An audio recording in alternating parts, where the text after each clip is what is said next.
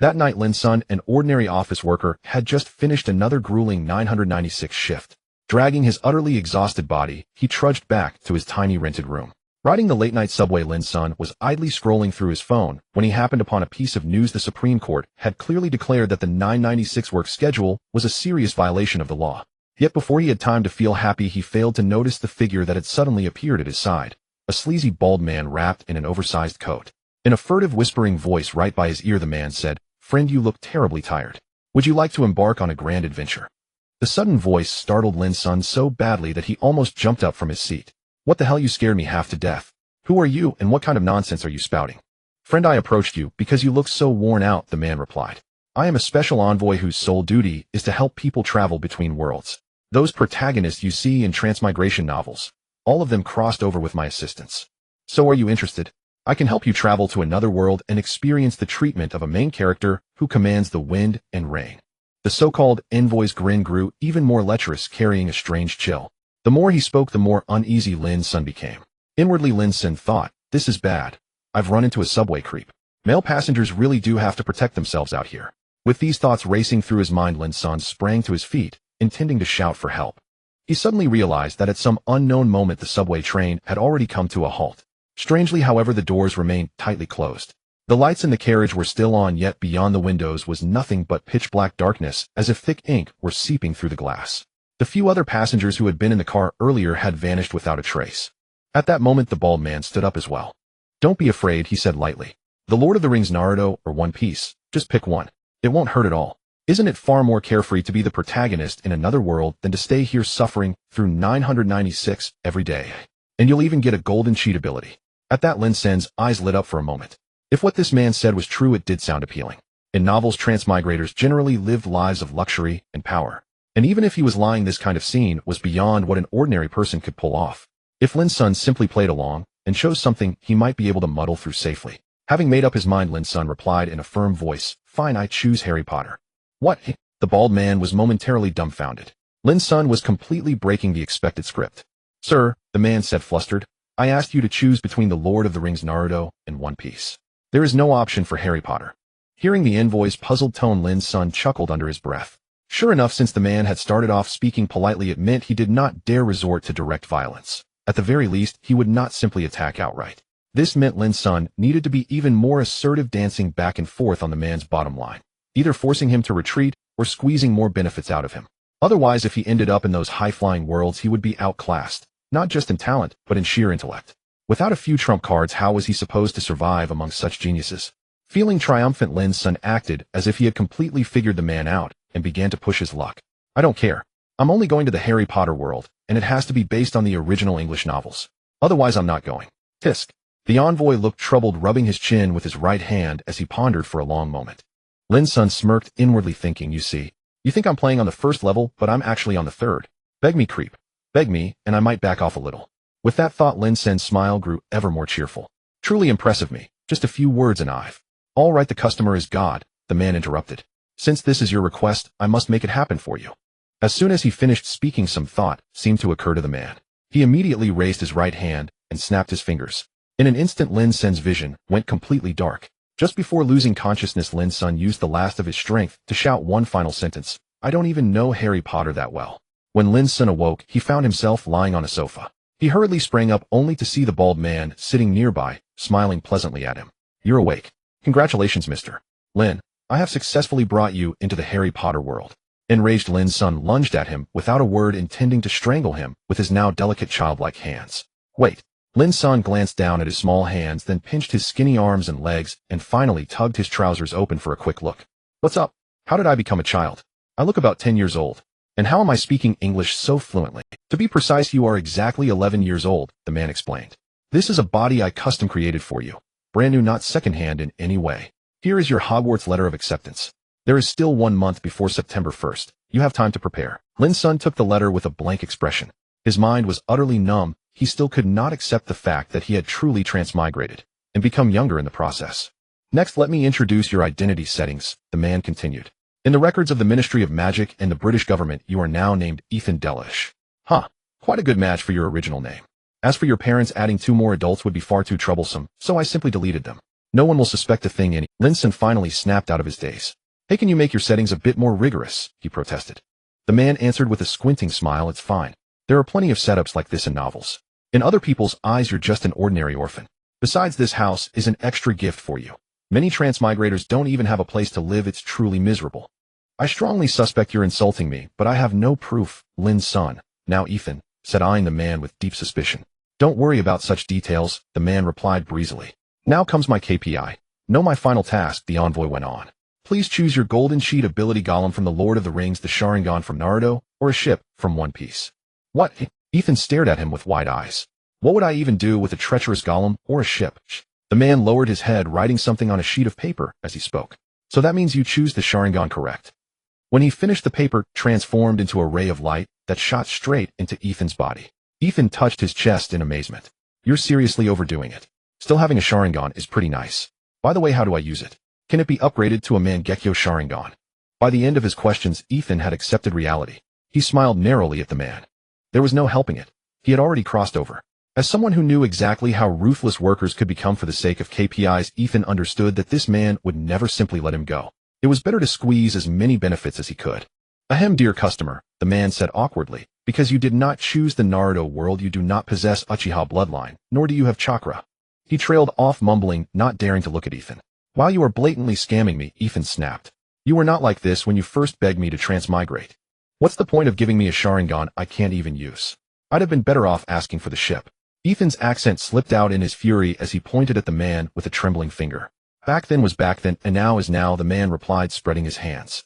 Once you're aboard, you can't get off the ship. Seeing Ethan's eyes redden with fury almost more than any Sharingan, the man hurried to reassure him. All right, I'll give you a bit of extra help. You can use magic power to drive the Sharingan, though the consumption will be just a tiny bit higher. With a sly grin, he raised 2 fingers in a playful gesture. Now that the transmigration service is complete, I won't intrude upon your splendid journey of magical exploration. As he finished speaking, his body slowly faded from sight. Ethan reached forward to grab him, but his hands closed on empty air. Hey, you're just going to run off like that? From the air came the man's final words, of course. From now on, this world belongs to you, and I can no longer— Damn it, Ethan muttered, punching the sofa in anger. He did not yet realize that the most treacherous thing was not the envoy's disappearance, but his own so-called golden sheet ability. Accepting reality at last, Ethan gathered the few galleons he found in the house. At least he has a shred of— He headed straight for Diagon Alley in London. Though unfamiliar with Britain and with the Harry Potter world, Ethan's former adult experience allowed him to fumble his way through the purchase of all the required items. In the end, he bought from Ollivander a 13-inch aspen wand with a dragon heartstring core that had lain unsold for a very long time. When the wand glimmered in Ethan's hand, Ollivander could not help exclaiming repeatedly about how peculiar it was. Ethan's inner voice scoffed, "Peculiar, my foot. It's just clearing out old stock." Back home, he immediately took out Standard Book of Spells Grade 1, and brimming with excitement activated the Sharingan. In an instant, a single blood-red tomo materialized in each of his eyes. The world before Ethan's eyes became astonishingly clear. Even the dust motes in the air were sharply visible. Yet this state lasted only a short while before his magic and mental strength were completely drained, sending him collapsing onto the cold floor. After sleeping for a full day, Ethan awoke and let out the loudest shout of his life. Damn it. Ethan had no choice but to accept his troublesome Sharingan. It was indeed powerful and convenient, yet it had to be driven by his already meager reserve of magic. After a few tests, he discovered that with his current total pool of magic, he could maintain it at full output for at most 5 minutes. Once that limit was crossed, he would collapse from drained magic and utterly exhausted spirit. Thus, under normal circumstances, the best way to use it was to activate it for only 3 minutes at a time, then rest for 8 hours. While experimenting with the Sharingan, Ethan did not neglect his own spell practice. For Ethan, who was a newcomer in every sense of the word, the easiest way to practice magic was to rely on his textbooks. He took out Standard Spells Elementary, and the very first spell he saw was the Lighting Charm Lumos. The introduction was straightforward: recite the incantation, Ingguang Shanshua, and use magic to release light at the tip of the wand. It seemed so simple, surely an introductory charm. He lifted his wand and gave it a gentle flick. Ingguang Shanshua. Ethan felt magic stir within him, rushing along his arm into the wand. In an instant, a faint, ghostly glow blossomed at its tip. Just as Ethan's heart leapt with delight, the light vanished. So it could only shine for that brief moment. After several attempts, he realized that his lighting charm would only flash for an instant, just as short-lived as his Sharingan. Beside him, his owl Dudu hooted and clicked in disdain, round eyes staring at him with open contempt. Stung by frustration, he hardened his resolve and awakened the Sharingan outright, lowering his head to observe the flow of magic within his body, then cast the lighting charm once more. Ingguang Shanshuok. The light still lasted only a heartbeat, yet with the Sharingan, he finally discerned the problem. He was releasing far too much magic in one burst.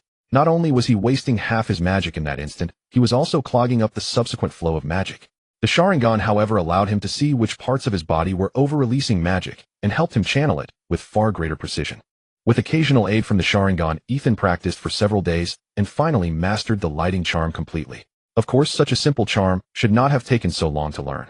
In truth, he had long since been able to cast the lighting charm properly. The remaining time was spent studying his new discovery. Spellcasting was a union of spirit and magic, and could be done without gestures or incantations, without even a wand. By the end, Ethan could already release the lighting charm from his fingertips without speaking a single word, but the cost in magic and spiritual strength increased dramatically. Therefore, in everyday practice, he still used standard incantations and his wand, attempting wandless, wordless casting only after he was thoroughly familiar with the spell, and then only with the Sharingan's guidance. With the Sharingan's help, Ethan followed the textbook instructions, and in the few days before term began, learned most of the spells. The only subject he had not quite mastered was transfiguration. He could change small items like keys, but anything larger remained beyond him. There were relatively few spells in the first-year textbooks, and they were fairly simple, so Ethan decided to buy another book devoted to spells. It was not that he did not want to buy more, he simply lacked the money. After purchasing all the mandatory school supplies, his savings were nearly gone. Diagon Alley. Returning there once more, Ethan moved through it with practiced ease. With term about to begin, Flourish and Blots was not particularly crowded. The few students rushing past were notorious procrastinators, hastily scrambling to complete their book lists. After hesitating for a while among the shelves, Ethan finally chose basic spells for the busy and irritable and left. The book was filled with offensive magic he lacked, and his interest in such spells far surpassed his curiosity for other branches of magic. He did not dare linger. He feared that if he stayed any longer, he would squander all his living expenses. After shopping, he was in no hurry to go home. Instead, he wandered idly through Diagon Alley. The last time he had come, he had been in such a rush that he had barely noticed anything. Perhaps because there were few customers, the shopkeepers of Diagon Alley were in no mood to fuss over visitors. Clerks and owners alike were idly lazing about. Ethan wished he could spend, but his pockets were cleaner than his face, and he could only look from outside. Clearly, his grand plan to earn money would have to be put on the agenda soon. Munching on a free ice cream as he walked, Ethan was about to leave Diagon Alley when he noticed a narrow side passage at the corner with shadowy figures moving faintly within. His curiosity was piqued. "I'll have a look inside, then head back," he murmured. Ethan walked through the passage for a while, yet saw nothing at all, as if the figures he had glimpsed before had been mere illusion. A little wizard ought not to wander. Soul out of body. A cold voice sounded behind him, and Ethan's mind went blank. He sank into blissful memories from before his transmigration, while that icy voice ordered him to hand over his wand. Ethan slowly took the wand tucked at his waistband, and was just about to pass it over. As he lifted his head, his eyes were already blood-red, startling the man before him. The instant the Imperiu's curse struck him, Ethan's Sharingan activated of its own accord, helping him break free of the control. Seizing the moment while his foe was caught off guard, Ethan unleashed the most powerful spell he had mastered. Ingguang Shanshuok. This time the lighting charm was no mere little orb. It burst forth like a flash grenade, illuminating the entire alley in an instant. The once gloomy passage blazed as bright as midday. Caught unprepared, his opponent's eyes were seared by the glare. Striking while he was disabled, Ethan cast the strongest offensive spell he had learned, the Cutting Curse. It was not that he did not wish to use something stronger. The Cutting Curse was simply the only spell in Standard Spells Elementary that could inflict direct harm on a person, and it was the only one he knew. The gleam of the Cutting Curse sliced toward the man's wand arm with terrifying speed, carving a deep wound that laid bone bare.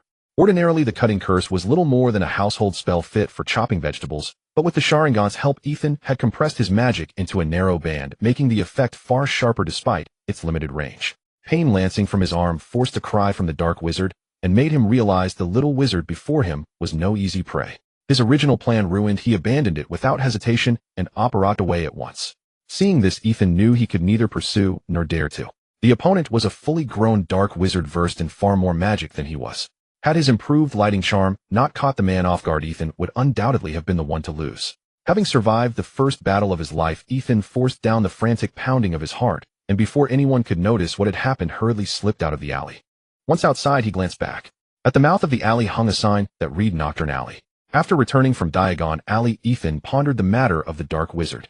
If the man had cast the killing curse of Avada Kedavra, Ethan would truly have been finished.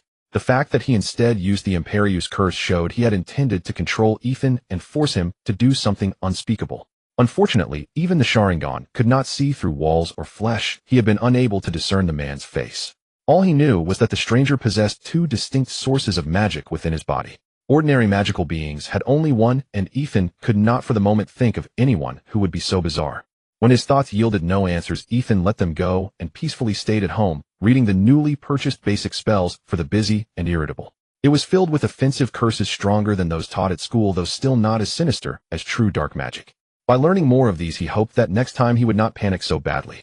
Yet even this much was enough to make his head ache. After mastering only the eye-blurring curse, he had to stop. For Hogwarts was about to begin.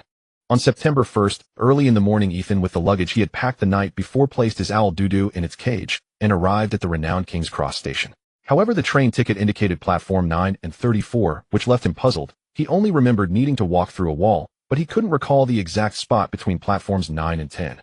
After all, there were several walls here, and if he bumped into the wrong one, he would truly be the dumbest time traveler in history. Just as Ethan was at a loss, a little girl with her head held high said goodbye to her parents, and pushing a cart similar to Ethan's crashed directly into the pillar in the middle and vanished. That was Hermione. Ethan hurried to follow her, but he moved too quickly and couldn't stop in time, nearly colliding with Hermione, who had just come in. Hermione turned around with an exclamation, her thick tousled brown hair flying, and looked at Ethan with her bright brown eyes playfully scolding him. "Can't you pay attention?" Ethan repeatedly apologized, saying, "I'm sorry, I didn't know how to get in here. I rushed after seeing you. How about I help you with your luggage?" Hearing that Ethan was also a new student, Hermione put away her anger and cheerfully replied, "That's not necessary. I'm a new student too. Let's hurry and catch the train." Ethan's heart soared with joy. Although he wasn't familiar with Harry Potter, he knew that being part of the trio would be advantageous, and even if it meant risking himself, Dumbledore would have his back. While they were putting their luggage in the baggage carriage, they encountered a boy named Neville, a chubby boy with a round face, holding a toad named Trevor. After the three of them got acquainted, they found an empty compartment together. As soon as they sat down, Hermione began to chatter excitedly about her summer achievements. "I practiced a few simple spells at home using the textbook just for practice, and they all worked. I also memorized all the textbooks, and I just hope not to be outdone by classmates from wizarding families too much." Neville, who came from a wizarding family, dared not speak. He hadn't read many textbooks, let alone memorized them. Ethan finally understood why the other two had found Hermione so annoying in their first year. Her rapid-fire speech was too overwhelming. However, being able to memorize all the textbooks was indeed impressive. While he could manage it through rote memorization, considering the first-year curriculum wasn't extensive, it seemed like a waste of time. It would be better to spend time practicing spells, as he was a practical person. He wondered how many books in the library covered spells. It would be even better if he could find something on the mind-sealing spell, as he had too many secrets that couldn't be spoken. "Ethan." Hearing Hermione call his name, Ethan snapped back to reality. "What's up?" Seeing that Ethan had zoned out while she was speaking, Hermione rolled her eyes in annoyance. "We've introduced ourselves, now tell us about your summer." "My summer? It was quite simple. Oh, I just practiced some spells." Upon hearing about spell practice, Hermione's excitement surged, and she exclaimed with a delighted smile, "Ethan, show us the magic you can do." Unable to resist Hermione's enthusiastic request, Ethan demonstrated a few simple spells, the levitation charm and the Lumos charm. Hermione cheered with excitement. She could only perform the repairing charm and the summoning charm, and seeing Ethan perform spells she couldn't do made her eager to learn his techniques. Neville on the side felt even more intimidated. A studious powerhouse like Ethan was truly terrifying, and he could only clutch his toad, trembling. "Wait, where's Trevor?" After Neville realized his pet toad was missing, panic set in on his face as he frantically searched around. After Ethan and Hermione inquired about the situation, they hurried to help search as well. However, when they got off the train, they still couldn't find him.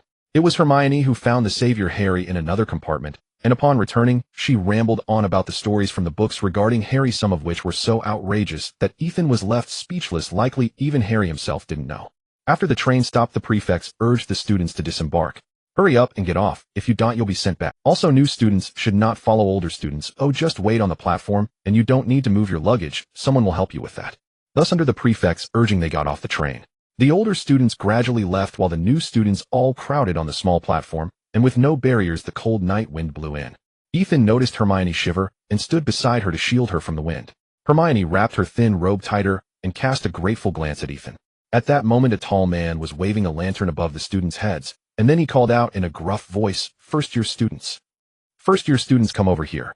This giant was Hagrid, the keeper of keys and grounds at Hogwarts, possessing both giant and human blood, which explained his towering height. Ethan couldn't understand how Hagrid's father managed to do that. It was a mystery from his past life. However, teasing aside, Ethan liked Hagrid very much. Unlike other giants, he had a kind heart. Hagrid was dressed in a large leather coat, and seeing the throng of new students, a joyful smile appeared on his bearded face. Come on, follow me. Are there any more first-year students? Watch your step, first-year students, follow me. They stumbled along behind Hagrid down a steep, narrow path, the darkness enveloping them on either side. Everyone was quiet except for Neville, who occasionally sniffled, unsure if it was from losing Trevor or simply the cold. After walking for a while, they stopped as a black lake appeared before them. Across the lake stood the majestic Hogwarts castle, towering atop a hill with lights glowing through the windows, clearly illuminating the sharp spires. Since they couldn't walk across the lake, the three of them, along with a boy named Michael Corner, took a boat to cross it. Fortunately, they discovered Neville's pet Trevor aboard the boat. Although the toad startled Michael, who was about to escape, Ethan caught it with a levitation charm just as it jumped, placing it back into Neville's hands. After they disembarked, they found themselves in front of a massive wooden door, all crowded together. Hagrid knocked 3 times on the door, and with a creak it swung open, revealing a tall witch in a green robe with serious features, looking quite formidable. This was Professor McGonagall, the deputy headmistress of Hogwarts. After handing the little wizards over to her, Hagrid greeted her and then left. Through her square glasses, Professor McGonagall scanned them and led them inside, while explaining the 4 houses, which could be summarized as each house having its strengths and everyone competing for the House Cup at the end of the school year.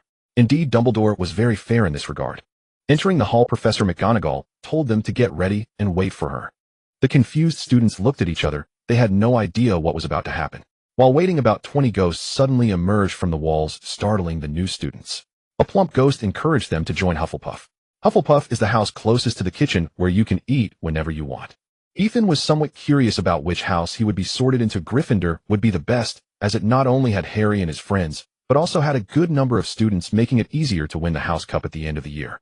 The other houses weren't bad either, except for Slytherin's ideology not aligning with his own. He could accept the other 2 houses. However, Hermione beside him seemed much more anxious, quietly reciting things from History of Magic. Ethan quickly reassured her, saying, "Don't worry, if it's a knowledge test, no new student can outdo you." That made Hermione relax a bit, and with a smile she playfully retorted, "I'm not that amazing." At that moment, a tattered hat on the teacher's table suddenly began to sing. "You may think I'm not very pretty, but don't judge a book by its cover. If you can find a hat more beautiful than me, I'll eat myself." Though he knew it was a tradition for the Sorting Hat, hearing it singing was undeniably unpleasant. After it finished, there was a round of enthusiastic applause in the hall. At this moment, Ethan remembered a crucial point. The Sorting Hat could read the thoughts of the wearer, which was how it sorted the little wizards, functioning similarly to legilimency. But he couldn't let his secrets be discovered. If the hat put him on and suddenly announced that he was a time traveler, he would likely be taken for dissection. "When I call your name, you will put on the hat, sit on the stool, and wait for your house," Professor McGonagall called out, standing next to the Sorting Hat with a piece of parchment. "Hannah Abbott." The girl stumbled out of the line and placed the hat on her head. After a moment, the hat shouted, "Huh!" The Sorting Hat opened its mouth wide to proclaim. Some sorted quickly, others slowly. The Sorting Hat continued to sort the new students, and each time a new student was placed into a house, there would be a loud cheer from the rest of the house welcoming them. Ethan's curiosity flared up again. What if a house was unfortunate enough to have no new students? Hermione Granger. Ethan clearly saw Hermione tremble slightly. Noting her nervousness, he leaned closer and reassured her, "Take a deep breath. This is very simple." Gryffindor. As expected, Harry and Ron were sorted into Gryffindor next, and the little lions on that side went with Ethan Delary. At last it was his turn. Ethan no longer hesitated and walked up to place the hat on his head. Whatever will be will be. However, when the Sorting Hat was placed on his head, his eyes suddenly felt hot, startling him into closing them. His Sharingan was instinctively resisting the hat's probing. "Oh, did your brain go blank from fright?" Upon hearing this, Ethan quickly muttered to himself, "Not Azkaban, not Azkaban." This requirement exceeded its capacity for thought, and after a moment of contemplation, the Sorting Hat finally declared, "In that case, Ravenclaw." At this, cheers erupted from the second table on the left. As Ethan walked over, some stood to shake his hand. Michael, who had sat in the same boat, was also sorted into Ravenclaw. However, Hermione across the room looked unhappy and gave Ethan a wronged look, to which he responded with a nonchalant. The house rivalry wasn't as exaggerated as one might think. Apart from special occasions, everyone at Hogwarts was basically classmates together except for Slytherin. Ethan was also quite satisfied with Ravenclaw. One could say it was second only to Gryffindor in terms of After the sorting ceremony, the hall was filled with whispers of new and old students, no longer echoing with the previous boisterous chatter. However, Ethan was not in the mood for self-introductions. He was fixated on the empty golden plate in front of him. He was already famished after being nagged by Hermione for an entire day on the train without eating anything. At that moment, Albus Dumbledore stood up. He looked at the students with a beaming smile, extending his arms as if nothing could make him happier than seeing the students gathered together. Welcome everyone to Hogwarts for a new school year. Before the feast begins, I would like to say a few words. That is fool, crying babies. Rubbish. Michael sitting next to Ethan sneered and murmured, what a pompous old man. Unexpectedly, this remark caught the attention of the prefect Robert Hilliard, who reprimanded Michael saying, "This is the greatest white wizard in history, Headmaster Dumbledore." Moreover, this statement holds meaning. It is a self-deprecating remark aimed at each house. I certainly don't want to see you as a Ravenclaw who only cries like a baby. Michael fell silent, and Ethan realized that the headmaster's words had many interpretations. Robert's quick thinking truly reflected his position as a prefect. However, Ethan's attention was immediately drawn to the table in front of him, which had suddenly filled with food. Fortunately, despite the traditional British potato dishes, there were also plenty of roasted chicken, roast beef, and more. Perhaps the house elves also found British cuisine unappetizing and decided to roast a bunch of meats. After all, who eats potatoes all day? Ethan took the opportunity to sample a little of everything. Indeed, even house elves couldn't make potatoes taste good. As a carnivore, he focused on the meats, especially the chicken legs, which were delicious. At that moment, a particularly tall ghost appeared behind Ethan. The places where the ghost touched felt cold, unlike a physical touch, more like the chill of a soul. The lady said softly, "Welcome to Ravenclaw. I am the ghost of Ravenclaw, and you may call me Madame Grey." Ethan was quite interested in ghosts. Ordinary wizards died, and that was it, but only a small number of exceptional wizards became ghosts. Could ghosts control others' bodies to resurrect? Madame Grey, may I ask what state a ghost is in? If a ghost had a body, would it resurrect? As expected, many young wizards had asked such questions to ghosts like her before. A ghost is merely a lingering obsession of a wizard, not a true soul. We cannot accept too much new knowledge, and can only drift in the castle of Hogwarts. I see, so Voldemort's current state is that of a soul, while ghosts are more like remnants of memories. How do ghosts create the sensation of cold? This question had never been asked in 1,000 years, which surprised her as she looked at Ethan, responding, "I do not know. That feeling is something only you experience. How would I know what your coldness represents? There aren't many spells that affect souls. The typical ones are the 3 unforgivable curses, yet ghosts can achieve that naturally." Ethan's question also made the surrounding students ponder, but before long dinner came to an end. Dumbledore stood up again, and the well-fed students quietly looked at him. At the start of the semester, I must present a few points of caution. First-year students, take note: the forest area on school grounds is off-limits to any students. The greatest danger in the Forbidden Forest is Hagrid's little friends. Also, Mr. Filch, the caretaker, has asked me to remind everyone not to cast spells in the halls during breaks. The tryouts for the Quidditch team will take place in the second week of this term. Any students interested in joining the house team should contact Madame Hooch. Ethan had no interest in Quidditch. He was generally uninterested in sports. He would rather practice a few more spells, as Hogwarts had not been peaceful in recent years.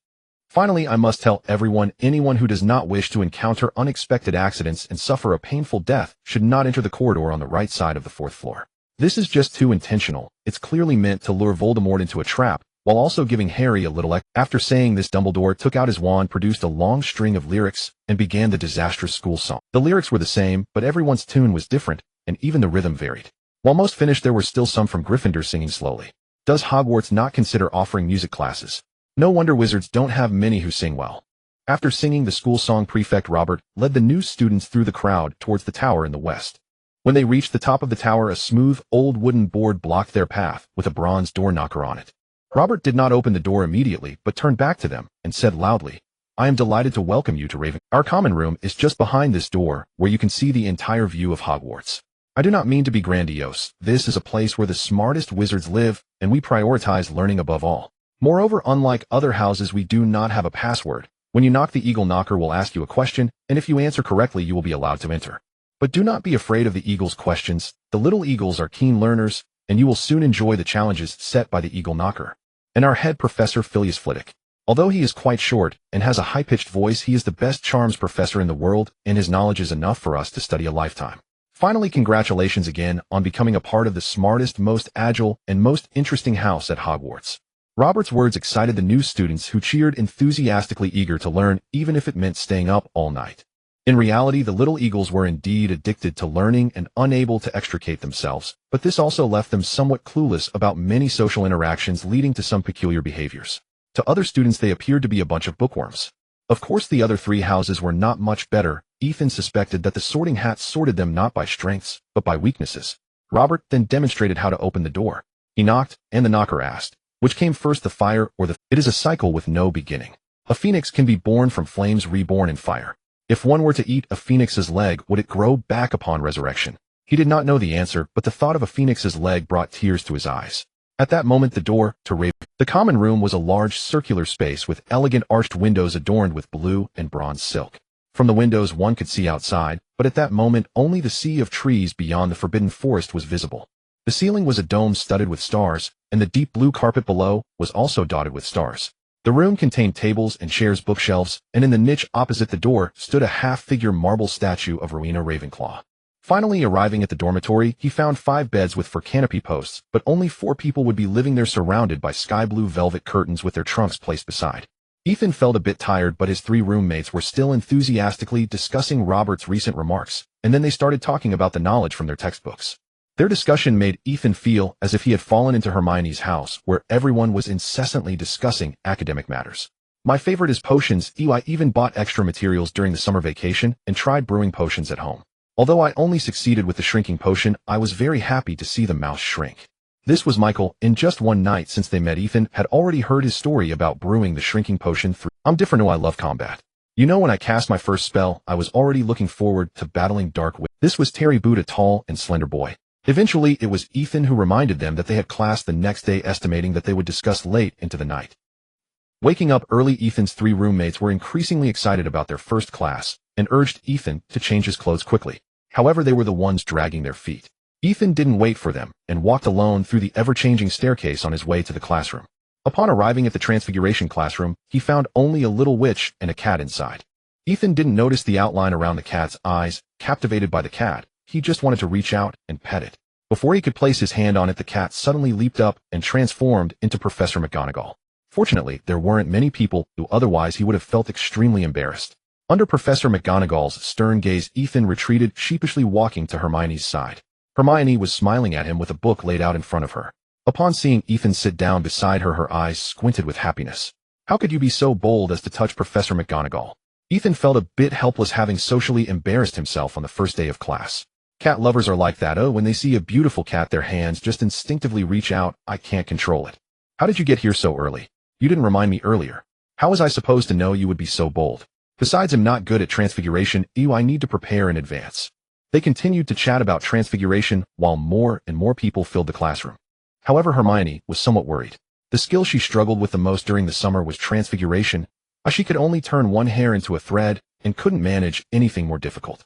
At that moment, Professor McGonagall entered with the sound of the bell, stating as she walked, "Transfiguration is the most complex and dangerous magic you will learn at Hogwarts. So if anyone misbehaves in my class, I will ask them to leave, and they will never be allowed to return. I have warned you." She then explained the precautions for transfiguration and transformed into a cat once more. This time, Ethan would not act hastily. Instead, risking the exposure of his Sharingan, he quietly observed the patterns around the cat's eyes, which were identical to the rectangular glasses worn by the professor.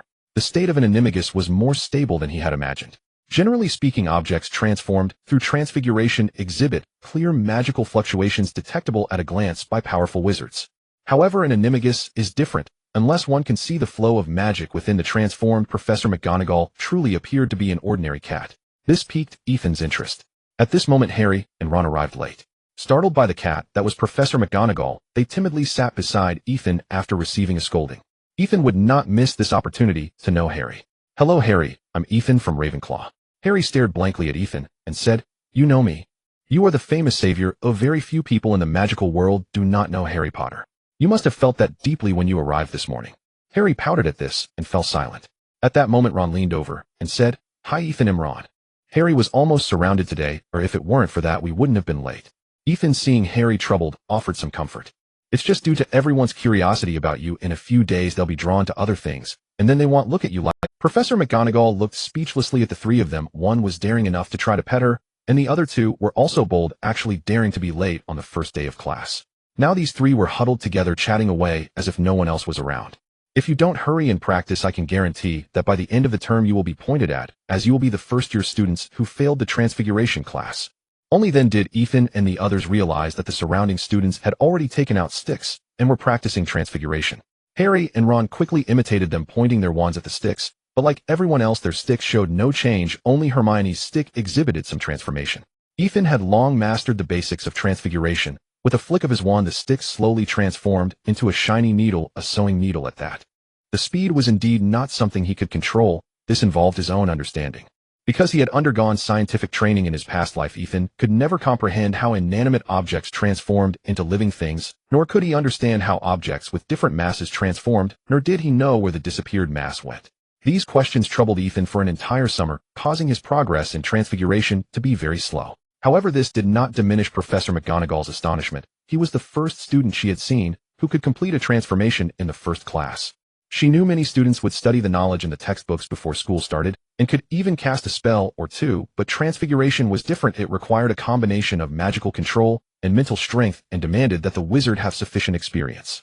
Although it was just a transformation of a stick, it indicated that Ethan's progress in this area had already surpassed all the new students. It seemed that a good talent for transfiguration was emerging, even if this talent was quite bold.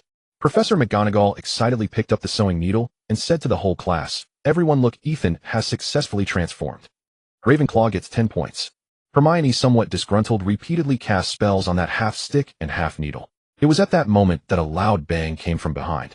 It turned out to be Seamus showcasing his talent for the first time at Hogwarts, a master of explosions. Ethan observed the explosion's power, which was quite significant. If it were any stronger, it could have sent someone flying.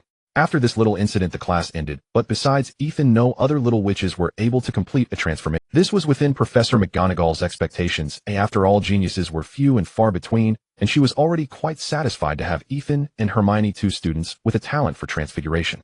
Once the class ended, everyone surged out, partly due to the immense pressure from Professor McGonagall that left them no room to linger, and partly because, having witnessed the consequences of Harry and Ron's tardiness, they were all eager to hurry to the next classroom.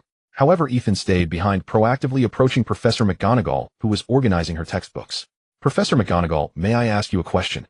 Professor McGonagall turned around upon hearing his voice, her face lighting up with joy upon seeing Ethan. "When you transform into a cat, where does the lost mass go? Or rather, how is the difference in mass treated during the usage of transfiguration?" Professor McGonagall, usually so serious, widened her eyes in surprise at such a bizarre question.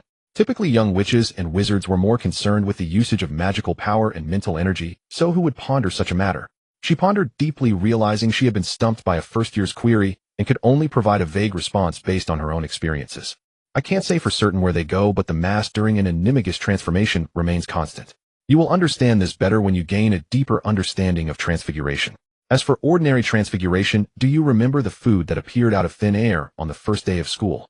Of course, the food suddenly appeared on the table that originally only had plates, which was quite impressive. However, we cannot transfigure food.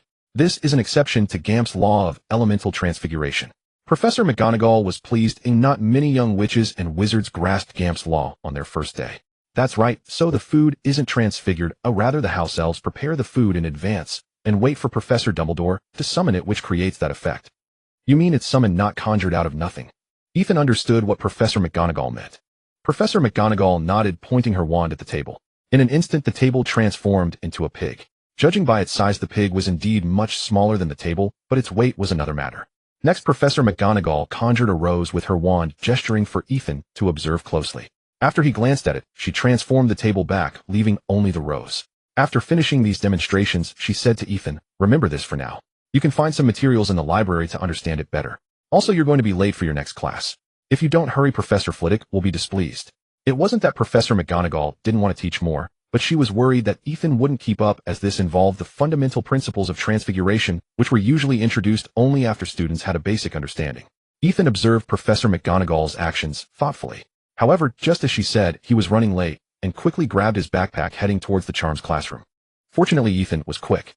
Although he stumbled on the stairs on his way there, he stepped into the classroom just as the bell rang, seeing Professor Flitwick marking attendance with a scroll of parchment, looking somewhat displeased at him. Professor Phileas Flitwick was not only the head of Ravenclaw House, but also their charms instructor. However, he was rather short in stature, and had to stand on a stack of books to peek over the lectern, using his sharp voice to call out names one by one. When he called out Harry Potter's name, his expression became exaggerated, and he stumbled to the ground. As everyone laughed along with Harry, Ethan suspected that Professor Flitwick's playful nature was likely a way to mock the young witches and wizards' impolite behavior of gaping at Harry earlier that morning.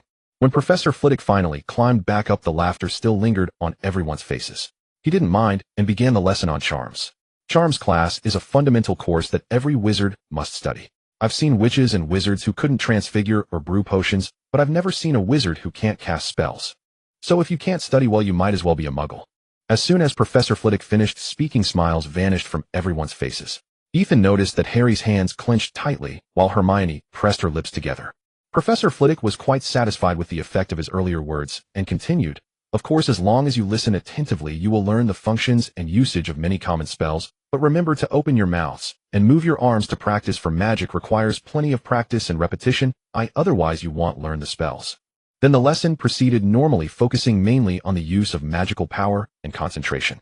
Only Hermione quietly asked Ethan about the reason for his near tardiness. Upon hearing that Ethan had consulted Professor McGonagall about some questions, Hermione looked at him with a wounded expression, as if saying, "You have something delicious and didn't tell me." Ethan had no choice but to promise her that he would help her practice transfiguration to appease her. However, the first-year Charms class content was far too simple for him, so he found himself zoning out, still reflecting on Professor McGonagall's words. Indeed, Charms class was crucial, arguably the foundation for wizards, but Ethan possessed the Sharingan, which was particularly adept at seeing through spells. Essentially, after just one glance, he could mimic the spells almost perfectly, making Charms class one he didn't need to pay much attention to. Thus, he coasted through the class, and when the bell rang, he hurriedly rushed out of the classroom, heading straight for the 8th floor, hardly hearing Hermione's voice trailing behind. Professor McGonagall's meaning was quite clear. There were two types of transfiguration. One involved transforming living beings, including turning inanimate objects into living creatures, and vice versa. The other type involved pure material transmutation. Ethan needed to verify some ideas he had, but he required a room where he wouldn't be disturbed. In Hogwarts, the most suitable place for that was the Room of Requirement on the 8th floor.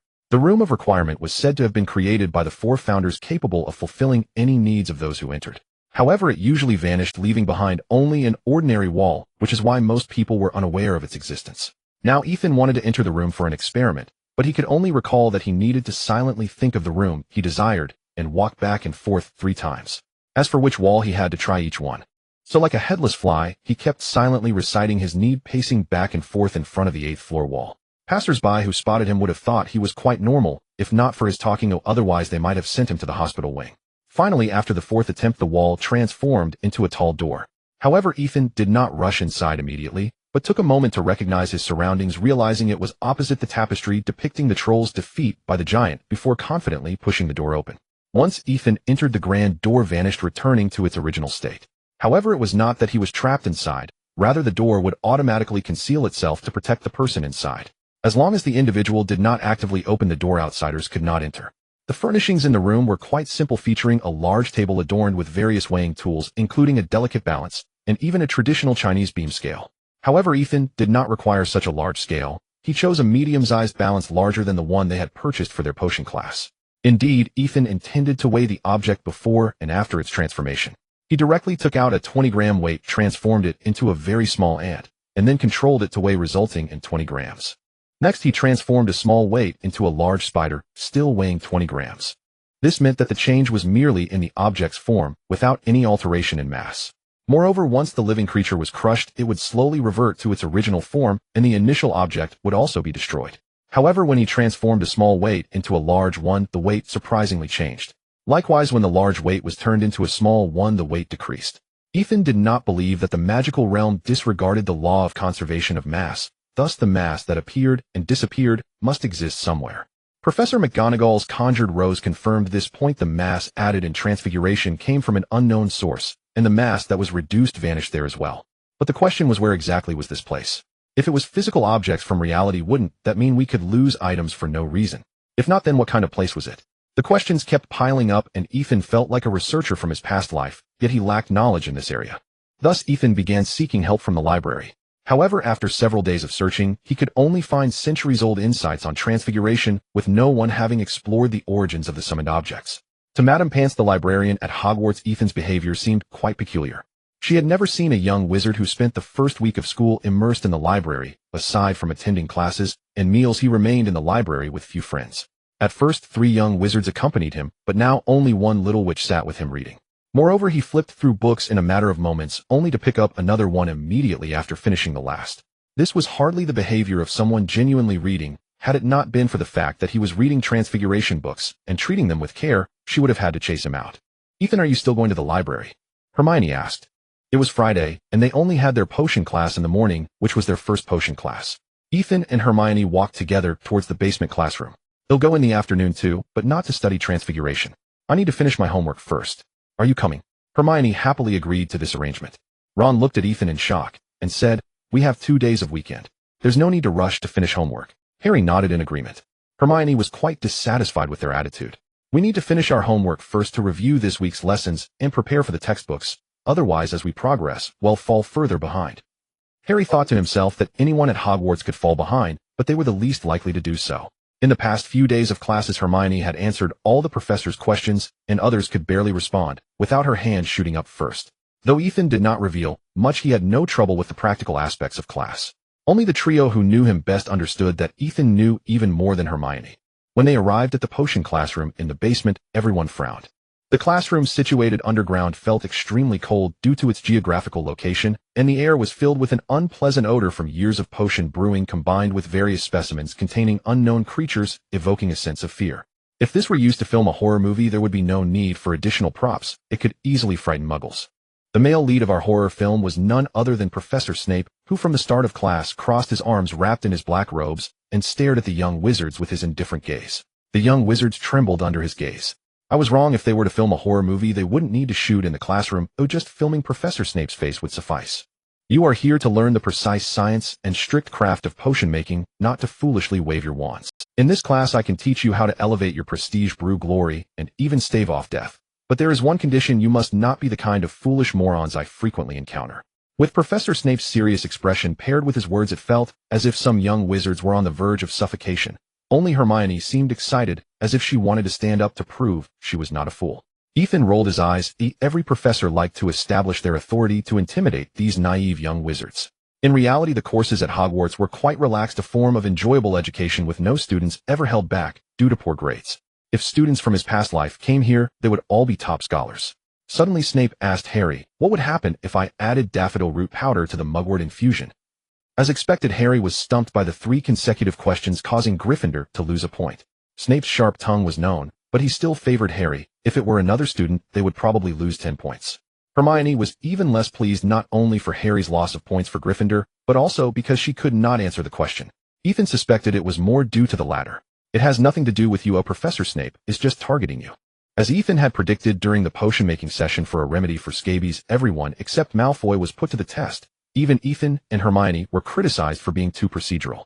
However, this was not simply Professor Snape's unreasonable behavior. In fact, there was a difference between what was written on the blackboard and the textbook regarding the use of crushed snake fangs. The textbook stated to add dried nettle before adding the fangs, but the blackboard instructed to mix the two first before adding them, resulting in a better effect. It was not that the textbook method was ineffective, but Professor Snape's approach was clearly more effective. This showcased Professor Snape's expertise. Potion making in the magical realm predominantly relied on experience to gauge the effects, and even slight changes demanded exceptional talent and extensive practice. "I feel like I am being targeted." At the end of class, Harry and Ron complained about Professor Snape's sharp tongue. Hermione, respecting the professor, held her tongue, but also felt some dissatisfaction. It's no secret that Professor Snape favors Slytherin, but he is still quite capable as a professor. Ethan's words startled Harry and the others. He didn't care, as people's biases against Professor Snape would be difficult to change overnight. After finishing lunch, they parted ways, with Harry and Ron heading to Hagrid's for afternoon tea, while Ethan and Hermione went together to the library. In the library, Ethan was absent-minded. After assisting Hermione with her homework, he picked up a book titled Transformational Magic Unveiled, yet his attention was fixated on the restricted section, planning to sneak in later that night. Ethan recalled his preschool resolution to find a practice method for the mind-shielding technique. Now, with the additional task of studying transformation magic, he was eager to see what he could discover that night. While in the non-restricted area, he had already come across some information about the mind-shielding technique and memory extraction from various miscellaneous books. However, most were merely introductions, the only useful insight being that both techniques involve brain manipulation and memory management. This piqued his interest in memory extraction even further. So after dinner, he pretended to read in the common room until it was empty, and by then it was already midnight. Ethan quietly left Ravenclaw Tower. All the oil lamps in the castle had been extinguished, with only the moonlight streaming in from outside. Using the Lumos charm, he was lucky enough not to encounter anyone. He found the 5th-floor library locked. Alohomora. The lock clicked open with the unlocking spell, but he heard footsteps from around the corner. There was no light visible, likely just a student wandering at night. Ethan did not want to be seen, nor did he want the student to. So, after entering the library, he locked the door, but inside no moonlight penetrated, and Ethan dared not amplify the light from his Lumos charm, instead moving cautiously in the dimness toward the restricted section. There was a lock in front of the restricted section that could not be opened with the unlocking spell. Only Madame Pants's keys could unlock it. Forcing it open or cutting it would likely trigger an alarm. However, Ethan had long suspected that the 2 keys hanging from Madame Pants's waist were suspicious, so during the day, he discreetly copied those keys while she wasn't paying attention. If he guessed correctly, one was for the outer door and the other for the lock to the restricted section. He tried the first key, which didn't work. The second one, however, clicked open. Joyfully, he stepped into the restricted section. The shelves here were sparse, containing only a few books that weren't. To save time, Ethan immediately began to check the titles of the books one by one. The complete book of dark magic methods of cursing transformation of the human body. None of the books were normal. After searching for a while, he finally found a book titled Secrets of the Brain. When he opened it, there was an illustration of a brain that pulsed in time with Ethan's heartbeat, a most bizarre sight. Suppressing his discomfort, he continued to read on. It began by detailing the functions of various parts of the brain, but there were no records about memory. The author noted that through dissecting different regions of the brain, he discovered that memory does not solely depend on one specific area for storage. A damage to the brain can impair memory, yet damage to one part does not cause the loss of all memories. Thus, the mind shielding technique requires the wizard to use mental power to protect the entire brain. If any part is neglected, that part can still be sensed. The principle of memory extraction is similar. The caster uses mental power to breach the protective barrier of the subject's brain to access their memories. Memory itself is peculiar. It flows continuously within the brain, its location never fixed. This also implies that a master of the mind shielding technique can create gaps to store false memories within them, thereby confusing the memory extraction master. Following that were more studies on the brain, which even Ethan with the soul of an adult found unbearable, so he simply put the book back. Next came the section on transformation magic. Perhaps transformation magic was not deemed worthy enough to be in the restricted section, as Ethan only found its history mixed within a book detailing ancient wizards' use of magic. Moreover, the records regarding transformation magic were quite strange, though unlike modern practices, ancient wizards rarely used transformation magic. They preferred dark magic, considering transformation magic insufficiently powerful. Wait, isn't Dumbledore an expert in transformation magic, relying on it to dominate? It can't possibly. Ethan continued reading. By the year 500 AD, a transformation occurred. Ancient wizards began to abandon the habit of casting spells through magical runes, gradually researching the utility of incantations. Coupled with wands, this significantly enhanced the power of spells. Transformation magic also underwent changes. Helga Hufflepuff proposed the 3 fundamental principles of transformation magic: the transformation spell, the vanishing spell, and the summoning spell. The limited power of transformation magic was because ancient wizards only knew the transformation spell and could neither increase nor decrease the mass of the original object, resulting in significant limitations on the transformed objects. With the addition of the vanishing and summoning spells, wizards found that summoned objects could merge with the original objects, thereby transforming into new entities far exceeding the original's volume and weight. Not only that, but the emergence of the vanishing and summoning spells also greatly increased the variety of spells, such as the fire spell and the cleaning spell. Fire is summoned via the summoning spell, while clutter is eliminated by the vanishing spell. However, no one knew where the summoned objects from the summoning spell originated except for Helga Hufflepuff. After establishing Hogwarts to protect the newly formed school, Helga took it upon herself to guard the Forbidden Forest, thereafter residing deep within. Since then, no dark wizard has traversed the Forbidden Forest, nor has anyone seen Helga Hufflepuff herself. It seems the Forbidden Forest holds secrets. Ethan wasted no more time putting the book back, locking the door, and leaving the library. However, as he descended to the 4th floor, someone suddenly darted out beside him. Oh, it must be a ghost. There are students wandering the castle at night. The fat friar, upon spotting Ethan's furtive behavior, clapped his hands in delight and began shouting. Ethan was dumbfounded and quickly cast a binding spell to freeze the fat friar in midair. Yet it was too late. He had already seen 2 beams of light approaching from different directions. Deciding to run upstairs, Ethan planned to hide in the room of requirement for the night, but the 2 beams of light were closing in fast, blocking his path to the 8th floor. In a panic, Ethan had no choice but to hide in an abandoned classroom with a crack in the door. Inside were many discarded desks piled to one side, but on the other lay a large dark object. Hearing the footsteps growing closer, he had no time to investigate further and hastily transformed a desk into a screen to conceal himself behind. As the footsteps paused nearby with the glow of an oil lamp filtering through, Ethan suppressed his breathing to a whisper. After a moment, a familiar cold voice echoed. "Filch, did you find anything over there?" Filch replied with confusion. "I saw that shadow running down from the 4th floor, but then it vanished." "What about you, Professor Snape?" "Nothing here either. Next time I catch him, I'm going to make him serve detention for a whole semester." With that, the 2 left, carrying their oil lamps. Ethan waited a little longer, and when he felt it was safe to come out, he examined the mirror before him. It was a large mirror, nearly reaching the ceiling with an ornate golden frame supported by two claw-like feet. At the top an inscription read, Iristrahui Tubikafurawait Anwos. Ethan recognized it as the legendary erased mirror capable of revealing a person's deepest desires. Ethan was also curious about what he desired the most. Money. To be honest, he didn't have much money. The funds left by that man were just enough for his studies, and any more would have to be earned by himself. However, he didn't have a strong need for money. Enough was sufficient. Strength.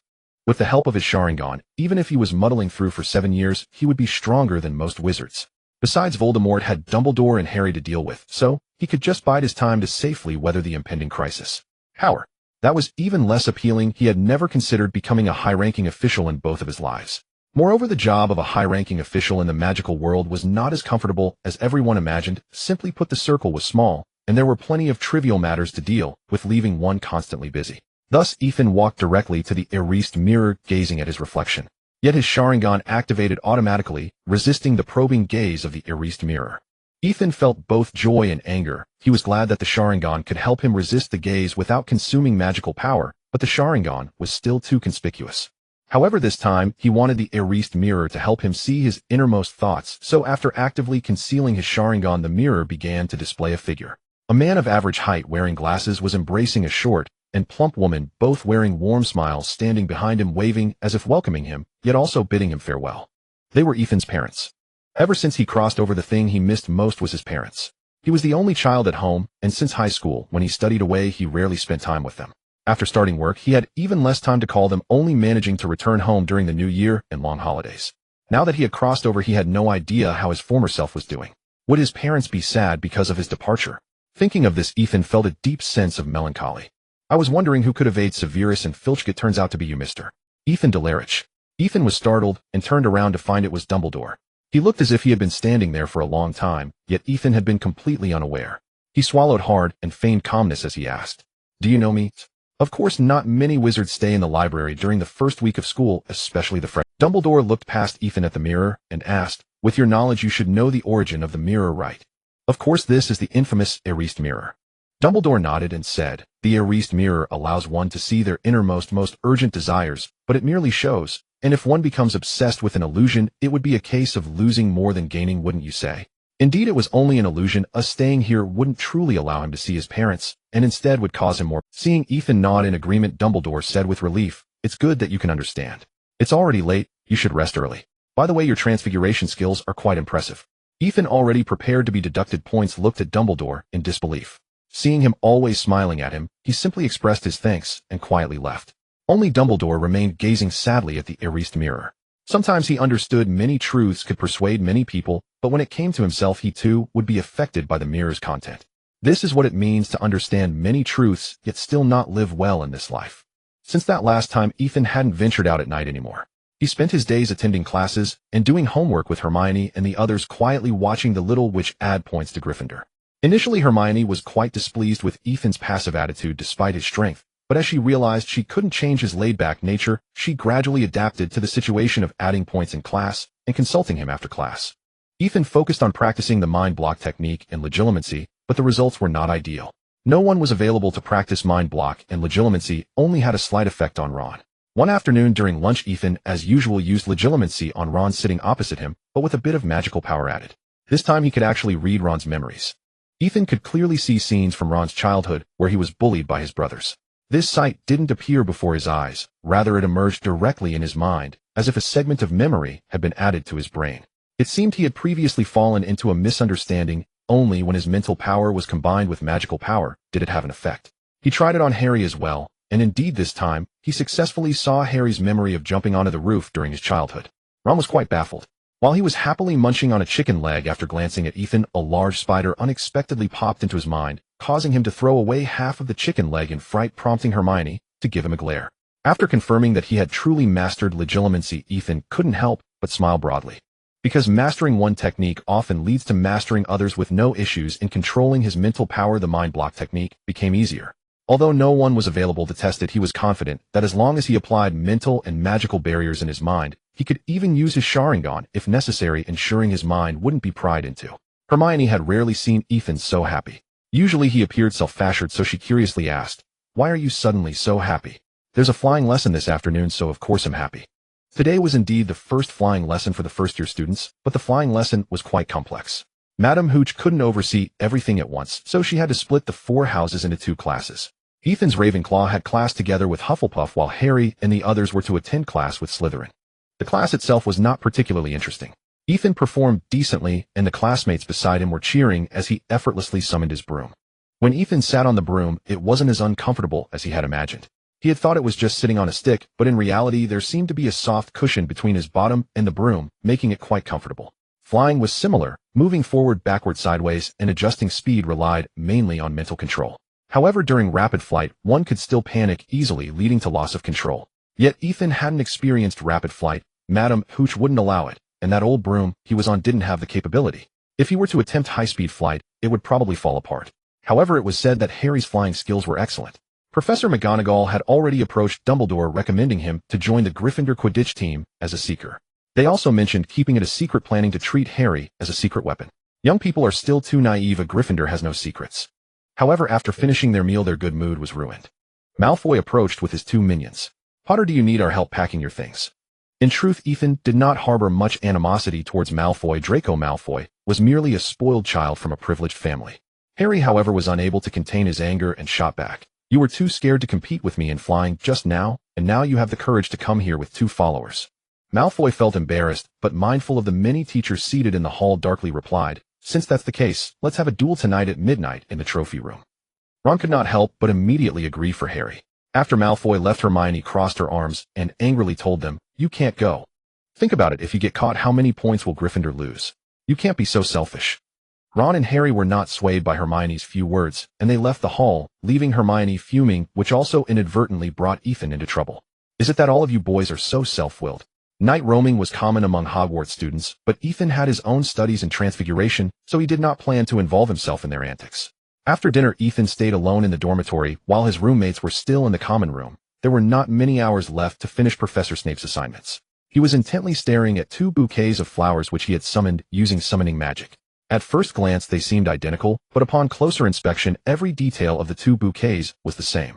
This identical aspect referred not only to the fact that both were roses, but that every detail of the 2 bouquets matched perfectly, though there were still clear differences compared to the flowers conjured by Professor McGonagall. However, these 2 bouquets were summoned through his concentrated effort. If summoned carelessly, noticeable differences would. This also implied that summoning magic may not be about conjuring a flower directly, but rather about creating certain materials, which then take form as a flower through the mental control of the spellcaster. This could explain why the flowers he summoned were identical, as there are no completely identical leaves in the world. If summoned from the same location, the 2 flowers would exhibit subtle differences. Based on his knowledge from his past life, these materials were likely fundamental particles. However, the question arose: particles cannot spontaneously generate, and he still did not know their source. Yet he had a premonition that once he solved this puzzle he would gain significant insights. Just then his roommates returned, and saw Ethan sitting on the floor staring at the 2 roses without moving. This behavior was quite unusual, even among Ravenclaw students. His roommate Michael teased, Ethan, why are you staring at 2 flowers? Planning to confess to that which you often. Seeing his roommates had returned, Ethan stopped his contemplation, and jokingly replied to Michael, should I borrow one from you to confess to Senior Zhang? Senior Zhang, whose full name is Qiu Zhang, is their Ravenclaw senior, and also of Chinese descent, so according to Chinese naming conventions, she should be called Zhang Qiu. She was indeed very beautiful, with long black hair, the gentle demeanor of Eastern traditions, and an oval face, making her not only Michael's dream girl, but also the flower of Ravenclaw. Michael became shy from the teasing and buried himself in his bed, not saying a word. Seeing him like this, Ethan and the other 2 couldn't help but burst into laughter, filling the air with a joyful atmosphere. However, the next day they had to endure low pressure. Hermione started the morning by being unfriendly to everyone. Even Ethan could not bear it, and ran to find Professor McGonagall. Professor McGonagall was still grading assignments. When she saw Ethan enter, she paused, looking at him, and asking, Ethan, your transfiguration skills have improved rapidly lately. It seems you have made new discoveries. Ethan's independent grasp of the 3 fundamental principles of transfiguration had already surprised her, as this content was typically taught only at advanced levels. The fact that a first-year student could comprehend it on his own made her increasingly fond of him, to the point where she considered transferring him to Gryffindor. Ethan shared his findings from the previous day, hoping to clarify his uncertainties with Professor McGonagall. She did not respond immediately, but conducted a test confirming Ethan's claims. After pondering for a while, she spoke in an uncertain tone. What if there really are 2 identical roses in the world? This was likely an unprovable question. As you mentioned, we first summoned some basic materials, and then materialize an object, yet we do not feel this process while casting. Ethan initially thought his inability to sense the transformation process was due to insufficient skill. He did not expect that even Professor McGonagall, who had immersed herself in transfiguration for years, could not observe it. So your hypothesis lacks evidence to support it. However, your observations are astonishing, and I cannot refute them. I need time to understand your findings and cannot provide more assistance. If you have further questions, feel free to discuss them with me. Professor McGonagall was also quite helpless. Summoning magic was merely a small branch of transfiguration, and the summoned items were typically basic flowers or water. Those without skill would not encounter such issues, while those with skill looked down on the summoned objects. Ethan's questions were consistently intricate and peculiar, beginning to challenge her understanding of magic. Sorry, this is called science. Ethan found it difficult to continue questioning. After all, Professor McGonagall had not received an education based on scientific principles and did not understand his firm belief in science. Yet he always felt that even magic could possess certain theorems that uphold the magical system. To him, magic was merely science that had yet to be explained with an inherently rigorous logic. Thus, his next goal was to explore the principles of the summoning spell. After thanking Professor McGonagall, he immersed himself in the library once again becoming the library's regular patron. However, after hearing Ethan explain his discoveries, Hermione furrowed her brows tightly. She realized that the gap between her and Ethan in transfiguration was widening. While she was still pleased with her ability to transform a button, Ethan had already ventured into realms that even Professor McGonagall could not answer. She no longer cared about sulking with Harry and the others, and insisted on learning transfiguration from Ethan, who didn't mind explaining it to her, allowing him to revisit the subject himself. Unknowingly, Ethan had already lived in Hogwarts for 2 months, and now it was October 31st. Professor Flitwick informed them that they could finally learn a new spell, the levitation charm. Professor Flitwick first had them pair up with Ethan, paired with Michael, and Hermione with Ron. Then he waved his wand. Wingardium Leviosa. A light floating feather drifted in front of each pair. Everyone was envious of this display and couldn't wait to start practicing with their feathers. Wingardium Leviosa. Michael tried several times without success, growing increasingly frustrated. At that moment, Ethan had a brilliant idea. The levitation charm lifted an object, but what if he reversed it? Wouldn't that be a spell to press down on an object and apply pressure? Thinking this, Ethan quietly moved his wand under the table to conceal his actions and attempted to use the levitation charm in reverse. Indeed, every single feather was pressed down firmly, sticking tightly to the table. Michael was even more confused. He had practiced the levitation charm at home, and while he couldn't make objects float yet, at least they would move a little. But now the feather wouldn't move at all and was stuck so tightly. This made him a bit anxious, and he began to doubt whether he was a dud with plenty of theoretical knowledge, but failing when it. Seeing that Michael was almost in tears from frustration, Ethan decided to stop teasing him, remove the magical pressure, and offered some guidance to help him calm down. However, it seemed that Michael was too frightened. No matter how Ethan taught him, he just couldn't grasp it. The rest of the lesson was dedicated to the levitation charm, but everyone's performances varied greatly since it was the first class. Only halfway through the lesson did Hermione manage to succeed. In fact, the levitation charm was relatively simple, so students who had reviewed the textbook before classes could generally make the feather move a bit, while only those who hadn't seen the textbook would be at a loss. This showcased the differences between the various houses. The diligent Eagles had mostly reviewed, while the Snakes perhaps had a better home education in magic and performed even better than the Eagles. The remaining Badgers and Lions just flushed with embarrassment, unable to make the feather float. Bang! As expected, Seamus once again showcased his talent, blowing the feather up, though it did indeed fly. Before the class ended, Ethan also managed to make the feather float, wanting to earn some points for Ravenclaw. After everyone else had dispersed, he approached Professor Flitwick and shared his idea about a pressure spell. Brilliant idea. Ethan, I have never seen a young wizard demonstrate such awareness. You know, everyone else typically learns magic by the book. However, the pressure spell is not entirely unknown. Every spell has its advanced applications. For instance, the Lumos charm can emit different lights, and can also project light to convey messages. I see, it seems I have underestimated magic. The pressure spell is merely a simple idea. If I could think of it, other wizards could as well. It's not as rare as I thought. After thanking Professor Flitwick, Ethan found it hard to concentrate in the upcoming History of Magic class as he pondered other advanced applications of spells. Of course, many young wizards were distracted in History of Magic. The class was taught by Professor Binns, the only ghost professor at the school.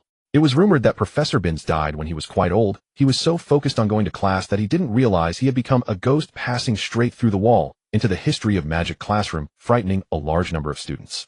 This earned him the title of Hogwarts' best employee, as he ate and drank nothing, did not require a salary, and still managed to show up for class on time, come rain or shine.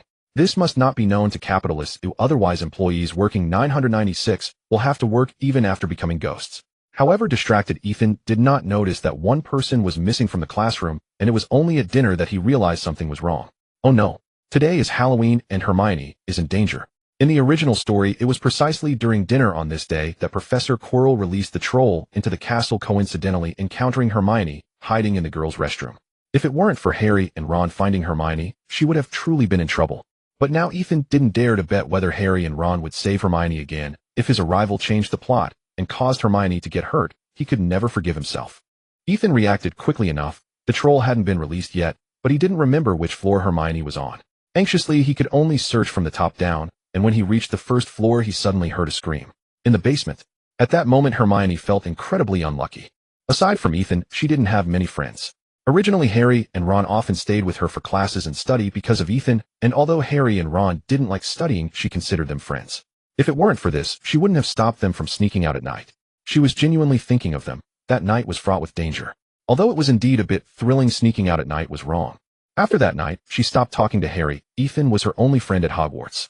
And during today's spell class, she had argued with Ron. Even though she was so angry and needed comfort, Ethan ignored her, not responding throughout the entire class. Was she really, as Ron said, without a single friend? Wait, what is that sound? A troll. The troll's head nearly touched the ceiling, its enormous and clumsy body resembling a pile of giant rubble with a small head. Its skin was dull like stone, exuding a nauseating stench, and it grasped a thick wooden club with its long arms, dragging it along the ground. The troll's stout stump-like legs took slow, heavy steps into the restroom, each footfall feeling like a hammer on Hermione's heart, slow but deadly. Hermione screamed in fright, quickly hiding in the corner and trembling. Help! Is there anyone who can save me? Just then a loud explosion came from the troll, staggering it slightly. Ethan sighed in relief. The absence of Harry and Ron indicated that the plot had deviated. Thankfully, he arrived in time, otherwise Hermione would have been in danger. Ethan, Hermione called out in a trembling voice. However, her voice was too soft for Ethan to hear. His focus was entirely on the troll. The explosion spell he had just mimicked from Seamus was still too weak, only managing to blast off the dirt covering the troll. It seemed the troll was more formidable than he had anticipated. The giant immediately shifted its attention to Ethan. Although it was momentarily slowed by the explosion spell, it still leveraged its long strides to reach Ethan, raising its massive club high. This was just what Ethan wanted. He didn't have many offensive spells at his disposal, and their power was limited. The giant could easily withstand them due to its physical resilience. To harm it, he could only rely on the pressure spell he had just learned. Ethan pointed his wand at the giant, but this time, he was aiming not at the giant's body, but at the wooden club it had. In an instant, the giant's club slipped from its grasp, crashing heavily onto its own head, knocking it out cold with a tremendous noise. As Ethan approached Hermione, she was still in shock. However, upon seeing Ethan's gentle smile and outstretched hand, her heart gradually calmed. With Ethan's help, she stood up. At that moment, loud banging and footsteps could be heard from outside the door. Harry and Ron rushed in. Shortly after, Professor Quirrell, Professor McGonagall, and Professor Snape followed. Upon seeing the giant lying on the ground, Quirrell gasped loudly, clutching his robe tightly to his chest. What is going on here? Professor McGonagall's tone was icy, her lips pressed tightly together, a sign of her anger. Just as Ethan was about to take the blame, Hermione spoke up first. It's because of me. I read about giants in a book and wanted to test my strength against one. If Ethan hadn't come to save me, I might have lost my life.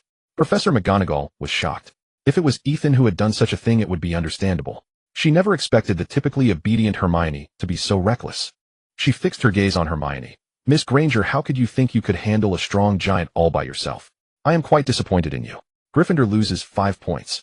I hope there won't be a next time. She then turned to Ethan. And you, Mr. Delary, I hope your moment of luck doesn't cloud your judgment. However, Ravenclaw gains 5 points. I've never seen a first year who could defeat a giant. Ethan quickly nodded obediently with Hermione. Satisfied, Professor McGonagall turned to Harry and Ron, saying, it was a wise decision to find a teacher, so you each gained 2 points. Now you should leave this place. It is best left to the professionals in defense against the dark arts. After they left, they walked together. Hermione pressed closely against Ethan, her small hand gripping the hem of his shirt, as she softly said, thank you, Ethan. If it weren't for you. We are friends after all. Besides, Harry and Ron care about you too. Harry and Ron nodded eagerly beside them. Hermione looked up at them. Thank you both as well. After this, they truly became friends. However, the time gradually moved into November, and the weather began to turn cold. Harry felt so nervous, he felt frozen. This was his first Quidditch match. In the morning, seeing Harry's stiff face and movements made Ethan chuckle. I don't think it's that cold here to freeze you solid, is it? Harry managed a faint smile in response. Hermione quickly handed him a piece of bread. You need to eat more, or you won't have the stamina to keep up later. Ethan agreed, saying, Seekers are usually targeted, especially when the opponent is a team like Slytherin. You need to be careful, or we'll have to take you to the hospital wing after the match. Harry was not deterred by this comment. In fact, his face turned even paler, and he struggled to chew the bread in his mouth. Hermione shot a disapproving glance at Ethan. However, Ron's comforting words had an effect, and after eating a chicken leg, Harry felt much better. By 11 o'clock, Harry went to gather first, and Ethan slowly followed Hermione and Ron to the Gryffindor position. Gryffindor was playing against Slytherin, so of course they supported Gryffindor. If Ravenclaw played against Gryffindor, they would support their own team. The stands were packed. Quidditch was the only outdoor sport at Hogwarts, and thus lively young wizards were very fond. Ethan found it quite strange because the rules of Quidditch were rather peculiar. Injured players had no substitutes, while malicious fouls only resulted in penalty shots. Thus, if one team maliciously injured several opponents, they could not only catch up and score, but also gain an advantage the longer the match lasted. Whether it was because they heard Ethan's inner thoughts, or it was simply their style, Slytherin directly employed foul tactics, pushing Gryffindor back.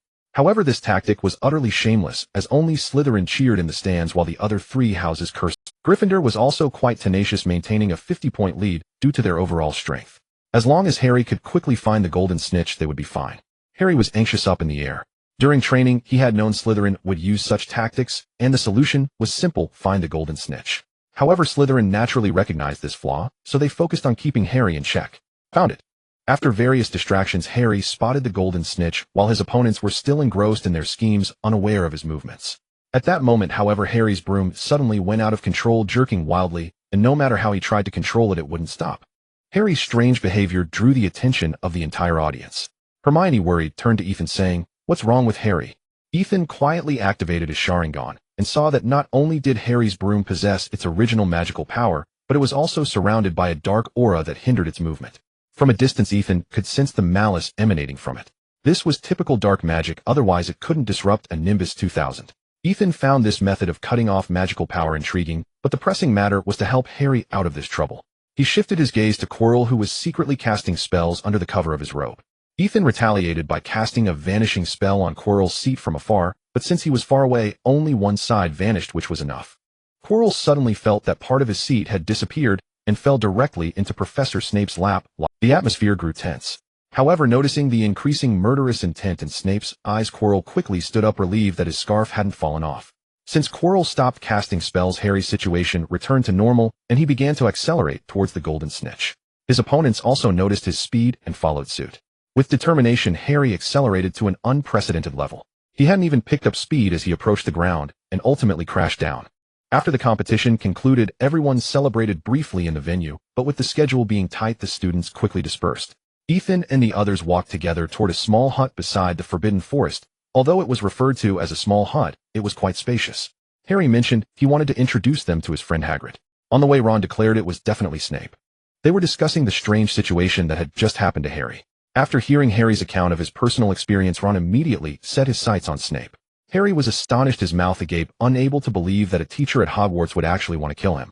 Hermione was also initially skeptical, but she shared her discovery. "Just now I saw Professor Snape intently casting a spell. If it weren't for Professor Quirrell accidentally collapsing and interrupting his incantation, I can't imagine what would have happened to Harry. Moreover, to interfere with a Nimbus 2000, it must be very advanced dark magic." Ron added, "Professor Snape is a senior teacher at the school. Why would he want to harm Harry?" Ethan obviously knew that the troublemakers were Quirrell and the Voldemort on his head, not Professor Snape, but he couldn't reveal his evidence. After all, he couldn't tell them he was a time traveler. Harry hesitated for a moment, but decided to share his findings. "The last time the troll entered the castle, Ron and I found Professor Snape first. He was coming down from the 4th floor limping. He must have been injured." Hermione's mind began to work. "So are you saying the troll was also let in by Snape?" "That makes sense. The basement is the domain of Slytherin, and as the head of Slytherin, Snape must be very familiar with it." "Exactly. Snape brought the troll in to divert our attention, then intended to sneak into that room on the 4th floor, only to be bitten by the three-headed dog inside." "Wait, how did the plot develop to this point?" Ethan had been busy researching spells lately, and didn't realize these three had pushed the plot so far. And the little witch actually joined in for a night adventure. "This is just first-year Gryffindor for you, absolutely charming." However, Hermione misunderstood Ethan's expression, thinking he was unaware of the 4th floor and the three-headed dog, and started explaining it to him. Ethan struggled, wanting to clear Snape's name. "Professor Snape is very strong. He wouldn't be harmed by just a Ron then asserted at that time the situation was urgent, as Snape was in a hurry and made a mistake, which is how he got injured. Otherwise, it wouldn't explain why he went up to the 4th floor. Ethan felt that the more he spoke, the more mistakes he made. "Isn't there a possibility, just a possibility, that Snape was just trying to protect that area?" The three of them turned their heads in unison. "Impossible. Professor Snape, I tried my best." Under Ethan's suppression, they arrived at Hagrid's hut. Hagrid was watering his giant pumpkin and looked a bit curious upon seeing the unfamiliar Ethan and Hermione. "Who are you two?" Harry quickly introduced them. Hagrid was also pleased to see Harry making new friends and promptly invited them inside for tea. The tea was decent, a strong English brew. Getting used to it wasn't bad, but seeing Harry almost lose a tooth to a rock cake, Ethan dared not touch Hagrid's food. After drinking tea for a while, and after exchanging frequent glances, Ron still shared their speculation with Hagrid. Impossible. Snape could never do such a thing. Hagrid couldn't comprehend this, completely unaware that Ethan had also refuted like this before, and then he was bewildered by their barrage of questions. No matter if it's Snape or not, he could never get past Fluffy. "Go for it, Hagrid, I believe in you." "Fluffy. So you know about the three-headed dog?" "Fluffy is something I borrowed from Dumbledore. That's not something you kids should know about." "Is Dumbledore using Fluffy to guard something?" Hagrid became flustered at the question and started to send them out. "You students should focus on studying. I won't tell you about Nicholas Flamel." Was Hagrid raised on truth serum?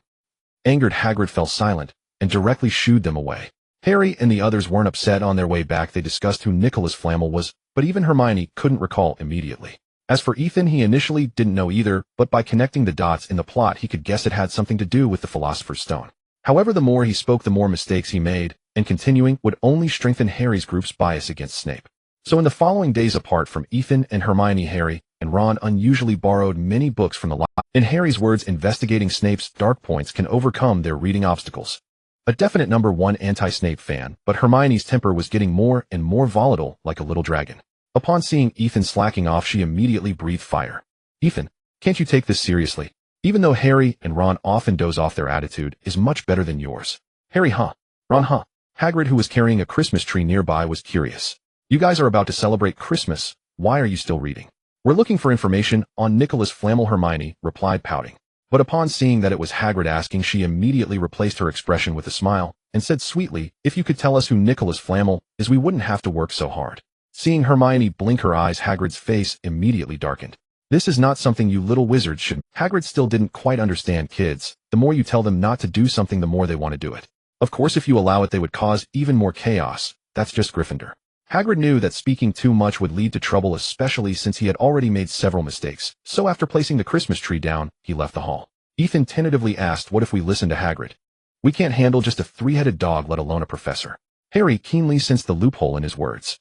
"Ethan, do you finally think the mastermind is Professor Snape?" "I shouldn't have spoken."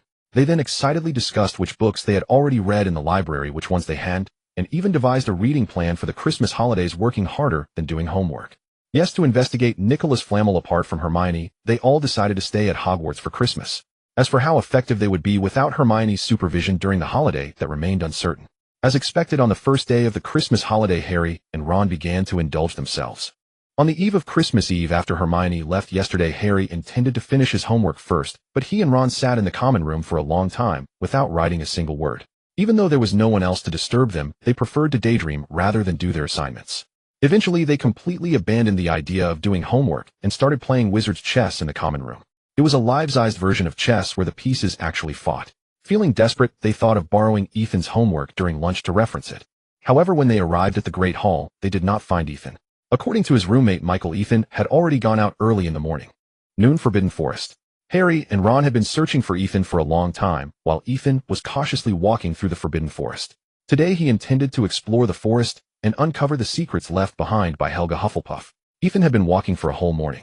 Although he was moving carefully and not as fast as usual, he had still covered quite a distance. Yet he saw nothing at all, though apart from the rustling of leaves and the wind, there was no other sound.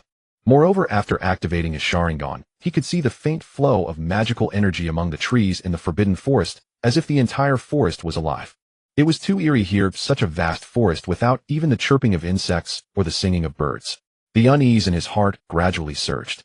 To prepare for today's exploration, Ethan had spent several days learning some powerful offensive spells to deal with potential dangers, but the current situation made him feel he had been overly confident.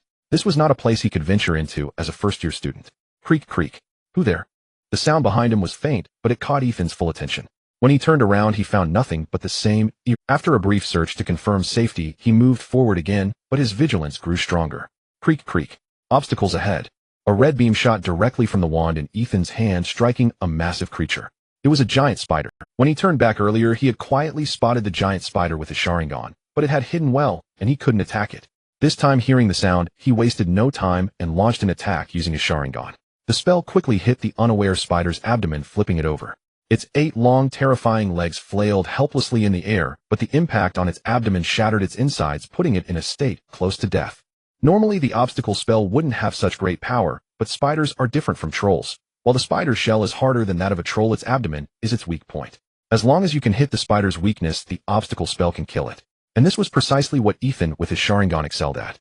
However, he did not let his guard down, for his Sharingan revealed 4 more spiders. Ethan felt a bit helpless. There was no way to escape now, so he could only choose to continue fighting. After all, in this forbidden forest, Ethan's speed could not match that of the 8-eyed giant spiders which had lived here for years. Turning back would only expose his back to the enemies. Seeing their companion injured, the other spiders rushed forward, marching toward him. Ethan finally got a chance to clearly see what the spiders looked like. These spiders had 8 eyes, their mouths constantly gnashing, producing a creaking sound, and their bodies were covered in thick black hair, their legs extended to the sides, looking exactly like the rumored 8-eyed giant spiders. No wonder they were Hagrid's good friends. He was welcomed with a big surprise on his first trip into the Forbidden Forest. However, he didn't expect that Hagrid's identity would stop these enraged, 8-eyed giant spiders. Thinking of this, he did not stop his hands, continually casting the obstacle spell, with red beams whizzing past the spiders. It wasn't that Ethan's Sharingan was ineffective, but the spiders were clever, using their speed and the trees as cover to dodge some spells. Although 3 of them were still blown away, the remaining ones became even more agile. Seeing this, Ethan no longer conserved his magic power. He used rapid casting, unleashing several spells at once, with each spider facing 3 spells simultaneously coming from different directions, left, center, and right, to ensure they had no way to evade. As expected, even the most agile spider could not escape the spells that sealed off its directions, and all were taken down. Just as Ethan planned to continue on his way, the creaking sounds around him grew louder. Using his Sharingan, the scene he saw made his face change. He was surrounded by 8-eyed giant spiders. All around him were dense clusters of 8-eyed giant spiders. Leading them was a larger spider which moved more slowly and could even speak. "Wizard, this is Aragog's territory. You have harmed my children, and now you must pay the price." The spider's voice was somewhat aged, accompanied by the sound of its teeth clacking. "Aragog, I am a friend of Hagrid's and a student from Hogwarts. Aren't you afraid of Headmaster Dumbledore coming?" "A friend of Hagrid. Friends of Hagrid don't cast spells on my children, and students are forbidden from entering the Forbidden Forest. Even if you die here, no one will find out." After saying this, Aragog didn't wait for Ethan to respond and retreated behind the swarm of spiders, while the other spiders charged straight at Ethan upon receiving the signal. Damn it!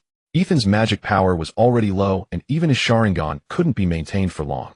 Gritting his teeth, he resolutely decided to use another spell he had just learned. Flames Ablaze. When Ethan practiced this spell, he discovered he was particularly adept at fire spells. He didn't know if it was his inherent talent or a gift from the Sharingan, but he was able to use it skillfully in no time, and the flames he released were far more powerful than described in the book. A large burst of flames shot out instantly, igniting the forest and separating Ethan from the spiders.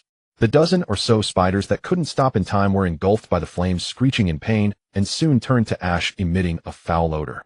And the flames grew stronger, threatening to spread further. "A fire in the forest, the director will find me. Luckily, no one in this world will catch me." However, his magic power and mental energy were completely exhausted, and he could no longer stand. Dizziness overtook him, and he fell backward. But before he fell, Ethan saw a handsome man riding a horse come to his rescue. "Oh no, I actually started to think men were handsome." "You're awake, and Ethan awoke with a splitting headache. Yet the moment his eyes fluttered open, he found himself gazing at the strikingly handsome man who had rescued him before he fainted, uttering words ripe with unintended implication. "You merely suffered magical exhaustion. You should be quite recovered now." Ethan slowly sat up, realizing he lay upon a mattress of dried grass. He lifted his gaze and froze. The centaur? Not just any centaur, but one of extraordinary grace. His human torso was chiseled and noble, his eyes an unearthly sapphire, his hair a luminous silver gold. His equine half shimmered with silvery flanks and a tail that gleamed like molten mercury, radiating an otherworldly majesty. Alas, something within him stirred as if latent traits were awakening. And after a moment's bewildered musing, Ethan felt the throbbing in his skull begin to recede. "So it was you who saved me." "Thank you, truly. My name is Ethan. I'm a student at Hogwarts." And the centaur smiled warmly. "I am Firenze. I merely carried you back. And I have never before witnessed a young wizard repel so many acromantulas, or set the forbidden forest ablaze. I suppose I had no choice but to cast the flame charm," Ethan murmured, somewhat embarrassed. Is the forest unharmed?" "Of course. The forbidden forest heals itself." Ethan frowned. Forest fires did not spread, he could accept, but self-healing? That defied reason. And Forenza, sensing his confusion, offered no explanation. Come, you shall see for yourself. And with that he stepped forward on his hooves and strode out of the dwelling. Not only then did Ethan realize the structure had no door. Its roof soared astonishingly high, yet the building stood only a single story tall. And he hurried after, for light flooded his vision. Before him rose row upon row of timber, houses crowned with square pointed roofs. At their center stood a great circular stone edifice, seemingly haphazard, yet the surrounding dwellings subtly formed a perfect ring encircling the central structure. All houses save the central one shared near identical design, tall singlestory, yet astonishingly spacious, each occupying its own generous plot of land. This is our centaur tribe. These outer dwellings house the centaurs. The central stone house is the temple, home to our seer. A few centaurs wandered the grounds. The males wore little or nothing, broad-chested and powerfully built, bearing ancient hand-forged weapons, spears, bows, curved blades, all austere, archaic, and unmistakably martial. The females were easier to distinguish, young and old alike draped themselves in woven garments. Without such attire Ethan would scarcely have glimpsed them at all. Most carried small satchels or wicker baskets, often moving in clusters of 3 or 4. At Forenza's emergence they greeted him with broad, cheerful smiles, until their eyes fell upon Ethan. Then their expressions hardened, faster than a master illusionist could shift masks, eyes narrowing, jaws tightening, voices falling silent. The females, however, watched with open curiosity, gathering in quiet clusters and gesturing toward Ethan with gentle fascination. One centaur stepped forward, a lean but densely muscled figure, his coat deep ebony. His tone held no courtesy. Human, this is centaur territory. What business brings you here? He is my guest, Forenza interjected swiftly. I must bring him before the seer. And at those words the gathered centaurs bristled with renewed fury. What are you doing, Forenza? Centaurs need no human friendship. Would you betray our kind and leave? Now human. Forenza's words seemed taboo, like breaking a sacred vow. Centaurs jostled him roughly, some even raised fists toward Ethan. Just as Ethan reached for his wand, a voice, ancient yet unwavering, sounded beside his ear. Remain calm. Forenza acts with purpose.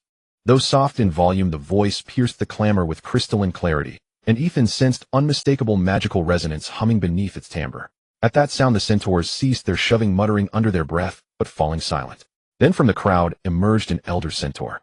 His fur was snow-white, his face deeply lined like that of a venerable human sage, yet his chestnut-brown body remained powerfully built, and his eyes, piercing, ageless, and brimming with the weight of centuries, held a wisdom far beyond youth. He fixed Forenza with a solemn gaze. You know the law, Forenza?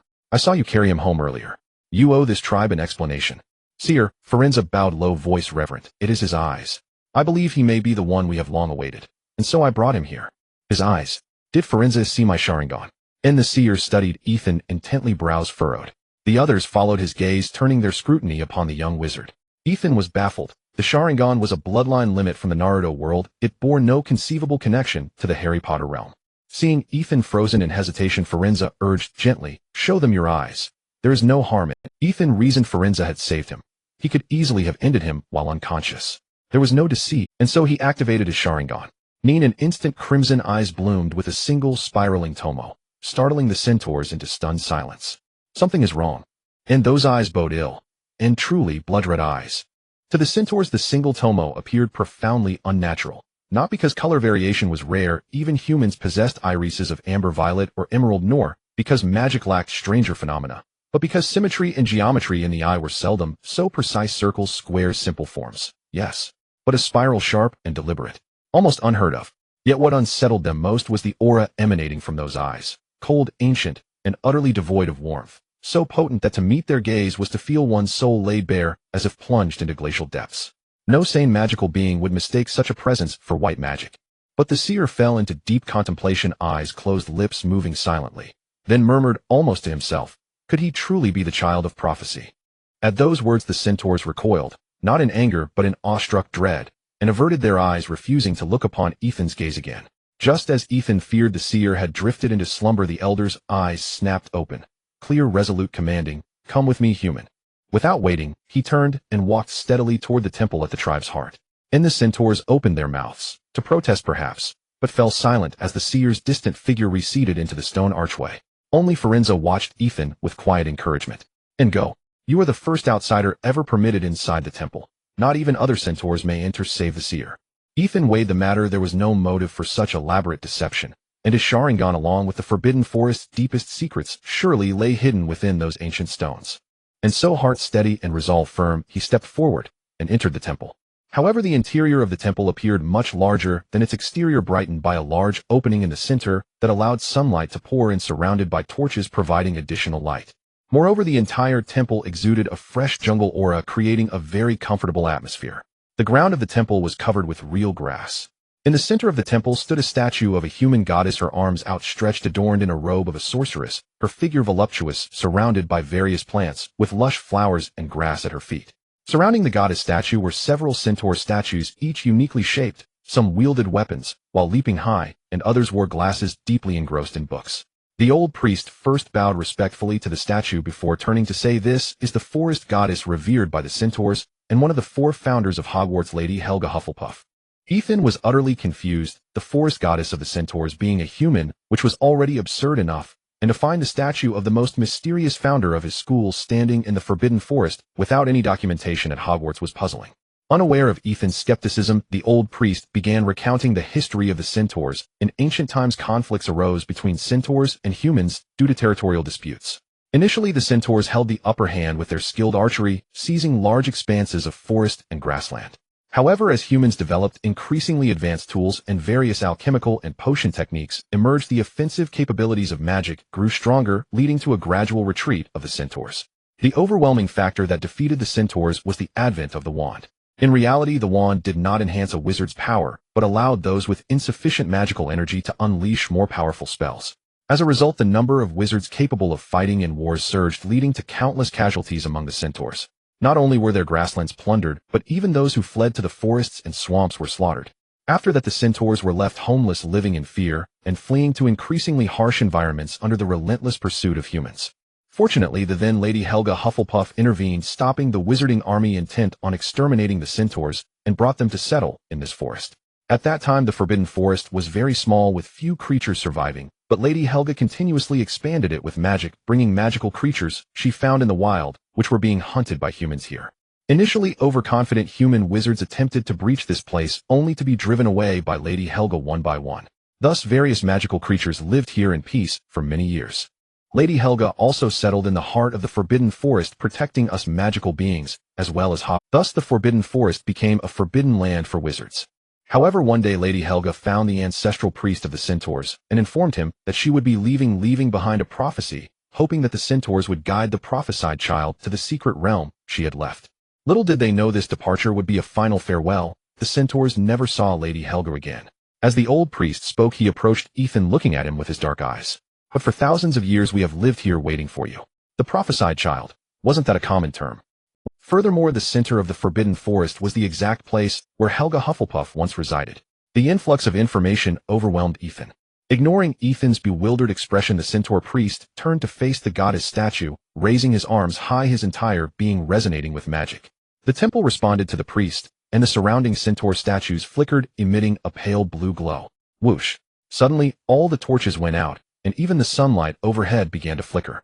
A gentle female voice resonated within the temple. "The blood-red eye that sees through all things has descended, the balance of good and evil is shifting, and the scales of fate are about to activate. Only the victors can dictate the weights of good and evil."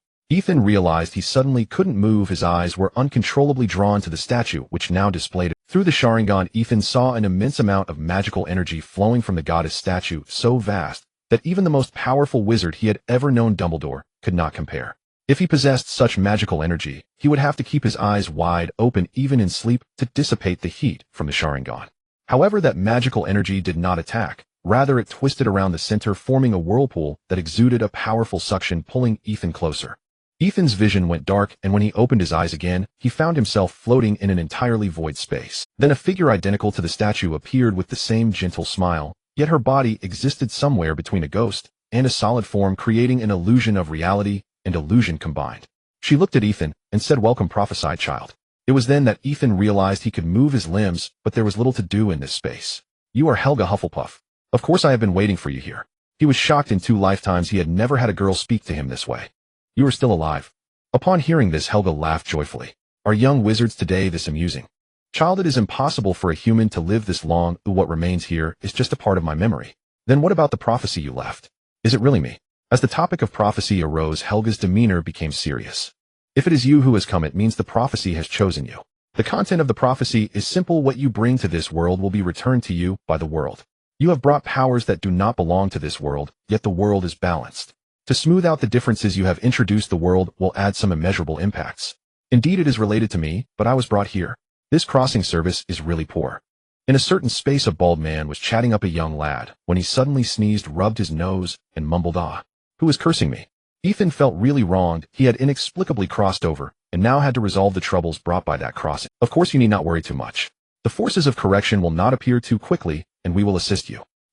Ethan seized upon this point. Of course, did you think the others were unaware of your situation? Everyone has left a bit of assistance for you. Ethan's face lit up with excitement as he asked, "What help can you provide me?" Helga shrugged in a very human manner. "How would I know what you 1,000 years later would need? So I can only wait for you to ask. I can answer anything I can. I am just a first-year wizard. Oh, what do I know? Plus, I want to create a nuclear bomb, and you won't be able to help with that. Wait, I do have some magical questions accumulated." Ethan hurriedly voiced his confusion regarding transfiguration. After listening to Ethan's research on transfiguration, Helga's mouth fell open in surprise, which was the first time Ethan had seen her display such an expression. Helga was deeply surprised, and after a moment's contemplation said, "I am unfamiliar with the term fundamental particles you mentioned, yet I did indeed encounter this very conundrum during my research into transfiguration. In truth, our reality is interwoven with another dimension, what I call the subspace, a realm saturated with the foundational constituents of all matter. Every time we cast a summoning charm, we do not conjure from nothing, rather we tear a rift between our primary reality and the subspace, drawing forth raw essence and reassembling it into the form we envision. Space. No wonder my own research had stalled. I had been attempting to dissect it without realizing it emerged directly from spatial fissures." Instantly, Ethan tried it himself. Orchids bloom. In him, where were the flowers? And nothing appeared upon Ethan's wand, yet he distinctly felt his magical energy deplete. Helga chuckled at Ethan's earnest attempt. That is precisely the nature of the subspace. You cannot rend it anew, for it is not a surface to be sliced, but a boundless depth to be accessed. You can achieve this. Ethan exclaimed, astonished. This vast, formless expanse was the subspace itself, and Helga had embedded her memories and magic deep within its fabric. There is no need for astonishment. Such spatial expansion techniques have existed for centuries. Mine is merely somewhat more expansive. Having resolved his long-standing confusion about transfiguration, Ethan found himself momentarily speechless. Then curiosity overcame restraint. Have you dwelled in the Forbidden Forest all this time? One could say so. Or rather, the Forbidden Forest is me, and I am the Forbidden Forest. Upon my passing, my magic will linger throughout its entirety, eternally safeguarding this ancient woodland. Ethan fell silent, profoundly moved. Helga had sacrificed even her corporeal existence to become the forest's living guardian. Noticing his expression, Helga spoke lightly. "Hogwarts and the Forbidden Forest were the twin pillars of our life's devotion. To watch you grow strong beneath its boughs brings my magic profound joy. Time grows short. Take with you the final gift I leave you, and forge the path that is wholly your own." As she spoke, Ethan's Sharingan perceived the ambient magic surging toward him like a torrential flood, hurling him violently off balance. Once inside his body, the magic surged relentlessly toward his Sharingan, swelling, burning, searing, until Ethan feared his eyes would shatter from the pressure. And then, they did explode. Not in flesh or blood, but in revelation. The inner seals binding his Sharingan shattered at last. No longer a foreign artifact grafted into his sockets, the eyes now fused seamlessly with his being, alive, aware his. The sheer force overwhelmed him, and he collapsed into unconsciousness. And the entire space, drained of its sustaining magic, began to crumble, and Ethan's body was violently expelled back into the primary realm. He tumbled from midair, crashing hard onto soft earth. And when he awoke, he lay sprawled upon cool grass beneath an endless canopy of stars, brilliant, pristine, breathtaking. In his former life, light pollution had long obscured such celestial splendor. And, are you planning to lie there all night? It looks comfortable, but you're not resting, you're stalling. The elder centaur priest waited patiently, yet sensed Ethan had already awakened, yet chose to linger supine. Only then did Ethan rise, brushing grass and leaves from his robes as he quietly sifted through the torrent of new memories flooding his mind. Indeed, Helga had imparted her lifelong research on transfiguration and the subspace, channeling it all into him alongside her magic.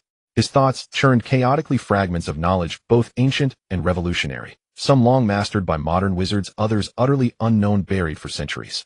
Organizing this wealth alone would likely take half a year. Cease daydreaming. A young wizard vanishing for days risks alarming his peers. Surely you care for their peace of mind. The centaur priest wore an unmistakable scowl. Ethan suspected the fading of Helga's residual magic upon the statue had left him irritable and perhaps unfairly resentful. Ethan offered no protest. Having gained so much, he saw no wisdom in provoking further disfavor. He simply strode out of the temple. Farron still stood guard outside. Seeing Ethan emerge unharmed, the centaur's tense features softened into genuine relief. You now understand Lady Helga's prophecy, and Ethan held great affection for this centaur friend. After all, both were undeniably handsome. Mutual admiration came naturally. I owe you everything. Without your guidance, I would never have entered the temple, or met Helga, or received this extraordinary boon. It was yours to receive. Enough words. Your absence from Hogwarts has stretched across several days. Return swiftly lest your friends fret. Several days. What does that mean? Farron's hesitated, fidgeted. Then under Ethan's unwavering gaze, well, you remained unconscious for 2 days, then spent several more within the temple. By my reckoning, your Christmas holiday is nearly over. Gurgle, gurgle, and Ethan's stomach echoed his exhaustion, hollow, ravenous. Farron's abashed offered him several crisp apples. Fear not. I have already informed Hagrid, who will relay your condition to the school. As recompense for the delay, ride upon my back to the castle. Too weary to protest, Ethan accepted the apples and mounted Farron's broad back, only to notice the other centaurs watching with wide-eyed trepidation. Chewing thoughtfully, he asked, do centaurs not hold humans in disdain? Will they truly tolerate you carrying me? And no sooner had Ethan settled than Farron's broke into a gallop, the rhythmic clip-clop of hooves echoing through the moonlit woods. Pay them no mind. You are only the second human ever granted entry to the temple, and the sole wizard recognized by Lady Helga herself. They dare not object. Thus, beneath the centaurs' conflicted gazes, all warring with unease, they departed the tribal clearing. Night had fallen. To hasten their return, Farron's raced at full speed, leaping high, weaving deftly through ancient trunks, navigating the forest's hidden paths with instinctive mastery. Within an hour, they reached the edge of the forbidden forest, where the distant glow of Hogwarts towers shimmered through the trees. After bidding Farron's farewell, Ethan slipped silently into the common room, quiet, nearly empty, save for his roommate Michael seated comfortably reading. Michael sprang up beaming. Where have you been? We haven't seen you in days. I asked Dumbledore. He said you'd gone guesting elsewhere. And thank you for the book. I'm already immersed in it. Michael held aloft the treatise on potions. Ethan recalled his roommate's enduring passion for alchemical craft, and had selected the volume as a Christmas gift. Fortunately, all other gifts had been dispatched before the holiday. Yes, though right now I'm starving. Do you happen to have anything edible? Michael scratched his head. All I've got is a freshly brewed invigoration draft. Would you like some? Never mind. Come, I'll show you a place I've discovered. My personal paradise. Ethan stared, utterly dumbfounded. Michael led Ethan down a corridor in the castle's basement, recalling that somewhere around here was the entrance to the Hufflepuff common room. He walked up to a painting of a fruit bowl in the corridor, scratched at the pear with his hand, and after a moment of distortion, it transformed into a green handle. Turning back with a proud smile at Ethan, he pulled the handle, and a door swung open. Ethan followed Michael inside, where they found a spacious room with a high ceiling surrounded by stone walls piled with many gleaming pots and pans. There at the other end was a large brick fireplace. The room contained 4 long wooden tables identical to the 4 dining tables in the hall. Michael introduced, welcome to the Hogwarts kitchen. Do you see those 4 tables? The house elves say food will be sent up. Upon seeing Ethan and Michael, over 100 house elves in the kitchen suddenly became excited. A young-looking house elf bounced over to them, bowed, and happily asked, "It's so nice to see you again, and this gentleman who is here for the first time." Michael introduced, "This is Elrix, the youngest house elf at Hogwarts. He hosted me when I first arrived here." "Hello, Elrix, I'm Ethan, Michael's roommate." Elrix looked at Ethan with his sparkling big eyes and asked, "Hello, mister." "Ethan, how may Elrix assist you?" Ethan felt a bit shy. He noticed the stove in the kitchen was only boiling water. However, with Michael giving him knowing looks, he told Elrix that he hadn't eaten for a long time.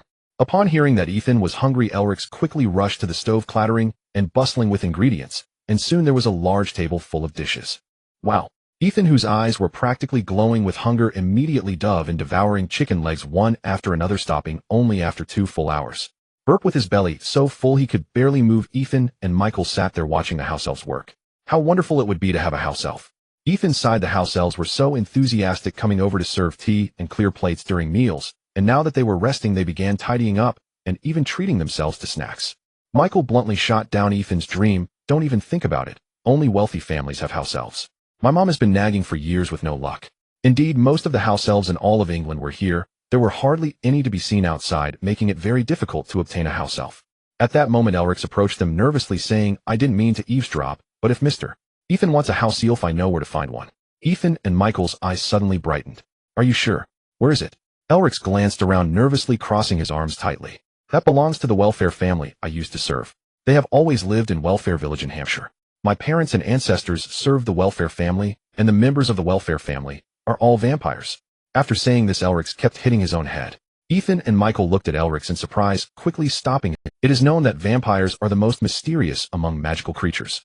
This group is not numerous, but possesses strong resistance to magic, and is skilled in dark magic, so whenever they appear, chaos ensues, and they flee from magical attacks. Since the establishment of the Ministry of Magic, there has been no record of a vampire being captured. Of course, vampires are rare, and documented attacks are few. After stopping his self-punishment, Elric's continued, growing more sorrowful. The vampires of the Welfare family love to raise magical creatures, consuming them once they mature. However, due to their agreements, they are not allowed to leave Welfare Village, so they require my parents and ancestors to find magical creatures for them. If we refuse, they will drain the life out of the resisting house elves right in front of us. If we try to escape, the blood mark left on us will claim our lives. If my parents hadn't sacrificed their lives to protect me and brought me to Hogwarts, I would have died long ago. Moreover, the Welfare family has over 20 house elves serving them. If you can rescue the house elves there, they would surely be over 20. Ethan couldn't help but feel tempted, but he was also more hesitant. His current strength was insufficient, particularly in offensive magic, as he hadn't learned many spells. Learning magic was actually quite simple. He just needed to observe more closely, and with his Sharingan, he could master it. But the problem was that at Hogwarts few people used offensive magic, and even the textbooks didn't teach any strong spells, so he was at a loss where to learn them. On the way back, Ethan kept pondering this issue while Michael was indifferent, as he never believed he could defeat a vampire. So he just listened to Elric's story. However, halfway through, deep in thought, Ethan didn't notice that Dumbledore was also there, and was caught off guard. "Ethan, I'm glad to see you back safely," Dumbledore said. Dumbledore's sudden voice startled both of them, causing Michael to bump into Ethan. "Headmaster, we weren't out for a midnight stroll on purpose. Ethan was hungry when he returned, so I brought him to the kitchen to find something to eat." Dumbledore smiled gently. "I understand. I just wanted to ask Ethan if we could have a chat, but Michael, you can go back to rest first. After all, if others see you, it would truly look like you're out for a midnight stroll." Michael gave Ethan a look that said good luck, and sneaked away like a thief. Ethan, on the other hand, had been watching Dumbledore since he appeared. "I learned about the Forbidden Forest from Firenze. Is there anything I can help you with?" As expected of Dumbledore, he clearly wanted to know what I got from Helga, but had to say he wanted to help me. "No matter, it's a good cover for my Sharingan. Helga gave me a prophecy saying that an evil force will emerge in this world. To resolve this force, she answered my doubts and gave me a unique pair of eyes." With that, Ethan's eyes manifested the Sharingan. Dumbledore looked at Ethan in astonishment, even using legitimacy to probe, but fortunately Ethan had learned mental shielding, making him unafraid of prying. Dumbledore's expression turned serious as he focused intently on the Sharingan. He could sense the pure dark attribute magic contained within, a result of Ethan simulating chakra with his magic.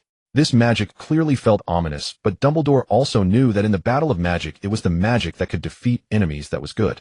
Moreover, he couldn't use legitimacy, so he chose to trust Ethan, feeling confident that if Ethan had ulterior motives, he could eliminate them at the first opportunity. After a moment of thought, Dumbledore said, "If you need help with magic, feel free to come to me. It's already quite late, you should head back to rest." Ethan sighed in relief. After all, facing the most powerful force in the world today, Dumbledore's oppressive gaze was still quite stressful. Ethan finally got out of bed the next day around noon.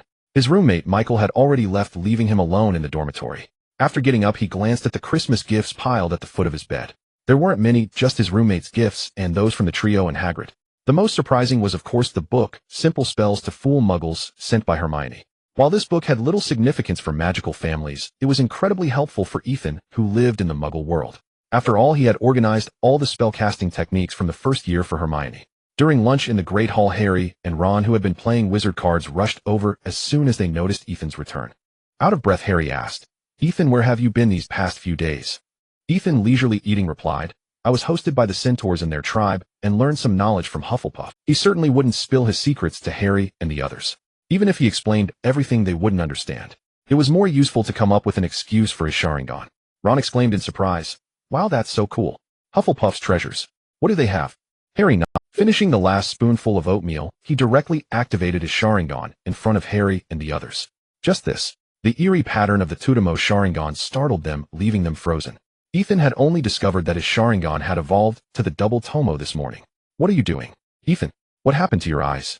Hermione had just returned from her holiday, and upon entering the Great Hall with the returning students, she was horrified by the scene, fearing that Ethan had turned into some evil magical creature.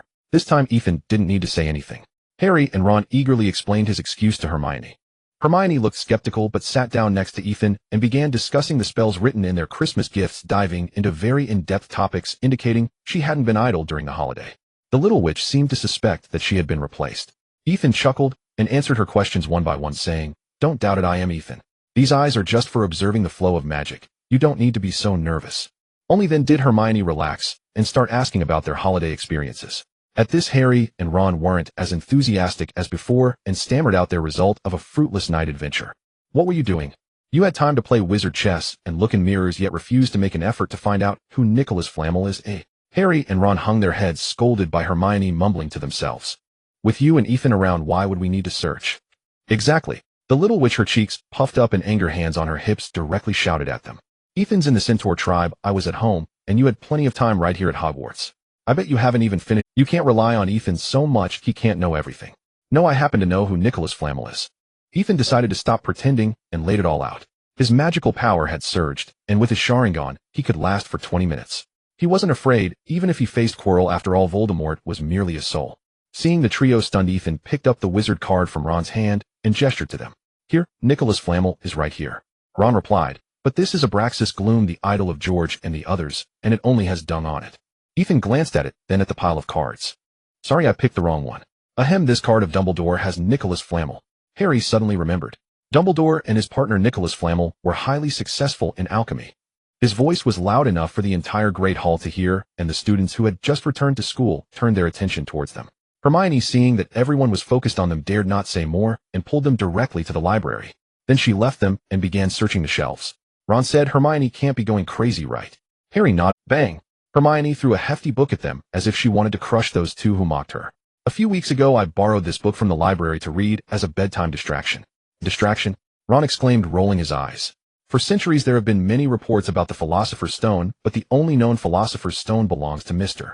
Nicholas Flamel. The Philosopher's Stone can turn any metal into pure gold and create the elixir of life, which makes the drinker immortal. Pure gold. Immortal. Hermione continued. This means that the Philosopher's Stone is protected by Nicholas Flamel at Dumbledore's request, and Snape plans to steal the Philosopher's Stone. Is it possible that it's not Snape? The trio exclaimed, impossible. Snape, come here.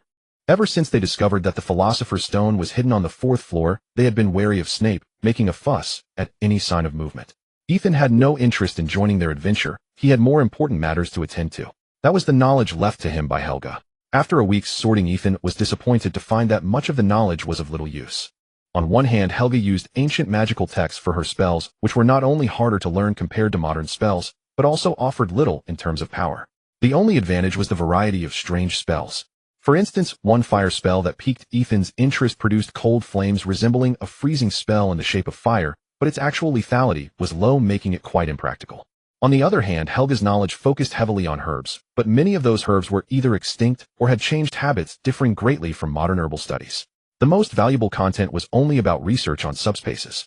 According to Helga, to open a subspace, one needs a vivid imagination of the boundaries of space, similar to transfiguration, which means having an understanding of the limits of opening up space.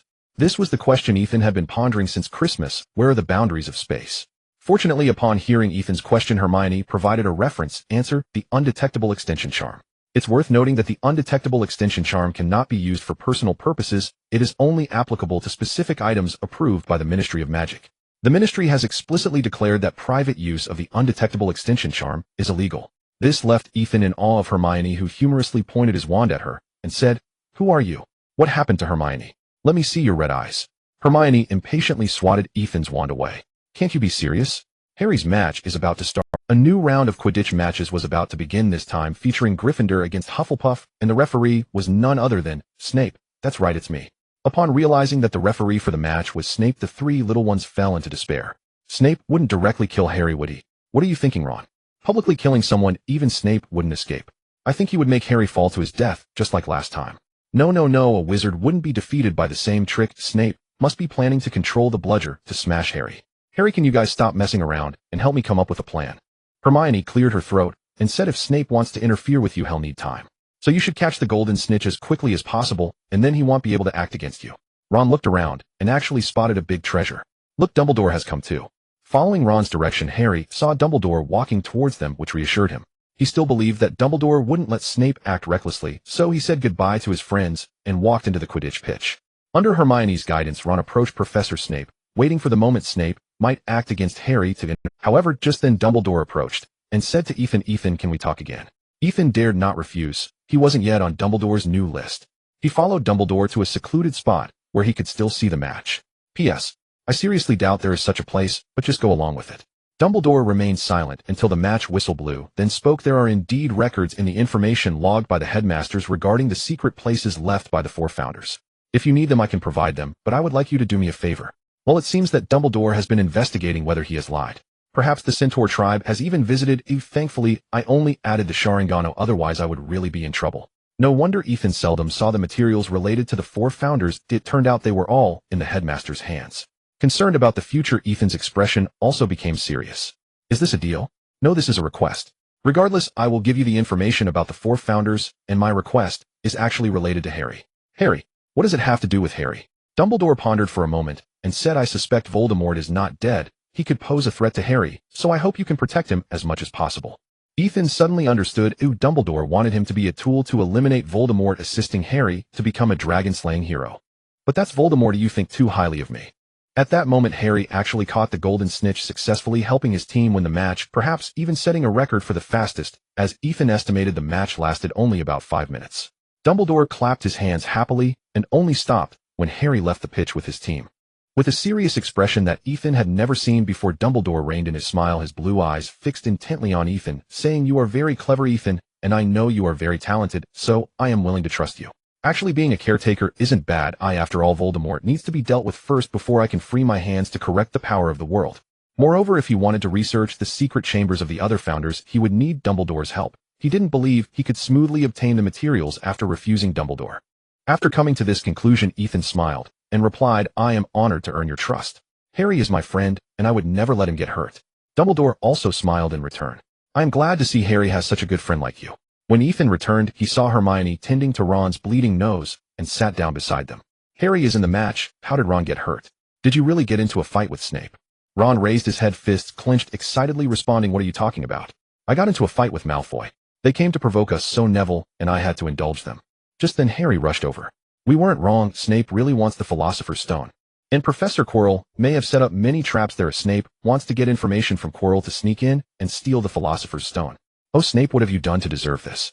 Upon hearing Harry's words, Ron, still bleeding from his nose, said, So as long as Professor Quirrell doesn't yield, Snape won't succeed. Thus, under the guidance of these two clever kids, they started the Quirrell support system, giving Quirrell an encouraging smile every day and prohibiting others from mocking Quirrell's stutter, nearly making Quirrell unable to speak. However, Ethan felt even worse. Dumbledore actually stood him up. They had agreed that he would hand over the materials while receiving Harry, but Dumbledore left him hanging, saying Ethan wasn't ready to accept it yet. Now Ethan could only continue to study the undetectable expansion charm. Everyone was in the library reviewing. In Hermione's words, there were only 10 weeks left until the final exam, and if they didn't study now, they would fail. Amidst the complaints from Harry and Ron, Ethan was flipping through a small wallet. He used the undetectable expansion charm on the small wallet, but it seemed ineffective. The expanded space was very limited, only doubling in size, and this space began to collapse as soon as his magical power withdrew, causing the paper that was originally inside to be expelled. More critically, he could sense the differences between the subspace and the undetectable expansion charm. The subspace is a very pure separate area. If one were to describe it, it would be like the Kamui space from Naruto. The undetectable expansion charm merely expands within the original space, like a balloon inflated with gas. The only commonality is that the expanded space originates from the subspace, and the undetectable expansion charm is also formed by compressing the subspace.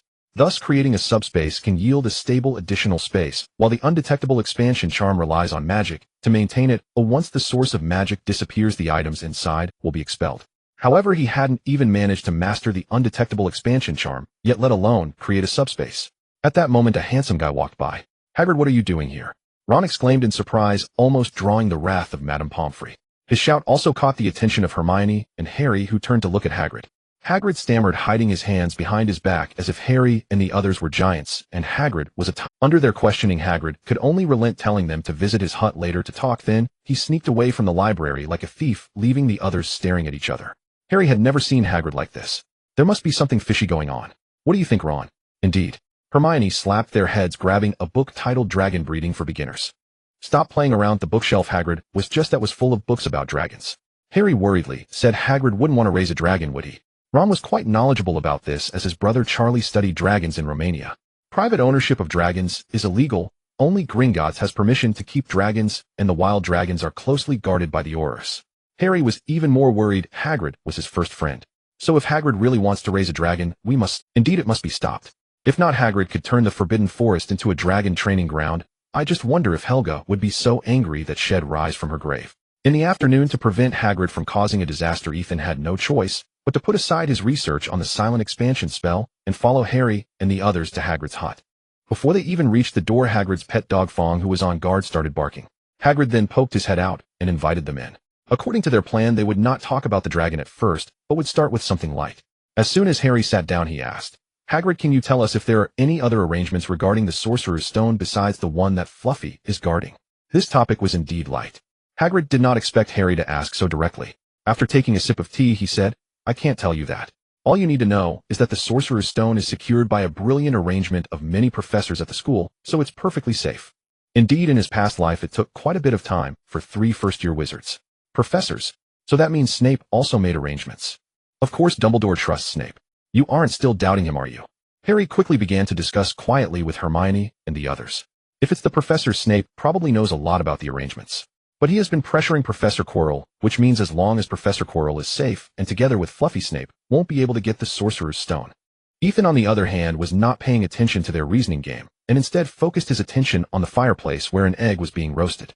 The patterns on the exposed part of the egg were beautiful, and its size was double that of an ostrich egg, but it was charred black from the flames of the fireplace. "Hagrid, that egg is going to be overcooked if we don't eat it soon." Hearing Ethan's words, everyone's attention turned to where he was looking.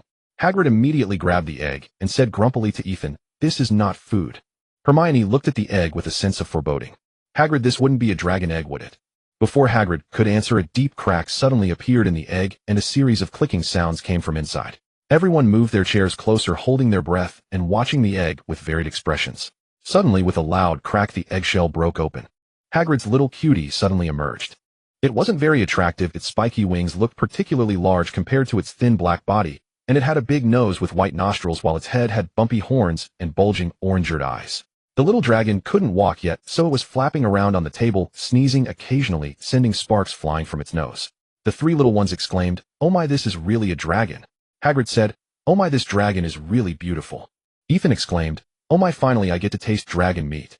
Hagrid gazed adoringly at the little dragon and reached out to pat its head, but the little dragon turned and bit his finger, causing Hagrid to let out a silly laugh. Hermione, however, was not as optimistic. She looked at the little dragon with a worried expression. "Hagrid, dragons grow very quickly, and this little house won't be able to accommodate it for long. Growing fast is good, it won't be long before it can eat meat." Harry followed up, "Let it go, or you'll be breaking the law. The Aurors from the Ministry of Magic won't let you off easy." Hagrid quivered at the mention of Aurors, but stubbornly retorted, "No way.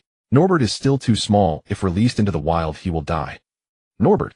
That's the name I just gave him. What do you think? Is it nice?" Just then a rustling noise came from outside, and Hagrid's expression changed. He leaped to the door with a nimbleness that the others had never seen before, and his face grew increasingly grim. Harry followed him outside, looking at the figure from a distance. "What's wrong?" Ron asked confusedly. Harry gritted his teeth and said, "That's Malfoy. They'll never forget that figure for the rest of my life." "Hey boy, that's a dangerous statement you just made."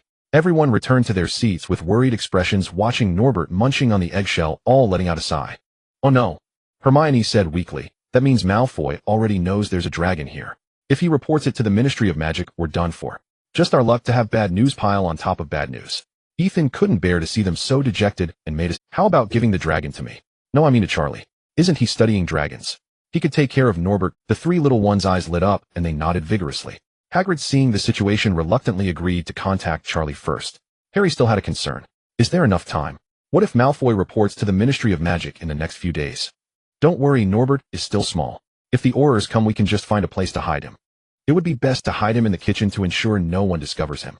Finally, with a solution in hand, everyone let out a sigh of relief. The following week was a nightmare for them. As the end of the term approached, classes became tighter and homework increased dramatically. Even Hermione couldn't keep up. Malfoy constantly pretended to be a dragon to scare them. If it weren't for Ethan, who couldn't stand it and cast a leglocker curse on him, they would have been driven crazy. Besides attending classes, doing homework, and dealing with Malfoy, they also had to help Hagrid take care of Norbert in their... Norbert perfectly illustrated the saying that even drinking water could make him gain weight. After just a week, he was already the size of a table, and his food portions were plentiful. If it weren't for Ethan's breakthrough with the silent expansion spell allowing him to pack food in a bag, Norbert would have probably eaten Hagrid. Fortunately, Ron received a reply from Charlie 3 days ago. Charlie and his companions would come tonight to take away Norbert the Little Menace. Midnight arrived under their eager anticipation, and after meeting up with the three little ones under the invisibility cloak at the castle entrance, they walked together to Hagrid's hut. Hagrid had already prepared, putting Norbert in a wooden crate, which was said to contain plenty of food and brandy. However, moving such a large crate into the castle tower was a challenge. It was not something small wizards could easily lift, and Hagrid couldn't do it alone. Ethan had to direct them to take turns using the levitation spell to move it to the destination. As for the main force, it still had to be Ethan. The magical power of the three little ones was not as abundant as his. In the tower, Ethan finally met Charlie. Charlie was a bit shorter and stockier than the other Weasleys with more scars on his body, but he also had the Weasley trademark, a head of red hair. However, time was tight and Hogwarts was not a suitable place for Charlie and the others to linger, so after securing the crate, they flew away on their brooms, leaving Hagrid waving a small handkerchief to say goodbye to Norbert. After seeing Norbert off, Ethan and the others finally felt the weight they had been carrying for a week lift off their shoulders, chatting and laughing as they prepared to go back for a good night's sleep. "May I ask what you were doing here so late?" "Oh no." Ethan had assumed the trio's nocturnal wanderings and subsequent capture occurred on the same night Malfoy discovered the dragon eye. After that night, he believed the plot had irrevocably diverged, and such an incident would never recur. He was utterly unprepared when Professor McGonagall apprehended them that very night and marched them straight to her office, where Draco Malfoy stood smirking triumphantly. Her gaze burned into them, cold and furious, so intense it seemed sparks might leap from her eyes as she sought to pierce through their very souls. Ethan felt certain that any attempt at clever evasion would earn him an immediate Avada Kedavra, so he followed Harry and the others in silent head-bowed submission, like startled quails. "I am profoundly disappointed." Professor McGonagall's lips tightened into a thin line as her voice sharpened. At 1 o'clock in the morning, students are not sleeping but strolling the castle corridors, laughing and chatting as if it were broad daylight. Such conduct is unprecedented in my decades of teaching. Miss Granger, I had expected greater sense from you. And you, Mr. Dralick, I have always regarded you as a discerning Ravenclaw endowed with uncommon wisdom. All 5 of you shall serve detention, and each shall forfeit 50 points. Hermione lowered her head, tears slipping silently down her cheeks. The first time in her life, she'd felt too ashamed to meet her professor's gaze. 50 points. Harry felt the world collapse around him. 5. Draco looked genuinely bewildered. Precisely 50 points apiece. And you, Mr. Malfoy, no justification however plausible can erase the fact of your own nighttime prowling. Professor McGonagall's temper was nearing ignition.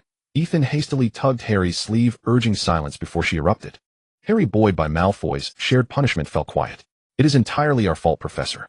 We fully accept your just and measured penalty." Professor McGonagall, noting Ethan's sincere contrition, softened slightly. "For the first time in my career, I feel genuine shame for Gryffindor students." Seeing Ethan exhale in quiet relief, she added, "Professor Flitwick will undoubtedly concur. Now return to your dormitories and reflect deeply upon this lesson while you lie abed." The lesson, Ethan mused, was clear. It was high time to master the disillusionment charm. Ravenclaw, after all, was no Gryffindor. Its reputation could not withstand such reckless turbulence. The next morning, students entering the Great Hall immediately noticed the anomaly in the house points. Naturally, Gryffindor had lost a staggering 150 points. The hourglass representing their tally had visibly diminished, its sands depleted beyond even Norbert's legendary appetite. Word of the previous night's misadventure spread swiftly.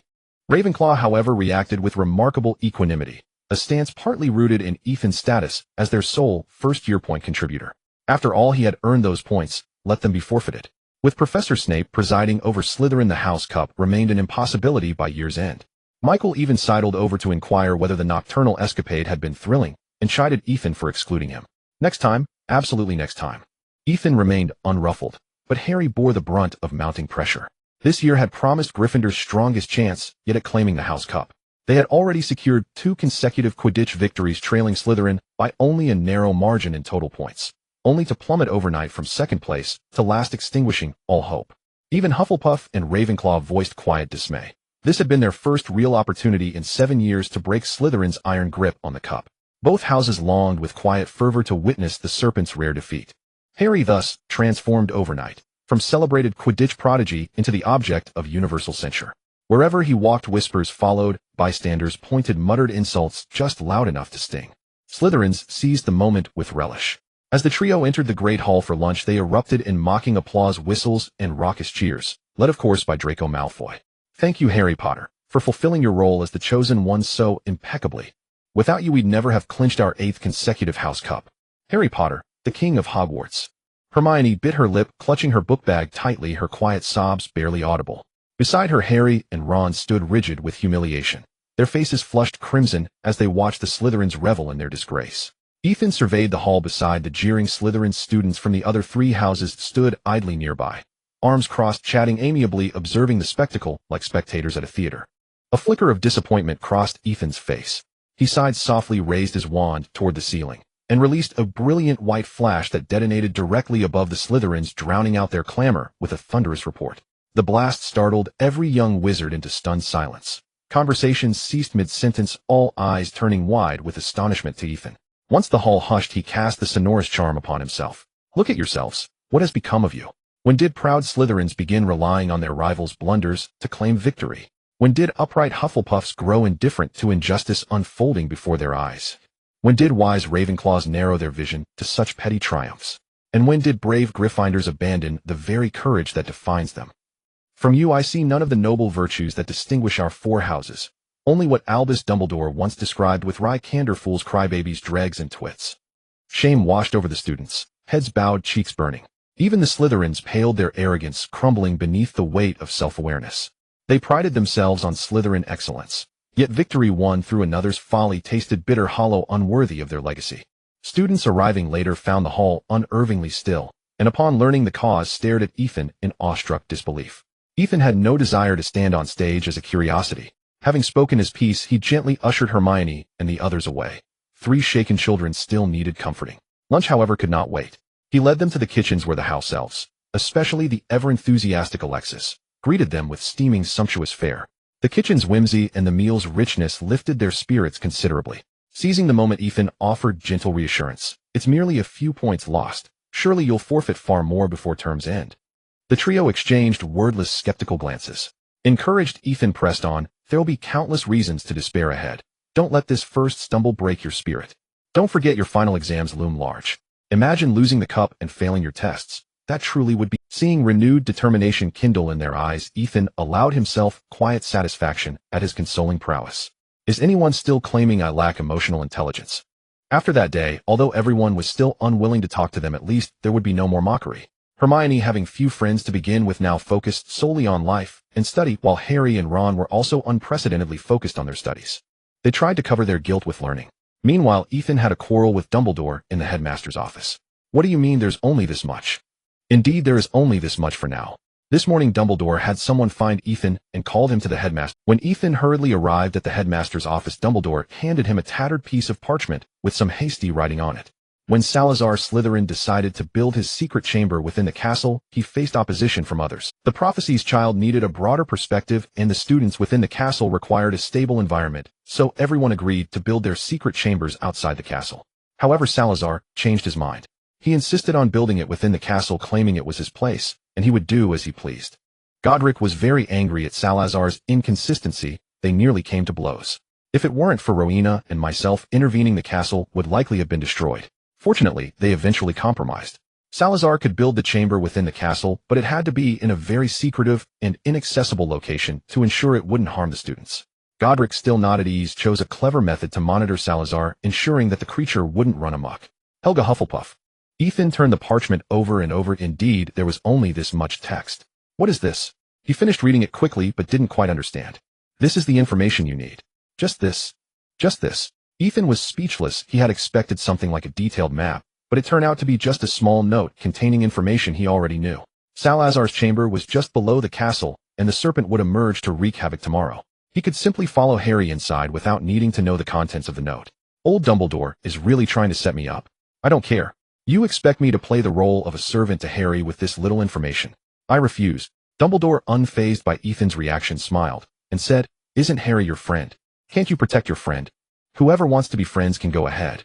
A few troublemakers running around all day without eating or drinking. But I never said there was only this much information." Ethan paused for a moment. Did he just get played? But Harry is genuinely good to me. He values friendship and being loyal. How could such a person not be a friend? He's like a brother. Old Dumbledore was amused, throwing his head back in laughter, nearly rolling over. You truly are a clever one. Indeed, for now there is only this much, but the materials left by the former headmasters are extensive. I am still reorganizing them, and of course I will inform you of any new findings. However, Salazar's chamber is the focus of your research right now. The problem is I already know what that chamber is about. Then do you need a free cute little assistant to help you organize them? Dumbledore remained silent, simply smiling at Ethan's antics. Seeing that Dumbledore was impervious to his charm, Ethan had no choice but to abandon his cute tactics and left the headmaster's office grumbling while holding the note. So stingy. Be careful, no one will send you off in the end. Back in the library, Ethan saw the trio. He sat beside them dejectedly. What's going on with you guys? Harry whispered. Professor Quirrell can't take it anymore. I suspect Snape has already succeeded. Hermione looked conflicted. She didn't want to break school rules again, but she was also worried that Snape would get hold of the philosopher. And then there's Fluffy. Only Hagrid knows Fluffy's weakness. So even if Professor Quirrell gives in, as long as Hagrid keeps his mouth shut, Snape won't be able to break in. Why not just tell the marvelous Dumbledore? Harry immediately retorted, we have no evidence. As long as Snape isn't caught, we can't prove his guilt and would only expose ourselves. Besides, we shouldn't know about the Philosopher's Stone and Fluffy. If the headmaster finds out that the news about the Philosopher's Stone came from Hagrid, Hagrid would be expelled. Even if they expel me, they won't expel Hagrid. Ron also thought telling Dumbledore was a good idea, but Harry had a point. Why don't we sneak into Snape's office and search? We might find evidence. No, we can't break school rules again. Ethan looked surprised. It was Harry Potter himself who said this. Look at that, can a normal Gryffindor even say something? Could it be that Voldemort's soul has messed up Harry's brain? After Harry spoke, he ignored Ethan's astonished expression and picked up the star chart for astronomy class. Hermione and Ron no longer discussed it and continued to focus on their homework, leaving Ethan idly sitting there. Before long, they received 4 identical notes that read, your detention begins tonight at 11 o'clock. Find Mr. Filch in the entrance hall. Professor McGonagall. Only then did they remember that besides losing points, there was also detention as a punishment. This made them furrow their brows in distress. At 11 o'clock that night, when they arrived at the entrance hall of the castle, they encountered a beaming Filch and an unhappy Malfoy. Filch was excitedly cackling as soon as he saw them. Come on, you little brats.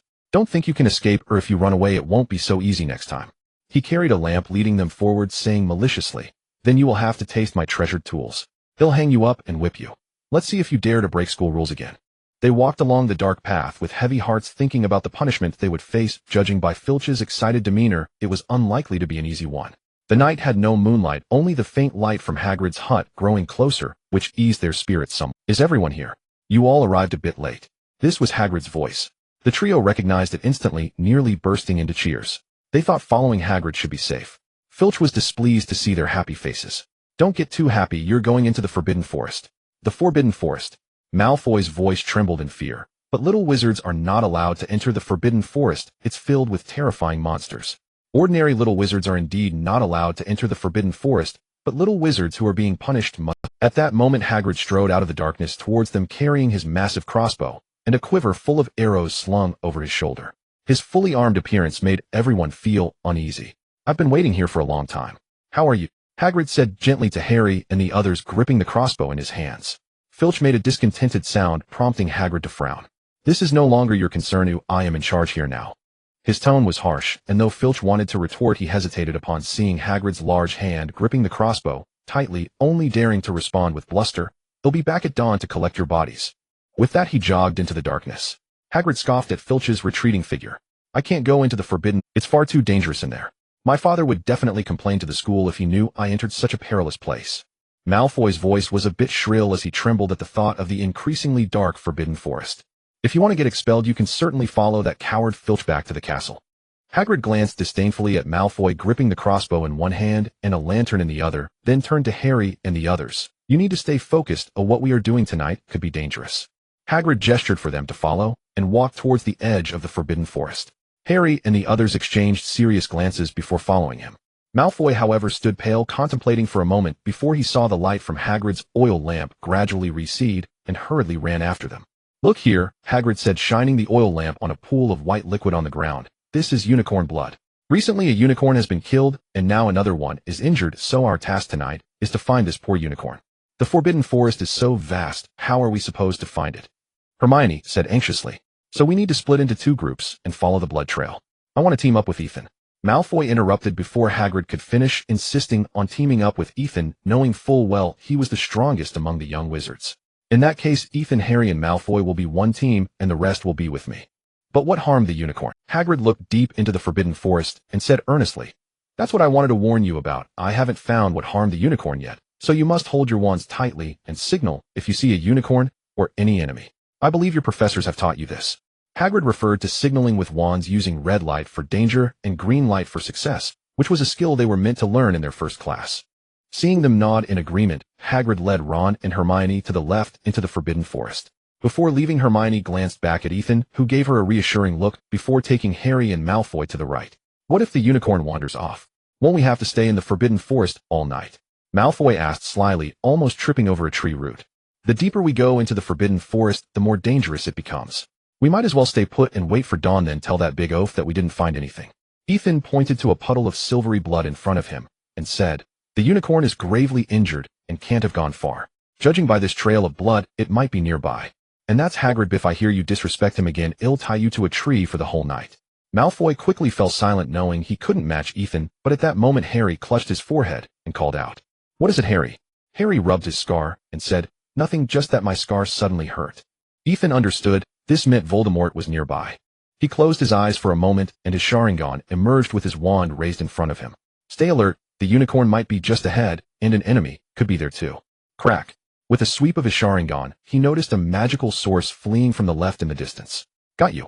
He immediately chased after it, leaving Harry and Malfoy confused at the spot. Harry wanted to chase after him, but realized that Ethan was moving too fast. In the blink of an eye, he was nowhere to be seen. Only the sound of occasional explosions could be heard. Look here. Malfoy suddenly shouted excitedly. Following the direction of his finger, Harry saw a white object shimmering on the ground not far away. As they slowly approached, Harry finally saw it clearly. Its long legs were stretched out awkwardly from where it had fallen, and its mane lay on the dark fallen leaves as white as pearls. Indeed, this was the unicorn they were searching for, but they were too late. The unicorn was already dead. Harry had never seen such a tragic sight, and wanted to see it more clearly. Suddenly, a rustling sound made him stop in his tracks as the bushes on the unicorn's other side shook. Then a hooded figure emerged from the shadows, slithering like a snake, slowly approaching the unicorn. It arrived at the wound on the unicorn's abdomen and lowered its head. It was actually drinking the unicorn's blood. Up! Malfoy screamed in terror and bolted back the way he came. Hearing the commotion, the hooded figure raised its head and saw Harry, who was frozen in fear. Harry watched as blood dripped from its mouth onto its chest, and he saw it slither towards him like a snake once more, but this time, he could only widen his eyes and do nothing. Obstacles ahead. Ethan, returning just in time, did not have the luxury of words and immediately cast a spell at Voldemort. He had chased that figure for a while and realized it was Quirrell, and he wasn't wearing the turban. Ethan then realized that Quirrell might have been distracting him for Voldemort, and he had fallen for the trap. Furious, Ethan disregarded Quirrell, who was running ahead, and sprinted back. He didn't dare gamble with the inertia of the plot. If anything happened to Harry here, an enraged Dumbledore would tear him apart. However, he got a bit lost at first, but luckily encountered a panicking Malfoy along the way. Though he was too scared to say anything, Ethan still managed to bind him to a tree using the binding curse, and learned where Harry was using the mind-reading charm. Hurrying along, he arrived just in time to see Voldemort bullying Harry, and without hesitation, Ethan drew his wand to confront him. Caught off guard, Voldemort was struck by the barrier curse, but quickly got back up, staring blankly at Ethan. Ethan, however, did not waste any time casting spell after spell, and the light from the curses illuminated the. It wasn't that Ethan didn't want to use other spells, but against Voldemort's soul state, only the impact from the barrier curse could cause real damage. Facing the onslaught of spells, Voldemort executed his secret sidestepping technique, dodging them one after another. Though he was still knocked off balance by a spell that Ethan had intentionally misdirected, the actual damage was minimal. At that moment, the sound of hooves echoed as several centaurs leaped out, landing behind Ethan. Leading them was Firenze, whom he hadn't seen for quite some time. Once they steadied themselves, they drew their bows, gazing fiercely at Voldemort. However, Voldemort knew that his current state was untenable. Although he wouldn't die by staying, attracting Dumbledore's attention would be detrimental, so he flew away, without hesitation, taking advantage of his soul form. Seeing Voldemort fly away, Ethan breathed a sigh of relief. He had no way to deal with Voldemort in his soul state before resolving the Horcrux. The centaurs also readied their weapons, curiously observing the stiff-bodied Harry. Firenze was the first to speak, saying, "Long time no see, Ethan. It seems your strength has greatly improved." Ethan nodded without responding, instead walking over to Harry and looking at him with concern. Harry finally came to his senses and asked with a trembling voice, "Ethan, what was that just now? Who are these?" Ethan took a piece of chocolate from his usual snack bag and handed it to Harry. After watching him eat it, he replied, "Do you remember, I told you I visited the centaur tribe? They are my centaur friends I met there. This handsome fellow is Firenze." Firenze slightly bowed, helping Ethan introduce. "The other two are Bane and Ronan, my companions." Bane and Ronan were somewhat displeased, but dared not express it in front of Ethan as he was closely tied to help. "As for that thing, it is related to unicorns," Firenze continued. "You must know that the blood of a unicorn can prolong a person's life, but it will also subject anyone who harms a unicorn to a severe curse, leaving them in a state of neither life nor death. Who would want to become such a being? It would be better to simply die unless one could find something to resurrect them and grant them immortality. Firenze spoke meaningfully. Ethan. He restrained Harry, who wanted to inquire further, and took Firenze to a secluded spot, gazing intently at him. May I ask how you know all this? Firenze chuckled lightly. We've been battling that thing for some time, keeping an eye on the newspapers, and with the bright Mars tonight, it's not too hard to guess. Goodness, centaurs read newspapers too. Ethan exclaimed. Harry, are you alright? Ethan. Hagrid then arrived with Ron and Hermione. We're fine. Harry, feeling much better after eating the chocolate, pointed to the location of the unicorn and said to Hagrid, Hagrid, the unicorn is dead right there. While Ethan guided Hagrid, Firenze prepared to leave with the centaurs. However, he warned Ethan before departing. I am glad you are aware of that, but it would be better if you could consider the other creatures of the Forbidden Forest. You are the one who inherits Helga's will. It seemed the centaurs knew that the Philosopher's Stone was a trap, and even Voldemort himself was aware, yet he still had to come to Hogwarts. Dumbledore's move was entirely blatant. I can't help you with that, you need to complain to the biggest one, Ethan replied, causing some discontent among the centaurs, but they left without further comment. After Hagrid examined the unicorn, he told Ethan to take the trio back, while he stayed to clean up. On the way back, Harry shared what he had encountered earlier. What did Firenze want to say in the end? And who would be so eager to get the Philosopher's Stone? Harry asked, voicing the question he had been holding back. Who do you think is in a state of neither life nor death, indifferent to the unicorn's curse, and who has been lurking for many years just to make a comeback? Hermione and Ron didn't quite understand Ethan's words, but Harry touched his forehead scar and guessed, it's This name startled Hermione and Ron even turned pale. Don't say that name, that's the Dark Lord. Harry shouted angrily. Alright, do you remember the centaur's prophecy? This means the Dark Lord wants to sneak into the school through Snape to steal the Philosopher's Stone, and he even wants to kill me. Hermione's worry was evident on her face. Don't say that, Harry. Dumbledore is at Hogwarts. Even the Dark Lord can't harm you. Besides, didn't Ethan drive the Dark Lord away tonight? We will help you. Hearing Hermione's comforting words, Harry's heart slowly settled down. He had just been frightened and needed to vent. But right now we can't do anything. It's all based on judgment, we have no evidence. We can only wait until Snape acts to expose him. Why do you keep fixating on Snape? They discussed as they continued, and by the time they exited the Forbidden Forest, dawn was breaking. Exhausted, they did nothing further and returned to their dormitories after parting ways. Lying in bed, Ethan was enveloped by sleep as soon as his head touched the pillow. He felt as if he had forgotten something, but before he could recall it, he drifted off. Never mind, I'll think about it when I wake up. At that moment, in a tree somewhere in the Forbidden Forest, Ethan, you bastard, I will never let you go. Wah, mommy, I'm so scared. After sleeping until evening, Ethan, now ravenous, headed to the Great Hall for dinner. The trio had also woken up, and like Ethan, sported dark circles under their eyes resembling 4 rare animals. However, halfway through their meal, Malfoy stormed over with 2 goons, not to buy melons, but to pick a fight. Ethan, you actually tied me to a tree for an entire night. If it weren't for a Hagrid finding me when he came out, I would have been eaten by spiders. No wonder I felt like I forgot something. I had forgotten about Malfoy, ha ha ha. Ethan scratched his head, sheepishly feeling guilty and not wanting to argue. However, seeing Ethan back down, Malfoy took advantage of the moment, pulling out his wand to take a shot at him. With a friendly heart, Ethan refrained from retaliating, merely deflecting the spell that came his way. As June arrived, the weather gradually grew warmer, posing a significant challenge for them as they were in the midst of exams. During the charms examination, Professor Flitwick requested everyone to control a pineapple to perform a tap dance across a long table. This was far too easy for Ethan, who added a transformation spell to turn the pineapple into a humanoid figure dressed in a tailcoat, dancing joyfully to the music as it made its way to Professor Flitwick.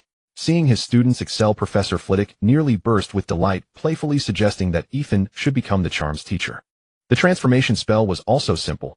Although Ethan could not yet stabilize the opening of a subspace, his skills in transformation had greatly improved under Helga's legacy. The exam required him to turn a mouse into a snuff box. Not only did he transform it perfectly into a snuff box, but he also carved 9 vividly lifelike Chinese dragons on its surface. This made Professor McGonagall once again lament that Ethan truly belonged in Gryffindor, where his affinity for transformation was evident, and even his mischief mirrored that of Gryffindor. Potions class was somewhat tense, with the high-quality male Snape standing behind Ethan, his gaze fixed intently upon him. Due to his Sharingan, Ethan was particularly sensitive to such scrutiny. His eyes twitched, and he nearly miscalculated the ingredients. Fortunately, his Sharingan allowed him to observe Michael steps ahead, enabling him to correct his mistake calmly. Snape clicked his tongue in dissatisfaction before leaving to intimidate others. The difficulty of the last exam, History of Magic, shot up dramatically. As a model student, Ethan perfectly inherited Hogwarts' fine tradition, always slacking off in History of Magic. Thus, upon seeing the History of Magic questions, he was overwhelmed, but there was no need to worry. Although Hermione wasn't taking the exam in the same location, he had Michael. With the aid of his Sharingan, Ethan calmly completed the history of magic exam, lounging with his legs crossed while watching the little wizards cheer. Woohoo, finally vacation time. We're free. I'm going to have a great time this week. Indeed, they had completed their final exams, and it would be a week before they would know their results. Until then, they could frolic freely in the castle. The trio, having finished their exams, felt much more relaxed as they strolled by the lake. Harry was no longer as paranoid as before except for Hermione's incessant attempts to compare answers after the exams, which gave him a headache. Does your scar still hurt? Hermione, feeling a bit displeased at being opposed, still asked with concern upon seeing Harry rubbing his scar. It hasn't stopped since we returned from the Forbidden Forest. I feel like something is about to happen. Ron replied, if you're sick, you should see a doctor. This is an omen.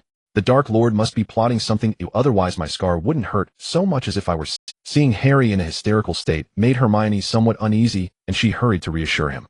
Don't worry, didn't we confirm that Quirrell is alright? As long as Snape hasn't found a way through Quirrell, the Philosopher's Stone is safe. Hearing this, a light bulb went off in Harry's mind. Don't you find it strange? Harry pulled Ron towards Hagrid's hut. Where did Hagrid get the dragon egg? In front of the hut, Hagrid was seated on a chair, busy shelling peas in a large bowl. Harry, have you finished your exams? Harry, panting, took a breath and did not answer, but instead asked, Hagrid, where did you get that dragon egg? That was at the pub. Oh, I want it back. Do you remember what that person looked like? Hagrid chuckled. I don't know, there are plenty of shady characters hiding in the Hog's Head like him. The trio exchanged glances, sensing something was amiss. Did he ask about the three-headed dog? Hagrid then grew proud, excitedly telling them. Of course. He even doubted that I could take care of a dragon. I told him right then and there that I could manage a three-headed dog, just fine. It would fall asleep to some music, and as for a baby dragon, that was even easier. What do you think? Am I not incredibly brave? As he spoke, Hagrid's expression shifted. However, the trio's faces turned even darker. They didn't even say goodbye and rushed towards the castle. Once they entered the dim hallway, they stopped, looking at each other in confusion. Ethan helped them articulate their concerns. What are you trying to do? Let me think for a moment. That shady character is Snape, and if he already knows how to get past Quirrell, it means Snape can safely retrieve the Philosopher's Stone. Harry's face turned red with urgency. Hermione quickly reminded him, we need to inform Professor Dumbledore immediately. Only he can stop the Dark Lord and Snape. Ethan, who had been to the headmaster's office, interjected, to enter the headmaster's office, you need a password. Typically, not many people know the password, and unfortunately, I don't either. Everyone fell silent for a moment. Harry said, then let's go find Professor McGonagall. Just as he mentioned her name, Professor McGonagall appeared. Why aren't you out playing? Why are you still here in the castle? Professor McGonagall walked over, curious, as she had seen them calling her name, carrying a stack of books. Harry took a deep breath. We need to see Professor Dumbledore. To seek me, just to find Dumbledore. Professor McGonagall responded, surprised. The headmaster is out on business. He has already left. Do you have something you want to discuss? Harry hesitated for a moment and decided to voice his suspicion. It's about the Philosopher's Stone. We suspect someone is trying to steal it. Upon hearing this, Professor McGonagall's expression changed, and the books she was holding fell to the ground with a clatter. She glared at the audacious little wizards. I don't care how you found out about the Philosopher's Stone, but it is currently being well protected, and even if someone were to attempt to steal it, it's not your concern. Having said that, she ignored them, angrily picked up her books, and shot a fierce glare at Ethan, who had wanted to ingratiate. Ethan, I was counting on you to use your cleverness to manage these little troublemakers. Ethan retreated step by step, nodding and bowing. Next time I will definitely do it. Looking at the departing Professor McGonagall, the others lowered their heads in disappointment. Ron despaired, what do we do now? The headmaster isn't here. Professor McGonagall doesn't believe us. Are we just going to watch Snape steal the Philosopher's Stone? I'm curious, with such nice weather, why are you still here? Or are you planning to get into trouble again? Snape had appeared beside them at some point, his tone icy. Don't let me catch you. The points lost for Gryffindor won't be enough for you. Having made his point, he left without hesitation. Yet Snape's words solidified Harry's resolve. Tonight we will go and retrieve the Philosopher's Stone. Snape is still in the school, which means he hasn't succeeded yet, and Professor Dumbledore will be back soon, so he must take action in the next few days. Let's retrieve the Philosopher's Stone first, and leave him empty-handed. Ethan has waited too long for this day. Last time in the Forbidden Forest, Quirrell was too busy fleeing, and Voldemort was scared off by the centaurs, so he never got to fully engage. Thus, he has been waiting for this moment, ready to face Voldemort. As darkness fell, he could not wait to use the disillusionment charm he had just learned. His body chilled, and like a chameleon, he became invisible in the corridor on the 4th floor. Ridiculous. I seem to have arrived too early. I've squatted here so long my legs are numb, yet no one has come. After waiting from 7 until nearly 12, Ethan had gotten up several times to stretch, recasting the disillusionment charm 5 or 6 times, when he finally spotted 3 small figures emerging from their invisibility cloaks. Why are you 3 so late? I've waited so long the flowers have wilted. With the disillusionment charm lifted, Ethan's sudden appearance startled them. Harry looked at Hermione in terror and stammered. It was Neville. He discovered us, and we had to use a little trick. Hermione impatiently pushed past Ethan, blocking the door. Forget about those little details, we have important business to attend to. Alohomora. Hermione, what's wrong with you? She turned back with an evil grin. Since we are pursuing excitement, let's go all the way. The door swung open, revealing a harp inside. Harry, looks like Snape has already arrived. He saw someone entering, and Ron was glaring angrily at them. Hermione quickly took out a small flute and began to blow into it, but unfortunately it sounded terrible, and the airflow was wrong, otherwise it could have been a nice tune. Nevertheless, Ron immediately drooped his eyes and fell asleep. If someone blew this while I was sleeping, I would directly turn into a melon-eating fool. Stop dawdling there. This trapdoor should be the entrance that Ron is guarding. Hurry down. Ron walked over to open the trapdoor, only to find it pitch black inside, and he could see nothing. But there's no ladder inside. Ethan looked in, and it was indeed very dark, but they were wizards. A light appeared at the tip of Ethan's wand, but this time, when the little light sphere reached its brightest, it fell from the wand and dropped downward, landing at the bottom in no time. The bottom appeared to be woven with vines intertwining and occasionally moving. What is this, a tentacle monster? Ron also saw clearly and nervously asked, what is this? It won't eat us, will it? Don't worry, it should be a devil's snare. With that, Ethan jumped down first, landing on the soft vines. After confirming it was safe, he called out, come down, it's safe below. Hearing Ethan's voice, Ron and Harry followed suit and landed together on the woven surface of the devil's snare. The flute stopped, and Ron woke up barking furiously, but Hermione also jumped down at that moment. After Hermione landed and observed, she felt something was off. The vines are tightening around us, it wants to strangle us. Her words made Harry realize that his hands and feet had already been ensnared without him noticing. Think of a way out. Let me think. The devil's snare hates fire, but I don't have any wood with me. Looking at the panicked trio, Ethan had no choice but to take action himself. Flames ablaze. This time he only released a palm-sized flame, but it was enough. The devil's snare sensed the burning fire, and the vines began to retract, freeing the four. They slowly fell through the hole that had formed in the devil's snare and landed on solid ground. After hitting the ground, Harry pointed towards the only path, a corridor at the end of which they could hear faint rustling and clinking sounds. Let's go this way. The eerie sounds and the water flowing from the walls made them uneasy, but at the end was a door and many birds were flying overhead. Ron and Hermione tried to push and pull the door, even using the unlocking spell from before, but the door remained unyielding. Looks like we need to find the key. But where is the key? Harry had been watching those birds since he arrived, and finally, he noticed something was off. Those aren't birds, they are keys with wings. There are also many flying broomsticks. It seems we are required to catch that key. They all picked up their brooms and flew up to chase the key. But only Harry had proficient flying skills. Ron was just so-so, while Ethan and Hermione struggled. Thus, amidst the cheers of the others, Harry, after great effort, and avoiding the clumsy Ethan and Hermione, finally found the silver key, with drooping wings looking as if it had been battered. Harry grabbed the struggling key and opened the door. Upon entering, it was pitch black, but as they were puzzled, the torches around the room suddenly ignited, illuminating the entire space. What greeted their eyes was a large chessboard. Each piece on it was larger than they were, and the stone pieces had no faces, which filled them with dread. Ron confidently stated, "Looks like we have to play chess this time." The four stepped onto the chessboard, each taking the place of a black piece, while the displaced pieces automatically moved off the board. Once they were ready, the white pieces began to move, each step sending a shiver through their hearts. As each piece was captured, the white pieces ruthlessly destroyed the black ones, deepening their fear. Fortunately, Ron was formidable, not falling behind against the white pieces.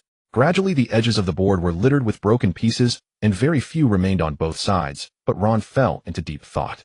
"What's wrong, Ron?" "Harry, I'm going to be the bait." Harry and Hermione chorused, "No way." Ron shook his head firmly, stating, "It's chess, someone has to sacrifice. Moreover, it can't be Ethan who catches Snape, and it certainly can't be us, only you, Harry. If the target is Snape, then I indeed can't catch him." Ethan saw Ron's body trembling, but he still gritted his teeth and took a step forward. The White Queen watched as Ron gradually approached her. As soon as Ron steadied himself, she lunged at him, raising her stone arm to smash down.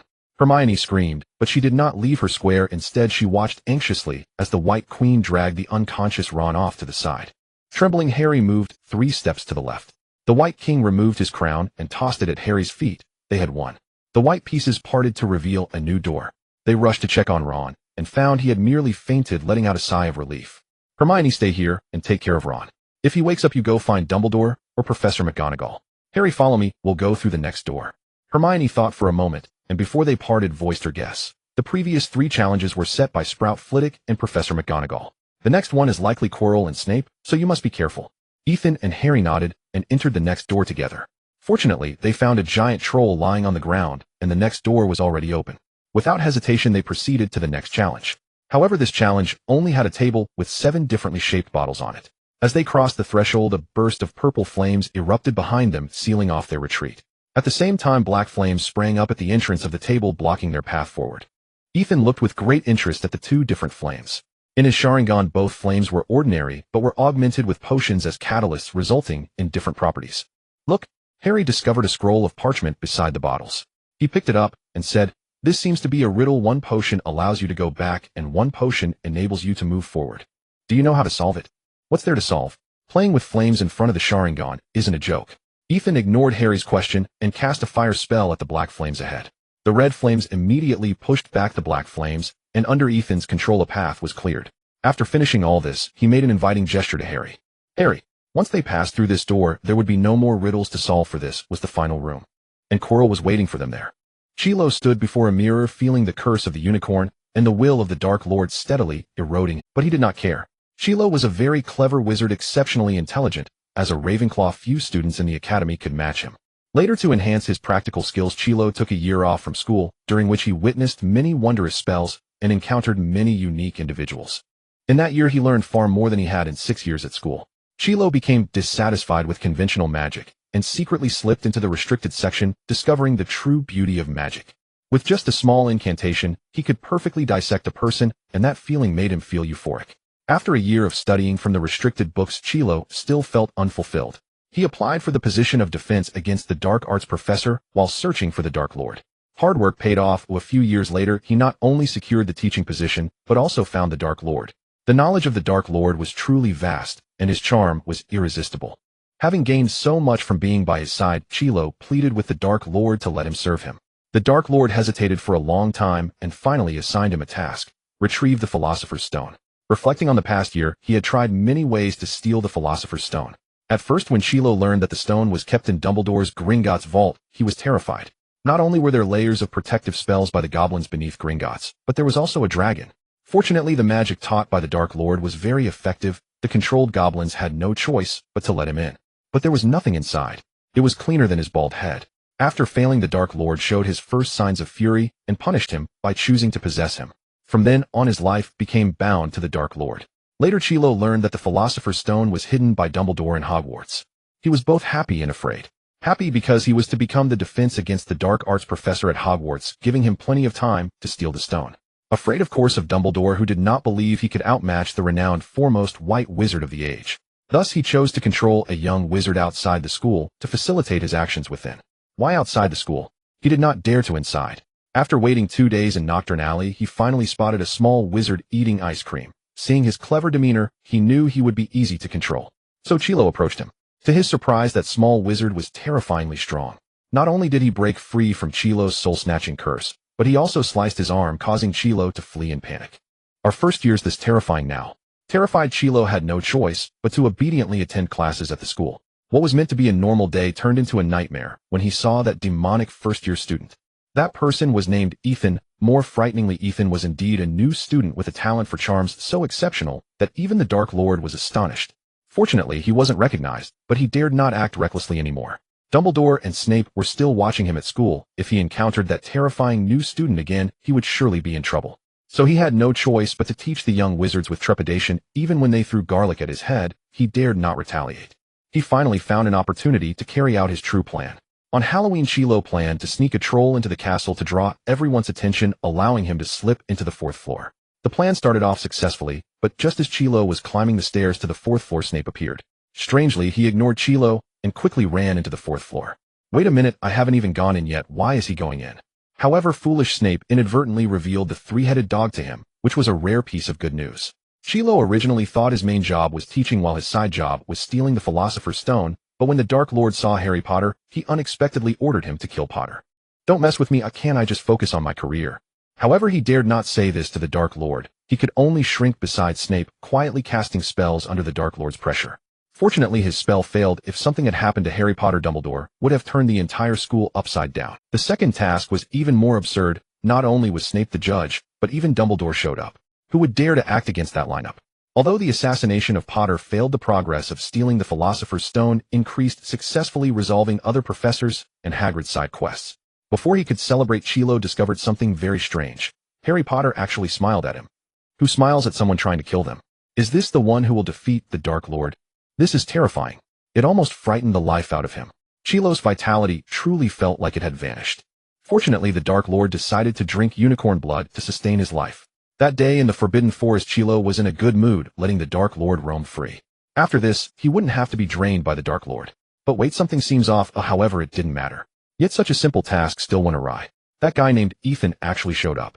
Panicked Chilo quickly fled. At that moment, he didn't care about the Dark Lord's condition. He had to run first. What the hell? His spells were so powerful. A fist as big as a cauldron, a spell the size of a fist, directly carved a path, like a bulldozer, through the Forbidden Forest. Without a doubt, whatever spell he was hit with, the impact from the spell itself would shatter him. Heart-racing, Chilo ran frantically through the Forbidden Forest all night, only daring to look back when dawn broke. Few that Ethan did not chase after him. However, upon returning, he was still punished by the Dark Lord, which left him weak for a long time. But it's better than getting smashed by that Ethan. After lying low for a few months and recovering from his injuries, Chilo began to implement his final plan.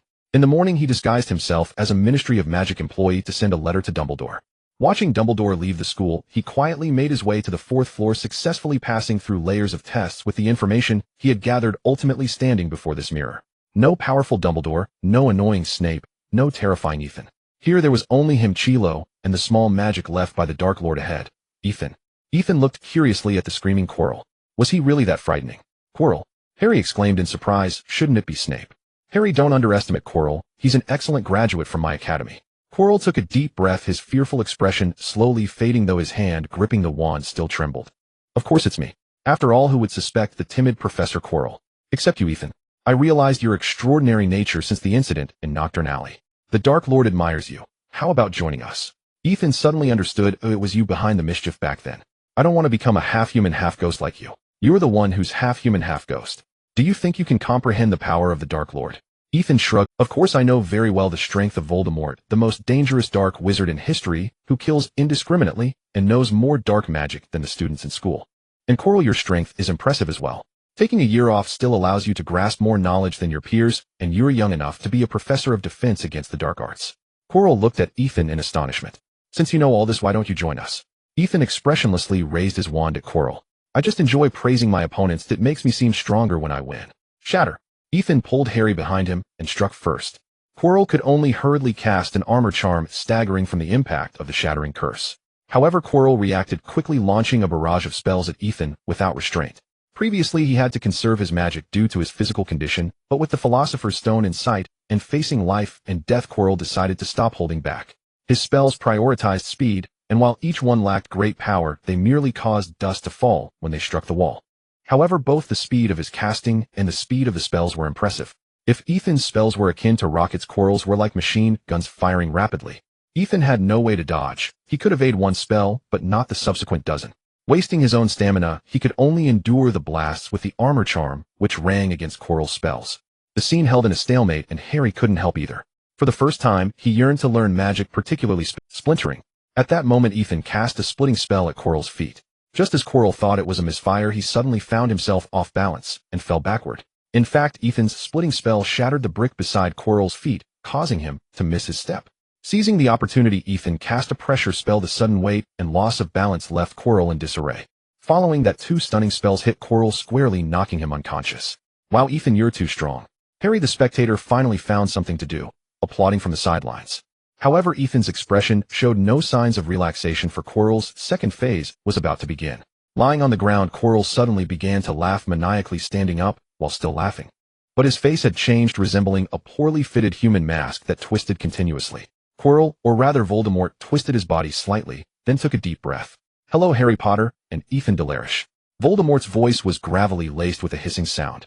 Hello, Voldemort. Harry looked at Quirrell in shock. How can this be Voldemort? Actually, Voldemort has been residing within Quirrell's body. After Quirrell was defeated, it is Voldemort who now controls the body.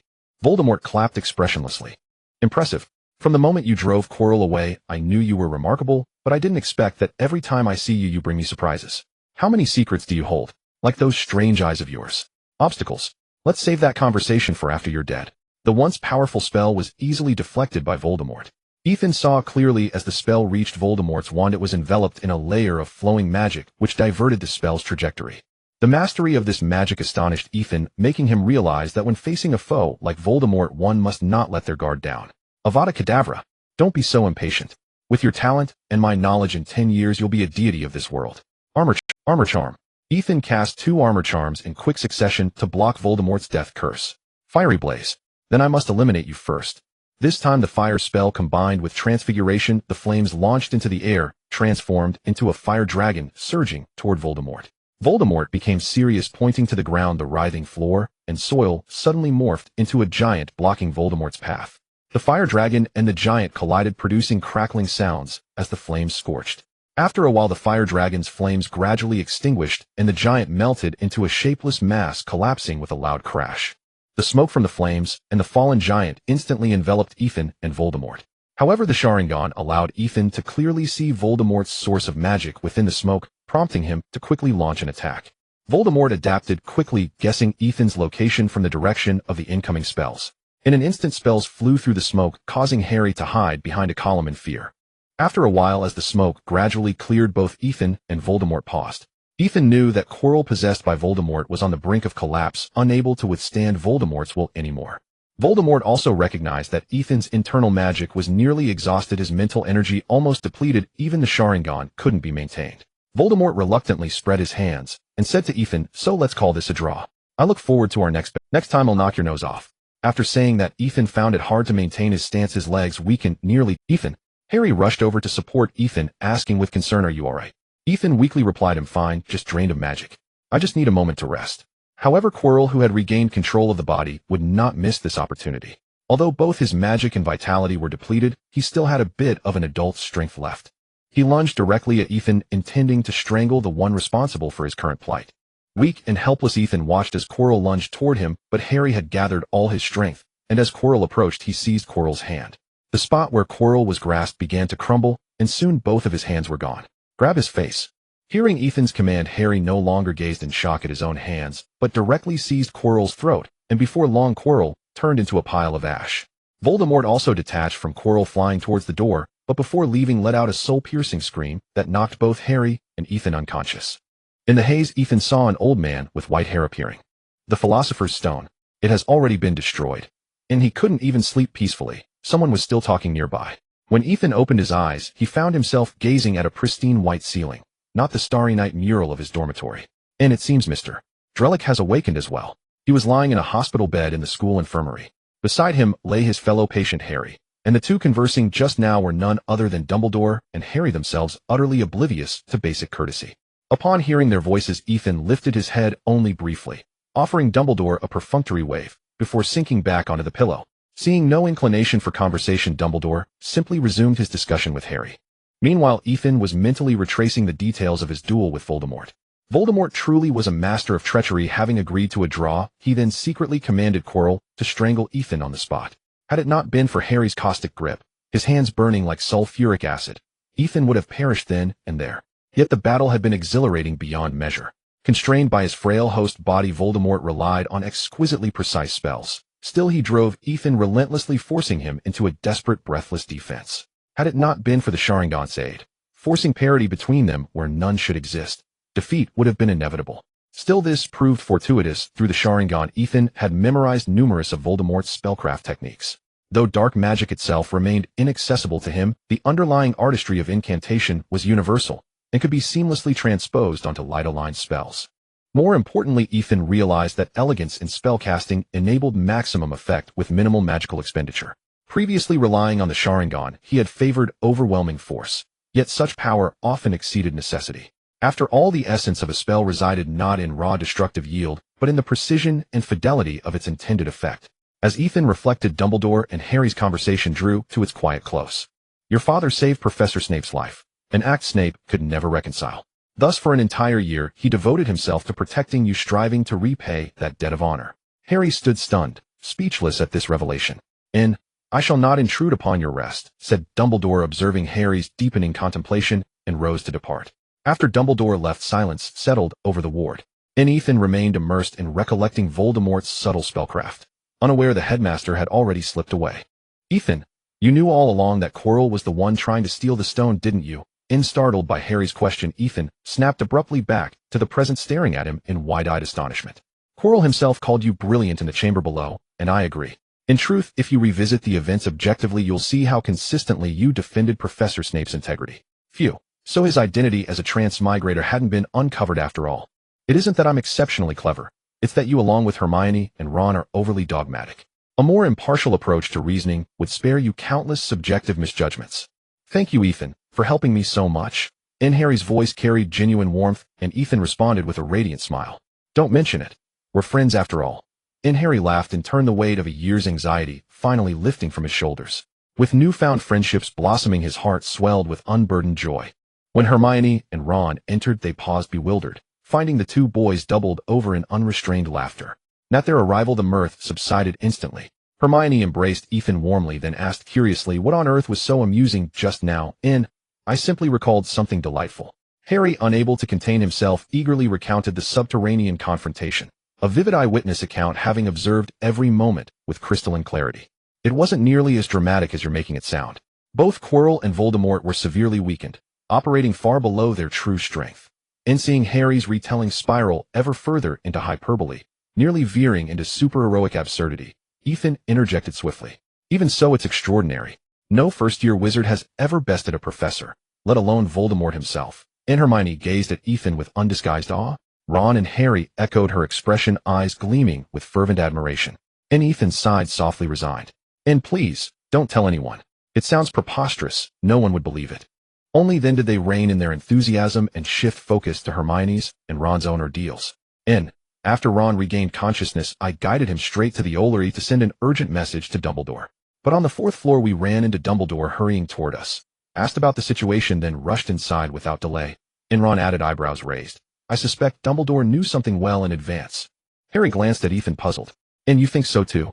Ethan, you must know more than we do. With serene composure, Ethan accepted a chocolate bean from Hermione and began reconstructing the sequence for them.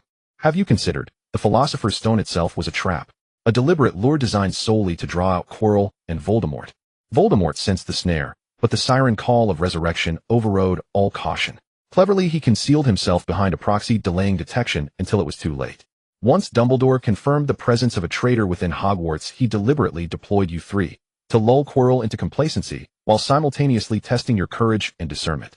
Finally, Dumbledore's conspicuously public departure from the castle was calculated theater, intended to provoke Quirrell into revealing himself. Naviri's step unfolded precisely as Dumbledore orchestrated, ensuring our safety no matter the outcome. Cue applause. Yet, no awestruck stares followed. Instead, the trio exchanged glances, silent, unimpressed, and dripping with cynical disdain. Oh, you tactical types, your hearts are rotten. They turned their attention instead to recounting what had transpired during their shared unconsciousness. The castle erupted into chaos. George and Fred sneaked into that very room and leaked everything they saw. Now everyone's speculating wildly about what truly happened to us. And don't forget your embellishments, Ron. Hermione retorted, exasperated. We lost our final Quidditch match to Ravenclaw, and Slytherin walked away with the house cup.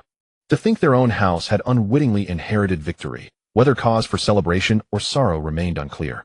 Ron swallowed a chocolate frog with visible difficulty. George says tomorrow's year-end banquet will be unforgettable, though I wonder whether you'll be well enough to attend. Just then Madame Pomfrey arrived, her authority absolute in the infirmary. None dared defy her. Harry and Ethan obediently drank the potions she administered and slept soundly until morning. Ms. Pomfrey inspected Ethan with a displeased expression, muttering to herself. It was promised that I would be discharged tonight, yet here I am having to leave at noon. If the headmaster continues to act so recklessly, I must protest for the sake of the little wizard's health. Ethan complained softly. I merely exhausted my magical energy. To his surprise, she heard him. Ms. Pomfrey shot him a cold glare. I've never seen a little wizard face the danger of exhausting their magical energy. Ethan immediately lowered his head in apology, knowing he couldn't afford to provoke her. In the end, after gaining Miss Pomfrey's approval, Ethan left the school hospital under Harry's envious gaze. He could have stayed with Harry until the evening, but Dumbledore had sent word wanting to have a chat. Cockroach cluster. This referred to a type of candy that looked like cockroaches. In his past life, as a true local from Guangxi, he would have stomped on any cockroach he saw. Thus, Ethan wore a look of disdain as he watched Dumbledore savor the cockroach cluster. Are you really not going to enjoy it at your leisure? Dumbledore paused, took a sip of tea, and said, I am very grateful to you, Ethan, for everything you've done for Harry. You know your plan is quite dangerous. If Harry were to fall victim to a killing curse in the basement, it would all be over. I only hope you can arrange things more carefully. Haha, I'll do my best, Dumbledore chuckled. I know you still harbor some suspicions towards me. I cannot deny that you have indeed caused me concern and fear. If you seek great power, I can assist you. Tisk, it seemed Dumbledore had been keeping an eye on the situation in the basement. Oh, no wonder he was so bold in allowing Voldemort to wreak havoc. It serves him right for being noseless to be devoured by Dumbledore. I think you misunderstand you. I will certainly pursue power, but it will be my own path. However, I can assure you that eliminating Voldemort is our common goal. Dumbledore pondered for a moment and said with satisfaction, that means you no longer require my gift. Ethan realized he had walked into a trap, but being shameless, he did not care about losing face. If you insist on giving, I shall graciously accept. But aren't you trying to forge your own path? I think I'll keep it. After all, it is so precious that I can hardly bear to part with it. Precious. Ethan's eyes lit up, and he said eagerly, No, walking my own path can also include assistance from others that's not in conflict, and we can mutually benefit each other. Dumbledore's lips curled into a sly smile as he said, In that case, could you do me one more favor? It turned out he had been waiting for me. It seems old Dumbledore is quite the schemer. Ethan resignedly slumped back in his chair and said weakly, What is it this time? Dumbledore handed Ethan a small bag. He took it and poured out a piece of irregular red crystal into his hand. A philosopher's stone. Although it was his first time seeing it, he could feel the intricate magical power and vibrant life force contained within. Ethan looked up puzzled at Dumbledore. This was the philosopher's stone, capable of turning stone into gold and crafting elixirs of immortality. Just taking it out would tempt many in the magical world to trade their entire fortunes for this stone. This is the philosopher's stone, but it has lost its potency. Yet I can still feel its vibrant life force. Dumbledore replied, That is a characteristic inherent to the philosopher's stone, but this particular one can no longer turn stone into gold or create elixirs of immortality. No wonder old Dumbledore was willing to part with the philosopher's stone. Even so, a unique philosopher's stone was still immensely valuable. If sold, many alchemists would be willing to risk everything to obtain it for research into its production methods. If Voldemort knew the object he had been striving to steal was now ineffective, he would likely explode with rage. However, this also meant Dumbledore's request was not simple. Ethan hesitated as he looked at the philosopher's stone. Dumbledore noticed Ethan's reluctance and no longer kept him guessing. I hope you can teach Harry some magical skills while in school to enhance his combat abilities. Combat. You want to train Harry to be a warrior. Dumbledore did not answer, but continued speaking. After this incident, Harry's interest in aggressive magic has greatly increased. I worry he may stray down the wrong path, so I hope you can guide him. After some thought, Ethan realized this deal was not a loss. He would merely be providing some guidance to Harry in his spare time, and he would gain a philosopher's stone. How could he view it as anything but a profitable venture? Since you trust me so much, I will agree, but it must be after the school year begins. Of course, the year-end feast is about to start, and I have a gift for you. He chuckled. Isn't it just fair and square to award the house cup to Gryffindor? Ethan carefully placed the philosopher's stone into his small wallet, which had grown to the size of a regular backpack and was more stable in structure, making it much more convenient for him. He gave the headmaster a nod and then left. However, as soon as Ethan exited the headmaster's office, it became noisy inside, with the voices coming from the portraits on the wall. Dumbledore, do you really trust this kid? The portraits in the headmaster's office were all former headmasters possessing the memories of their lifetimes to assist the new headmaster in managing the school. Moreover, the headmaster of Hogwarts also had many portraits outside the school, which could appear in any of their respective frames, allowing the current headmaster to understand situations beyond the school. The one who spoke was Dolores Umbridge, who had once been the chief healer at St. Mungo's Hospital for Magical Maladies and Injuries, making significant contributions to magical healing.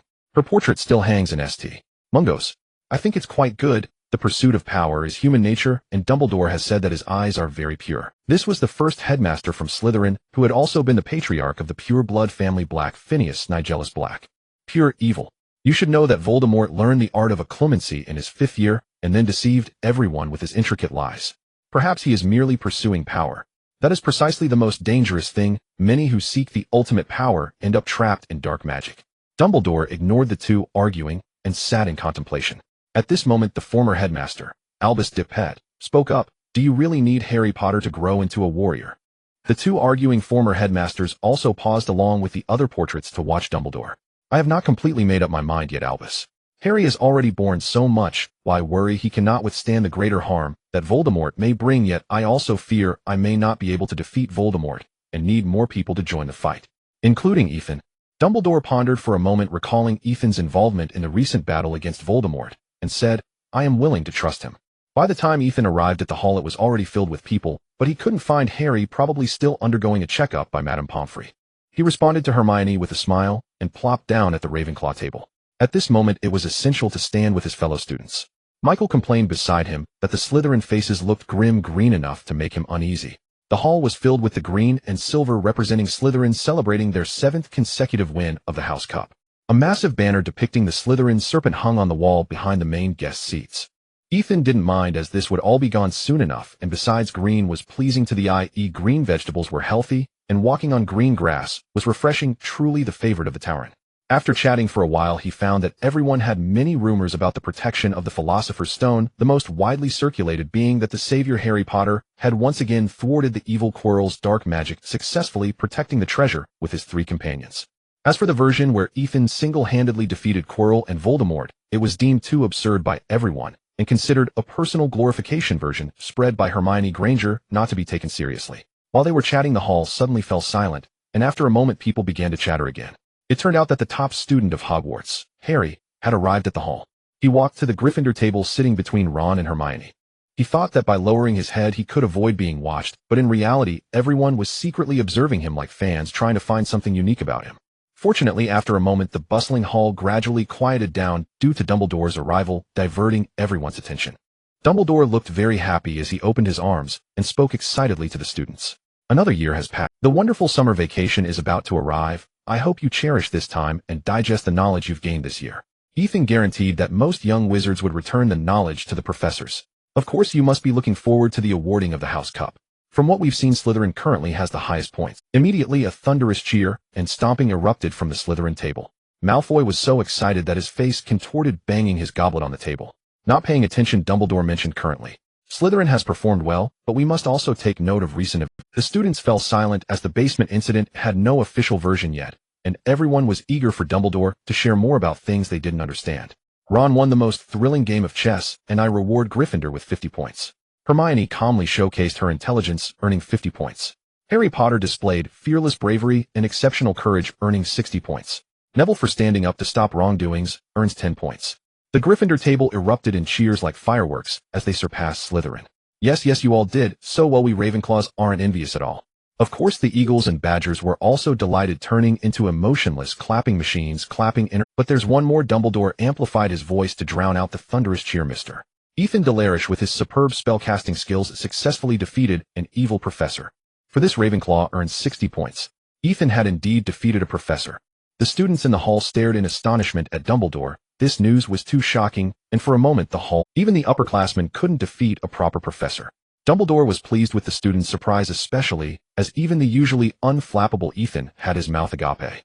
He clapped his hands, and the originally green ribbons turned blue, the silver transformed into bronze, and the giant Slytherin serpent was replaced by the magnificent Ravenclaw eagle. This action snapped the students back to reality. Ravenclaw had won the House Cup by a narrow 4-point margin over the second-placed Gryffindor. Instantly, the Ravenclaws erupted into an even more enthusiastic cheer and applause. We are the champions. We are exceptionally smart, calm, and never give up. We are Ravenclaw. Ravenclaw, ethereal and elegant, our headmaster only up to the waist. Professor Flitwick, the still-bottomed Hufflepuffs were expressionlessly clapping. Human joys and sorrows are different. I just found them noisy. Although Gryffindor regrettably did not win the House Cup, the fact that it was not Slytherin made them feel comforted. The Slytherins, sharing the same sentiment, also cheered loudly, competing with Gryffindor to see whose applause was louder. After all, they didn't win against their old rivals Gryffindor.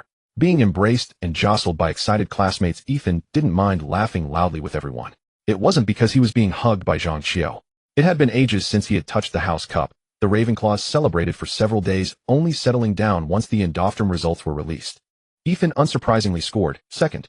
He rightfully earned full marks in Charms, Transfiguration, and Defense against the Dark Arts, while falling a bit short in Herbology, Astronomy, and Potions, and the worst was History of Magic, barely passing. Michael is to blame. On the train ride back, Hermione continued to backstab Ethan. I told you to study History of Magic. Well, if it weren't for that subject, you would have been first. Ethan weakly replied, yes, next time for sure. How about we study History of Magic together during the summer? I can help you catch up. Before Ethan could respond, Ron exclaimed, in horror, holidays are for fun. You guys aren't thinking of studying History of Magic during the summer, are you? Harry beside him nodded in agreement. What else? If we don't review, we'll quickly forget what we learned, and we can't perform magic outside of school. Ron looked pleased. I can use magic at home. The ministry can't tell if it's my mom or me casting spells at George, and they do this every year. Indeed, the ministry does not allow underage students to perform magic outside school, but the trace only detects a specific area, so underage students can use magic in the presence of adult wizards, which is unfair to muggle-born wizards, and pose some obstacles to Ethan's summer plans.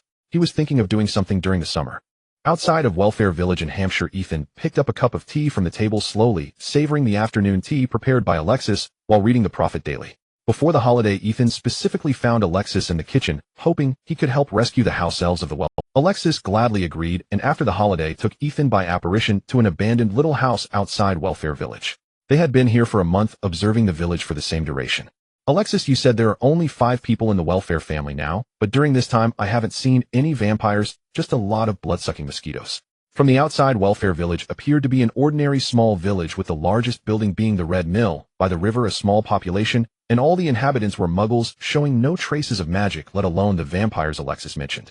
The only strange thing was that there were many poultry raised in the village, with each household keeping a pen of pigs, sheep, chickens, and ducks. Alexis served him the small cookies he made, saying, with some guilt, when I was younger my parents would use apparition to take me to the hall of the castle, and I had no idea where the castle was actually located. The problem is there's no sign of a castle anywhere in the entire village. Ethan had wondered whether the castle might be hidden by an unbreakable vow, but since Alexis hadn't seen it either, it meant that either the castle wasn't here or it was hidden in another way. After finishing the afternoon tea, Ethan continued to lounge about, picking up a new lady's wallet and repeatedly casting the undetectable expansion charm. His research on the pocket dimension was still insufficient. He couldn't open a space like Helga could, but he had made significant progress with the undetectable expansion charm. If it weren't for the prohibition on selling, he would have already made a fortune off these small wallets. This lady's wallet was prepared for Hermione. The 3 of them, upon learning on the train that he had a wallet enchanted with the undetectable expansion charm, begged Ethan to make one for them too. Harry's was already ready, just waiting to be sent when his birthday came in a few days. As for Welfare Village, it was now midday. The sun was so fierce that not even vampires would want to go outside, not to mention humans. This continued until after dinner, when some elderly villagers finally came out for a walk. The young people had all gone to work in the big cities, leaving mostly elderly villagers behind, which was a common situation. Ethan put down the small wallet in his hand, cast a disillusionment charm on himself, and quietly slipped into the village with Alexis. The small wallet was nearly finished, but he still hadn't found any traces of vampires. He was now eager to receive a letter from the Ministry of Magic which would prove that there were no wizards here. Unfortunately, after a month he had received nothing, which only confirmed that this was indeed the hiding place of the Welfare family. Bored, he watched an elderly couple supporting each other walk past, their faces filled with worry. "Old man, your leg is getting worse by the day. Shouldn't you go get it checked?" "What's there to see? There's only one pig left at home. If we don't raise more pigs, we won't even have food to eat. I wonder if it will be enough. Tonight is the settlement day with Lord Amos." Amos Welfare. New task unlocked. Amos Welfare is the youngest son among the 5 members of the Welfare family that Alexis mentioned. After waiting so many days, he finally caught a lead on the vampires. Ethan wasn't in a hurry, since Amos would be coming tonight. He could just wait here. As the night deepened, the villagers did not return home to sleep as usual. Instead, they drove their chickens, ducks, pigs, and sheep to the riverside. Ethan and Alexis stood invisibly by the door of the mill, watching the villagers gather the poultry in front of the Red Mill. The scene began to take on an eerie quality. Aside from the sounds of the poultry, the villagers remained silent, only making noise when they herded the fleeing animal. Indeed, tonight was a special night for Welfare Village. As the sky grew darker, the moon gradually became obscured, with only the oil lamps held by the villagers providing some light. Ethan estimated it was nearly 2 in the morning. The children had already yawned several times.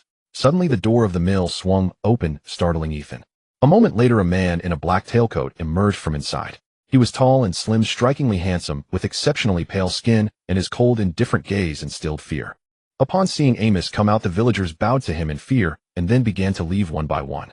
Amos looked at the departing villagers without any emotion, as if they were nothing more than poultry. He disdainfully glanced at the poultry in front of him, and said, "Allie, get these filthy creatures inside." Next to him, Alexis gasped, and Ethan then noticed a dirty little elf at Amos' feet, wearing a cap so filthy its original color was unrecognizable. With a wave of Alice's small hand, the poultry walked in an orderly manner into the mill. Amos walked aside in disgust, muttering, "Filthy things. One day I will drain the food from this place." Soul extraction. Ethan would not miss this opportunity, directly casting the soul-snatching curse he had just learned during the holiday at Amos. But Amos merely paused for a moment before bellowing and drawing his wand. "Bastard. Bone-crushing curse." A red beam shot toward Ethan, startling him into alertness. "Protego."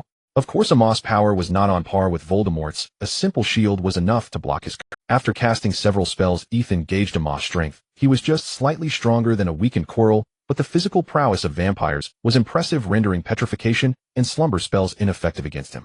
In an unknown duel, it would take a tremendous amount of time, but this was based on Ethan not using his Sharingan. Dodging Amos' spells, his eyes widened, and the double Tomo Sharingan emerged in his gaze. Shatter. The dim environment prevented Amos from noticing the peculiarities in Ethan's eyes. He continued to resist with his body as before. The spell struck his left arm, directly blasting away a significant chunk of flesh. Before Amos could express his surprise, his body suddenly sank, rendering him unable to move. Ethan then cast 3 consecutive slumber spells. The enhanced spells were beyond Amos' ability to withstand, knocking him off his feet and leaving him sprawled on the ground unconsciously. While they were fighting, Alexis had already approached Allie, whispering something to her. Seeing Amos lying on the ground, Alexis happily pulled Allie forward.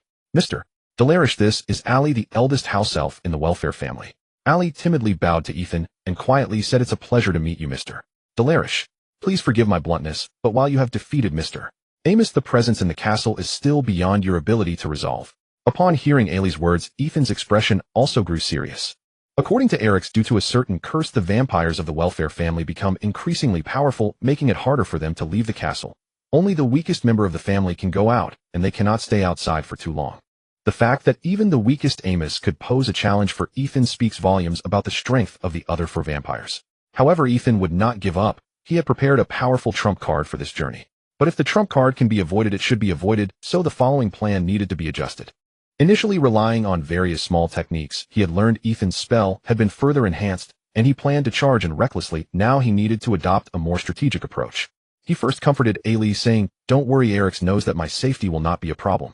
Eric's nodded eagerly. "Eric's, you bind Amos here, then Allie will return to the castle as usual and take me to find the other house elves. Remember, if I call your name during the battle, you should disapparate to find Eric's. He knows what to do." Then he took out a cloak. Indeed, this was Harry's invisibility cloak, which Ethan had borrowed from Harry on the train as a precaution. He valued his life greatly. Allie gazed in astonishment as Ethan vanished beneath the cloak. Then a confident voice echoed in the air. "Let's take action. Oh, I will rescue you all." With this, Allie felt a bit more confident in Ethan and continued to lead the poultry into the mill. As Ethan followed into the dark mill, he discovered a downward staircase inside. This stone staircase occupied the entire floor of the mill and was adorned with many intricate patterns flanked by torches illuminating the descent. The vampires reside below.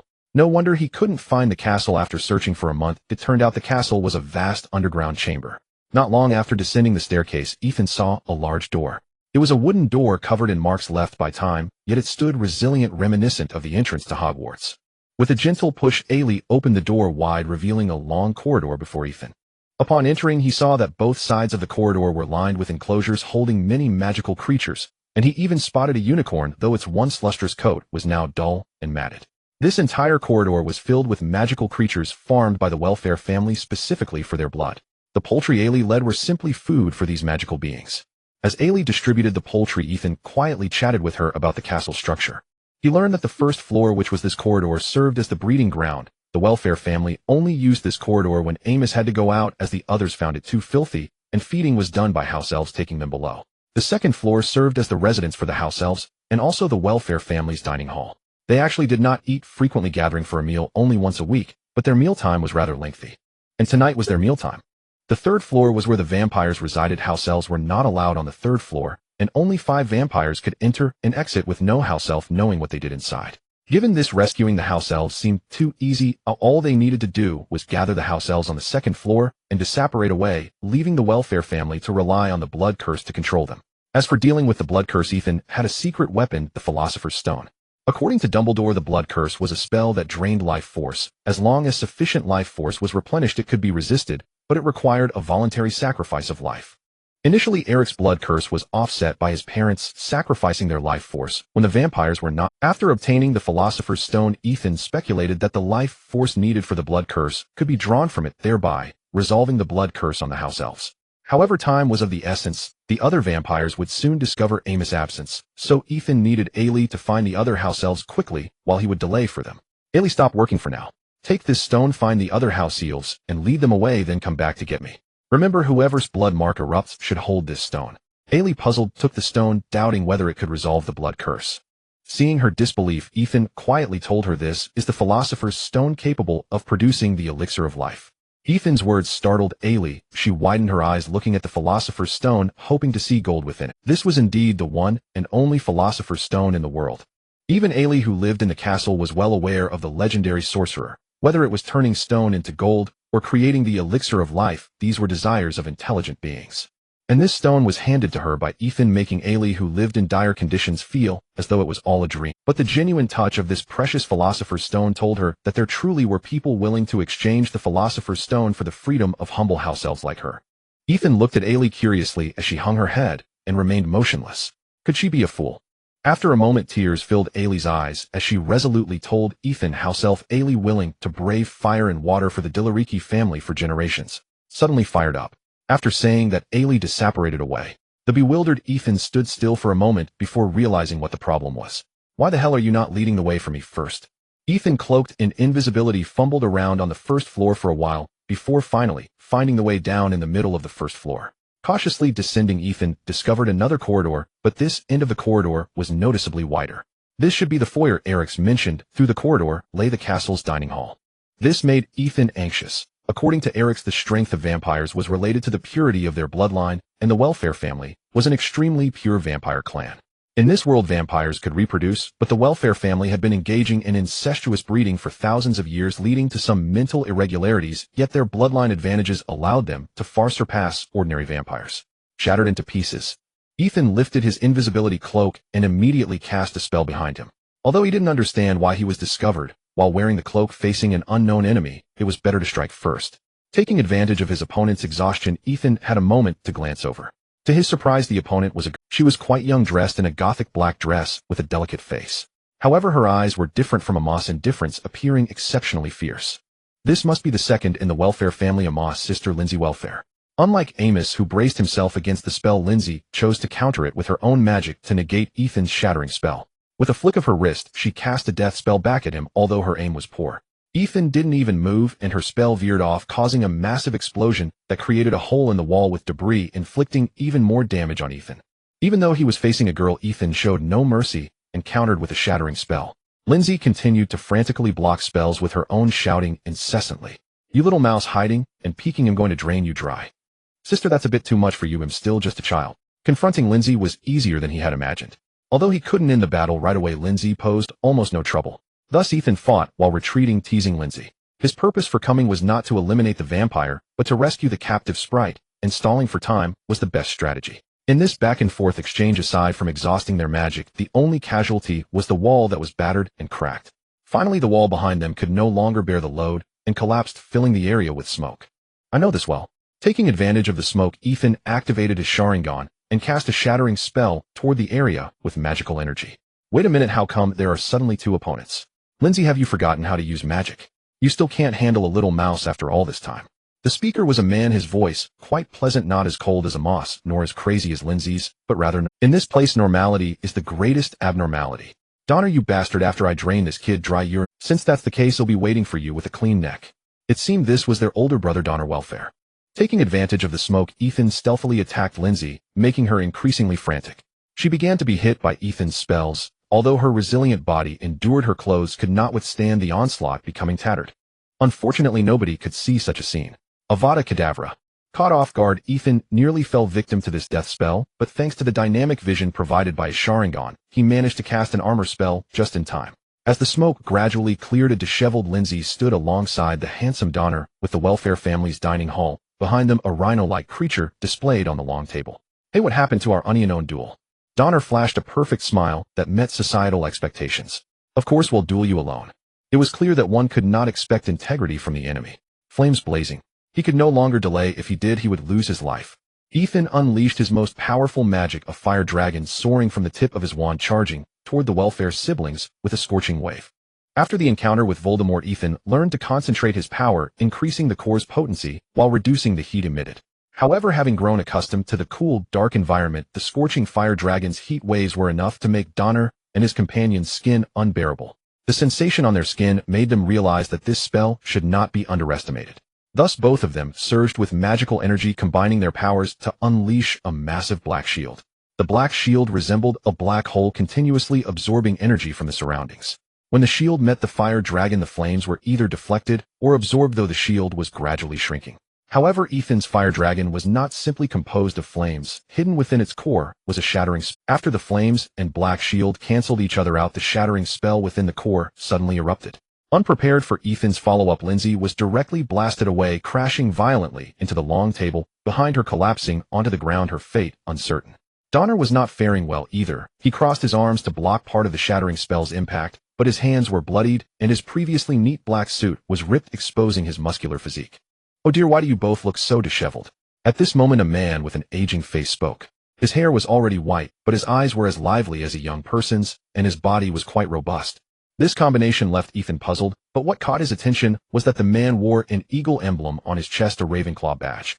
He could not mistake it. This was the symbol of his own academy, the Ravenclaw eagle. However, now was not the time to ponder this. Ethan was running low on magic, and this man appeared to be quite formidable. He recognized him as one of the two most mysterious vampire progenitors in the castle, Ismon Welfare, who appeared only once every few months to drain the blood of an entire unicorn. As for the other vampire progenitor, even Eric's had only heard whispers of him, never seen him. Donner took a deep breath before slowly lowering his hands, angrily stating, "It's all this damned guy's fault."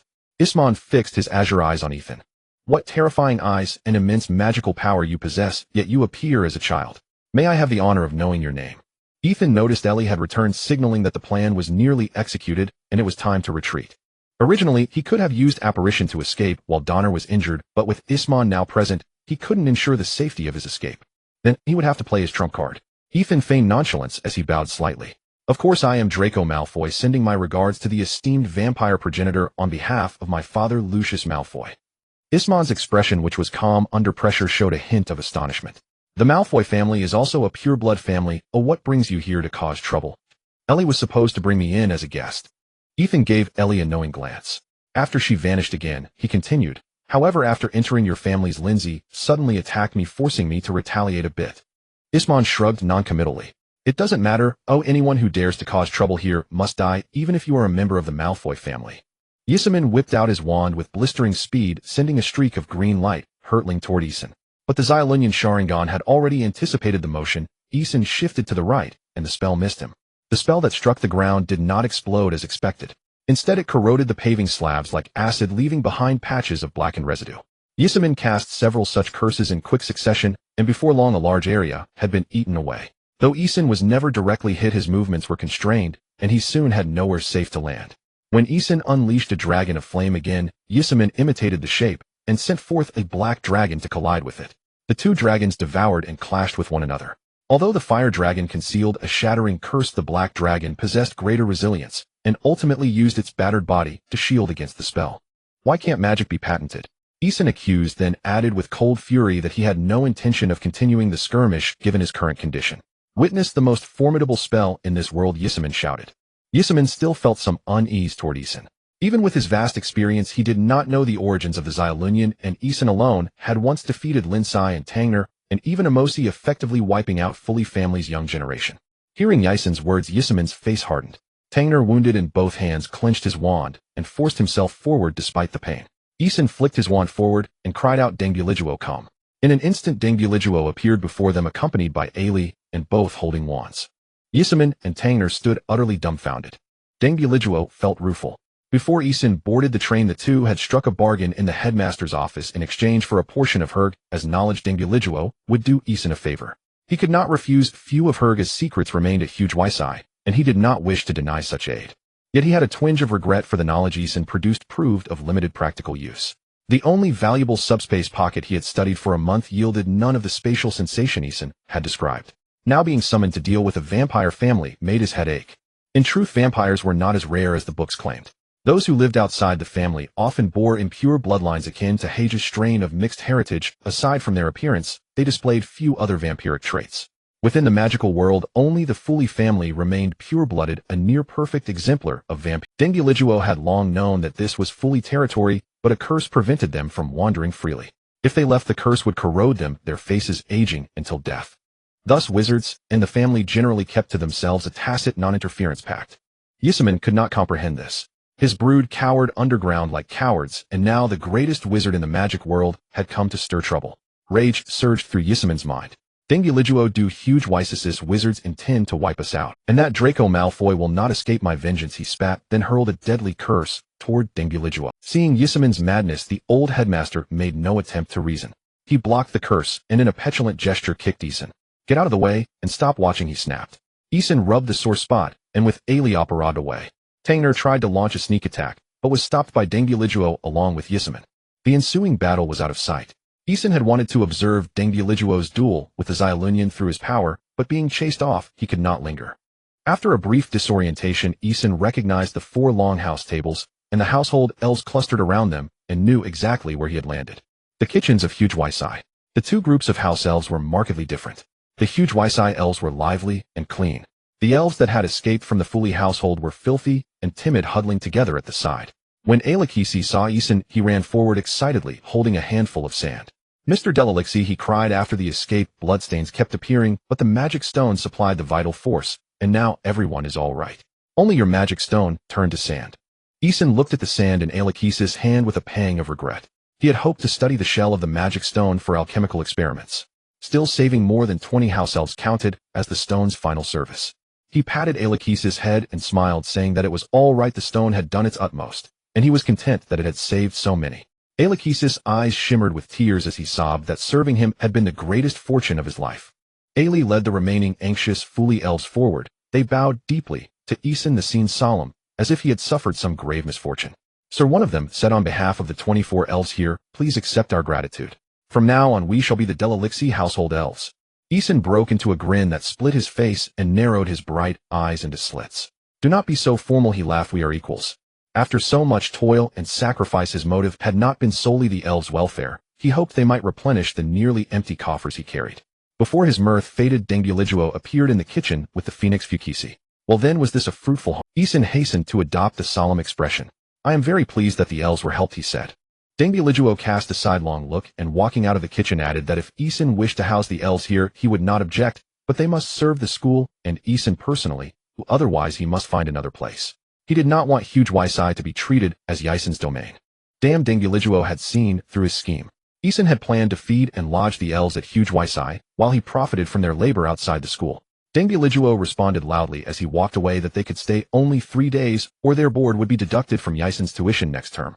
Sorely disappointed, Ethan glanced at his modest coin pouch and sighed in melancholy. He lamented that his venture had folded before it had truly begun. His fledgling enterprise had already collapsed midway through its course. Ethan had no choice but to leave the little house elves at Hogwarts while he went to seek investment. In Surrey, London, at the Little Whinging area. Indeed, the first investor Ethan was looking for was the young and wealthy Harry, as the Potter family is one of the pure-blood families with a long history of accumulated wealth now resting with Harry. It was quite difficult to find. The houses here were all similar, and Harry's aunt and uncle were doing their best to cover up any traces of Harry's existence, making it impossible to discern where he lived from the outside. Thus Ethan could only search house by house. Just as he was halfway through his search, suddenly an owl flew into a nearby small house, and then a couple rushed out cursing and ran away as if fleeing from a plague. Found it. Ethan hurried over, and as he approached he heard a roar from inside. They will expel you. A portly man at least twice Ethan's size suddenly flung the door open. Mr. Mason. Who are you? Are you a friend of Dudley? Dudley is Harry's cousin, a young chubby boy. It seems that because Ethan was dressed normally in muggle clothes, Harry's uncle Vernon assumed he was there to see Dudley. Hello, Mr. Dudley, my name is Ethan Delary. I am Harry's classmate at Hogwarts, and I have come to find Harry about some matters. Vernon inhaled sharply in fear, his face barely hiding his anger, but considering the neighbors around, he opened the door. Come in. What is that thing? Following Ethan was Alex, who slightly bowed and proudly said, I am the house elf of Mr. Delary. Vernon and Alex stared at each other, attempting to control each other with their gazes. Inside the house the situation was not great, with various cake crumbs scattered on the floor and forks and plates carelessly thrown on the coffee table and sofa. Ethan, what brings you here? Harry, who had originally been frowning, broke into a bright smile upon seeing Ethan, completely disregarding Aunt Petunia's sour expression. Alex, please help tidy this place up. Ethan took out a small wallet and handed it to Harry. It's your birthday today. How could I not check on my good friend? Harry was even happier, and disregarding Alex, who was cleaning directly, pulled Ethan upstairs to where he lived. Petunia's expression turned a bit awkward. She had indeed forgotten that today was her nephew Harry's birthday, so she didn't stop him, only watching warily as Alex happily tidied up the house. As expected, one could not hope for a boy's room to be particularly tidy.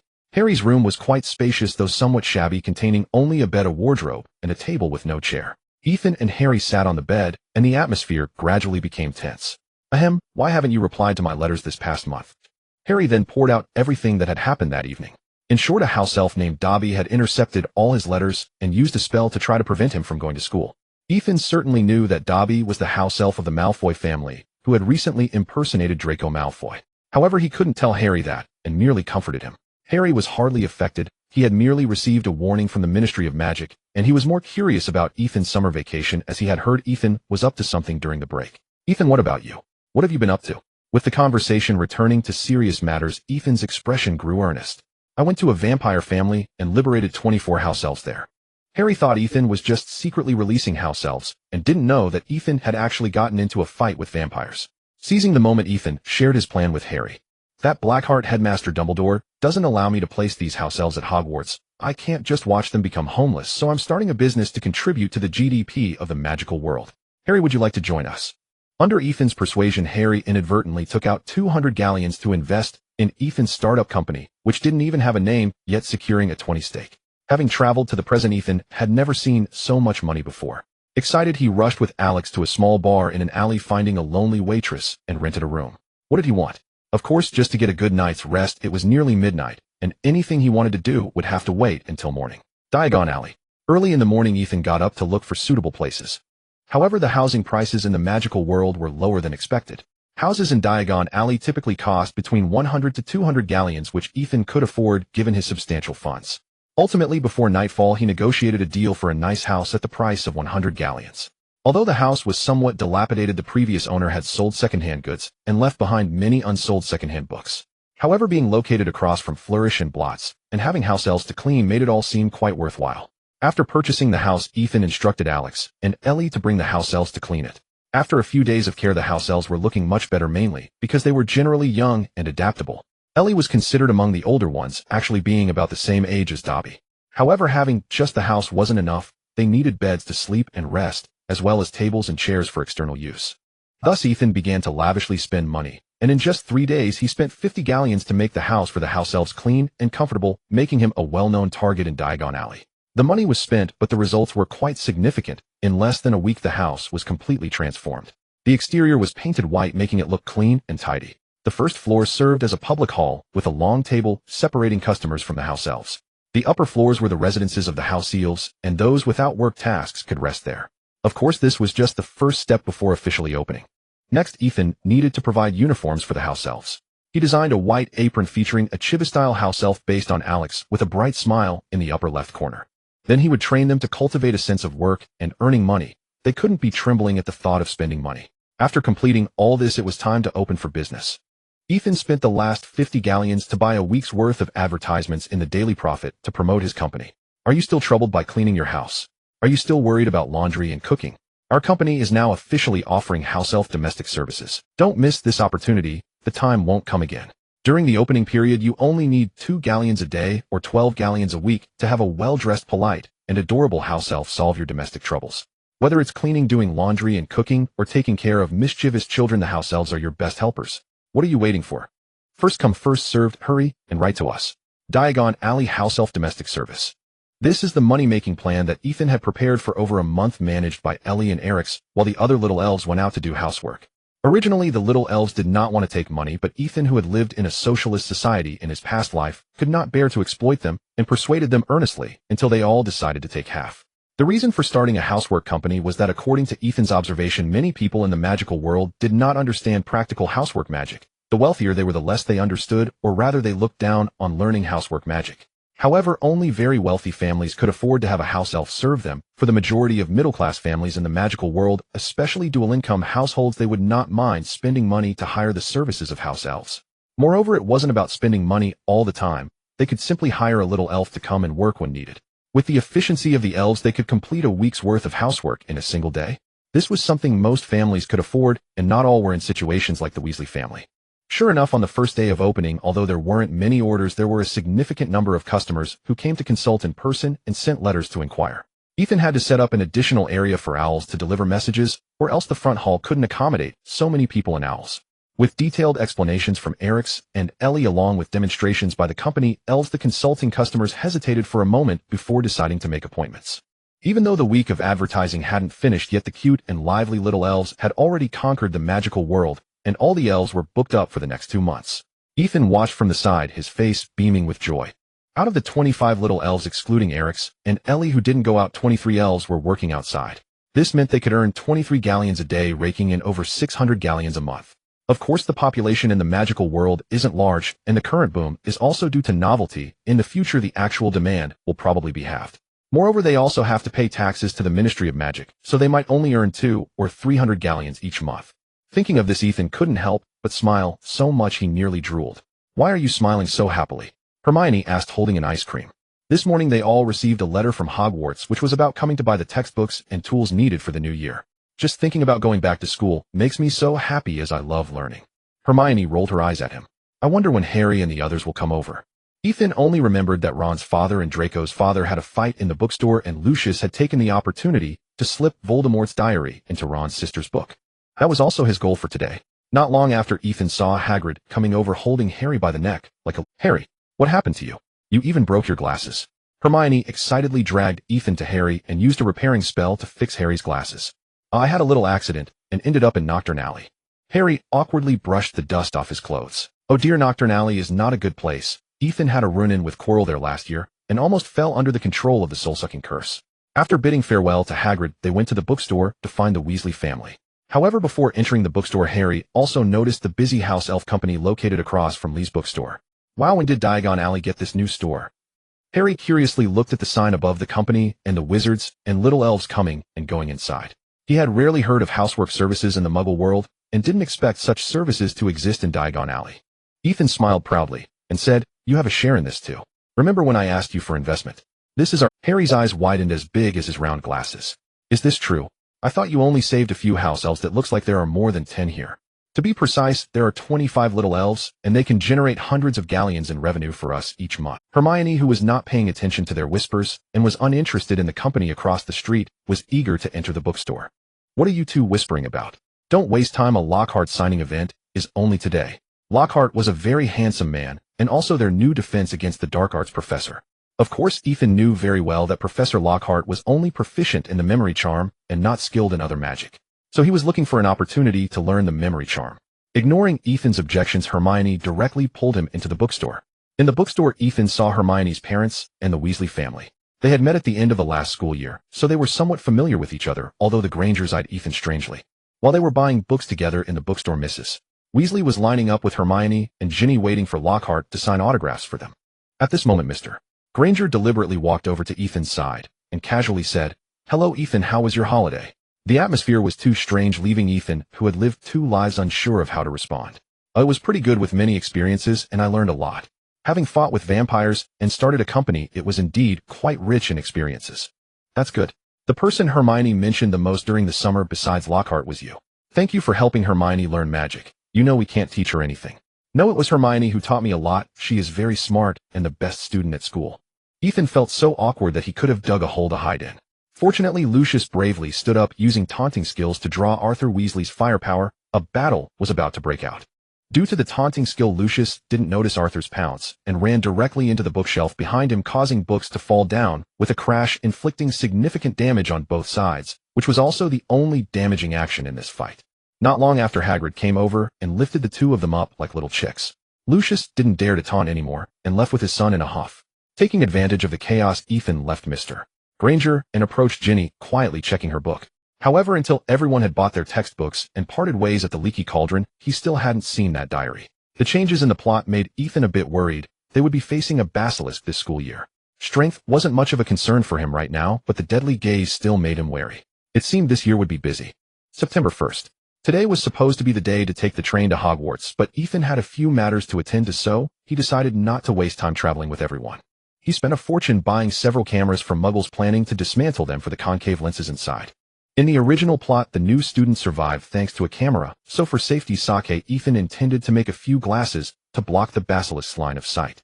This way, even if he accidentally made eye contact, he would be petrified rather than outright killed. However, after a whole day of work, Ethan still couldn't produce satisfactory glasses. No matter how he adjusted it, the images produced by the camera were inverted. He didn't know if the heavy rain could turn the city upside down, but these glasses could. Wait a minute, if one lens is inverted, then two should be normal. I am truly a genius. Saying and doing. Fortunately, the clever Ethan worried about being clumsy and bought a few extra cameras. After piecing things together, he rolled a leather case into a circle, placed a lens in front and back, and connected the two cases. Finally, he crafted a product that satisfied him. But why did it look so familiar? Ethan fell into deep thought. Bang! Isn't this just a telescope? Spending over £1,000 just to make a few pounds worth of telescope. And he wasted a whole day of his time. Just as Ethan was getting angry, Alex walked over. Ethan, the feast is about. Calculating the time, he realized it was indeed close to the Hogwarts opening feast, so he could only put away his crooked telescope. Then with resignation, he said to Alex beside him, "Take me to school." Hogwarts. By the time Ethan arrived at the hall, the sorting ceremony had already concluded, and everyone was enjoying a delicious dinner. He plopped down next to his roommate Michael. With a chicken leg in his mouth, Michael mumbled, "Did you know? Harry Potter and Ron Weasley came to school in a flying car, and everyone says they are going to be expelled." Ethan didn't believe that Dumbledore would actually expel Harry. If other students dared to do that, they would have been kicked out long ago. However, Harry's boldness surprised him, and he felt it might get him in trouble with Dumbledore.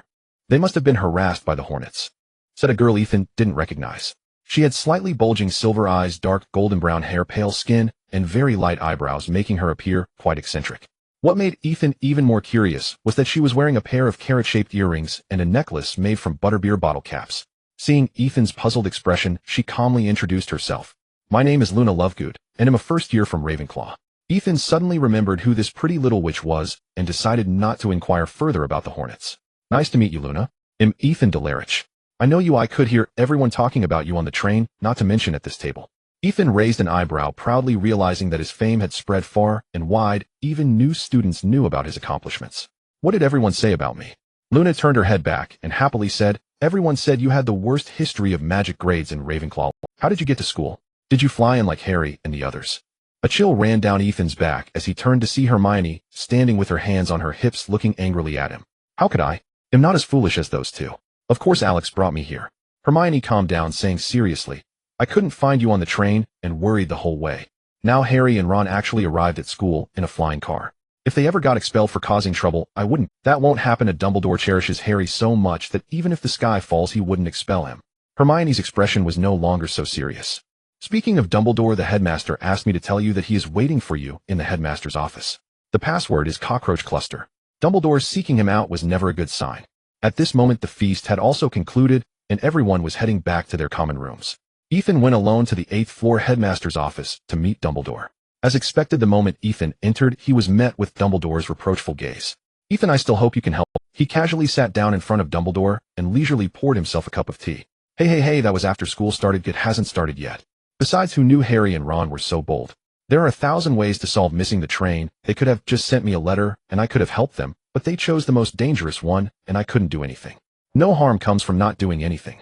Dumbledore was also helpless. He hadn't anticipated that Harry would dare to do this. He didn't think about the possibility that someone might target Harry, which made him worry for the first time whether he had chosen the wrong person.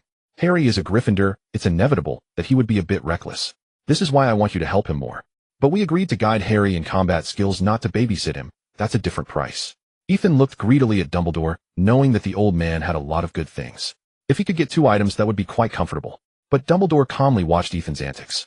"Is your housekeeper company enough? What does that have to do with my company?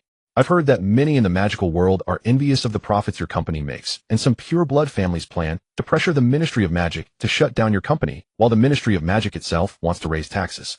This is bad news. Even if they raise taxes, I can still manage, but if they shut down my company, what will happen to my money? I can't just storm the Ministry of Magic and wipe out all the pure-blood families, can I? This doesn't make sense. Oh, no law allows arbitrary tax increases. Ew, I will sue them. You have no power. They don't even need a legal basis to find a reason to punish you." Dumbledore's words were laden with. Ethan pondered for a moment and speculated. "So you're saying you can give me a backing?" "Of course, as long as you can protect Harry at the right time, I can help you fend off the pure-blood families and the Ministry of Magic." This sounds quite cost-effective. Originally dealing with Voldemort required Harry's help, and I would certainly protect him. Now it's like getting Dumbledore and Hogwarts backing for free. What a steal. Great deal. In fact, Harry is my good friend. Even if you don't say it, I will protect him. I'm not that kind. Dumbledore was used to Ethan's thick-skinned nature, and after discussing matters, he sent him away. On the first day of school, Ron unsurprisingly received his mother's earnest admonition. The loud voice of the howling letter even caused Ethan to experience a slight ringing in his ears during herbology class. In the greenhouse, Professor Sprout was introducing the mandrake. Today we will repot the mandrake. Now who can tell me what characteristics the mandrake possesses? Today attending class with Slytherin meant no little witches vying for attention, and Ethan was easily called upon. The mandrake, primarily its roots, is a powerful restorative agent, and an essential component of most antidotes, mainly used to restore those who have been transformed or cursed to their original state. Under normal circumstances, Ethan would not seek the spotlight, but the mandrake was an important tool for this academic year, and he had memorized its details long ago. Very good. Ravenclaw earns 10 points. However, the mandrake is very dangerous. Hearing its cry can be fatal. So everyone must pay attention to my instructions.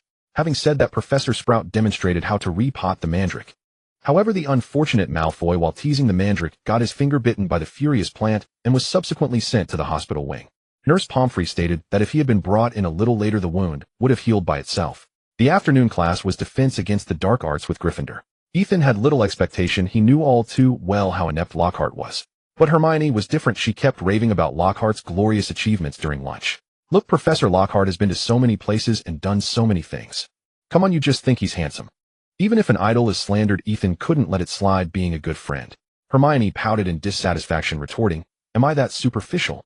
If you had done as much as he has, I would admire you just the same." This statement began to sound increasingly off. After all, I am as handsome as the readers. At that moment, a small gray-haired boy approached them. "Hello, my name is Colin Creevey. I'm a new student in Gryffindor. May I take a picture of you?" "Oh, a little wizard knows about my exploits from last semester right at the beginning of school."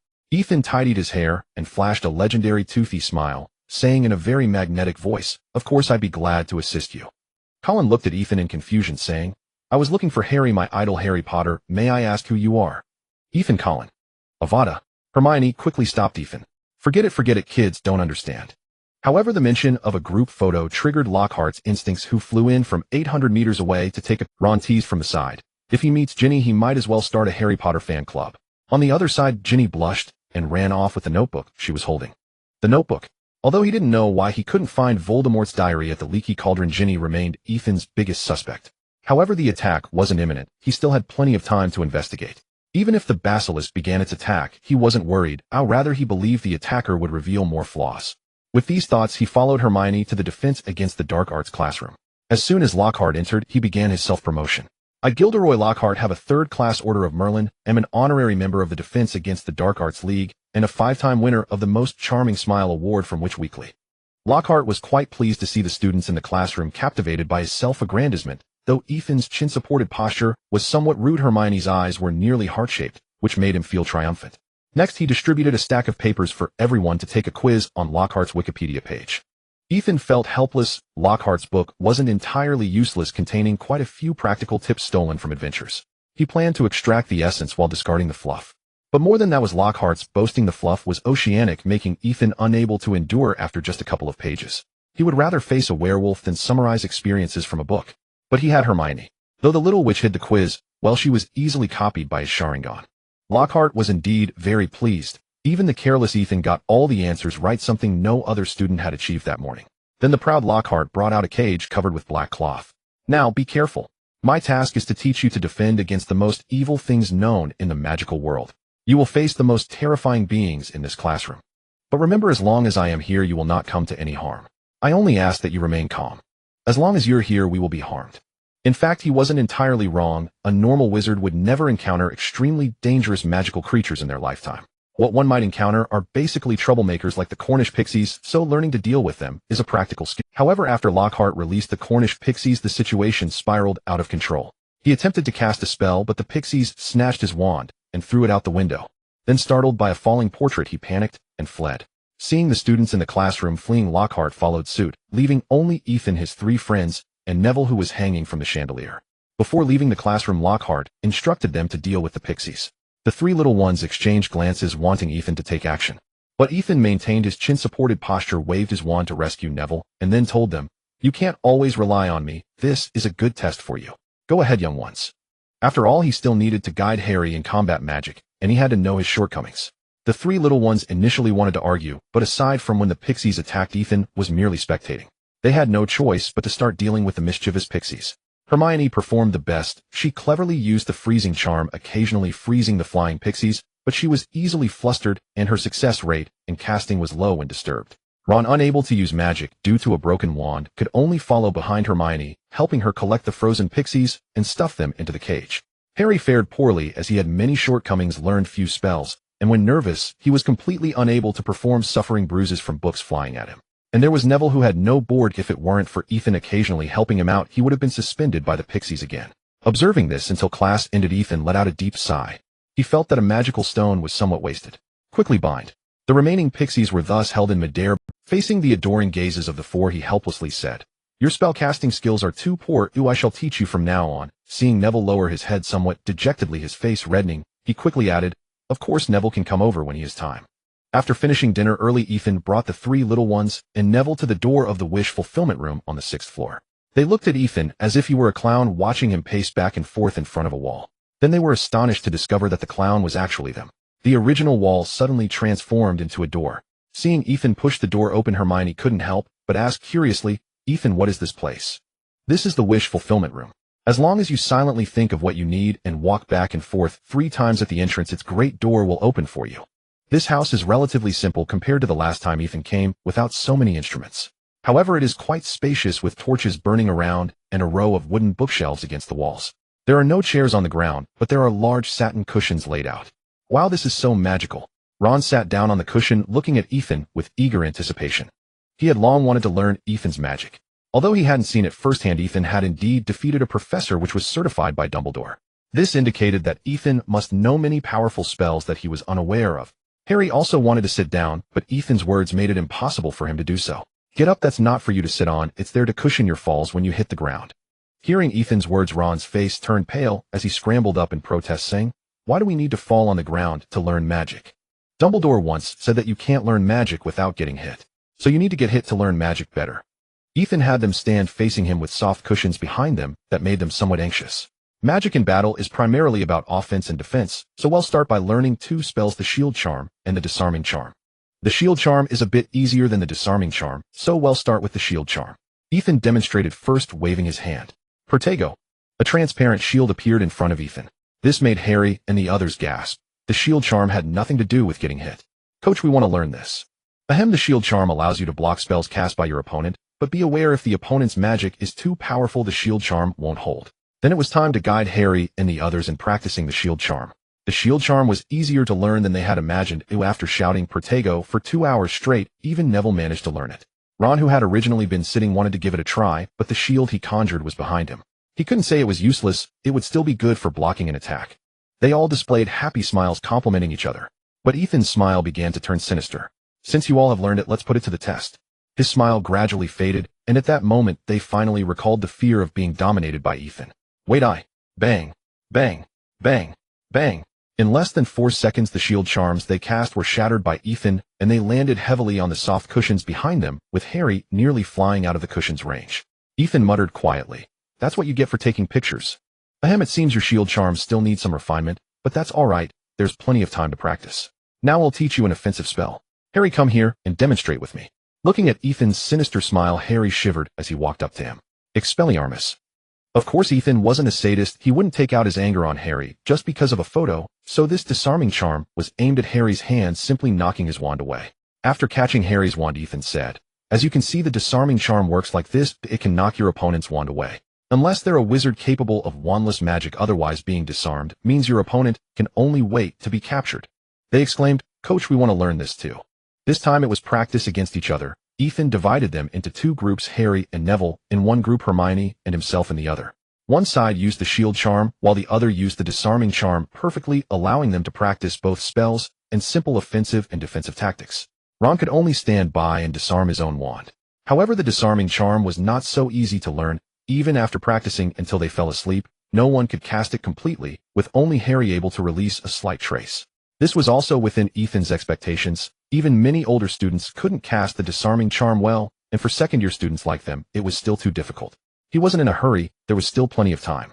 So for the next period, whenever they had free time, everyone would practice magic in the wish fulfillment room, not only the disarming charm and the shield charm, but also receiving Ethan's guidance on all the spells taught in regular classes. However, everyone wasn't always available, especially Harry, who had Quidditch training, Hermione, who had various books to read, and Ron, who frequently missed out due to his wand situation. Only Neville could consistently find time every day to practice spells, with Ethan remaining silent, while practicing, his little face tense as he repeated the exercises over and over. Thus, although Neville was easily nervous, his progress was the fastest, and he learned the spells from their magic classes. One day after Ethan finished guiding Neville in spell practice, he discovered a couple hugging together in a corner of the 6th floor. It was Percy and Penelope. Percy was Ron's older brother and the head boy of Gryffindor, while Penelope was a senior who often took care of Ethan, also the head girl of Ravenclaw. With the spirit of mischief burning brightly, Ethan quietly approached them, planning to give them a fright. "How could you think this way?" Penelope said angrily to Percy. Faced with his angry girlfriend, Percy felt somewhat helpless. "I didn't mean it that way, or I just hoped things could be better at home." "Then you shouldn't say that about your father." After saying this, Penelope stormed off, leaving an awkward Percy behind. But it also made Percy notice the stealthy Ethan. "Ethan, what are you doing here so late?" Ethan awkwardly scratched his nose, feeling that being discovered while planning a prank was one thing, but stumbling upon a couple's argument was another. "I just finished teaching Neville some spells and came out to find you guys." Percy's face also turned red as he glanced around and quietly said, "Don't tell anyone about me and Penelope, especially my younger brothers." Ethan gave an okay hand gesture and replied, "Of course, I'm not the type to spill secrets, especially not a Gryffindor." As for him telling Hermione and Hermione spreading it, that was no longer his concern. In the end, after Ethan's assurance, Percy fled in embarrassment, caught in Ethan's teasing gaze. Weekend. The recent classes and nightly spell practice have left the three little ones utterly exhausted, so Ethan agreed to take a break today and planned to have afternoon tea with Hagrid after Harry's Quidditch training. By the time they lazily finished their breakfast and arrived at the Quidditch pitch, Harry still hadn't begun his training. With sleepy eyes, Ethan had no choice but to catch up on some sleep. Last night, Alex brought over the financial report from the housekeeping company, telling him that in just a month and a half, they had already earned 800 galleons. After deducting daily expenses, taxes, and Harry's share, he would receive 250 galleons. Though the number didn't sound impressive, it kept Ethan excited all night, and he struggled to fall asleep. Moreover, there was more good news. The people from the Department of Magical Law Enforcement, who frequently came to nitpick, no longer showed up. It seemed Dumbledore had intervened. Hogwarts and Dumbledore's reputation still held significant weight. Before Voldemort's resurrection, the Ministry of Magic wouldn't dare to go against Dumbledore's wishes. Otherwise, certain individuals from the Ministry wouldn't have passed up such a juicy target. However, Ethan knew he couldn't rely on Dumbledore indefinitely. Improving his own strength was the true priority.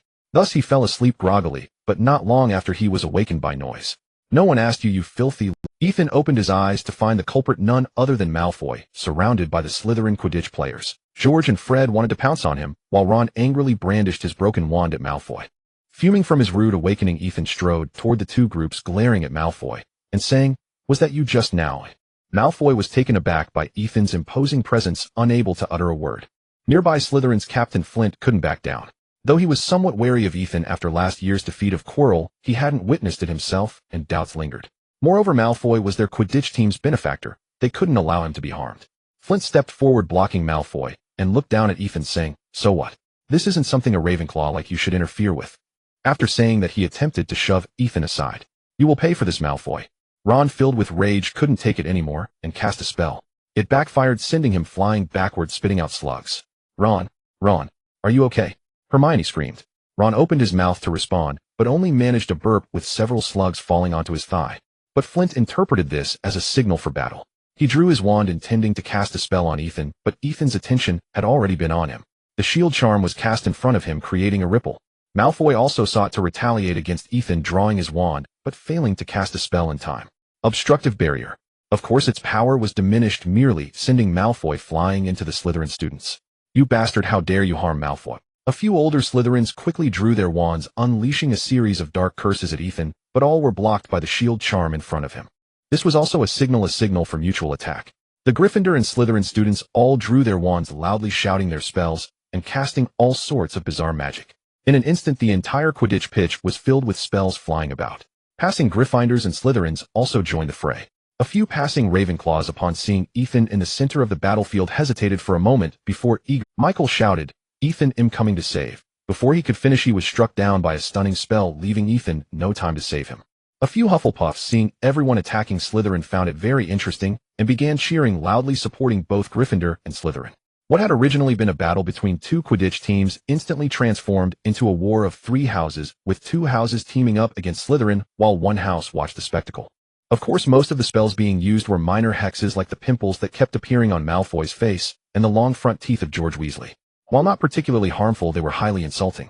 However, the Slytherins couldn't overpower the united forces of the three houses, so they concentrated their firepower on Ethan and Harry. In less than a second, Ethan's shield charm was shattered by 5 or 6 spells. With the crowd being so dense, he couldn't dodge, and instead he was forced into a defensive position. Harry fared worse. Although he could use the shield charm and disarming charm, the number of spells targeting him was overwhelming.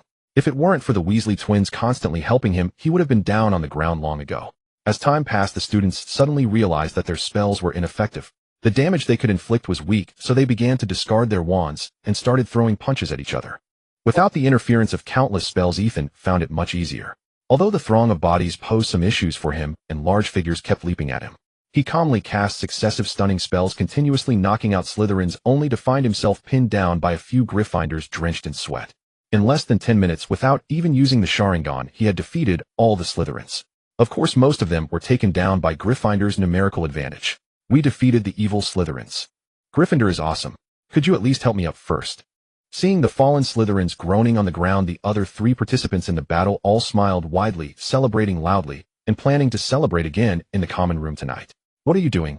A loud voice suddenly boomed in the air, so loud that it nearly deafened them. Headmaster Dumbledore, along with the heads of several other houses, walked into the Quidditch pitch. Ethan saw Professor McGonagall's face turning green with anger, and even their usually playful headmaster looked very serious, frowning deeply. 4 houses brawling. I have never witnessed such appalling behavior. Professor McGonagall glanced around, growing angrier with each passing moment, her voice trembling with rage. Gryffindor and Slytherin each lose 100 points. Ravenclaw and Hufflepuff each lose 50 points. The Badgers exclaimed. You will also face additional penalties, to be determined by each house's head. The bruised Gryffindor Quidditch captain would still try to argue, Professor, we have Quidditch training. Professor McGonagall shot him a deadly glare and fell silent. I expected you as the Quidditch captain to show more maturity. If this happens again, don't say it's training, you might as well give up on the match. Ethan also wanted to make a desperate attempt.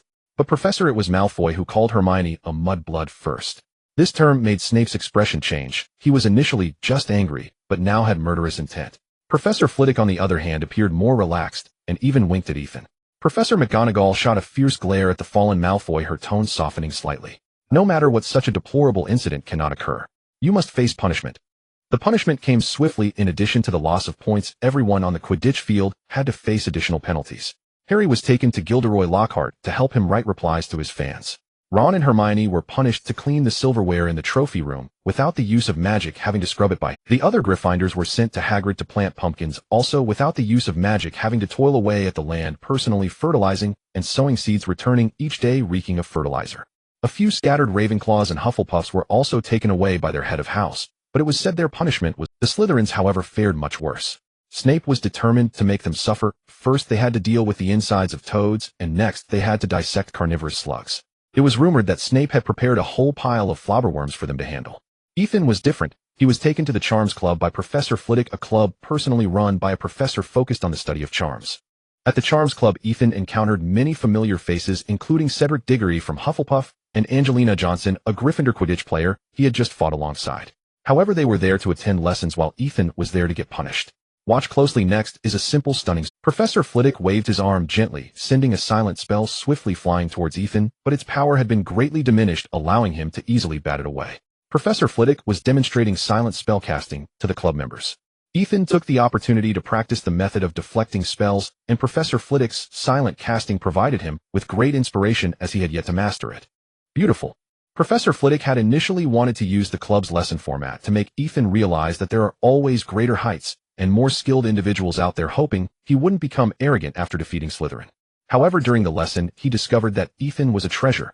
Even the older students in the club couldn't so easily deflect his spells. Most of them relied on shield charms. Only Ethan, while still needing to use a shield charm against more powerful spells, could easily deflect those of normal strength, and he was becoming more skilled at it.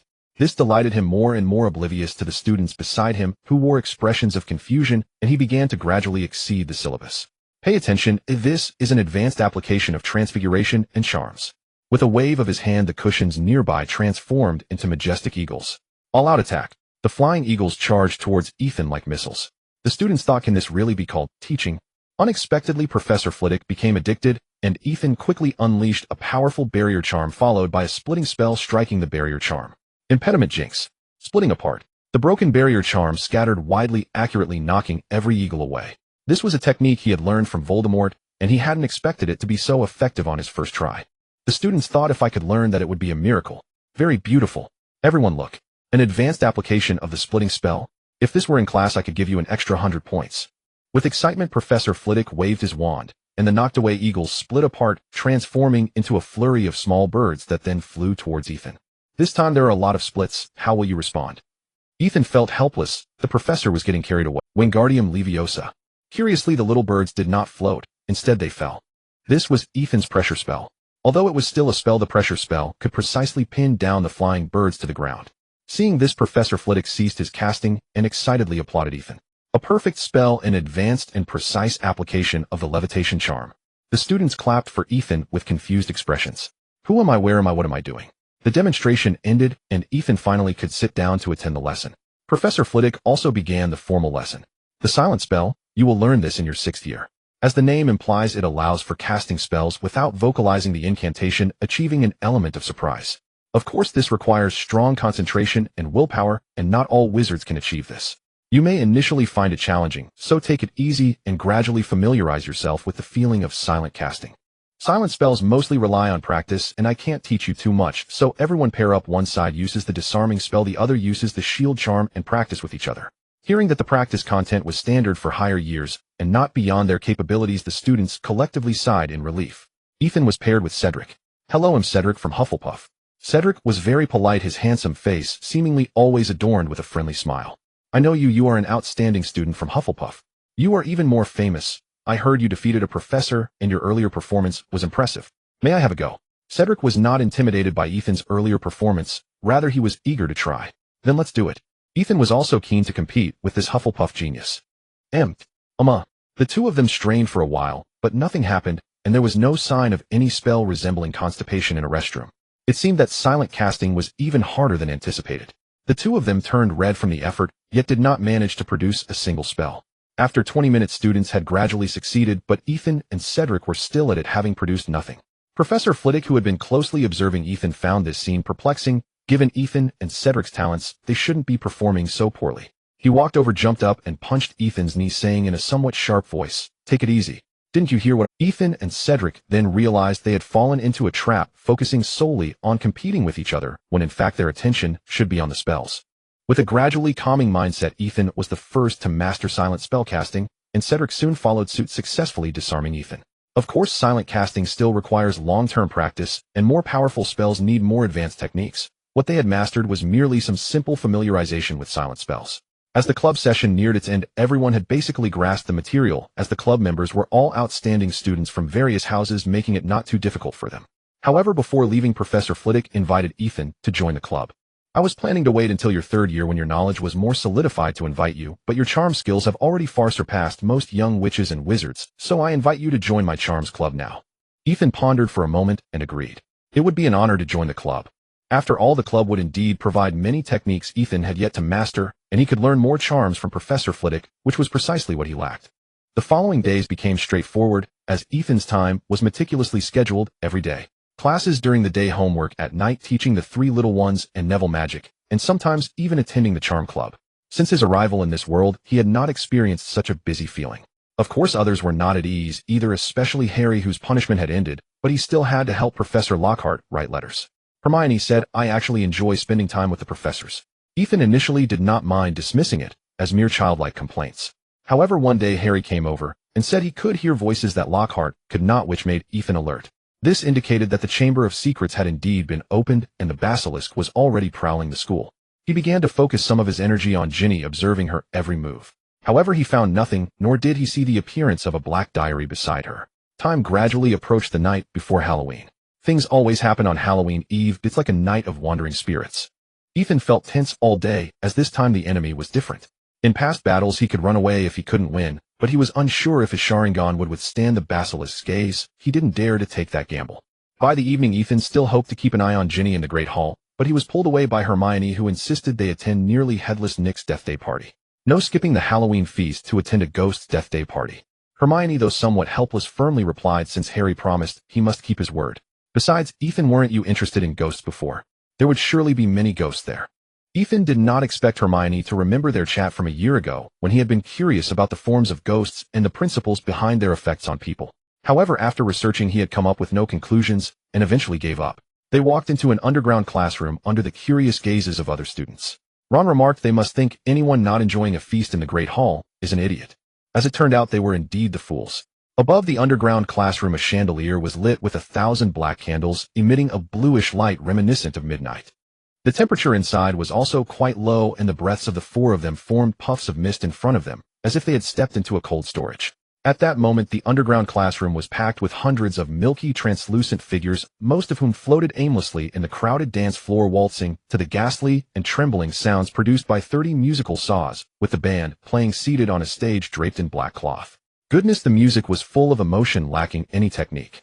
The food was even more difficult for humans to accept. A long table was covered with black velvet. Chunks of already decaying meat were placed on beautiful silver platters, charred black cakes piled on large trays. There were also a large number of meat pies filled with maggots and a block of cheese covered in green mold. In the center of the table sat a massive gray cake, shaped like a tombstone. The ghastly sight made the originally ravenous group lose their appetites, and the nauseating odor continuously invaded their noses. The four hurried to a corner, watching the lively ghosts dance. It was here that Ethan spotted the ghost of Slytherin, the Bloody Baron. He was gaunt with vacant eyes, his body covered in silver blood, emanating an aura that even ghosts feared. "Hello, Bloody Baron." The Bloody Baron regarded Ethan with his indifferent gaze, reminding him of Amos, the youngest son of the welfare family, who was sent back to the underground castle by Dumbledore after being defeated. He had been thinking of studying vampires. "I know you, Ethan Delary, who defeated a number of Slytherin students. The students in the academy are both fearful and angry towards you." Ethan was indifferent. If they had the guts, they could come over. He was not afraid of a few students. "I'm not interested in them, just curious about your name. Is Bloody Baron because of the blood on you, or for some other reason?" The Bloody Baron's usually indifferent expression suddenly turned somewhat frightening. However, before Ethan could await his response, he was pulled away by Hermione. Harry dashed out first, followed closely by Ron. Ethan, confused, asked Hermione what's going on. Hermione, holding on to Ethan, replied. Without looking back, Harry heard that voice again. Ethan's expression turned serious as he pulled Hermione along to catch up with Harry. However, Harry said the voice was elusive and they could only follow him running back and forth on the third floor. Finally, they all came to a halt at the corner at the end of the corridor. Because between two windows a foot high on the wall, words smeared in blood glimmered faintly under the light of the burning torches. "The Chamber of Secrets has been opened. Beware of the heir's enemies." At that moment, the caretaker Filch's cat, Mrs. Norris, hung limply from the torch bracket, her body stiff as a board, eyes wide open, staring at them intently. This made the four of them feel uneasy, goosebumps rising all over. Ethan, recovering first, wanted to use his Sharingan to examine the traces around Mrs. Norris, for the cat had certainly been hung by someone, but the basilisk wouldn't hang a cat. However, Percy arrived with a large group of students who had finished dinner. Their cheerful voices made the trio tremble. Then the students witnessed the bizarre scene before them, and the original sounds instantly disappeared, turning into a deep silence. In that silence, someone spoke loudly. "Beware of the heir's enemies. You are next, Mudblood." It was Draco Malfoy, forcing his way to the front of the crowd, grinning maliciously at them. Percy could not tolerate this and directly grabbed Malfoy's collar angrily, saying, "That word is not allowed at Hogwarts. If you say it again, I'll shove your head in a toilet." Malfoy widened his eyes at Percy, unable to say a word. Not only Malfoy, but everyone present was frightened by Percy's fierce demeanor, all staring at him in shock. Fortunately, Filch came over to separate them. "What are you doing here?" Filch pulled Percy and Malfoy apart, but also saw the eerie scene ahead. He screamed, "My cat! What happened to Mrs. Norris? Did you kill my cat? I will kill you. I will." With that, Filch lunged at Harry with both hands raised. He was petrified by Ethan's spell, but the next second was released. It was Dumbledore, accompanied by the teachers, arriving. He approached Filch to calm him down before seriously retrieving Mrs. Norris from the torch bracket. "You all come with me, including you four." At that moment, Lockhart hurried over, gesturing animatedly as he spoke to Dumbledore. "My office is just upstairs. Dumbledore nodded at him.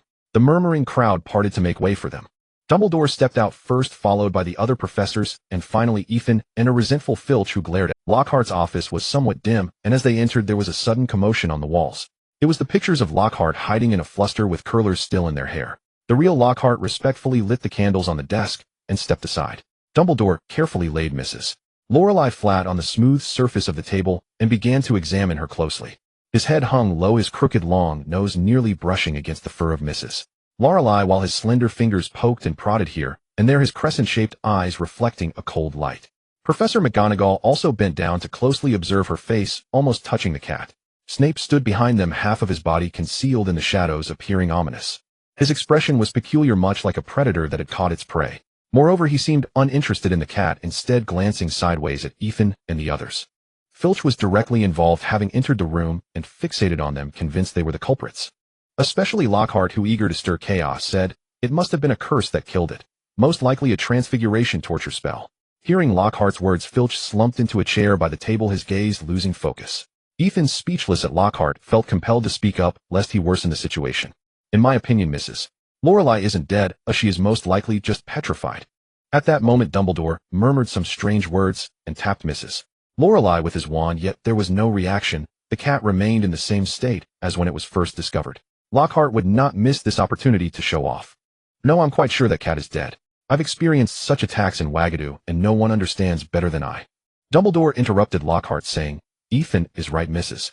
Lorelei isn't dead, she has merely been petrified by some powerful dark magic." Filch jumped up trembling as he pointed a finger at Ethan. It must be him. Last year as a first-year student he defeated a professor. Now he must have learned many dark spells.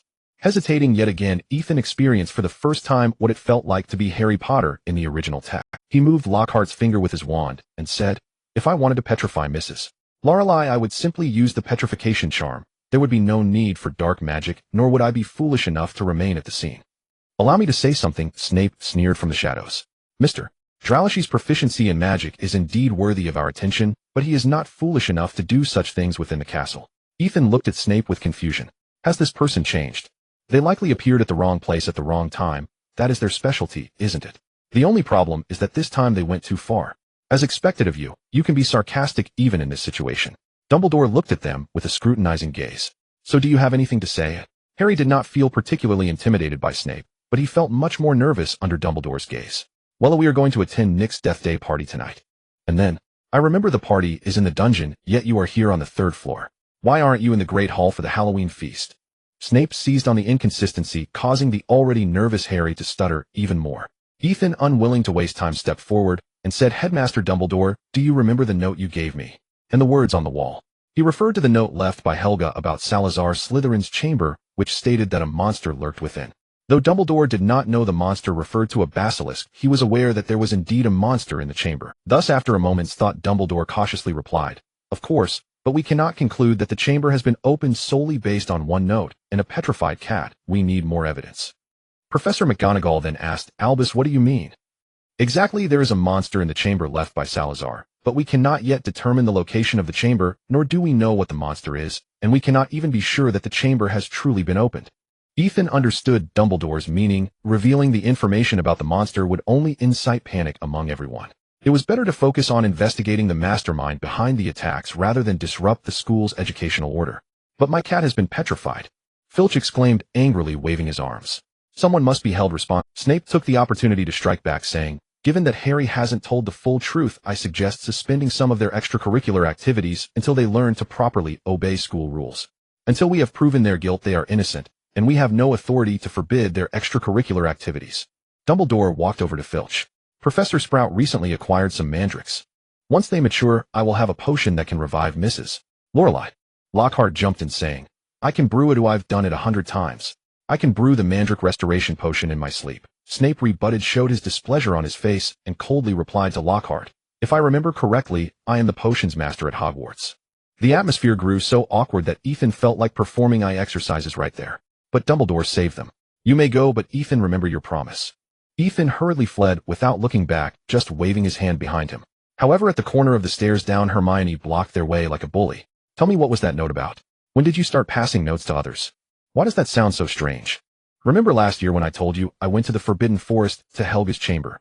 After that, Dumbledore told me that Salazar also set up a chamber within the castle, which contains a monster." Ron's eyes brightened, and he excitedly said, "So if we find the chamber, I could have awesome eyes like yours." "If you want to be petrified, go ahead." Hermione rolled her eyes, and then turned to Harry, saying, "And you, what was that voice?" Harry felt somewhat frightened.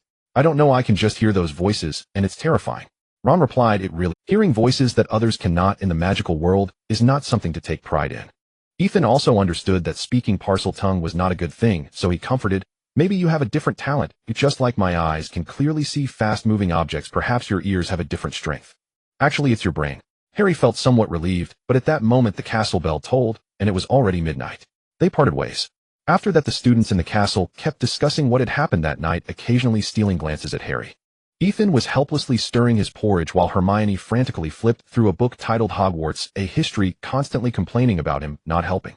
I absolutely remember there must be records about the Chamber of Secrets in this book. Ron yawned and said lazily, they call it the Chamber of Secrets, but can it still be called a secret if it's written in a book? Found it. Hermione stopped flipping through the book, happily clapping her small hands on Ethan. Right here? However, her voice was too loud, attracting the attention that was originally on Harry. Seeing everyone's focus shift to her, Hermione's face turned slightly red as she lowered her head and quietly read the account from the book.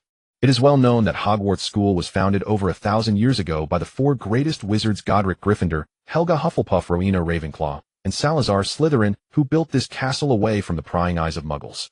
In those days, Muggles feared magic, and wizards faced much persecution. Initially, they worked harmoniously together, seeking out young people with magical talent to bring to the castle and teach them magical skills. However, gradually differences arose between them.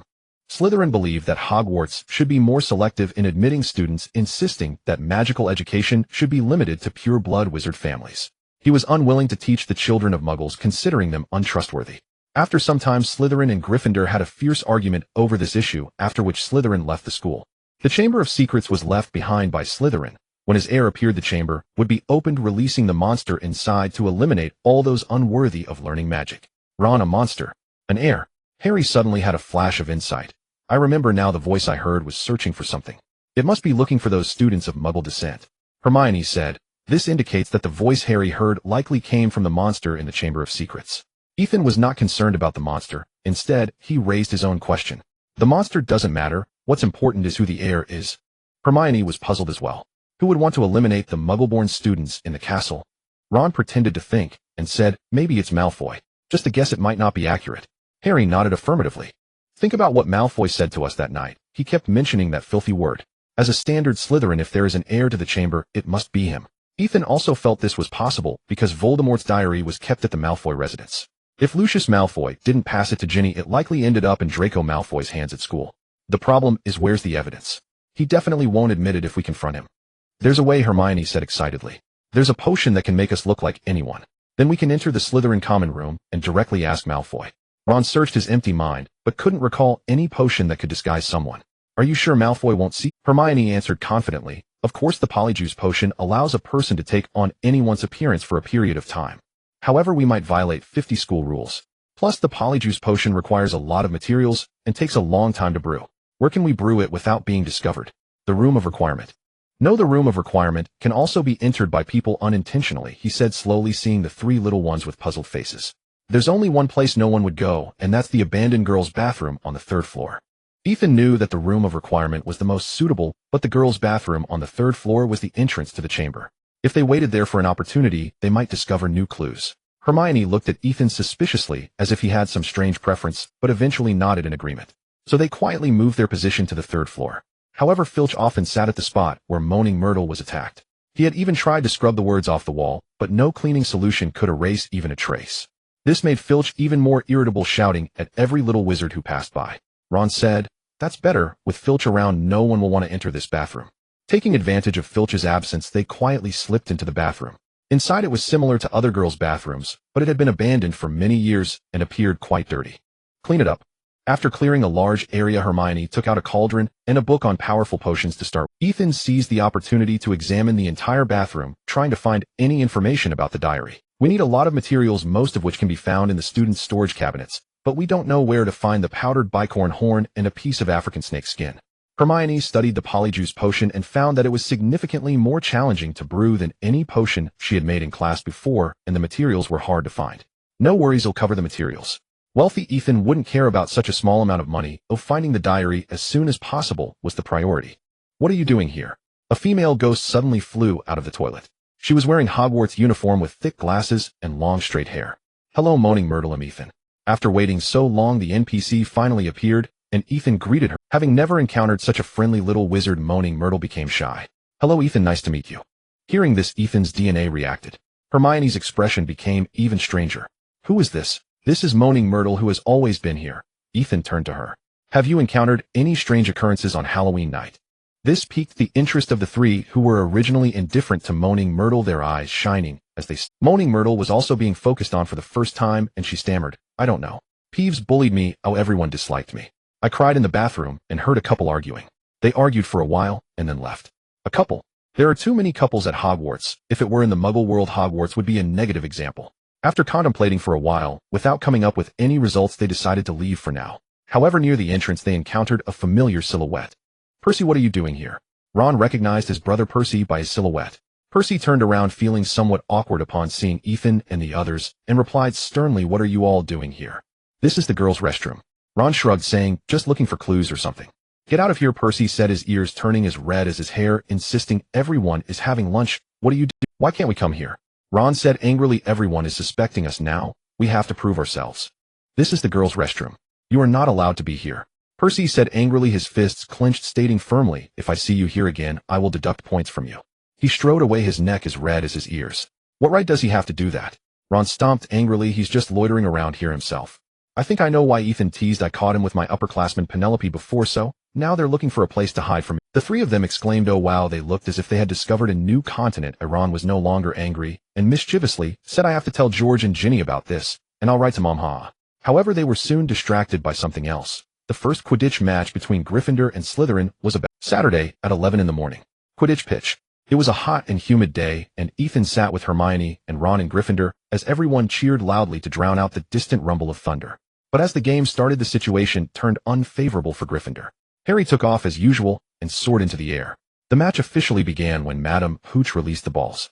According to the strategy, Gryffindor needed to gain a significant lead over Slytherin using their broomstick advantage while ensuring Harry could catch the golden snitch. However, a black bludger seemed to have a vendetta darting straight for Harry as soon as it was in the air. Fortunately, his flying skills were good, and he managed to dodge several attacks from the bludger.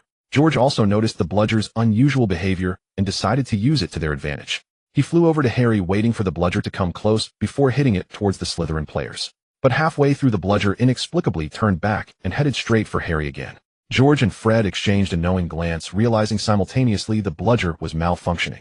The twins had no choice but to closely follow Harry, continuously hitting the bludger, which was behaving like an obsessed fan, to protect him. Ron yelled, what are we going to do? That bludger is chasing Harry. Seeing Hermione's pleading expression, Ethan considered intervening, but the bludger was too fast. It's too far. I can't guarantee my spell will hit the bludger accurately. We'll just have to rely on Harry. Ethan's words tightened their hearts. 60-0. The Slytherins are rich and have bought the Nimbus 2001, which is proving somewhat effective, allowing them to widen the gap. The commentator's words sank the spirits of the other three students, while the Slytherins cheered wildly. Even the rain couldn't dampen their enthusiasm. The situation became even more unfavorable as the Slytherins exploited their broomstick advantage in the twins' absence to continually increase their score. Malfoy kept mocking Harry's predicament. Are you practicing ballet, Scarhead? Harry swallowed hard, not replying, and even glanced towards Malfoy. He had spotted the golden snitch.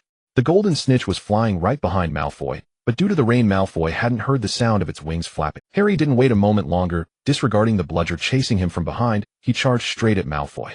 Harry's action startled Malfoy, who thought Harry was going to collide with him and take them both down, so he hurriedly steered his broom away from his original position. After a moment, Malfoy noticed the golden snitch was back in its original place and accelerated back to it.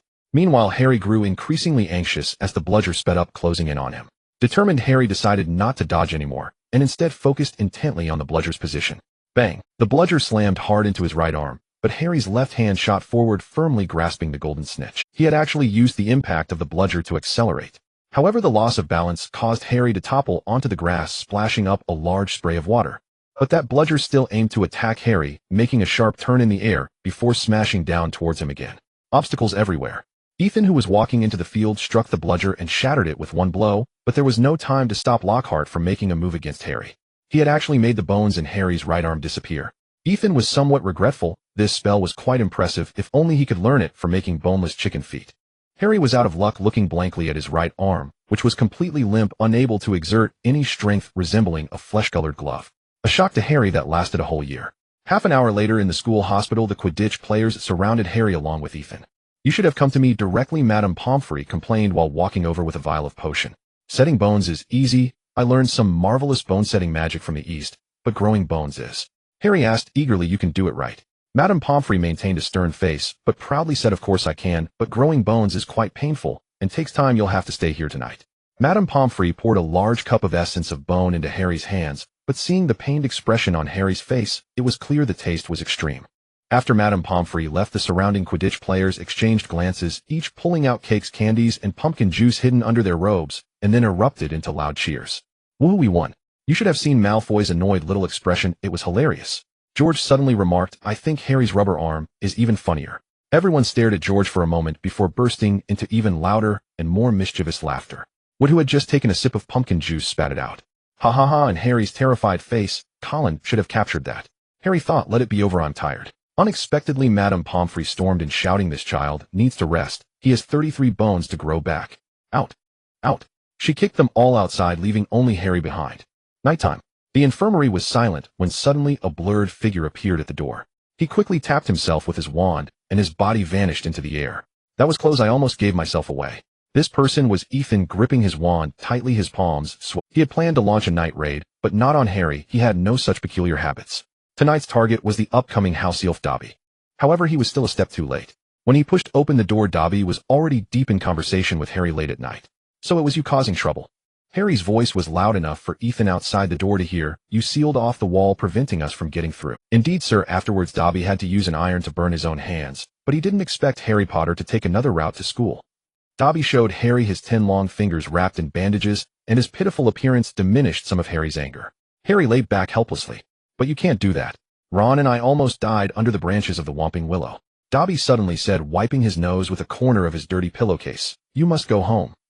Dobby thought his bludger would surely work. "That strange bludger was also your doing. That ball nearly killed me." Harry's anger flared up again. If it weren't for that bludger, he wouldn't have had his arm broken, nor would Lockhart have made his bones vanish. While everyone else celebrated the victory of the match, he was stuck in the infirmary, facing a crazed house elf. "You absolutely cannot play dead, sir," Dobby said in terror. "You must know that terrible things are happening at home." Dobby had no ill intentions. He just wanted to save your life. Being seriously injured and sent home was better than staying here. Because history is about to repeat itself, the Chamber of Secrets has been opened once again. Confirmed. Lucius indeed sent the diary to Hogwarts, and now we need to find out who he gave it to. Oh, as long as we trace that, we won't have to deal with the basilisk. Dobby grabbed Harry's water jug and smashed it over his own head while he was off guard. Stupefied. Before he could get close, Ethan cast a stunning spell from the doorway, with red light shooting towards Dobby. However, Dobby, feeling dizzy, waved his hand and blocked Ethan's spell. Ethan's sudden appearance startled both Harry and Dobby. "Ethan, what are you doing here?" Dobby stared at him with wide, innocent eyes. "Dobby should leave." Dobby screamed, and with a bang vanished. Unable to stop him, Ethan could only watch helplessly as Dobby disappeared, vexed as he shook his wand-bearing hand. He had been careless, thinking Dobby would fight a bit, but he didn't expect him to directly disapparate. Before mastering the counter-disapparation spell, Ethan was still unable to deal with the house elf. Frustrated, Ethan said to Harry, "I just felt that today's bludger was suspicious and worried you would be attacked again, so I lay in wait here." Harry wanted to speak, but at that moment a commotion of footsteps could be heard outside. Ethan hurriedly cast a disillusionment charm and hid in the corner, while Harry covered his head with a blanket, pretending to sleep. After a while, Dumbledore and Professor McGonagall entered, carrying a statue-like object and placing it on the empty bed not far from Harry. Madame Pomfrey followed closely behind, wearing a jacket over her nightgown. Upon seeing the statue, she gasped, and Ethan felt the air grow a few degrees warmer. He recognized that the statue was the petrified Colin Creevey. After they entered, they glanced at Ethan, probably noticing him, but they had more pressing matters. Dumbledore leaned forward and retrieved a camera from Colin's stiff fingers. Professor McGonagall urgently asked, "Can we find the appearance of the attacker from the camera?" Dumbledore did not answer. He carefully pried open the back of the camera. A wave of hot air accompanied by a hissing sound emerged from the camera, along with a pungent smell of burning plastic. Professor McGonagall asked again, "What does this mean, Albus?" Ethan subtly rolled his eyes. "It means that even if it hasn't been burned, the film will be exposed and ruined." Dumbledore pondered for a moment before speaking. "It seems the Chamber of Secrets has indeed been opened again." Madame Pomfrey covered her mouth with her hand, and Professor McGonagall stared blankly at Dumbledore. "But Albus, do you know who did it?" "The question isn't who," Dumbledore said, his gaze lingering on Colin. "The question is—" Ethan was startled, nearly losing concentration on the disillusionment charm. It seemed Dumbledore had also guessed a clue. "You all should go back. I still have some matters to attend to." After Professor McGonagall and Madame Pomfrey went out, Dumbledore stopped pondering and said towards Ethan's concealed direction, "Shall we have a chat?" Ethan shrugged. It was up to Hogwarts headmaster. Following Dumbledore outside, it was quiet, with only a sliver of moonlight illuminating the two of them. Dumbledore suddenly broke the silence, asking, "Ethan, what have you found out?" "I don't know much." Ethan pondered what to say. Just now the house elf from the Malfoy family revealed that the Chamber of Secrets has been opened. I suspect this matter is related to the Malfoy family. Lucius Malfoy is a Death Eater. Dumbledore recalled something, a former loyal follower of Voldemort. Moreover, the chamber was also opened 50 years ago. I suspected back then that it was Voldemort who opened it at school, but I had no evidence to prove that. So you suspect that this time it is also Voldemort's doing? It's obvious, Dumbledore nodded. If Voldemort can open the Chamber of Secrets aside from him, I can only suspect you. Ethan rolled his eyes. Then you might as well arrest me. Ooh, I don't want to play detective anymore. Dumbledore chuckled, saying, finding the Chamber of Secrets is your task. Aren't you afraid Voldemort will destroy what Salazar left behind? This was also Ethan's greatest concern. The safety of the students was Dumbledore's responsibility, but the treasures left by Salazar in the Chamber of Secrets were what he cared about most. Dumbledore's expression suddenly turned serious. Also, I hope you don't let your guard down. Protect Harry. It would be best to first find out how Voldemort entered the castle and opened the chamber. Ethan's eyes rolled to the sky. I might as well become the headmaster myself. Also, here's a tip, bringing Harry up. After saying that, Dumbledore left. If you want to train Harry, just say so. Oh, don't act like you're helping. As long as you don't hinder me, I'll be thankful. The next day, news spread like wildfire across the school that Colin Creevey had been attacked and now lay motionless in the hospital, as if turned to stone. Rumors erupted instantly. Fear hung thick in the air. First years especially clung together in tight knots, moving only in groups, as though walking alone would invite another assault. That morning in the Great Hall, Ethan approached Ginny while she was eating breakfast, shooed Luna away without hesitation, and plopped himself down beside her. Ginny, have you seen a Black Diary? He refused to waste another moment. The basilisk's killings wouldn't necessarily follow the same sequence as in his past life, and if it found him next, he had no idea how he'd survive. After all, the basilisk was not only thick-skinned and nearly impervious, but its gaze was unerringly lethal. Ethan's entire combat prowess relied upon his Sharingan. Against such a foe, he was utterly outmatched. Ginny, visibly fatigued and on edge, stared at Ethan in surprise, tilted her head thoughtfully for a moment, then shook it blankly. Ethan remained skeptical. Though the diary might not be in her possession, Ginny still struck him as the most likely suspect, or at the very least someone who had handled it. If no one else were present, he might have even considered binding her and performing legitimacy. Think carefully, an old-fashioned notebook blank inside. His grave expression terrified Ginny. Her face paled, her body trembled faintly, and she averted her eyes, whispering fearfully, I don't know what you're talking about. I've never seen such a diary. Ethan wasn't ready to give up. Ginny, it's a notebook. But just then Percy Weasley strode over and stepped firmly between them, facing Ethan directly. What are you doing, Ethan? Percy frowned deeply, clearly displeased. You're frightening Ginny. I have no idea what this diary is, but if she says she doesn't know, then she doesn't. If you've lost one, you can simply buy another. A wry, unspoken thought flickered through Ethan's mind. I'd love to, but Voldemort's Horcruxes aren't exactly on sale at Honeyduke's. Still, with her brother, standing there pressing further would be futile. It's an extremely important diary. Please tell me if you see it. You too, Percy. This matters deeply to me. With that, he rose and prepared to leave. Percy called after him sharply, Don't let me catch you loitering on the 3rd floor again. Ethan ignored him entirely and walked straight to the 3rd floor girls' bathroom, where Hermione had specifically instructed him to meet her today. They were to begin brewing Polyjuice Potion. Having failed to intercept Dobby the previous night, Ethan now pinned his hopes on Draco Malfoy as the only viable lead. Either clearing Draco of suspicion or confirming he possessed the diary was equally critical to Ethan. Your urgency won't speed things up. The potion takes a full month to brew, Hermione said soothingly, adding herbs to the cauldron as she watched Ethan pace anxiously. By then Malfoy will have petrified half the castle.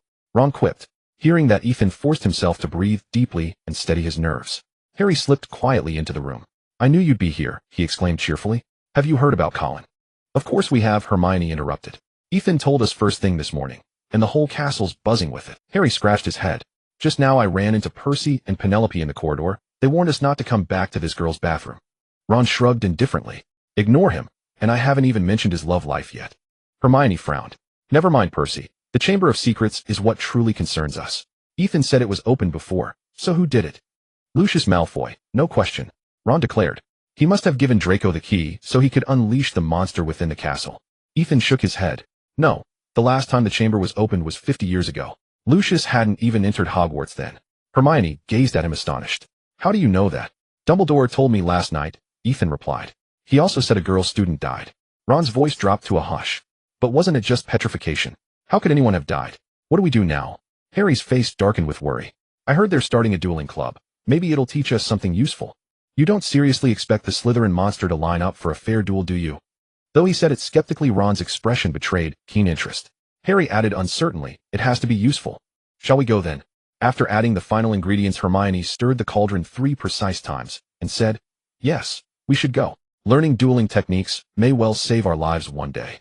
A week later, shortly before 8 o'clock, Ethan and Hermione were already waiting outside the Great Hall, only for Harry and Ron to arrive breathlessly at the last minute. Hermione glared. "Why are you so late?" "It's Ron's fault," Harry grumbled. "I waited for ages outside the Ethan paid no attention to their bickering. As soon as the group was assembled, he led them inside. The long dining tables had vanished, replaced by a gilded stage along one wall bathed in the soft golden light of hundreds of floating candles. The ceiling once more resembled deep velvet, starless and vast. Every house filled the hall to capacity, students clutching wands and chattering excitedly. "I wonder who'll be teaching us," Hermione murmured as they squeezed through the chattering crowd.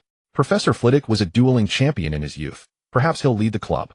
"Flitwick runs the Charms Club," Ethan observed, slightly jostled by the press of bodies. "I assumed the sheer flamboyance of this stage would have tipped you off." Harry's eyes widened. He'd just realized. In his astonishment, he bumped hard into a boy near his own age. "Boy, what are you doing?" "Harry Potter." The boy spun around, recognized Harry, and burst into delighted laughter. After Ethan steadied him, Harry rubbed his eyes sheepishly. Sorry I didn't see you there." The boy beamed. "No harm done. I'm Justin Finch Fletchley, a Hufflepuff, and your story is legendary among Muggle-born witches and wizards." At that moment, Gilderoy Lockhart stepped onto the stage. He was wearing a dazzling crimson robe, and beside him was none other than Severus Snape, his face beaming with joy, dressed in his usual black attire. Lockhart waved his hand to quiet the crowd, and then shouted, "Come closer. Can you all see me? Can you hear me? Wonderful. Given the tense atmosphere in the castle right now, your headmaster has permitted me to start this dueling club to teach you the methods I have used countless times to protect yourselves." Everyone applauded. Harry remarked, "This is even worse than Ethan's after-school tutoring." Hermione responded, "Don't say that. Professor Lockhart has been through so many adventures, experiences that Ethan doesn't have. And this gentleman beside me is my assistant, Professor Snape." Lockhart grinned widely and continued, "He has told me that he has some insights on dueling and has agreed to assist me in the dueling club, demonstrating how to duel for everyone. However, do not worry, this is just a small demonstration, and I will return your potions, Professor, to you unharmed." Ethan watched Snape's increasingly dark expression, worried that Lockhart would be making tomorrow's headlines for being struck down by a renowned potions professor at Hogwarts. After showing off, Lockhart nodded to Snape. They initially bowed to each other face to face. Then, after taking a few steps back, they faced each other once more. Lockhart's hands performed many intricate movements while Snape only gripped his wand tightly, his eyes fixed on Lockhart. Then they raised their wands like arrows before their chests. 1, 2, 3. Both raised their wands sharply over their shoulders. Snape shouted, "Expelliarmus." His wand emitted a dazzling red light, accurately striking Lockhart's body. Lockhart was flung backward to one end of the stage, crashing hard against the wall before sliding down to the floor. Ethan felt somewhat disappointed, having expected Snape to perform a stunning spell, but instead it was just a disarming charm that even Harry could cast, leaving him to regret activating his Sharingan. Malfoy and several other Slytherin students were jumping up and down, wildly applauding. Meanwhile, Hermione tightly grasped Ethan's arm, exclaiming, "Is he all right? That was just a disarming charm, not the killing curse. Haven't you practiced it enough times to know the power of a Harry's eyes sparkled as he witnessed for the first time how powerful a disarming charm could be. Ethan currently used it without deliberately amplifying its power, focusing on practicality. After lying on the ground for a moment, Lockhart staggered to his feet, but his hat had fallen off, and his wavy hair. Indeed, that was a standard disarming charm. "I must say, Professor Snape's idea to demonstrate this spell is brilliant. However, your intentions were too obvious. With all due respect, it could have been easily seen through. If I had wanted to stop you just now, it would have been effortless." Snape's face darkened. "I believe demonstrating how to counteract spells would be even better." Lockhart sensed Snape's displeasure, gulped nervously, and quickly averted his gaze. "That's a great suggestion. In that case, everyone should pair off into groups of 2, and let's have a pair of students come up for a demonstration. How about Potter and Weasley? The dream team must be broken up." Snape finally revealed a smile, albeit a cold one. "Malfoy, come here. Let's see what the famous Potter can showcase. As for Miss Granger, you can pair with Miss Burbage." In the end, Ethan teamed up with Neville, while Hermione partnered with Millicent Burbage, and Ron paired with Seamus. "Face your partners." Lockhart returned to the stage and shouted, "Bow." Ethan and Neville performed the gesture. When the instruction to start was given, Ethan did not take action, but instead continuously deflected Neville's spell. Neville understood that the gap between his strength and Ethan's was too great. Even after months of after-school tutoring, he could only catch up a little, so he gave it his all from the start, striving to showcase his progress. Ethan felt somewhat gratified. Harry and Ron appeared a bit lazy. Hermione was busy, while only Neville was diligently practicing, showing clear improvement. After deflecting a spell, Ethan noticed that Neville had stopped casting his mouth agape as he stared behind him. In an instant, Ethan felt a surge of alarm that made his scalp tingle. A sense of danger from behind caused his blood to run cold, and his Sharingan manifested. There was no time to cast a spell. Ethan unleashed his magical power and quickly turned around, managing to conjure a magical barrier with his wand to block the incoming green light. Bang! The magical barrier shattered, and Ethan was sent flying, crashing hard into Neville. Ethan. Hermione, who was entangled with her opponent, saw Ethan fall to the ground. She quickly released her grip, knelt beside him, and tearfully shouted, "What happened to you? Don't scare me." Meanwhile, from the distant stage, Justin unexpectedly shouted the same phrase. "What do you think you're playing at?" The crowd was terrified, and the noisy hall suddenly fell silent. Ethan gritted his teeth against the pain, wiped the blood from his nose, and disregarding Hermione's shock, immediately cast a stunning spell at Ron as he stood up. Just moments ago, it had been Ron who cast the killing curse on him. Fortunately, Ron's magic power and wand were not sufficient, and he had also blocked it with his own magic, only resulting in a bit of nasal bleeding. Ethan then realized that Ron's expression was cold and devoid of emotion, watching as the stunning spell struck him. The killing curse. Ethan soon realized that Ron had likely fallen under the influence of the killing curse, and he suspected it was the same curse used by Voldemort. After Ron collapsed, Snape hurried over, ignoring what was happening with Harry. "What are you doing?" Ethan, supported by Hermione, steadied himself and explained, "It's Ron. He's under the killing curse and is being controlled to kill me." The surrounding students were in an uproar. Harry, speaking Parseltongue, had already astonished them, but hearing that a student was controlled by the killing curse to kill was something they had never heard of. Quiet. Snape's face was ashen. He knew that Ethan's ability to defeat Quirrell was no fluke, and that he truly possessed great strength. However, it was strange for Ron with his mediocre skills to injure Ethan, so he believed about 80% of what Ethan had said regarding Ron being under the killing curse. "All students leave this place, and you too as well. You must go to the hospital wing for an examination now." Ethan's gaze remained fixed on Ron, who lay on the ground. He initially suspected that Ron was the one who had taken the diary, but the timeline didn't match up. When Moaning Myrtle was attacked, they had all been together, and Ron had no time to control the basilisk. So it was very likely that Voldemort had controlled the person who now possessed the diary and used the killing curse on Ron. This also meant that their investigation had been discovered by Voldemort, and they were even close to the truth. However, they needed to be even more cautious. This time it was Ron who was controlled, and next time it could be the basilisk. The school infirmary. After being examined by Madame Pomfrey, Ethan was confirmed to have only sustained minor injuries, but Ron still lay on the hospital bed, as both Ethan's stunning spell and the soul-snatching curse were hindering his recovery. Faced with this situation, not only Madame Pomfrey, but also the professors inside were quite troubled. Lockhart was still wearing his dazzling outfit, flailing his arms and dancing. "I realized at first glance in the Great Hall that this Weasley must be under someone's control. I was waiting for him to slip up, but unfortunately, it was disrupted by Mr. Delary. As a professor of Hogwarts, Snape did not even look at Lockhart. We prioritize ensuring the safety of the students as much as possible."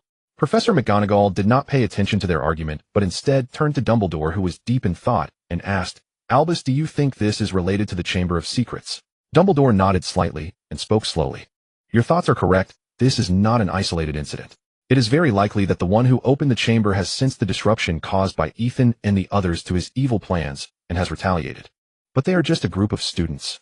Sometimes students can have advantages in certain aspects." Meanwhile, outside the hospital room, the Weasleys were gathered together, and Ethan and the others were waiting for Dumbledore to come. The twins were continuously comforting the tearful Ginny. George forced a smile and said, "Ron would rather not attend class. How nice it is now lying there sleeping." Fred chimed in, "I think we could develop a skipping class candy, so everyone wouldn't worry about cutting class." However, Ginny continued to cry loudly, tears streaming down her fingers. Percy, with a face full of frustration, could not take it anymore, and stood up, swinging his fist angrily. "Stop causing trouble. I can't even tell Mom about this." "Oh please." The twins exchanged glances, and George angrily said, "You've been busy dating your girlfriend lately. Have you cared about Ginny and Ron?" Fred added, "You don't even know how many friends Ginny has." Percy stared at them in shock, his face turning red. "That's still better than you two causing trouble all day and setting a bad example for Ginny and Ron." At that moment, Dumbledore emerged with the professors, and Percy and the twins immediately stopped arguing and stepped forward while Ethan and the others turned their attention to Dumbledore. The twins chattered, asking, "Professor Dumbledore, how is Ron now? How much longer until he wakes up?" Dumbledore pressed his hands down to calm their noisy inquiries. "He is fine. The effects of the soul-snatching curse are gradually fading. Fortunately, the one who cast the spell may not be very powerful, and Ron has not suffered any after effects. As for waking up, that will require Ron's will to slowly recover, but there is no need to worry. He will wake up soon." Everyone breathed a sigh of relief, and Ginny stopped crying, with the clouds of worry on everyone's faces slowly dissipating. After Dumbledore and the professors finished speaking, they left, leaving everyone to watch Ron through the window. Percy suddenly turned to Harry and asked, "What have you all been up to lately? Don't deny it, I've seen you many times on the third floor." Harry was taken aback, not expecting Percy to ask so directly, and he looked to Hermione and Ethan with a plea. Ethan looked significantly at Percy and said, "We are investigating the heir of the Chamber of Secrets and have already found some clues." Percy tightened his expression and shouted angrily, "Nonsense. You are just a bunch of little wizards. How can you do something so dangerous?" Everyone was startled by Percy's angry voice and looked at him in surprise. Madame Pomfrey also came over upon hearing the commotion. "No shouting in the infirmary. Oh, everyone get out. The patients need to rest properly." The crowd that was expelled felt helpless. But Hermione, seeing Percy still angry, quickly comforted him. "We are safe. Besides, with Ethan in front of us, dangerous things won't come our way. Look, this time Ron was hit by the soul-snatching curse, but Ethan was attacked by the death curse." "Ethan, thank you." Percy's anger subsided, but he looked at Ethan more seriously. "Ethan, you must ensure the safety of not just Ron, but also Hermione and Harry. You must protect them well. If they get hurt again, I will do everything in my power to stop you." The twins nodded in agreement, and then the Weasleys left together. Harry breathed a sigh of relief. If Percy the prefect insisted on obstructing them, their next actions would not be easy to carry out. However, the next second Hermione's words made his heart race again. "You're a Parselmouth. Oh, why didn't you tell us?" Hermione stared at Harry wide-eyed, making him a bit scared. He stammered, What am I?" Ethan sighed. "A Parselmouth, a person who can talk to snakes. I know that I talked to a snake at the zoo before." Hermione looked at Harry with concern. "That's not a good thing." Harry was confused. He clenched his fists, his anger gradually rising. "What are you talking about? If I hadn't told that snake, Justin would have been bitten." Hermione replied. "The problem is everyone doesn't understand what you're saying. All we hear is hissing." Harry was baffled. He had not realized how special he was. "Don't know? Why wouldn't they know? I bet there are plenty of people in the school who can speak Parseltongue. Actually, the reason Slytherin's emblem is a snake is that Salazar Slytherin was a famous Parselmouth." Upon hearing this, Harry went cold all over and forgot to be angry and doubtful. Hermione said, "Maybe everyone is now considering you as the umpteenth descendant of Salazar." Harry began to tremble, feeling no warmth in the castle for the first time. Ethan said, "This is very likely. The Potter family is also a renowned pure-blood family, and pure-blood families are often interconnected. It is not unacceptable for you to carry some Slytherin blood within you." Ethan certainly knew that Harry's ability as a Parselmouth was actually influenced by Voldemort. If having some blood could inherit Parseltongue, then it wouldn't be so rare. Hearing their words, Harry was trembling in fear, sweating in the heat, feeling cold all over. How could this magical world be all right? How can a Parselmouth live in a world where everyone is satisfied? Tears streamed down his face unbidden as the country was filled with discrimination against Parselmouths. When will Parselmouths truly stand tall? As expected, the news of Harry being a Parseltongue spread throughout the castle after the dueling club, leading to a flurry of rumors. Pass it on, Harry Potter can speak to snakes. Pass it on, Harry Potter was able to command a swarm of snakes. Since pass it on, Harry Potter plans to single-handedly besiege Hogwarts. The rumors became increasingly absurd, suggesting that both Dumbledore and Voldemort were mere puppets, while Harry was the true master of Hogwarts, and even the entire wizarding world waiting for graduation to return as the new Dark Lord and reclaim power. The rumors were outrageous, and even more absurd was the number of people who believed them. Thus, whenever Harry appeared, others fell silent, watching him with fearful eyes. Especially Justin from Hufflepuff. He skipped every class that involved Gryffindor. Ethan wondered where they got all this inspiration. If he had such imagination, he wouldn't be failing. Harry couldn't stand it any longer. To escape everyone's strange stares, he now sought out Ron whenever he had free. Seeing the troubled Harry, Ron, who had just woken up, said, "If you can't take it anymore, you should talk to Justin and clear things up. Once the rumors are explained, they will gradually fade away. Yeah, you have to be as carefree as I am. If it's true, it's true. If it's not, it's not. Be a little braver." Seeing Ethan and Hermione's encouraging gazes, a troubled Harry took a deep breath and dashed out. After Harry left, Ethan turned his attention to Ron. "Ron, do you still remember what the person controlling you looked like?" Hermione clearly also cared about this question, looking at Ron alongside Ethan. Ron furrowed his brow in thought for a moment before shaking his head and saying, "At that time, I was in the common room, and Percy came to warn me not to go to the bathroom again. I threatened to reveal his dating situation, and then he left angrily. Afterward, Ginny came to tell me she had seen Percy on a date. We happily chatted for a while, and as soon as Ginny left, I was controlled." Hermione said, "So Malfoy's suspicion can be dismissed. That was Gryffindor's common room. It's not easy for a Slytherin to enter. In the past, Malfoy indeed lacked the strength to sneak in, but if he were controlled by Voldemort, that would be another matter." Ron, Malfoy's #1 hater, immediately retorted, "No student would use the Imperius curse, though." Hermione replied, "It could also be a professor. No, the attacker must be a student.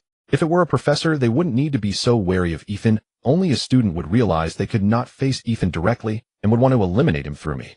I bet Lucius taught Malfoy a few tricks to help him harm more people at Hogwarts." Ethan and Hermione looked at Ron in astonishment. Goodness, a person struck by the Imperius curse could still become clever. "If I had known, I would have tried it last year." Feeling a bit embarrassed under their gaze, Ron slightly flushed and said in a low voice, "That was Dumbledore's analysis. I heard it half asleep that day."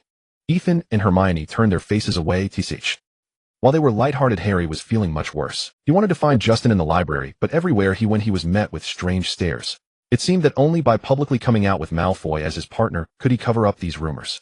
However, after searching everywhere he couldn't find Justin, but there were plenty of people stirring up stories about him. There were even a bunch of Hufflepuffs saying he was an emerging new dark wizard, and that Voldemort was trying to eliminate him as a rival. Having spent too much time with Ethan, Harry had also picked up a mischievous streak. He wore a sly grin, and suddenly jumped in front of them, startling a chorus of screams, causing the Hufflepuffs present to tremble in fear.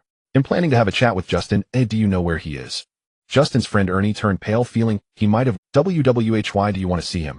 Harry tried to maintain the mischievous smile he learned from Malfoy, of course to discuss his origins, that snake from the club, and so on. "I can't exactly invite him to the Chamber of Secrets for tea, can I?"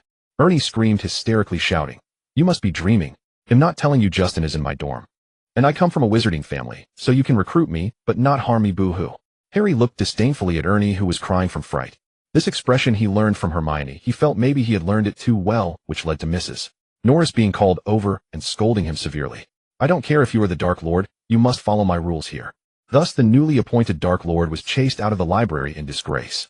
Harry continued to walk with a swagger, oblivious to his surroundings. In truth, he didn't even know where he was going, just wanting to maintain a strong image in front of others. Until he bumped into a wall. "Ouch, Hagrid. What are you doing here?" The Dark Lord. Harry hit his nose, rubbing it for a while before realizing that the wall was Hagrid, who was holding a dead rooster. Hagrid lifted the dead rooster and said, "Several roosters have died this semester. I suspect a fox or something got in. I went to the headmaster to ask for permission to put a spell on the chicken coop." "All right, I won't disturb you. I still need to find Ethan and the others." After parting from Hagrid, Harry was still thinking about that rooster.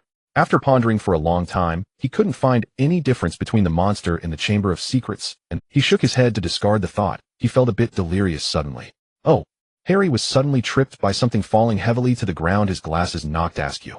Rubbing his elbow that had hit the ground, he adjusted his glasses, and the sight immediately froze his mind. Justin Finch Fletchley lay on the floor, cold and stiff, a look of sheer terror frozen on his face, his eyes blankly staring at the ceiling. That wasn't all. Beside him lay a figure nearly headless, Nick, who was no longer pearly white and transparent, but had turned entirely black, shrouded in smoke, lying motionless 6 inches off the ground. His head was half gone, wearing the same expression of terror as Justin. Harry didn't have time to get up before Peeves the mischievous poltergeist burst in. Peeves cackled, bouncing past Harry. "Why is silly baby Potter sneaking around here?" Peeves grinned suddenly. He saw Justin and nearly headless Nick. He took a deep breath, and before Harry could stop him, an even more exaggerated smile appeared on his face. And then he screamed, "They've attacked. No one, whether human or ghost, could escape. Run for your lives." Harry stood dumbstruck as students poured through the doors, especially Ernie, who had just wet himself from fear. "Oh no, I'm never going to live this down." "It's you got." Malfoy revealed a smug smile. "Every time there's a crackdown, or rather, every time something happens, you're always involved." Ernie also pointed at Harry with a trembling finger. "I told you it was you. You just admitted it, and now you're plotting against Justin."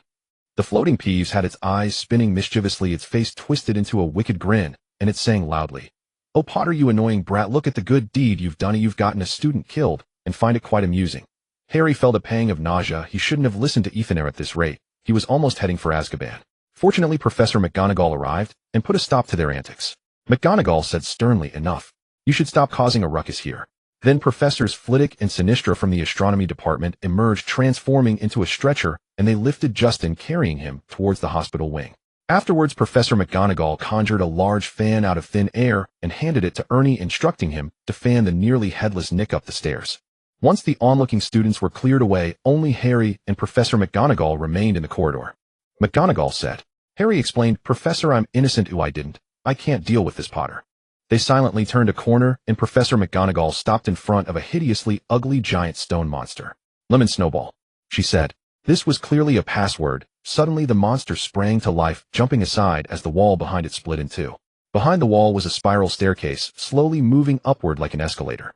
As soon as Harry and Professor McGonagall stepped on it, they heard a rumble behind them as the wall closed again. They ascended higher and higher, eventually arriving at a shining oak door adorned with a brass knocker shaped like... Harry realized where he was being taken. This must be Dumbledore's residence. In the hospital wing, Ethan and Hermione saw Professor Flitwick carrying Justin in and immediately knew something was wrong. "Professor, has there been another attack?" Professor Flitwick didn't immediately respond to his eager student, but jumped onto the bed to examine Justin's statue-like eyes. After observing for a while, he said, "This time there are two victims, the other is nearly headless Nick." Hermione clamped her hands over her mouth, trying to suppress a scream. Ron exclaimed, "But Nick is a ghost, he can't die again. He's currently in a state that's neither alive nor dead, unable to move. The details will likely have to be asked of your friend Harry Potter." Only then did Ethan and the others realize that Harry had once again appeared at the scene of the incident and had been taken to the headmaster's office. Anxious Hermione hurriedly pulled Ethan towards the headmaster's office, and they bumped into a similarly anxious Hagrid, who then took both of them running up to the 8th floor. However, upon entering, both parties were calm, engaged in a pleasant and friendly discussion regarding the Hogwarts Chamber of Secrets incident, where they exchanged opinions extensively. Dumbledore remarked that the Chamber of Secrets incident was something everyone wished to avoid, but Harry's actions were commendable and worth learning from, hoping both sides could be more candid to eliminate unnecessary misunderstandings. After listening to Dumbledore's comments, Harry expressed his agreement, hoping that in the future both sides could communicate better and strengthen their connection, as this is the foundation for collaboration. However, the current communication efficiency was low, and blind honesty could easily lead to misunderstandings. He held reservations about Dumbledore's ideas. In plain terms, Dumbledore hoped for Harry to be honest, but Harry did not trust him and feared Dumbledore discovering that he might be the heir of Slytherin, so he revealed nothing to Dumbledore, including their suspicions about Malfoy. Dumbledore nodded in understanding and allowed Harry to leave first, but left Ethan behind to observe. Watching Ethan skillfully pour himself a cup of tea and even pick up a lemon snowball to eat, Dumbledore spoke up. "So what have you discovered?" This lemon snowball was unexpectedly delicious. After chewing it, Ethan finally replied, "Didn't you find out everything from Harry?" Dumbledore was a master of legilimency, and Ethan would need to use a wand to perform legilimency, while Dumbledore could simply gaze into someone's eyes to see their unguarded memories. Dumbledore's eyes were far more formidable than a basilisk's, unafraid of death, but wary of a snake's demise. Ethan remembered that his last words to his friends in his previous life were to clear the browsing history and hard drive. He wondered if they had followed through. "I want to know parts they do not know either."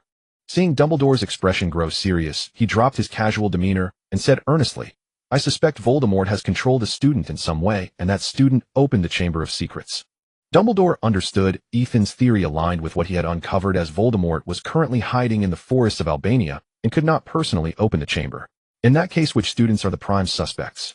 That's easy. It mainly relates to Lucius Malfoy, specifically those around Malfoy and his enemies. "Don't just ask me to share what you've discovered." Dumbledore smiled, then took out a book, pointed to a passage, and Ethan took it and saw a picture of a giant serpent along with its description below.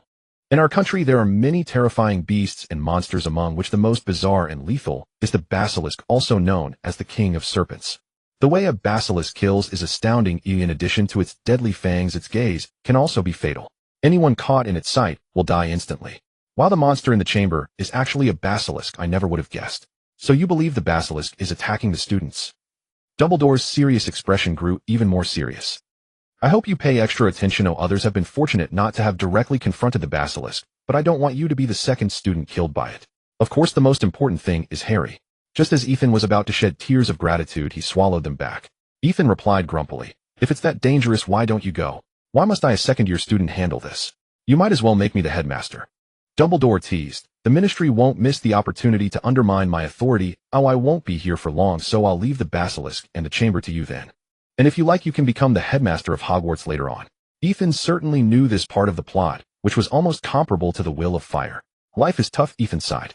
Seeing the conversation come to an end, he quickly grabbed a handful of lemon snowballs and stuffed them into his small wallet, standing up to leave without looking back, saying, "Let someone else do it. I absolutely detest serving students." The appearance of a second petrified student sent every pupil in the castle into a state of panic. What had once been dismissed as an isolated incident could no longer be ignored. A pall of attack now hung over every Muggle-born student in the castle, and even the young witches and wizards from wizarding families feared being caught up innocently. Although the professors insisted that Hali could not be the murderer, the students still treated him as Slytherin's heir, imagining that Hali had used the Imperius curse on Luo In to whitewash himself. So whenever Hali appeared, people pointed and whispered, and when he walked by they scattered, as if he were a Dark Lord. "Make way for the esteemed Dark Lord. He's off to have afternoon tea with his servant in the chamber." Following Ethan's example, the twins put on a show. One swaggered ahead in an exaggerated let-the-way pose, while the other fanned him from behind like a pair of sycophants. They found it hilarious and performed the routine every time Holly showed up in a crowd, but Gina and Pushy were distinctly displeased. Pushy had been frightened at first. When he saw the twins' mischief, he immediately stepped forward to scold them. "Two students are already in the infirmary. This is no joking matter." Holly, however, was pleased. Though their last prank had nearly gone too far, there was a vengeful pleasure in watching others frightened. The twins' antics, Aunt Pazai's, and Jean Nis' objections meant some still tended to believe him. More importantly, Ma Urfa's face is getting worse by the minute. I can't wait to unearth his secrets. I've been curious about them for ages. Ethan cast Holly a significant glance. Lu Sun once wrote that when curiosity toward someone takes hold, it is the first step toward your downfall. So classmate Holly, your remark is dangerous. Don't worry, the polyjuice potion will be ready soon. Hemin had lately been slipping up to the third floor alone to brew potions, so she knew the potions progress well. At last they reached the Christmas holidays. Unlike the year before, most of the students had fled the castle, so far fewer remained than usual. The Wei Silai family had stayed, and crucially Ma Urfa's 2 henchmen remained as well. On the morning of Christmas, the sun's up, wake up. The polyjuice potion is nearly finished. The curtains were drawn back and sunlight flooded into the room. Stop it, Hemin. Weren't they supposed to go investigate Ma Urfu? We still have things to do. Hemin. Isun was jolted awake and poked his head out from under the warm covers. Seeing those familiar tousled brown locks and bright brown eyes, he realized it truly was Hemin who had spoken. What are you doing here? This is the Ravenclaw boys' dormitory. The young witch wore a victorious smirk at her successful prank. Her slightly flushed face glittered in the sunlight. It was my coup-heir. I meant to have him wake you, but he let me in instead. Isun had never seen the young witch pull a prank before. He sat up and laughed. All right, I didn't expect my coup-heir to be so unreliable. Merry Christmas anyway. Hemin's smile widened, and she perched at the foot of his bed. Merry Christmas to you too. Come see your present. Having received Isen's candied apple the night before, she had slept little, watching with a hopeful smile as he opened the gift she had brought. It had been the sweetest apple she had ever tasted, and Isun had said that eating an apple on Christmas Eve was an ancient Eastern custom. Isun saw Hemin's eyes glittering and immediately knew what was what. From the foot of the bed, he could spot her gift at once. How could he not? It was placed dead center and right at the front. Under Hemin's expectant gaze, he picked up the exquisitely wrapped box. Carefully opening it, he found a hand-knit, chunky scarf inside.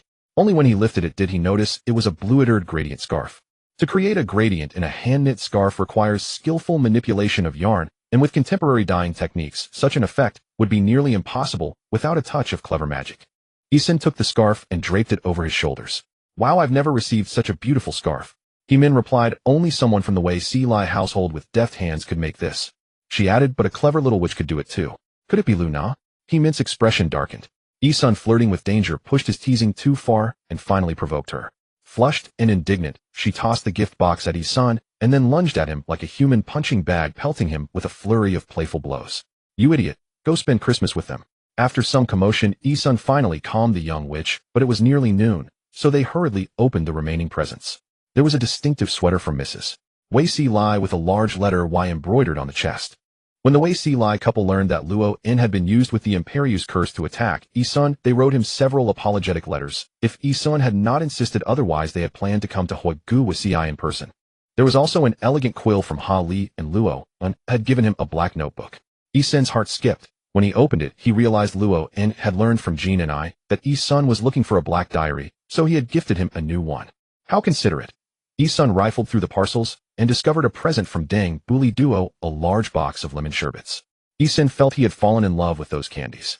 The last batch he had brought back had been quietly pilfered by Hemin, and when he discovered it, she had pouted and pretended innocence. Now he had another sizable stash of lemon sherbets. He estimated they would last until the end of the school year. Hemin's eyes sparkled at the sight of the sweets. Ever since she had tasted that tart sweet candy once, she had longed for more, and she could hardly believe there was now a whole box. Seeing the young witch staring fixedly at the box in his hands, Isun hurriedly hid it behind him. You can have me instead if you insist, but you won't be getting the sweets. Hemin wiped her mouth and chuckled. Half for each. Keeps our bond from cracking. After some bargaining, they agreed that all the sweets would be kept with Isun, and Hemin could take some whenever she craved them.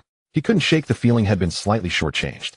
Sure enough, by the end of the Christmas feast, Isun had eaten less than half of what Hemin had. If he hadn't snatched 2 puddings from her, he would have lost out badly. But the true focus of the evening was not the sweets, it was the finished polyjuice potion and the clandestine plan Isun and Hemin were about to put into action. After the lavish dinner, they were about to execute their respective plans. Ethan and Hermione waited in the washroom for a while until Harry and Ron came in with Crabbe and Goyle's clothes, also holding a hair. Ethan bought some live hellfire potion from Eric and added it to the food trap, little cakes, knocking them out before stripping them down, and then of course he just plucked a hair to concoct the corresponding compound potion. Watching the compound potion become even more disgusting after adding the hair, it already tasted and looked unappealing, and now it resembled a thin, watery mess. Fortunately, Ethan and Hermione didn't have to drink it. He planned to take advantage of the fewer people in the castle tonight to investigate some matters. Hermione was insisted upon by him, although Ethan also wanted to witness this spectacle. After all, it was the first opportunity to see a living cat girl after shouting transform for me for so long. However, human transformation is very dangerous. Using a compound potion and being interfered with by powerful magic could result in irreversible transformation injuries. Transforming a person into an animal is strictly prohibited. The first transformation of an animagus is fraught with danger, and even with ample preparation mishaps can occur, let alone regular transformation spells and potions.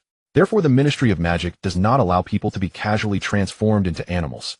Ethan didn't want to see Hermione suffer irreversible transformation due to a momentary accident.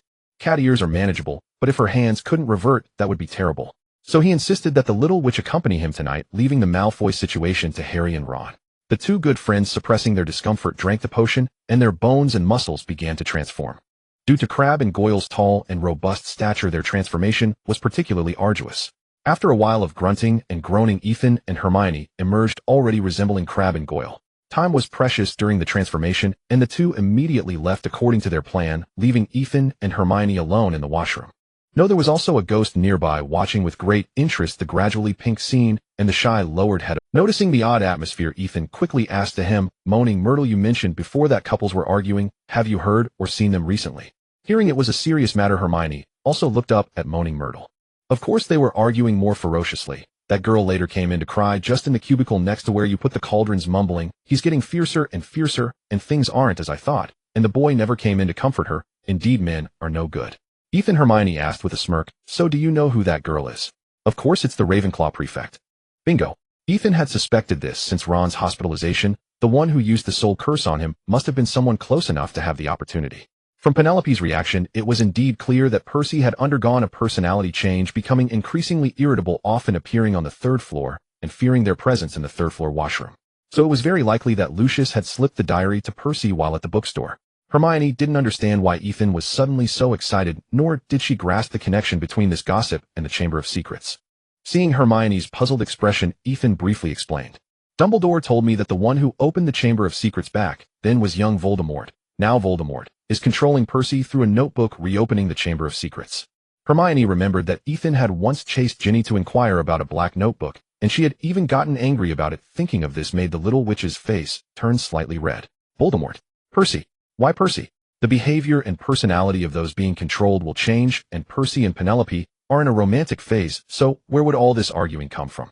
Only when Percy exhibits changes that Penelope cannot understand will it cause her distress. Hermione suddenly understood, her eyes sparkling with admiration as she looked at Ethan.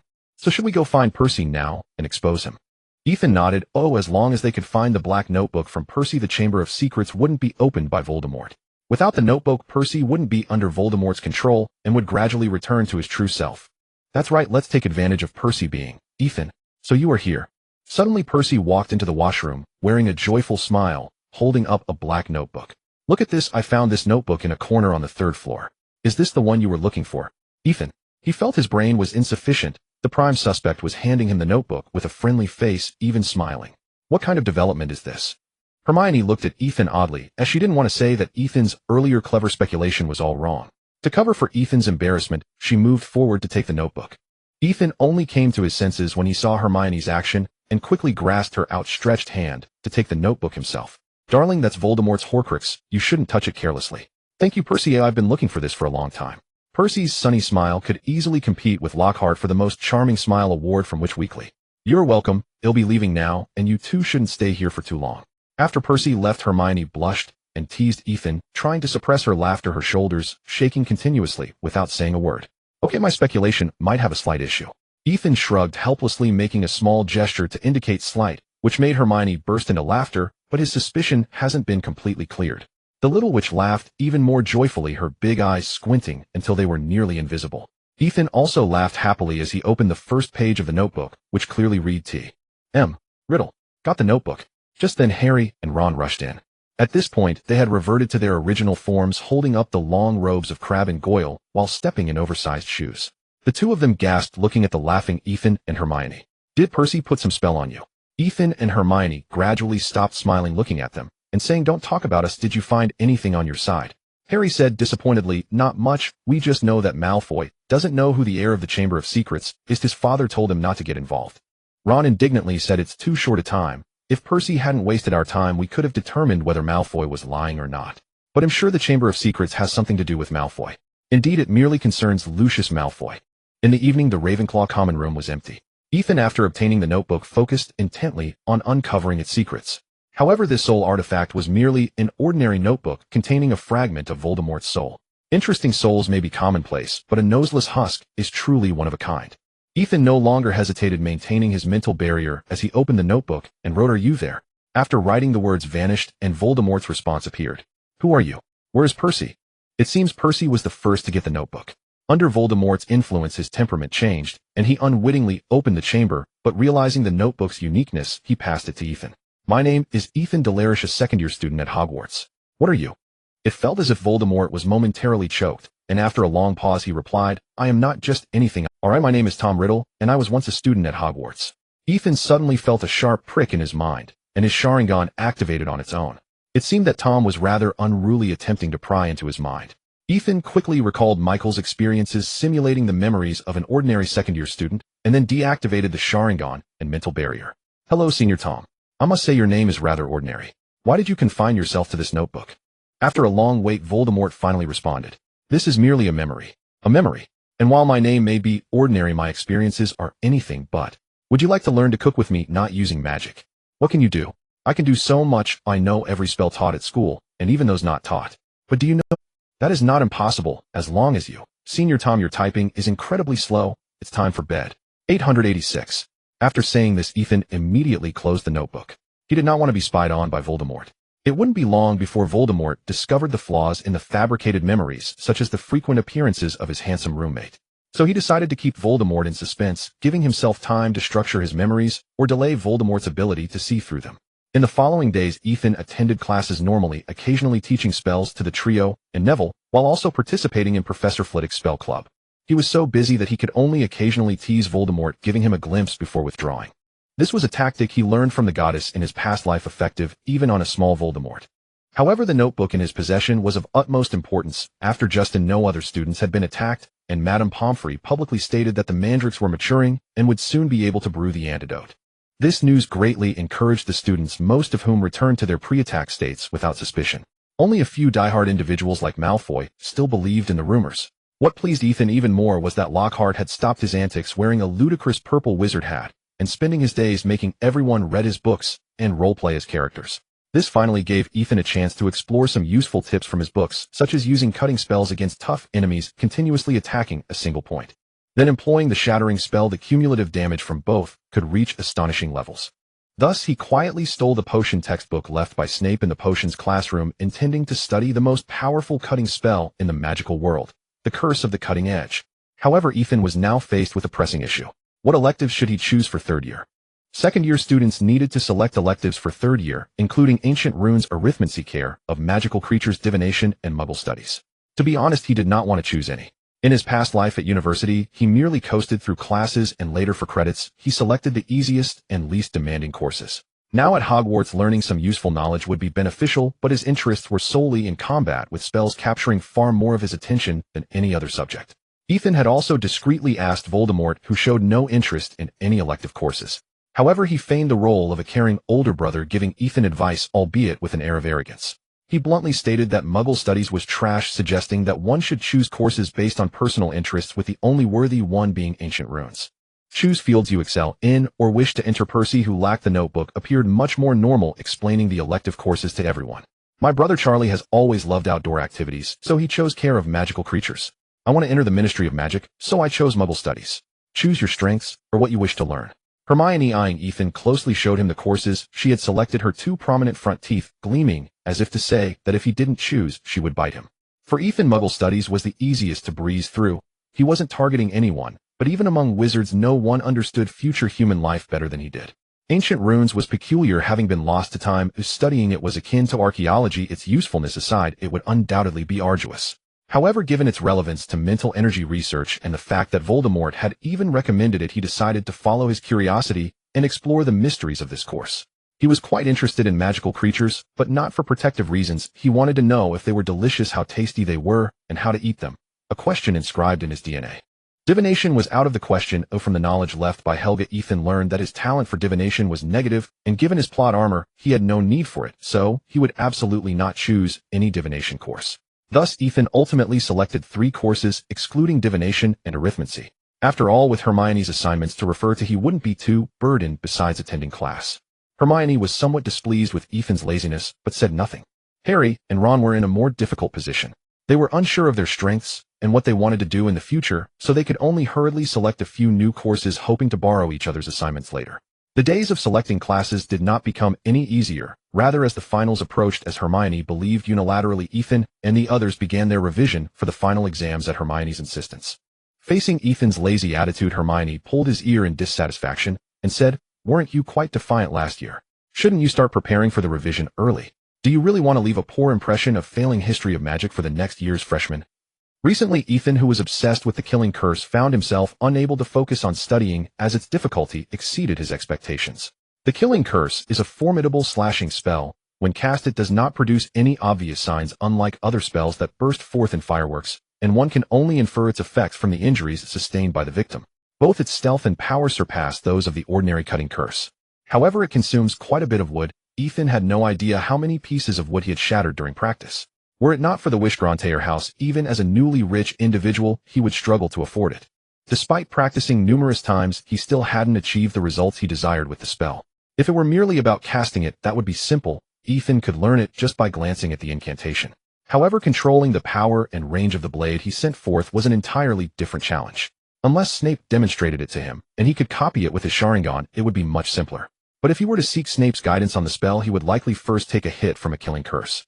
Unable to find a breakthrough, Ethan had no choice but to seek help from his senior Tom. When Ethan inquired about the killing curse, Voldemort was so delighted that he nearly typed faster.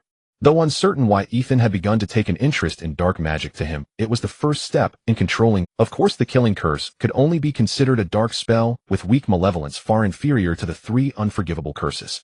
It was labeled dark magic purely for its stealth and the difficulty of reversing it, much like the fiend fire. As long as it could be controlled, fiend fire was merely a fire spell with enhanced power. If Ethan knew Voldemort's thoughts, he would have laughed. He was learning the killing curse to slash Voldemort's basilisk, which gave Ethan a sense of impending doom. Voldemort devoted himself to teaching, and Ethan earnestly learned, creating a harmonious atmosphere, even late at night. After Ethan had nearly grasped the technique, it seemed Voldemort sensed the gaps in Ethan's memory. This was expected. If he activated his Sharingan, Voldemort wouldn't see anything at all, and instead would become suspicious. Without the Sharingan, and relying solely on his mental sealing technique, Ethan could not resist the master of memory extraction for long. However, it didn't matter. He had his notebook with him, and even if Voldemort wanted to resist, he couldn't stir up much. By this time, dawn was breaking, and he hurriedly put the notebook into his small wallet. If he didn't sleep now, he wouldn't have the chance later. In a few hours, Harry's Quidditch match would begin. Ethan slept until 10 o'clock, and when he hurriedly bit into a piece of bread and found Harry, the match was about. "Why are there only you two? Where's Hermione?" She suddenly said she knew something and went to the library, Ron answered, puzzled. "But the match is about to start. Why hasn't she come yet?" Splash. The bread in Ethan's mouth fell uncontrollably onto the Quidditch pitch's grass. He felt as if all the blood in his body had frozen, yet it wasn't completely frozen. The cold sensation spread throughout him, with the slow flow of blood surging to his brain. No wonder he felt something was off. Early in the morning today was the day the basilisk made its 4th attack in the original story, and the one being attacked was Hermione. Although he had the notebook with him, he couldn't gamble on the possibility that the basilisk wouldn't escape. So Ethan directly snatched the Firebolt 2000 from Harry's hands, and under their astonished gazes mounted the broom and whizzed towards the castle. Ethan's hands gripped Harry's broom tightly, his fingers losing color from the tight grip. This was the first time he had ridden a flying broom this year. Since the end of the flying class in first year, he hadn't flown through the air like this again. But he didn't care. He pushed the speed of the Firebolt 2000 to its limits, with the sound of the rushing wind filling his ears, while the enthusiastic cheers of the spectators in the pitch faded far behind him. In less than 10 seconds, Ethan saw the castle again. In his anxious state, he quickly spotted the library's location, where he saw Hermione and Penelope sitting by the window engrossed in a book and discussing it. This relieved Ethan, but in the next moment his heart sank again. The basilisk was creeping towards them. The enormous basilisk, glistening with a vibrant green hue and radiating the distinctive brilliance of a venomous snake, was as thick as an oak tree trunk, moving forward like an ordinary snake. It raised its upper body high into the air, its flat head scanning wildly between the shelves, but its ultimate goal was still Hermione. The basilisk was quite concerned for them and planned to give them a personal lesson. Hermione also noticed some strange rustling sounds as she and Penelope exchanged glances, both seeing the worry in each other's eyes. Penelope quietly picked up a small mirror and kept looking outside through it. Suddenly she froze upon seeing a huge, frightening yellow eye. Before she could warn anyone, her body stiffened, and she was instantly petrified, collapsing to the ground with a thud. Hermione covered her mouth, letting out a muffled sound. Terrified, she trembled, wanting to use the mirror to look outside. Ethan couldn't stop her in time. He steeled himself and charged straight toward the glass of the window on his broom. The loud crash made Hermione turn around. After rushing into the library, Ethan leaped off the front of the broom, landing beside Hermione and pulling her, who was too shocked to speak, into his arms. Hermione buried her head deep in Ethan's chest, unable to see anything, but smelling the faint scent of sweat from his nervousness, which oddly brought her a sense of comfort. Due to the high speed he had ridden the broom earlier, Ethan was propelled forward by inertia, directly exposing himself to the basilisk's line of sight. Without looking back, which he dared not do, he raised his wand and swung it backward. Killing curse. He did not expect a single incantation to resolve the basilisk. Instead, he held Hermione and ran. As he ran around the bookshelves, relying on his Sharingan to observe the basilisk's movements through the various clues in the surroundings, he occasionally cast the killing curse backward. The killing curse did not leave significant wounds on the basilisk's tough skin, but it made it feel pain that it hadn't experienced in centuries. Shatter. Seizing the opportunity, Ethan added a shattering spell, which hit the basilisk's weakened skin, creating a circular wound. He could even hear the sound of the basilisk's blood splattering on the ground. This greatly encouraged Ethan and thoroughly enraged the basilisk. The creature constantly whipped its head, shattering bookshelves while books in the library flew around, and its speed of advance increased. Fortunately, it was Quidditch match day, and there were no other people in the library. Even Madame Pants had gone to the pitch. As Ethan, holding Hermione, was nearly at the door, screech! A strange voice sounded, and the basilisk suddenly stopped advancing, instead retreating towards the place it had appeared. Ethan did not dare to look back. It was only after running out of the library that he confirmed the serpent monster had not pursued him. Hermione sensed that Ethan had stopped, but did not lift her head. Instead, she clung to him tighter, inhaling the faint scent on him, her little face hidden and showing a mischievous smile. Having survived a crisis, Ethan did not rush. His heartbeat, which had gradually calmed, began to race again as he opened his arms to embrace Hermione, anew feeling the warmth emanating from the young witch. Closing his eyes, he savored the sunlight streaming in from outside, the rustling sound of the trees, sea, and the occasional noises coming from the castle, all of which felt so wonderful. So Mr. Delary stole Potter's broomstick just to hug Miss Granger at the entrance of the library. Unbeknownst to him, Professor McGonagall had arrived at the library entrance, looking at the two embracing with a bemused smile, yet a hint of confusion. Upon hearing Professor McGonagall's voice, Hermione suddenly pushed Ethan away, her lowered face flushed, too shy to speak. Ethan, thick-skinned, felt no fear in front of the deputy headmistress. He pointed at the wreckage of the library and said, "We were attacked by a serpent monster. The monster from the Chamber of Secrets just tried to attack Hermione and Penelope has already been petrified and left inside." Penelope, "Oh, you remember me being in there." Hermione's expression turned serious as she raised her head to add, "Those who meet the serpent's gaze will die instantly, but if one does not look directly, such as seeing the serpent's eyes through a reflection in water or a mirror, they will only be petrified." Professor McGonagall's smile faded as she followed Ethan's lead into the library. Upon seeing Penelope collapsed among the ruins, she widened her eyes and gasped in horror. After a moment, they managed to fashion a stretcher and together with Ethan carried Penelope out. Hermione also retrieved the submerged Nimbus 2000 and brought it out. Having such a broomstick at Hogwarts proved quite convenient. However, at the entrance they encountered a hurried Percy. The moment Percy saw his petrified girlfriend on the stretcher, his face turned pale, and he gasped, "Penelope, how could it be you? What happened to her, Professor?" "She was attacked just like the others." Professor McGonagall's voice was tinged with uncontainable sorrow. "Hogwarts cannot bear any more incidents like this." Ethan looked at Percy in confusion. "What are you doing here? Today is Gryffindor's match." Percy, immersed in sadness, looked at Ethan in surprise, glanced at the equally curious Professor McGonagall and stammered, "I had made plans with Penelope to watch the match together, but I waited for her at the entrance for a long time, and when she didn't come out, I came to find her." Hermione subtly tugged at Ethan, shaking her head at him meaningfully. Ethan understood and returned a reassuring glance as they continued to carry Penelope to the hospital wing, maintaining silence throughout the journey, with only Percy occasionally inhaling sharply. Upon arriving at the hospital wing and settling Penelope down, there was not much to be done. She was simply placed on a bed like everyone else. Professor McGonagall looked at Colin and Justin lying nearby, as well as Filch's cat's side, and asked, "The professors indeed suspected that the monster in the Chamber of Secrets is a serpent monster. I don't know what terrifying experiences you all went through to escape its attack, but I will still award Ravenclaw 50 points. After saying that she dismissed them, allowing only the dazed Percy to stay for a while, instructing the others to remain in the common room and await further notice with a pointed look at Ethan. Thus they could only obediently leave. Once they were a distance away from the hospital wing, Hermione said to Ethan, "Penelope told me that Percy has been moody lately, often daydreaming alone in a corner, mumbling to himself." Ethan was not most interested in Percy's odd behavior. He had something more pressing to verify. Percy definitely has issues, so when you return, tell Harry and the others to be wary of Percy and not to be alone with him, but also be cautious of the serpent monster and try to stay close to the professors.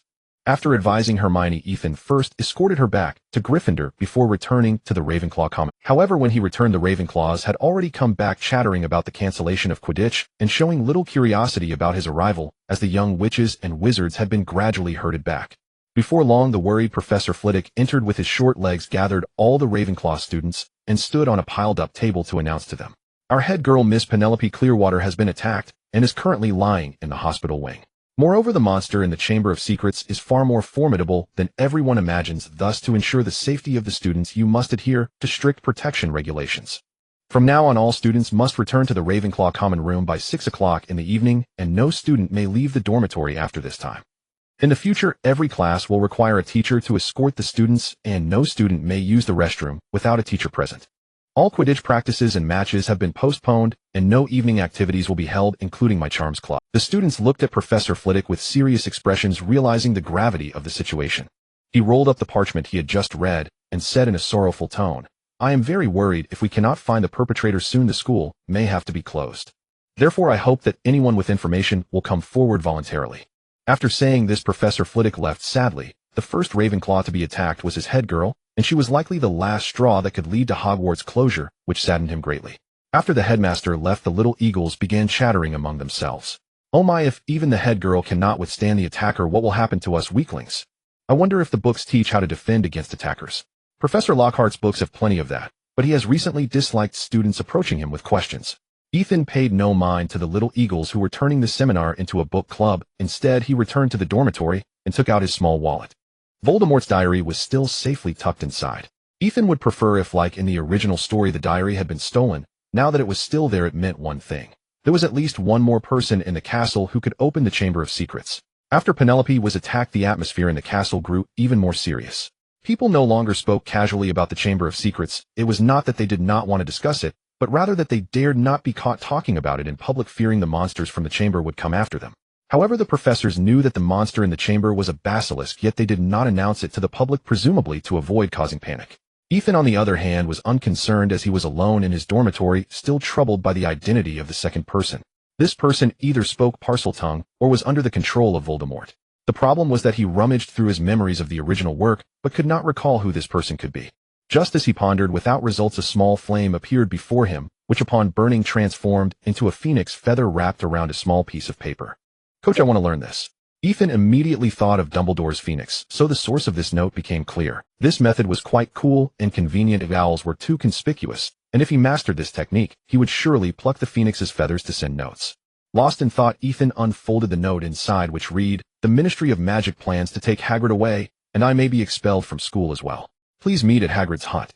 The plot aligned. Taking Hagrid away was reasonable. After all, he was a suspect 50 years ago, and once he was taken, the attacks in the castle would cease. However, driving Dumbledore away was probably Lucius Malfoy's idea. Upon learning that the notebook he had sent out caused such a stir at school, he would certainly not miss this opportunity to undermine Dumbledore, and the Ministry of Magic would also be pleased with this. Malfoy was greedy for the interests controlled by Dumbledore, while the Ministry of Magic sought to regain its former glory, and the two of them were in perfect sync. As for the scheming Voldemort and the injured students, they were merely tools to be used. Ah, the dirty politics. After casting a disillusionment charm on himself, Ethan quietly left the castle. When he arrived outside Hagrid's hut in the dark, he barely knocked a few times before Hagrid suddenly swung the door open, holding a crossbow in his hands, his face tense, as if he were waiting for someone to arrive. Upon seeing Ethan, Hagrid visibly relaxed. "What brings you here?" Hagrid stepped aside to welcome Ethan and saying, "I heard you were attacked. Are you all right?" "Of course I'm fine." Just as Ethan's backside touched the chair, there was another knock at the door. Hagrid quickly gestured for him to hide, and he had no choice but to cast another disillusionment charm. The ones who entered this time were Harry and Ron. "Are you okay, Hagrid?" Harry wanted to continue asking, but then noticed Ethan appearing out of nowhere. "Ethan, what are you doing here?" "Hermione said you scared off the basilisk." "Basilisk? What basilisk?" Hagrid nervously looked outside while handing them a huge piece of fruitcake. At that moment, there was another knock at the door. Without needing Hagrid to signal, Ethan helplessly cast another disillusionment charm and hid in the corner with Harry and Ron, who were wrapped in an invisibility cloak. This time the visitor was not friendly. It was Dumbledore, followed by a strange man. He was short and stout with messy gray hair and a worried expression on his face. His attire was a bizarre mishmash: a pinstriped suit, a bright red tie, a long black cloak, and purple point. Under his arm he clutched a dark green bowler hat. "That's my dad's boss," Ron whispered. "Cornelius Fudge, the Minister of Magic." Harry elbowed Ron to make him be quiet. "This is bad, Hagrid. There have already been 4 attack incidents," Fudge said in a cheerful tone. "The Ministry must take action. Given your past, we must take you away." Upon hearing this, both Harry and Ron held their breath. "You must understand, I have always believed Hagrid is innocent." Dumbledore's tone remained as resolute as ever. "Taking him away will not resolve the attack incidents in the castle." Hearing Dumbledore speak, Fudge's face twitched, looking both pleased and anxious. "But we have to do something. If even you, Dumbledore, cannot resolve this, the Ministry must intervene. You know the office has been flooded with complaints from parents lately." Knock, knock, knock. The continuous knocking made Hagrid feel overwhelmed, so Fudge, who was closest to the door, Lucius Malfoy, stepped in, striding into Hagrid's hut wrapped tightly in a long black travel cloak, scanning the interior with a scrutinizing gaze, subtly frowning at the furnishings, his face still bearing a cold, satisfied smile. "I'm delighted to see you here, Minister Fudge. I must announce the board's decision." Lucius ignored Hagrid's glare and Dumbledore's displeasure, pulling out a piece of parchment and pretending to read it. "The board has voted to suspend Dumbledore from his position as headmaster." "No, you can't take Dumbledore away." Hagrid immediately stood up, his voice loud enough for dust to fall from the ceiling. "Without Dumbledore, the attackers will surely become even more rampant. It could even happen very soon." Dumbledore interrupted Hagrid's outburst, speaking slowly and clearly. "If it is the board's decision, I will comply. Though some evil disciples may be impatient, there will always be someone at Hogwarts to carry on my will, and those in need will always receive help." After saying this, they all left together. Ethan heard Harry and Ron beside him take a deep breath, but did not act. Just when he thought they were going to suffocate, Ron suddenly lifted the invisibility cloak and exclaimed excitedly, "This is so cool. Inheriting Dumbledore's will and defeating evil enemies. Sorry, this line refers to me. But why would Fudge take Hagrid away? What past does he have?" Harry asked, confused. Well, they still did not know what happened 50 years ago, so Ethan had to explain it to them. Hagrid was the scapegoat when the Chamber of Secrets was opened 50 years ago. After Hagrid was taken away, no more attack incidents occurred, but the Ministry of Magic had no evidence to prove his guilt. They simply expelled him from Hogwarts. Harry and Ron stared wide-eyed in astonishment. After thinking for a moment, Ron said, "Dumbledore chose to believe in Hagrid, and I also believe that Hagrid cannot be that kind of ruthless person. Therefore we should go and solve the real enemy." Harry nodded in agreement, but cautiously said, "The problem is, how do we deal with the enemy?" Ron, Ethan, the top priority is of course to find out the identity of the attacker. The question is, who is the biggest suspect?" Ron, the leader of the Black Fan, said, "It must be Malfoy. It's normal for Ethan to suspect Percy. I think that's just typical Percy behavior." Then, imitating Percy's tone, he said, "What are you doing here? Gryffindor loses 5 points. I still have to." I must say he learned it quite well, which made Ethan and Harry laugh. Worrying that these 2 Gryffindors might cause trouble, Ethan quickly reminded them, "It's not safe in the castle right now. You should stay low." Harry and Ron nodded repeatedly, and Harry assured Ethan, "Don't worry, Ethan, we won't cause any trouble." Ron, indeed. However, Ron also accidentally guessed a bit right. At least today, Percy would not be the one attacking Hermione, and after all, Penelope was his girlfriend, and given Percy's strength and emotional fluctuations, if he knew he had harmed his girlfriend, even if Voldemort himself controlled Percy, there would be signs of rebellion. The cautious Voldemort would not engage in such reckless behavior. Thus, the urgent task was to find out who this second person was, and to enhance his own strength. Today, dealing with the basilisk was still quite challenging. Indeed, without the Gryffindor sword, one could only rely on grinding to strike the basilisk, which was a waste of magic power. The news of Dumbledore's suspension brought an unsettling fear that spread rapidly through the castle in an unprecedented manner, etched across the faces of every student in the school. Except for Malfoy and the Weasley twins, students no longer played in the corridors or common rooms, as it would seem. Amidst this peculiar atmosphere, everyone attended classes, but due to strict management and varying class schedules, Ethan found his meeting time with his friends gradually diminishing, spending more time studying alone in the Ravenclaw Tower. However, ever since mastering the stunning spell, he had not communicated with Voldemort again. Now that he faced a bottleneck with the spell, he had to continue extracting knowledge from Voldemort. "Are you there?" This time Voldemort responded quickly with hasty handwriting indicating he had been holding back for a long time. "Stop pretending. Although I can't penetrate your mind-blocking technique, your fabricated memories are truly clumsy." Ethan no longer pretended, maintaining his Sharingan and mind-blocking technique, making it impossible for Voldemort to discern anything. Then why did it take you so long to see through it? To be frank, I know you are very vigilant towards me, but the fact that you still found me means you have a need. It seemed that Voldemort had lost his patience after being locked away for so long. Then let me ask you, how can one enhance the power of a spell? Previously, Ethan had increased the power of his spells by using the Sharingan and sheer magical force, but for advanced magic, a deeper understanding of the magic itself was required. However, this proved difficult for Ethan, who had not mastered magical knowledge deeply. The standard release of a spell is the unity of magical power, and will enhancing one aspect is sufficient. Of course, someone who understands the mind-blocking technique like you would not be unaware of this principle. Therefore, you can choose to take a different approach, whether applying different applications to the spell itself, or using spells on spells to achieve effects unattainable by a single spell. Truly, Voldemort hit the nail on the head. While the power of spells could not be enhanced immediately, the issue with dealing with the basilisk was not the spell's power, but rather striking the creature's vulnerable spots. To show his gratitude to Voldemort, Ethan quickly closed his notebook and placed it into a box that could isolate magic, finally stuffing it into his wallet. This was something he had spent a large sum of money to acquire, fearing that Voldemort might turn hostile and exert influence over him through the notebook. Voldemort, WDNMD. However, everyone was now required to stay in the common room at night, and disappearing at such a time would draw too much attention. Ethan could only sneak into the room of requirement during free periods and lunch to practice magic. That evening in the Ravenclaw common room, Ethan, as usual, sat among his peers completing his extensive assignment. As the Endophthalm exams approached, the professors assigned even more homework, intending to prompt students to begin. Ethan sighed at the textbook filled with knowledge points, regretting letting Hermione highlight the key points, the little which had marked everything the teacher mentioned as important, resulting in the entire book being thoroughly highlighted. Just as Ethan was feeling distressed, Michael stealthily sat down beside him.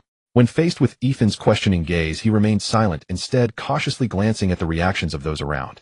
Seeing that no one was paying attention, he quickly leaned towards Ethan's ear and whispered, "Hermione is waiting for you outside." After saying this, he put on a guilty expression, turning a book upside down to feign reading. However, with a serious expression, Ethan did not tease him for his affected demeanor. After correcting the book he was holding, he walked towards the door under the astonished gazes of their classmates. From Michael's demeanor, it seemed Hermione had sneaked over to find him, avoiding the patrolling teachers. Whatever prompted her to do so must have been significant. As soon as he exited the door, he spotted Hermione half hidden. She was still troubled by her disillusionment charm, her anxious expression unmistakable. Worried they might be discovered, Ethan also cast a disillusionment charm on himself and quietly approached her, helping her with her charm. Hermione suddenly felt a chilling sensation spread throughout her body, thinking that her disillusionment charm had been cast so perfectly that she blended seamlessly with the surrounding environment. "Follow me." Hearing Ethan's familiar voice and the warm touch on her hand, the anxious Hermione's face lit up with joy as she was led by him to a secluded corner. After surveying the area, Ethan and Hermione dispelled their invisibility, and he asked, "Did you come here to find me because something happened?" Originally lost in the shyness of holding hands, upon hearing Ethan's gentle yet serious voice, Hermione snapped back to reality and said, "Harry and Ron have left the castle. Neville said they seemed to have gone to the Forbidden Forest." These two really were a handful. He had stressed that there were dangers in the castle, and yet they still sneaked into the woods at night. And they didn't even invite me. How could they suddenly run off to the Forbidden Forest? Hermione pulled out a note which read, "The spiders in the Forbidden Forest know the secrets of the Chamber of Secrets." Neville mindlessly handed this note to Harry. After they read it, they left the common room with the invisibility cloak. Mindlessly. Under his 6 months of spell instruction, although Neville remained somewhat taciturn, he had become much more decisive in his actions, and the forgetfulness that had plagued him last year was no longer an issue. Yes, he didn't know the reason. By the time he came to his senses, Harry and the others had already left the common room.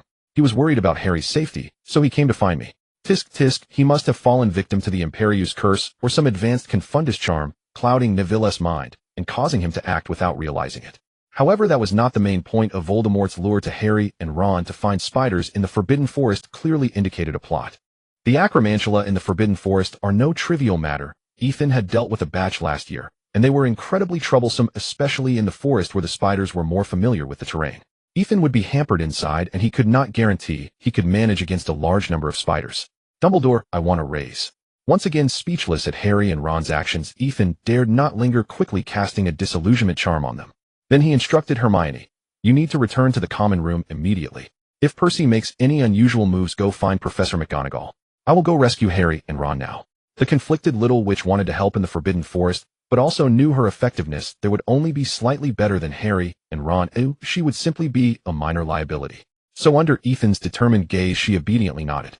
After watching Hermione leave, Ethan dared not waste any time, no longer evading the patrolling professors, and relying on the invisibility effect of the disillusionment charm, he dashed away from the castle heading towards the Forbidden Forest. Ethan first arrived at Hagrid's hut, discovering Harry's invisibility cloak, and noticed that Hagrid's hunting dog Fong was absent, which eased his mind a little. Fong had patrolled the Forbidden Forest with Hagrid for many years, and the intelligent creatures within the forest would give Fong, or Hagrid behind him, a bit of face. So even though Hagrid was not present now, at least there was some buffer time. However, upon seeing that Hagrid had a few chickens, he took the opportunity to grab one and stuff it into his bag. Once inside the Forbidden Forest, Ethan did not wander aimlessly. Running around in the forest could easily lead to getting lost. Just ask Malfoy about the consequences of Ethan getting lost. Since Harry and the others were looking for spiders, they must have been following the path of the spiders, so spiders are coming. Several small spiders flew over from not far away, and Ethan extinguished them without even looking. He also despised spiders. If he had seen so many in his past life, he would have screamed in terror. Thus, he continued moving in the direction where the spiders appeared, destroying many small spiders along the way. Spiders are coming. Suddenly, a large spider with its fangs bared flew toward him, landing directly in front of Ethan. Its 8 big eyes looked somewhat confused, and its hairy legs flailed about randomly. It could not understand why it was flying when it was just about to feast. Ethan disgustedly cast a spell, and that 8-eyed giant spider lost its head, its body twitching in place. Given the sounds coming from a distance, it seemed he had found the spider's lair. Ethan prepared for battle, raising his wand and activating his Sharingan as he moved forward. In front of him was a large pit surrounded by trees filled with countless spiders, and in the center were Harry and Ron. Ron dared not use his wand, instead swinging an oil lamp to swat away the spiders that managed to get too close. Harry, on the other hand, was the main line of defense against the spiders, frequently casting shield charms to block the attacking spiders and attempting to open a path for escape using spells in one direction. The idea was good, but disarm. Why isn't it working? Ethan said this spell was very powerful. Ron cried out in despair, spiders don't have weapons. Good grief, Harry had even learned to shift blame. After watching for a while with interest, seeing Harry's magic gradually waning, he decided not to test them further with spiders. After all, Ethan was very angry. Fiery Inferno. A long-awaited flaming dragon emerged from Ethan's wand, swirling around Harry and Ron, protecting them from harm. Of course, it was understandable that a few stray hairs might get burned in the process. After all, Ethan was still just a second-year student with insufficient control, and it was definitely not an act of revenge against Harry for causing him trouble. Harry and Ron also saw Ethan standing on the outskirts, and as they escaped from the sea of spiders, they happily shouted, "Ethan!" The spiders, lacking any magical abilities, could only keep throwing themselves into the flames, unable to breach the barrier created by the flaming dragon. Aragog, seeing the familiar flames, immediately recalled the little wizard he encountered last year, who had also conjured flames. Although that fire was far from its lair, it had burned down a portion of the forest before being extinguished, killing off more than half of its offspring. A year later, it had barely recovered from the losses, and now it faced another wizard who could conjure flames. It fixed its gaze upon Ethan, recognizing that demon once more. This time, it would take revenge for its lost children. Go attack that fire-wielding wizard. Once he's dealt with those 2 idiots inside, we'll be at our mercy. Hearing Aragog's command, the spiders that had been recklessly sacrificing themselves turned back, spotting Ethan standing majestically above the pit, their eyes glinting with ferocity as they charged at him. The spider's large legs thudded against the ground, accompanied by the sound of grinding teeth, instantly filling the forest with a cacophony. Watching the swarm of spiders rush toward him, Ethan felt a thrill. If it were a chase, he would be worried about being ambushed, but now they were all squeezed together below. He had to seize this perfect opportunity to unleash something powerful and practice his skills. Shadow Blade. Shatter. He released 2 spells at once, maximizing their power, which made Ethan feel a bit overwhelmed. He paused to catch his breath. If he added more spells, of course, he could achieve even greater strength, but the speed of casting was already fast, and his magical power and mental energy were difficult to keep up with. If it weren't for the enhanced dynamic vision provided by the Sharingan, he wouldn't have been able to cast even 2 spells. However, the results were extraordinarily effective. The splitting spell transformed the originally large blade into small daggers, accurately striking every spider in front of him. The daggers plunged directly into the spiders' heads and bodies. Those that struck their heads died instantly, while those that hit their bodies were rendered immobile by the injuries inflicted by the Shadow Blade, causing the front row of spiders to fall one after another. Yet the other spiders did not retreat in fear. Instead, they became even more aggressive, charging toward Ethan with renewed vigor. This was why Ethan didn't want to provoke the 8-eyed giant spiders. There were simply too many of them, and they were undaunted by death. Even just standing there and killing would drain Ethan's mana. When he got back, he would definitely have to teach those 2 troublemakers a lesson. Ethan continuously cast combined spells, knocking down wave after wave of spiders, but their numbers were still too great, and the gap he had opened was quickly filled. Moreover, the fire dragon he had previously summoned was gradually shrinking due to the depletion of his magical power, eventually crashing into the spider swarm and exploding into a cloud of smoke. With his vision obscured by smoke, Ethan began to worry about Harry and the others being attacked, so he stopped conserving his mana and unleashed an even stronger fire dragon. The massive flame dragon surged forward, sending the spiders flying and creating a dent in the ground, forming a circular pathway. However, before Ethan could pass through this pathway, a greenish-blue battle-damaged car suddenly burst out from the smoke. The car was intact, but had numerous dents and was covered in moss and leaves. Harry swung open the passenger door and yelled at Ethan, "There's no time for explanations, get in the car." Seeing Harry and Ron inside, Ethan quickly hopped into the back seat. Before Ethan could steady himself, the car surged forward, nearly pushing him into the front seat. The acceleration felt stronger than that of a sports car, though he had no idea what a sports car felt like. The swarm of spiders hesitated for a moment before lunging at the car, crashing against the speeding vehicle with a clatter. "Don't drive so fast. If you stabilize it a bit, I can cast spells," Ethan yelled out, swaying in the car. Ron, also swaying in the driver's seat, struggled to grip the steering wheel and turned to shout, "I can't control it either." Harry and Ethan stared in shock at the steering wheel that had fallen from the driver's seat. Gryffindor. The car dashed recklessly, speeding through the woods without the need for Ron's steering wheel or accelerator. The sedan maneuvered nimbly between the trees, racing toward the open areas as if the forbidden forest were its territory. However, the rugged road jolted painfully, and Ethan felt that if this continued, his backside might turn into... The spirited car directly fulfilled his wish, suddenly slamming to a stop, causing Ethan's head to collide hard against the seat in front of. Fortunately, the seat was soft, so it didn't hurt too much. Harry and Ron were the unfortunate ones. Harry had buckled his seatbelt, but was nearly choked, his face turning red from the strain as he stuck his tongue out. Ron, holding the steering wheel, had lurched forward, and if not for the wheel stopping him, he would have crashed into the windshield, but he still slammed hard enough to fall back onto the driver's seat. It was proven that one should always buckle up in a car, otherwise it could bring tears to loved ones. At this moment, there were no more spiders crawling on the car, and they realized they had left the territory of the Acromantula. As he slowly opened the car door and stepped onto the soft grass, Ethan patted his sore backside and sighed. He no longer trusted autonomous driving, especially when it was magical. Harry and Ron stumbled out of the car as well. "What happened to my dad's car?" Ron cursed. "And those spiders in the forbidden forest. If I find out who passed the note, I will definitely kill him." "So you believed in an anonymous note and ran into the forbidden forest to look for spiders?" Hearing Ethan's suppressed anger, Harry and Ron recalled the fear instilled in them by the Dark Lord. Harry stammered, We're just a bit curious. Curious about the secrets of the Chamber of Secrets." Ethan helplessly looked up at the sky. It was already dawn. He was too tired and sleepy to scold them. With his magic depleted, it was best to hurry back to the castle to rest. There would be plenty of time to deal with them after a good sleep. He waved his hand and led the two of them, who were shrinking back in fear, back to the castle. However, upon entering, he noticed something was off.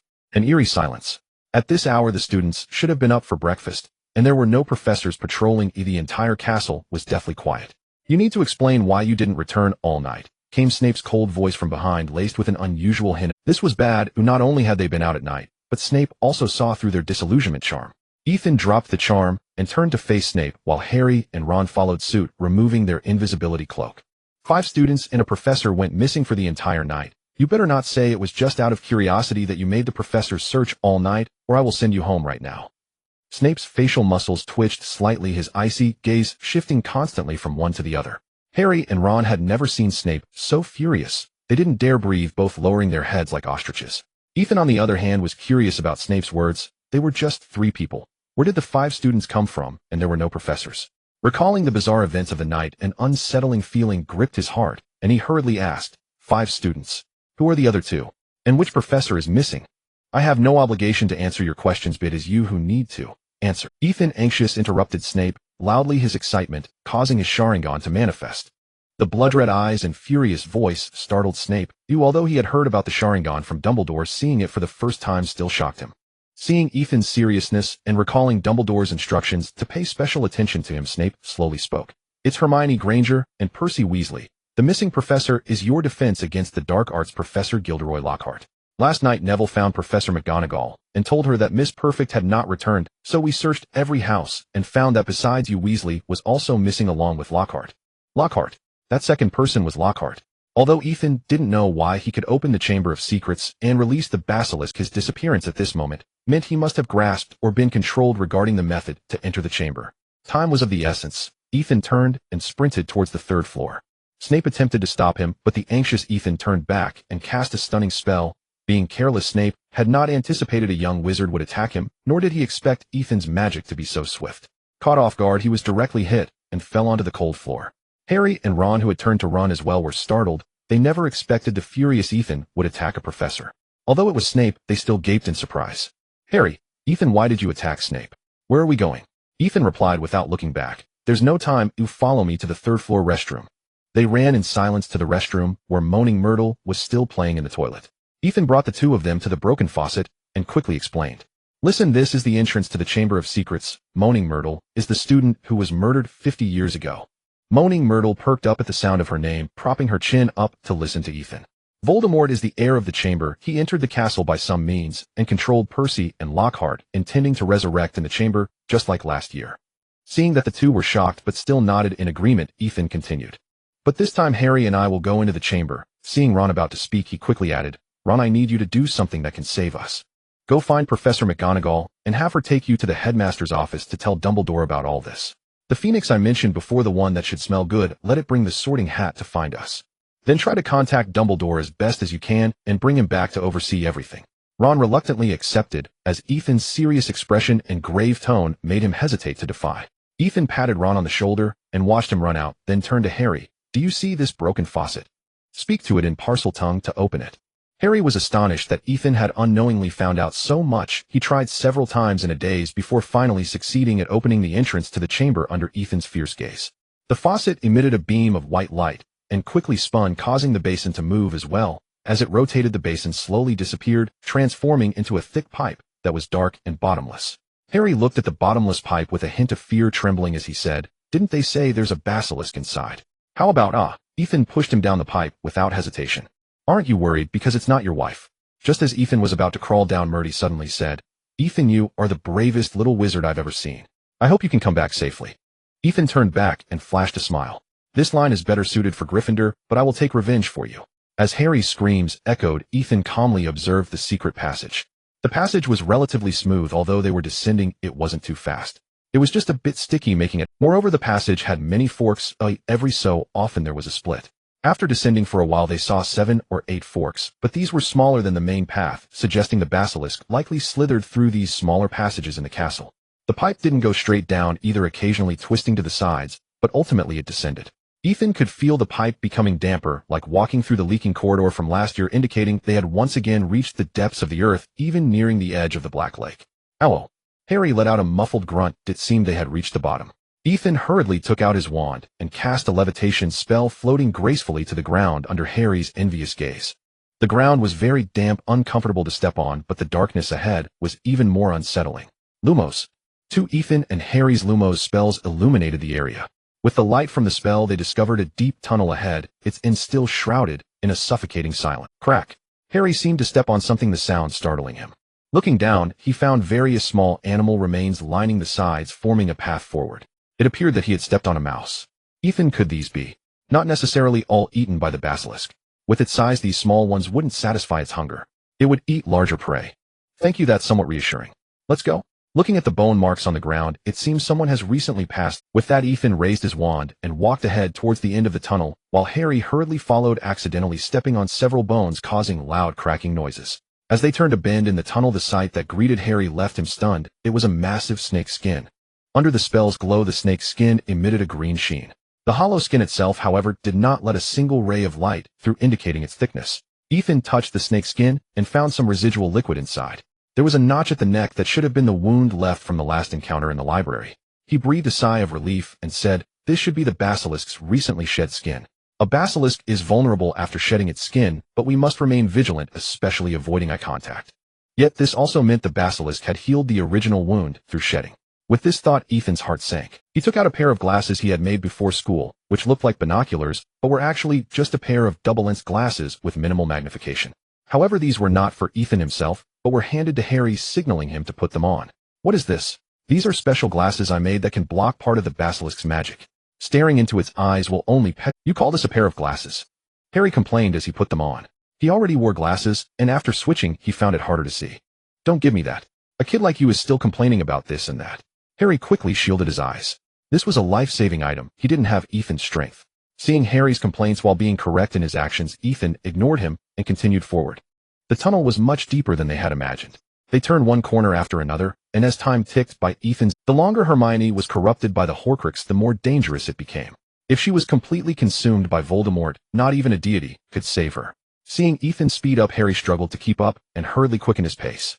However, as he rushed ahead, he didn't notice that Ethan had already stopped, nearly crashing into him. "Ethan, why did you suddenly?" He already knew why Ethan had stopped. A solid wall had suddenly appeared ahead. It was a stone wall, but it lacked the rough texture typical of stone walls. Two intertwined snakes were carved on it, their eyes set with large emeralds that gleamed in the light of the Lumos spell. Harry felt as though he was being watched by real snakes. He glanced at Ethan, who raised his wand with an encouraging look. This time, without needing to imagine the appearance of the snakes, he spoke in a deep, husky voice. "Open." The two snakes seemed to come alive, twisting their bodies to part ways, and the stone wall slowly cracked open, vanishing from sight. Salazar Slytherin's chamber had officially opened for them. Before them lay a vast, dimly lit chamber with a ceiling so high that even a fully grown basilisk could not reach it. The length was equally astounding. In the dim light, even Ethan's keen eyesight could not discern what lay at the end. Surrounding them were numerous stone pillars intricately carved with lifelike serpents supporting the dark ceiling. Shadows danced across the ground, cast by the green light emanating from an unknown substance around them. The ground was covered with a shallow layer of water, barely reaching the soles of their shoes, but stepping on it produced a... Ethan extinguished the Lumos spell, knowing that a tough battle was likely ahead. He could not afford to waste even a bit of magic, nor be a target with a glowing light. Harry followed suit, extinguishing his Lumos spell, but still holding his wand tightly, his heart racing, anxiously beating, even louder than the sounds of their footsteps. This made the room even darker. If not for the surrounding green glow, they would hardly be able to see the path ahead. Thus, they carefully felt their way along the stone pillars, advancing towards the front. When they reached the last pair of stone pillars, they saw a statue as tall as the room itself pressed against the dark. It had a peculiar face shrouded in darkness, making it hard to discern its features, with only sparse long whiskers that nearly dragged to the hem of the stone-etched wizard's robe, and two grayish feet planted on the smooth floor. Between those 2 feet lay a small figure in a black robe, lying face up. The dense, messy brown hair was instantly recognizable to them. Harry saw Hermione lying on the ground and wanted to step forward, but Ethan held him back because there were still 2 people in front of them. One was Percy, and the other was Lockhart. Percy and Lockhart also saw Ethan and the others. Percy was dressed in an ordinary wizard's robe, his expression stiff and his gaze vacant. Upon seeing Ethan and Harry, he twitched, the muscles on his face resembling a spasm, which could be generously considered a smile. Lockhart was different. He no longer wore his flamboyant robes, but instead donned a plain black wizard's robe. While this was normal for others, they had never seen Lockhart in such a monotonous outfit. However, he still wore that ridiculous purple hat that had been on his head for months, hiding his meticulously styled. Upon seeing them, especially after Harry appeared, Lockhart broke into a wide smile. Though still sporting that handsome face and familiar smile, the coldness in his eyes rendered the smile sinister, making Ethan feel as if he were facing a snake. "Welcome, my guests." Lockhart maintained his smiling facade. "This is the first time I have hosted so many guests in my chamber." "Your chamber? You opened it 50 years ago, didn't you?" Lockhart's mouth widened, even further raising concerns that he might split his face. He placed a hand on the hat atop his head and gave a slight bow. When he straightened up and removed the hat, his golden hair appeared somewhat disheveled from being pressed down, but the focus was not on the hair, it was on the crown above it. An old faded crown sat atop Lockhart's head. Ethan finally understood how this second person had come to be, because there were 2 Voldemorts in the castle. Or rather, 2 fragments of Voldemort's soul existed, one residing in the notebook in his hand, and the other inhabiting the crown atop Lockhart's head. This was why there had been a 4th attack in the library, and why Hermione had gone missing today. Because it was Voldemort pulling the strings all along. Seeing the understanding on Ethan's face, Lockhart's smile lost its sinister edge, and for the first time, he showed a smug grin, his eyes filled with mockery of a successful scheme.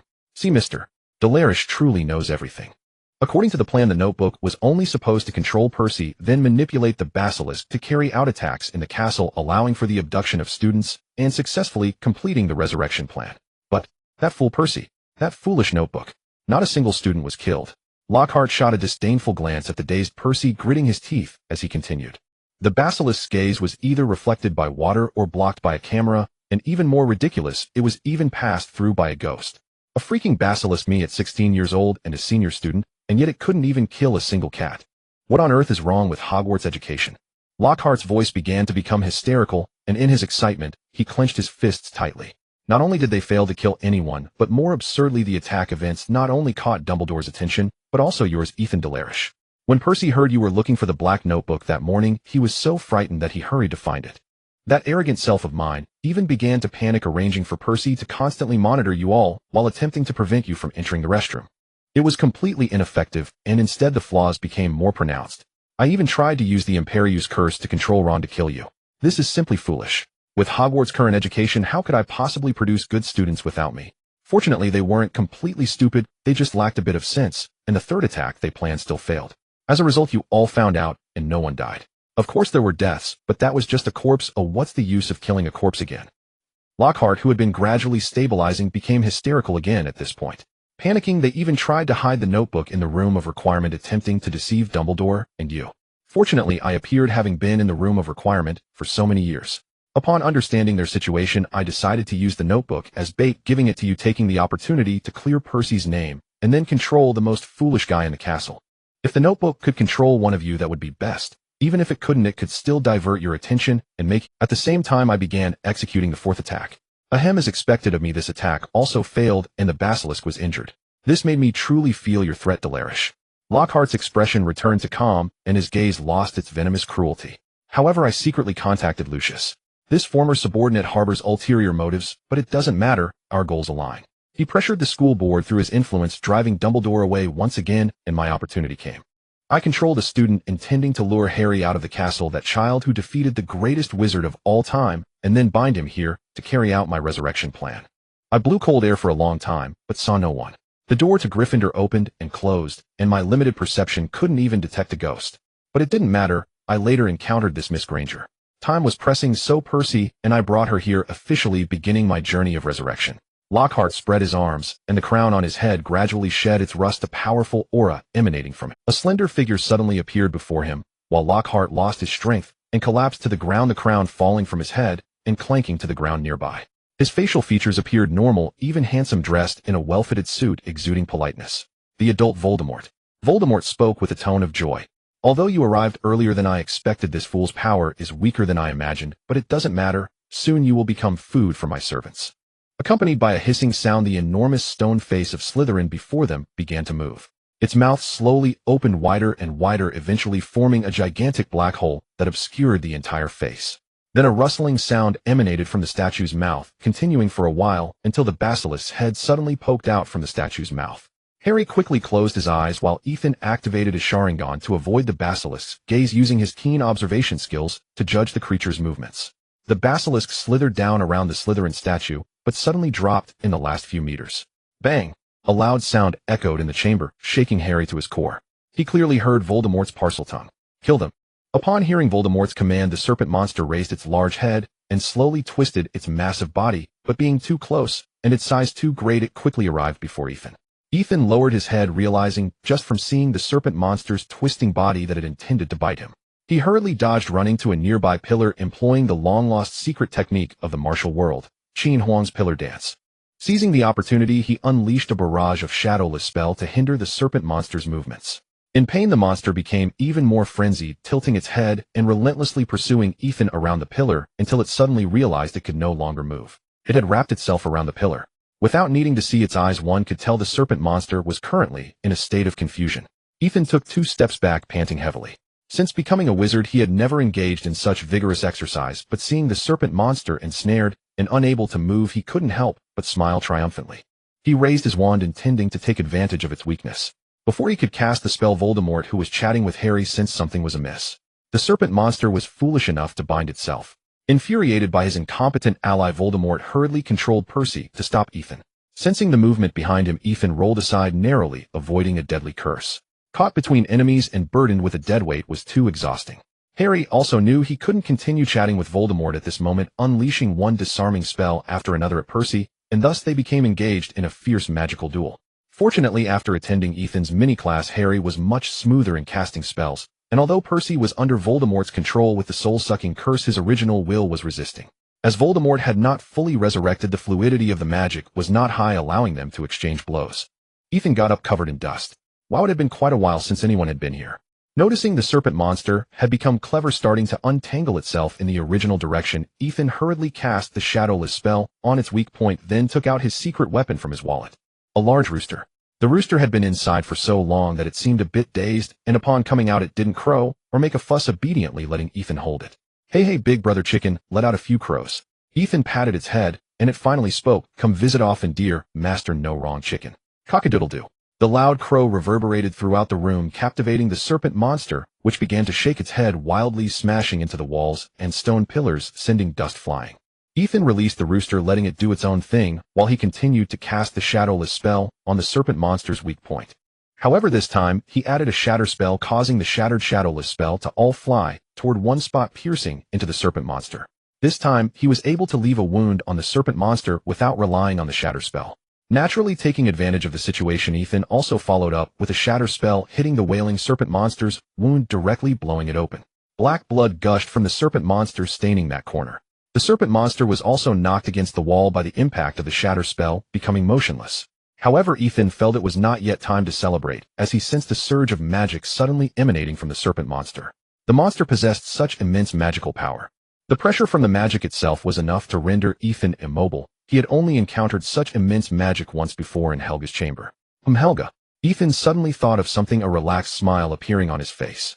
Sure enough, the serpent monster slowly raised its head, its injuries rapidly healing, yet Ethan felt no anxiety. For the serpent monster opened its mouth and spoke in an ancient voice, "Welcome, my heir." This voice stunned Harry and Voldemort, who both halted their playful banter and stared wide-eyed at the serpent. The serpent monster closed its eyes and continued in its ancient voice, "Do not be surprised, Helga. The Sharpay said that the son of prophecy would arrive, yet I never expected to wait here for over 1,000 years. I swear, I wouldn't even live to see that long. I had no choice but to store my memories within the serpent monster, relying on generations of its legacy, waiting for the one who could defeat the serpent monster."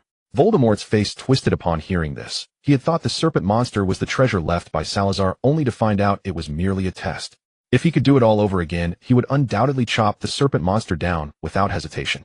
Harry perplexedly exclaimed, "But this serpent monster has killed people."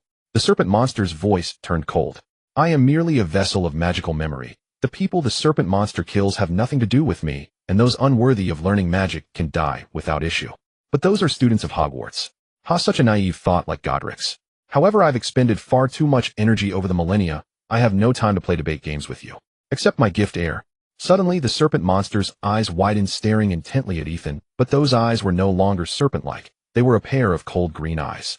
Just like that time with Helga, the immense magic surged directly toward Ethan's eyes.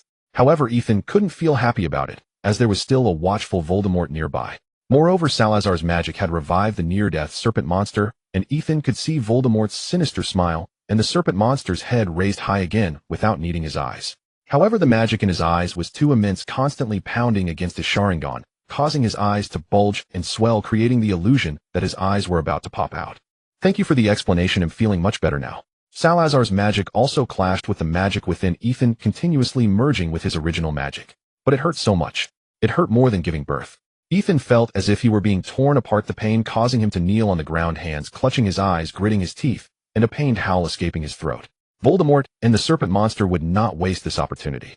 Percy raised his wand and cast the killing curse at Ethan, while Harry's shield charm barely blocked it, and the two began their back-and-forth magical combat once again.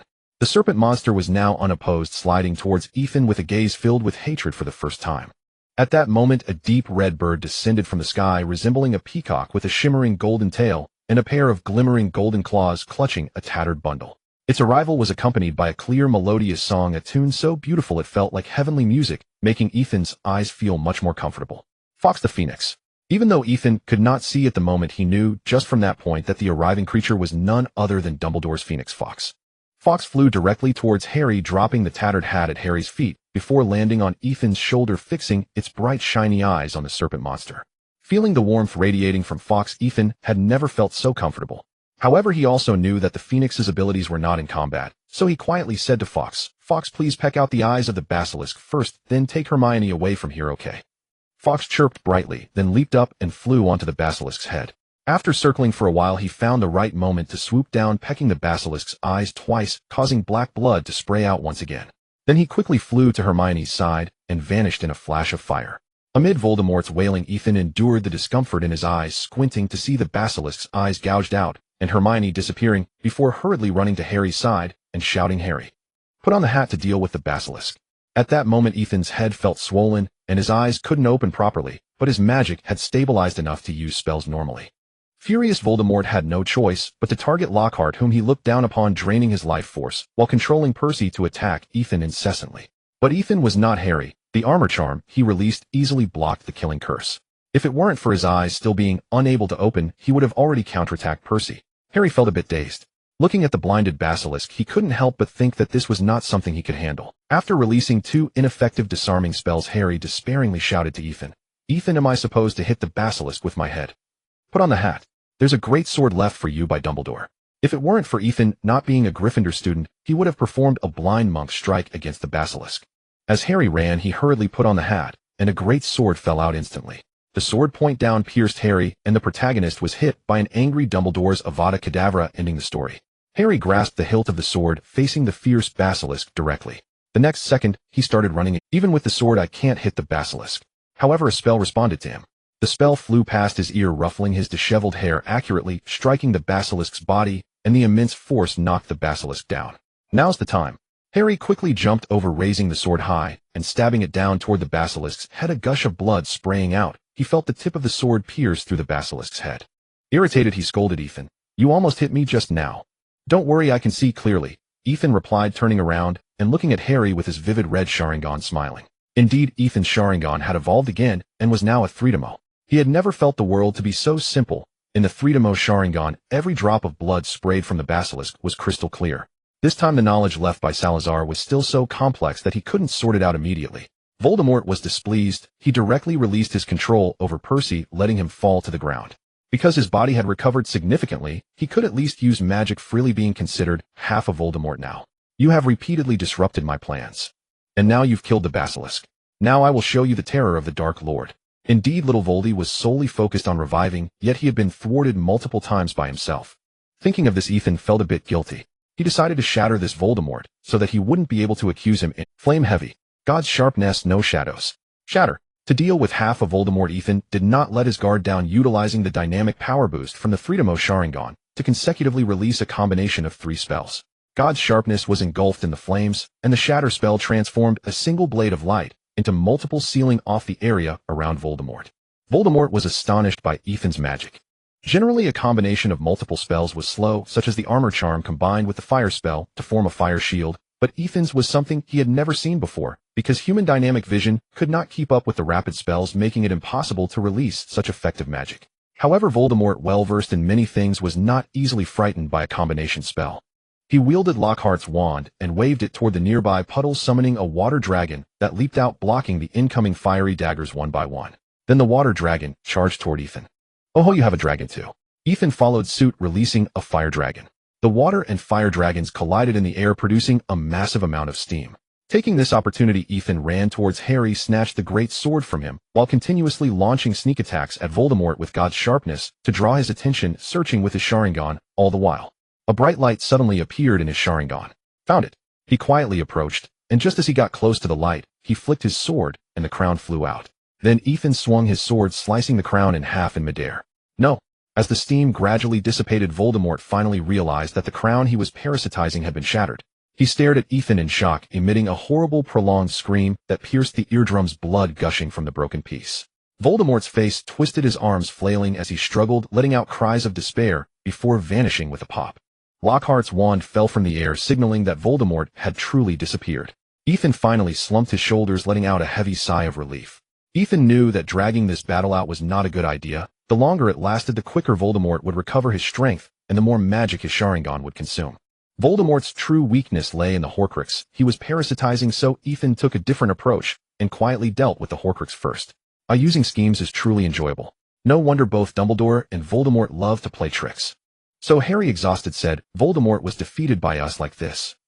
Speaking of which, Ethan suddenly remembered there was still one thing unresolved. He took out a box from his wallet, opened it, and took out a notebook, smiling as he waved it at Harry. "Here's another one. Do you want to try the feeling of slicing Voldemort? It's quite exhilarating." This young Voldemort was nearly exhausted by Ethan, and what remained were dark spells unsuitable for children to learn, so he didn't mind destroying the notebook. Harry eagerly accepted the notebook. It had been 2 years since he encountered several Voldemorts, and now he finally had the chance to cut one down. The notebook, which Ethan had placed on the ground, sensed Harry's murderous intent and quickly screamed with its soul, "Wait, I've done great deeds for Hogwarts. I've bled ink for Ethan. I want to see the headmaster. I want to see the headmaster." Harry paid no mind to Voldemort's wailing, plunging his sword down into the notebook, which once again emitted a scream from Voldemort, with ink gushing forth from the stab wound, trembling for a moment before stabilizing. To be honest, the scream was quite pleasant. Perhaps old Voldy could consider collaborating with Nick on a soul bandit, might even lead to the Death Eaters finding new jobs. However, this time Voldemort was truly resolved, and Ethan gathered up the shattered crown and the notebook. Oh, and that chicken, though it was a rooster, had been fed fat by Hagrid, perfect for making soup for Hermione. Delicious. Harry picked up the sorting hat and the great sword, and both looked with a headache at Percy and Lockhart lying on the ground. Where was Fawkes? Why wasn't he back yet? Fortunately, Ethan and Harry did not have to wait long in the chamber. The Phoenix returned. They each supported one, with Ethan helping Lockhart and Harry supporting Percy, then grabbed hold of Fawkes' feet and flew out of the chamber together. By the time they emerged, the sky was already bright. Ethan smiled as he replied, "I'm glad too, and the ones who harmed you and the snake monster have been dealt with." At that moment, Percy also woke up, looking surprised at the two muddy figures. "What happened to you? And how did I end up here?" Just as Harry was about to speak, Fawkes the Phoenix called out, as if urging them on. Ethan said, "We'll talk about this later. It seems others are waiting for us." With that, Ethan cast a levitation charm on the still unconscious Lockhart, and everyone followed Fawkes to Professor McGonagall's office. The door was wide open, and as they appeared, they caught the attention of everyone inside. Percy, Mrs. Weasley, who had been crying with her face covered, rushed over to embrace Percy tightly, and Mr. Weasley hurried over to wrap both of them in his arms. Inside the room, Professor Dumbledore was smiling at them, while Professor McGonagall looked at them in astonishment, and Ron was grinning widely, laughing at the safe return of his friends. Once he saw that the Weasleys had calmed down a bit, Dumbledore spoke up. "If possible, I would like to hear about your great adventure." Dumbledore's words brought silence back to the room, and everyone focused their attention on Ethan and Harry. Weary Ethan gestured for Harry to explain, while he took out the broken coronet and the notebook with a hole in the middle from his wallet, placing Lockhart on the ground. Harry then took out the sorting hat and the sword, recounting the events from last night to now. Dumbledore's attention was fixed on the two items as they appeared. Professor McGonagall gasped while listening like an air conditioning unit, occasionally reminding them of school rules. With McGonagall's interruptions, Harry finished his story in fits and starts probably calculating how many points they lost. McGonagall was also anxiously checking on Lockhart's condition. Mrs. Weasley looked puzzled after hearing everything. But how could a notebook control Percy? Dumbledore picked up the black notebook with a hole and addressed the Weasleys. "This is Tom Riddle's notebook, the very one used by Voldemort. He used the memories stored in this notebook to manipulate Percy." At this point, Percy gathered his courage and said, "It was my fault. When I came back from the bookstore, I found this notebook and thought it was just an ordinary one. I started writing my diary in it, and it responded to me, so we ended up chatting for a long time without realizing I was being controlled by it. How could you be so careless?" Mr. Weasley was very angry. Percy was their pride. "You must be cautious of anything that can invade your mind." The sorting hat felt a bit awkward. "Arthur," Dumbledore called out loudly, "that was Voldemort. Even an Auror wouldn't dare to guarantee protection against Voldemort's invasion." Percy had handled it well. What he needed now was rest, and Madame Pomfrey would take good care of him. At that moment, Professor McGonagall used a spell to levitate Lockhart. "Lockhart's condition is quite poor, and I need to take him to the hospital wing as well." With that, the Weasley couple took Percy, and Professor McGonagall took Lockhart out of the office. "I must thank you for resolving the biggest crisis Hogwarts has ever faced." Dumbledore smiled and said, "I must award you 3 special contribution awards, adding 200 points to your respective houses." Ron gaped in astonishment. "I get a share too, but I didn't do anything." "Actually, your handling was the safest. If it weren't for the emergency situation and Miss Hermione Granger being missing for too long, I would have only given Ethan and Harry a severe reprimand." Ethan rolled his eyes helplessly. It was hard to believe Dumbledore would actually do that, but mentioning Hermione made. Seeing Ethan suddenly tense up, Dumbledore chuckled playfully. "Miss Granger is currently in the hospital wing. Madame Pomfrey said she is just a bit worn out and will be fine after a few days of rest." Feeling a bit embarrassed under Dumbledore's gaze, Ethan left the office directly and headed to the hospital wing. After all, he was also an injured party, so it was only natural to go to the hospital wing. So many wonderful things had happened, and the crisis at school had been resolved. The petrified cat ghosts and students had all been saved by the Mandrix, and Hagrid was released from Azkaban, leading to a night of celebration for the students in their pajamas. Hermione had been complaining about missing such a wonderful feast for 2 days. The following days were much more relaxed. Hermione was discharged from the hospital. 3 days later, Percy recovered after staying one more day, while Lockhart, due to his severe injuries, was sent to St. Mungo's hospital, so the defense against the dark arts classes were temporarily cancelled. With the final exams cancelled, the professors did not wish to spoil the students' good mood. Classes were mostly interesting and lighthearted with little homework afterward. "This is my favorite time," Ron said with a smile to the gloomy Hermione. "Egypt, Cairo, a local inn. Yi-sun rose at dawn to pen letters to his friends, chiefly to He-min, who was far away in France, and to Ha-li, who was confined at home. The reason he found himself here begins half a month earlier. Since the start of the summer holiday, Yi-sun had been lounging at the house elf housekeeping company in Duojiaxiang, watching the endless stream of customers and the busy house elves. Counting Jin Jialong and savoring the attentive service of AI Lakisi, he could hardly contain his grin. They had once thought the British market could not support more than 20 house eels, but AI Lee reported that many ancient families for their mistreatment of house eels had seen their ranks dwindle. After families split, many wealthy branches had no house elves to serve them. Seeing so many house elves at once drove them wild with desire, and at first they offered staggering sums to buy them. Yi-sun would not agree. He insisted that his relationship with the house elves was a partnership, that they were not slaves and not for sale, and so he refused every purchase request. Those rejected grew desperate and schemed to seize the house elves by force, only to be taught a harsh lesson by the house elves' magic and sent sprawling in disgrace. Normally a house elf cannot act without its master's permission, but Yi-sun's house elves had no master. When attacked, they resisted at once and used their magic to vanish back to the company, impossible to catch. Humiliated, the conspirators ran to complain to the Mofabu, but the ministry dared not act. Protected by Dengulijuo, Yi-sun's company would not lose even if they appealed to the Wisenjiamo. Thus, Yi-sun's household service earned a reputation as Duojiaxiang's surefire choice. The vain and greedy had to hold their noses and pay double commissions to secure the house elf services. With business booming, Yi-sun needed a small vault at Gyeoling to hold his growing wealth. He had assumed his summer would pass idly until half a month later he received a letter from Luo-en. In the letter, Luo-en excitedly announced that the Wiselai family had won the Prophet Daedalus Jin Jialong Prize, a full 700 Jin Jialong. They planned to invite Yi-sun to join them on a trip to Egypt and to pay a visit to the Wiselai family's eldest son, Bir Wiselai, who worked at Gyeoling. Yi-sun was eager as well. He was fascinated by the magic of ancient Egyptian wizards, for the pyramids' tombs contained rare magics wrought with ancient script. He had begun studying ancient magical script at the start of the holiday, after all Fu Di-mo himself had recommended it. Yet the books were dry, and Britain preserved few traces of such ancient sorcery. So he shamelessly joined the Wiselai household in traveling to Egypt to see the ancient magic for himself. After spending the morning finishing his letters, Yi-sun tied He-min's note to the leg of his owl Dudu. Holly's birthday was still some time away, so he could deliver that letter later.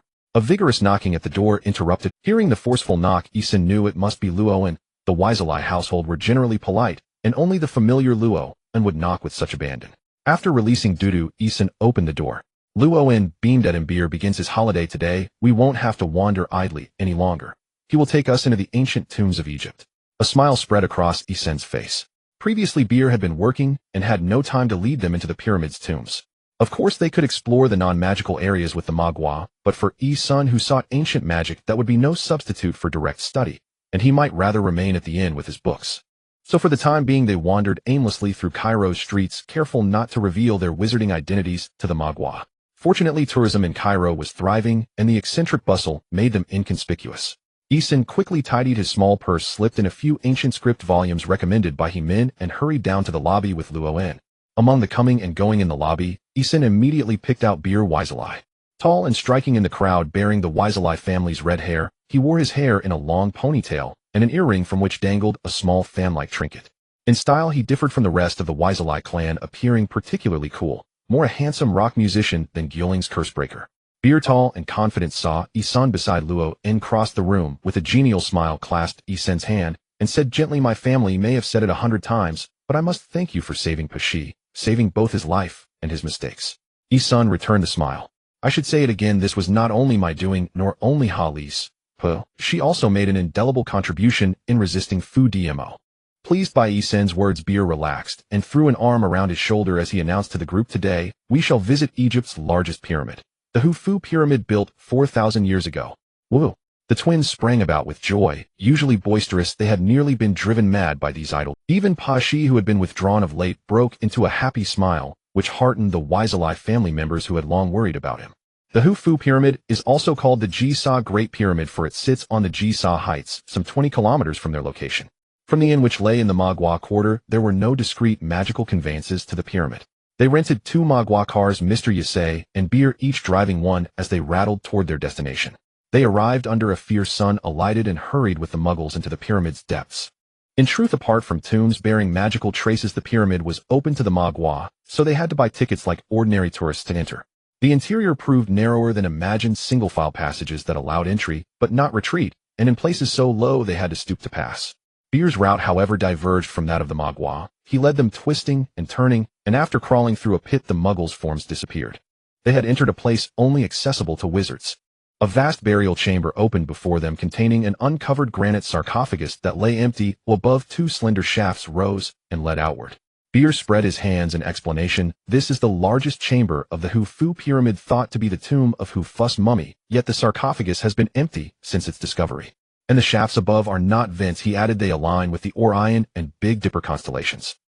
Ethan caught the hitch in Beer's phrasing. To say it was thought to be implied the chamber had not been conclusively proven to be Hufu the pharaoh's burial place. He could feel the traces of magic about him, unlike the concise patterns of modern spells.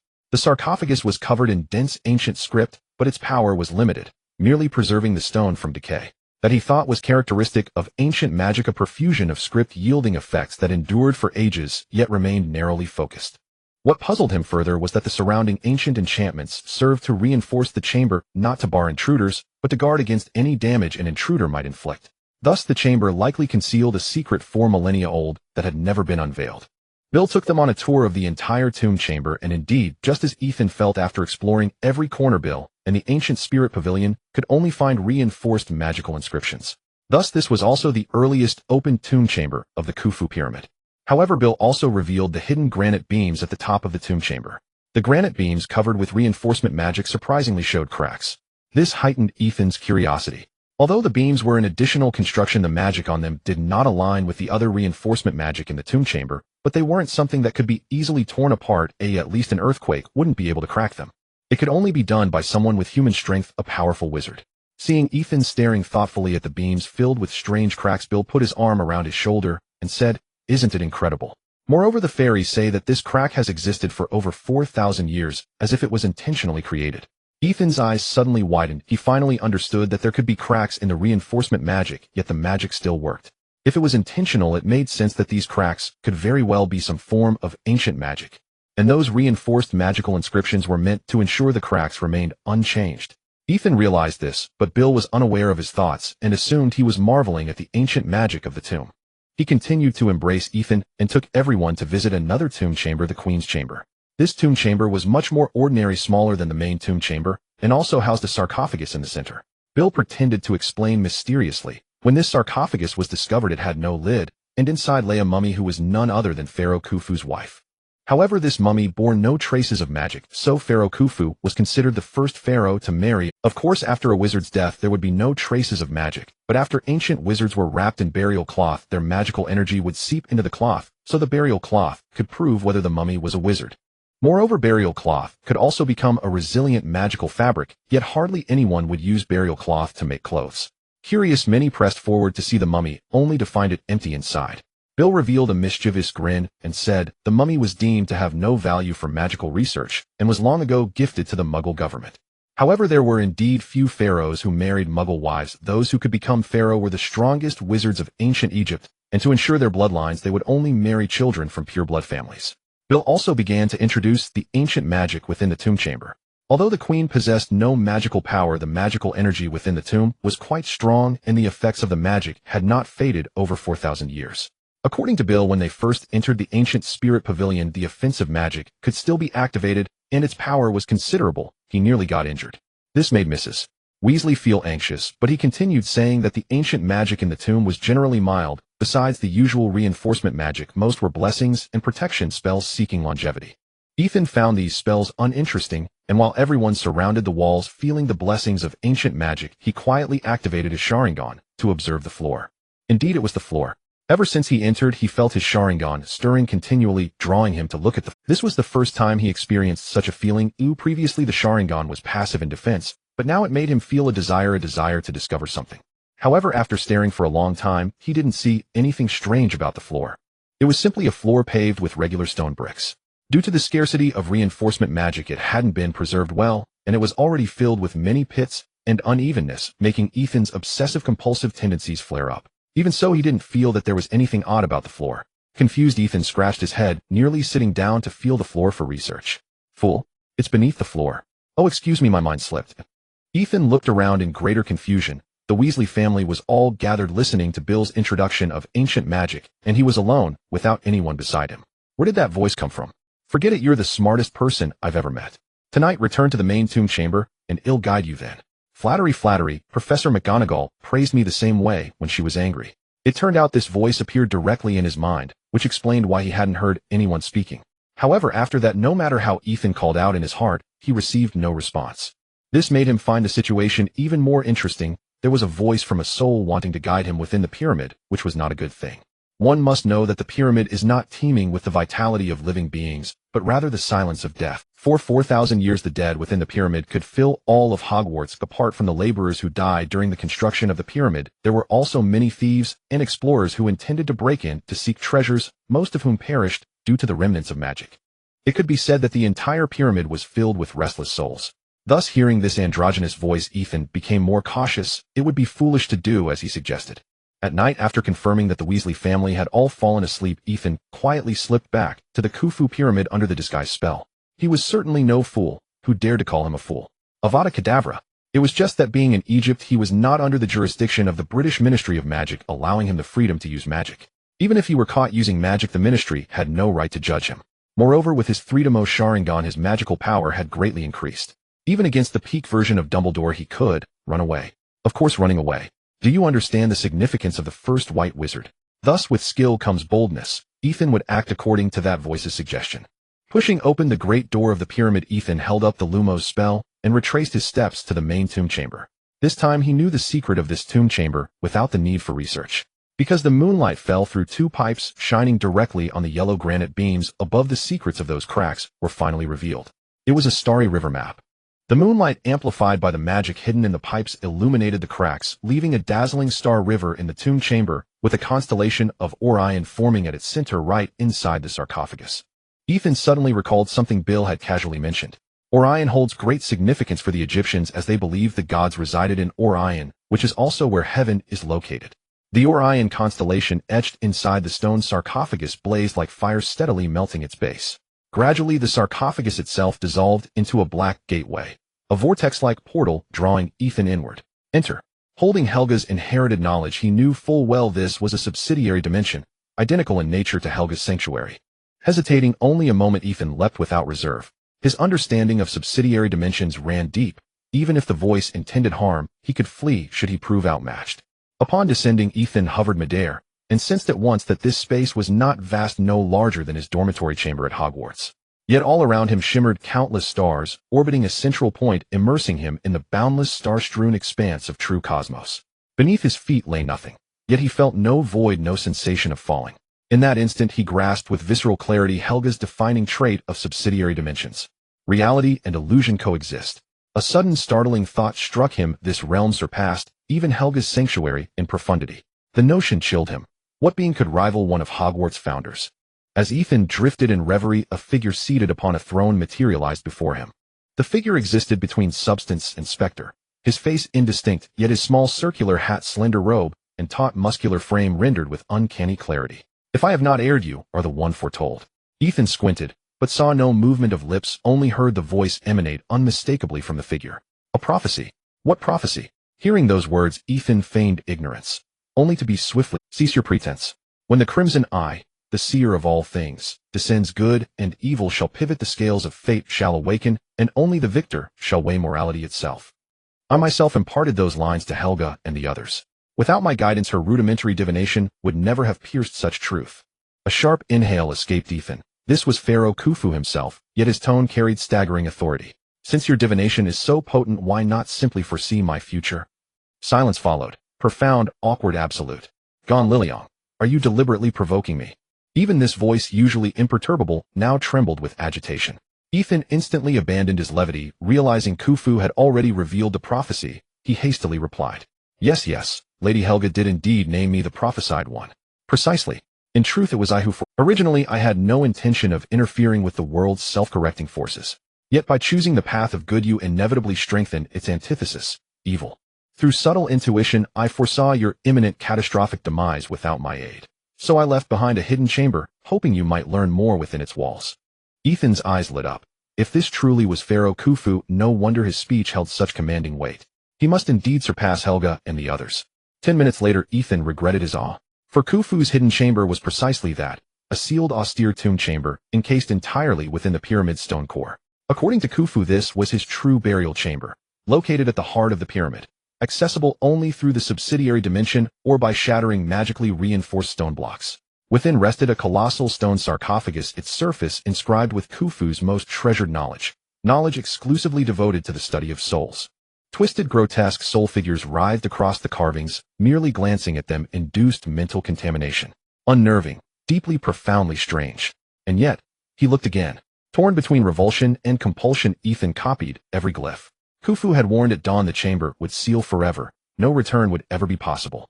Upon finishing, Ethan stretched, joints cracking audibly, then turned to find Khufu still seated, watching silently, though his form grew increasingly translucent, fading into a mere silhouette. You dawdle terribly. The sky nears dawn. Depart now. My strength wanes. I may soon trap you here unintentionally. Ethan scrambled upward after Khufu, only to find the aperture above no longer spilling moonlight, but the soft, diffused glow of sunrise. The sarcophagus had reverted to its original state. Master Khufu, may I ask you one question? After a pause, Khufu murmured, Ask. Why did you choose to aid me? This matter holds no bearing upon you. Khufu gave a quiet, knowing laugh. You wished we hadn't intervened. Truthfully, this is fate's design. Do you imagine your latent adversaries like their own patrons? Ethan seized the chance to voice his deepest uncertainty. Then, who is my adversary? He who stands against you, surely you know. Voldemort. His current foe could only be Voldemort, the Dark Lord whose 2 resurrection schemes he had thwarted, whose 2 Horcruxes he had destroyed. Yet according to Destiny's script, even without his intervention, Voldemort would meet his end at the hands of Dumbledore and Harry. Ethan longed to press further, but Khufu offered no reply.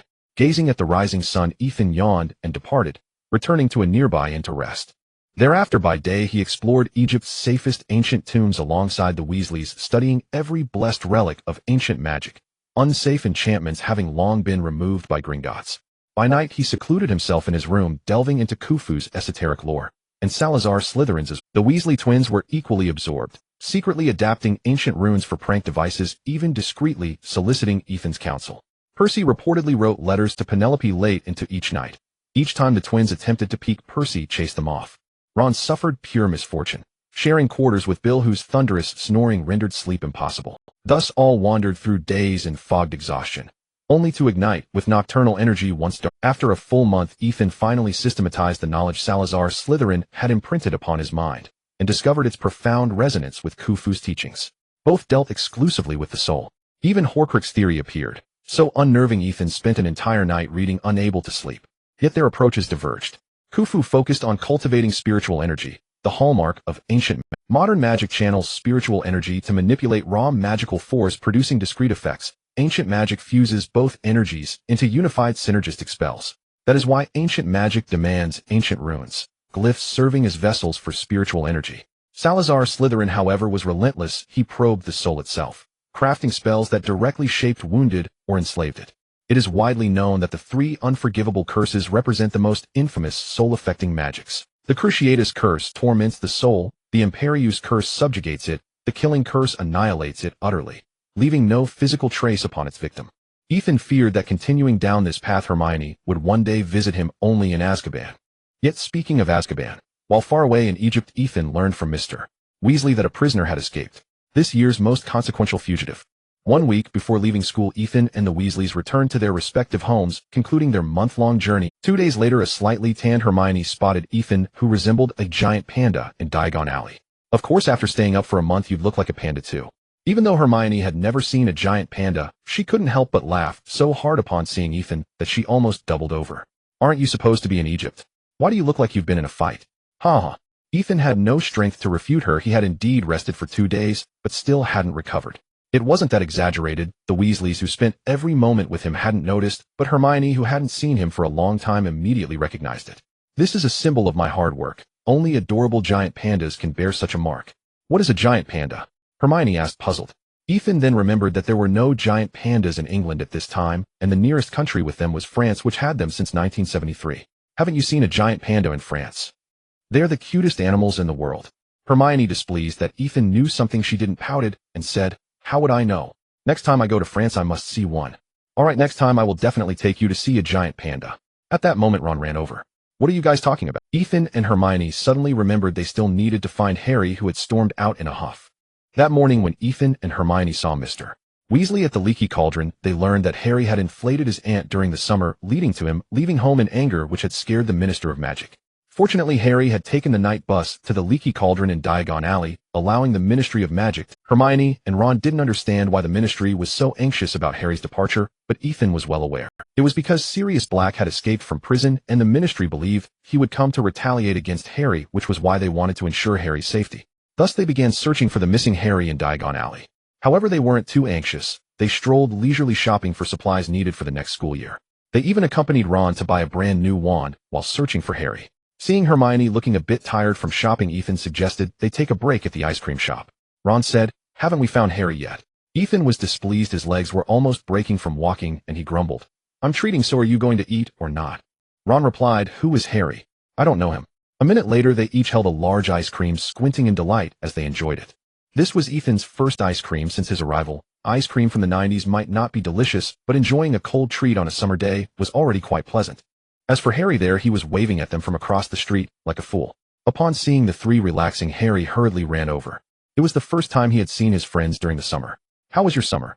Harry asked as soon as he sat down. "Better than you, who inflated your aunt and ended up running away from home," Ethan said with a sly grin while licking his ice cream. Ron burst out laughing at that. Harry scratched his head, feeling a bit embarrassed. Ethan said seriously to Harry, "Harry, don't you understand our experiences over the past 2 years? Whether it is Voldemort himself or his magic, they want to use you to resurrect. Furthermore, Voldemort's minions have not been completely caught, so for the safety of the magical world, you need to pay more attention to your safety." Ethan wasn't trying to warn against Sirius, but rather because Harry's behavior was sometimes truly reckless. It's different from watching a movie where you know Harry won't get hurt, so you enjoy it. But now that he had crossed over to this world, Ethan realized just how dangerous Harry's reckless actions could be. If Voldemort had had more people around him, Harry would have been captured by Voldemort this time. Hermione nodded repeatedly at Ethan's words, and Ron also stopped laughing, both puzzled as to why Ethan was so serious. "All right," Harry scratched his head. "I will definitely be more careful next time." Ethan sighed. "I'm just afraid you will regret it in the future, young man." Seeing the atmosphere turn serious, Hermione quickly chimed in cheerfully. "Let's not talk about this, we still have some time today, so let's continue shopping." Ethan looked at Hermione, who was excited in shock, and thought, "I really have nothing left." "Hurry up." Hermione grabbed Ethan excitedly, saying, "I still have 10 galleons left. Do I want to buy an apple?" "All right." Ron lifted a rat. "My Scabbers is also not well." Ethan's gaze sharpened as he spotted Ron's rat, who was missing a toe. One of this year's main characters has appeared. Oh, where is the other one? However, in the magical creatures shop, Hermione had her eyes on a rather ugly cat. It was a large ginger cat with a peculiar persimmon-shaped face. In Ethan's previous life, it could have become an internet sensation due to its ugliness, but here it was left unnoticed. Moreover, as soon as it appeared, it scared off Scabbers, prompting Ron and Harry to rush after it, leaving Ethan and Hermione in the store. "This cat is so pitiful." After hearing the shopkeeper's introduction, Hermione affectionately petted the cat, named Crookshanks. Ethan also wanted to pet it, but Crookshanks was biased and bared its teeth at Ethan. "You should buy an owl instead," Ethan quickly reminded her. "I can use your owl." Hermione laughed happily. "During the summer it was Dodo helping me. Anyway, we don't write letters often, so sharing one is enough. Alright, considering that this cat might be a good match for Scabbers, buying it isn't a loss." After all, Ethan also liked cats, otherwise he wouldn't have wanted to pet Professor McGonagall in his first year. When they regrouped, Ron glared angrily at Hermione. "This ugly cat is going to kill Scabbers.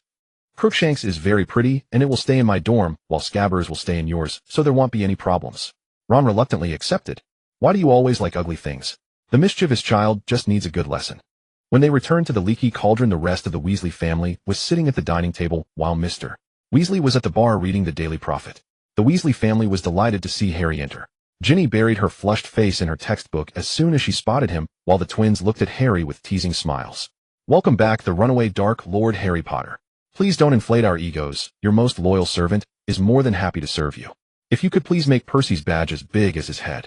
That way Mum can show it off to more people." Mrs. Weasley came over and gave each twin a slap, sending them away, and then turned to Harry, saying, "You might be the only one who hasn't heard, but Percy has been elected president of the Boys' Student Council this year." Harry looked past Mrs. Weasley and saw Percy sitting across from Ginny, engrossed in a book. Percy turned around, as if sensing Harry's gaze, and smiled back. During the summer, Ethan noticed that although Percy had become a bit quieter, he no longer acted like an officious fool all the time, and the smiles on his face had increased. He wondered what he and his close friend had discussed in their notebooks to cause such a transformation. At that moment, Mr. Weasley put down his newspaper, smiled, and walked over to greet Harry. "Long time no see." He hugged Harry, and under Mrs.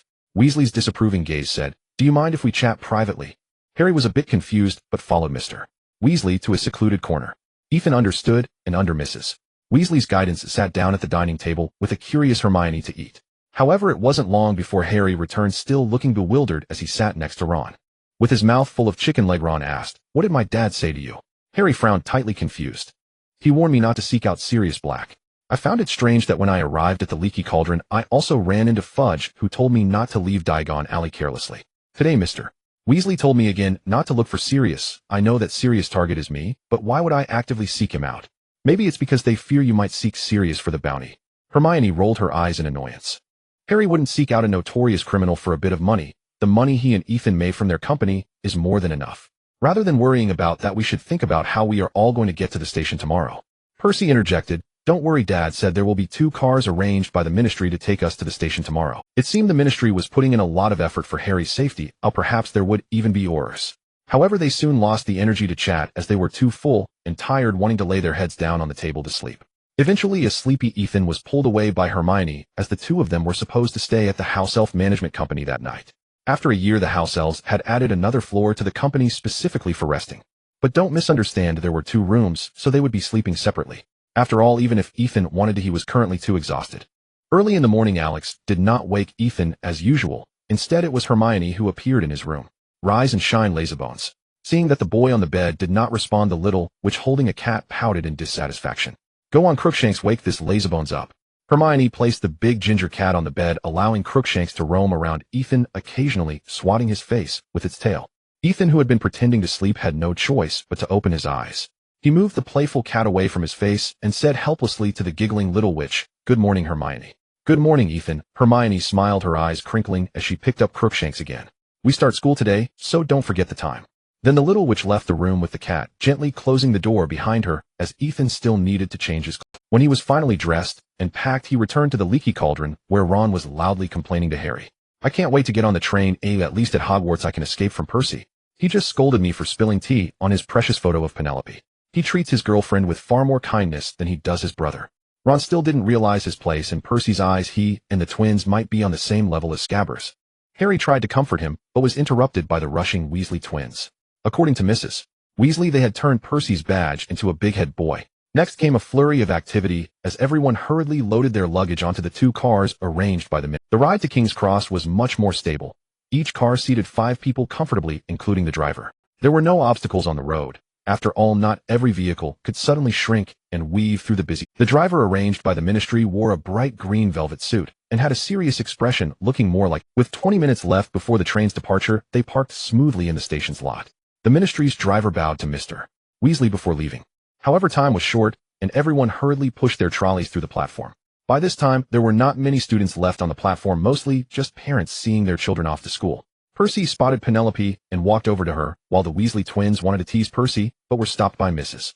Weasley, who was wearing an anti-smile, forcing them to help Ethan and the others with their luggage. Ginny, on the other hand, saw her friend Luna and hopped over to chat happily with her in the train compartment. Ethan boarded the train first with Hermione, but Harry was stopped by Mr.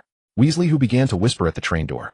It was only after Ethan and the others had checked all the compartments that Harry bid farewell to Mr. Weasley. "What did my dad say to you again?" Harry glanced at the others in the corridor and whispered, "Let's not talk about that for now. Why haven't you found a compartment yet?" Just then Hermione opened the door to a compartment. "There aren't any free ones left. There's only 1 person in here. It should be fine." When they entered, they weren't interested in chatting any longer, as the man in the compartment intrigued them even more. The man's robe was tattered and patched, and his young thin body made him look frail. "I've never seen another adult on the train," Ron said, looking at the man beside him in confusion. "Who do you think he might be?" "R.J. Lupin. He's probably our new defense against the dark arts professor." Hermione pointed to the man's suitcase. Ron looked at Lupin with concern and said, "Can someone like him really be qualified to teach?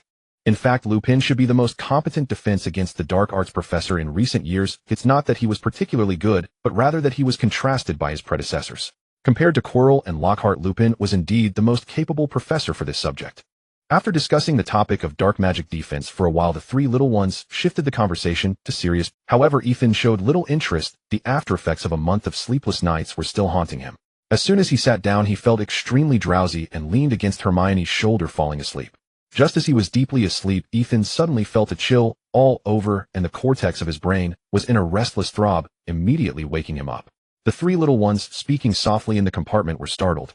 Hermione apologized, saying, "Did we speak too loudly?" Ethan did not answer immediately. Instead, he stood up with a serious expression.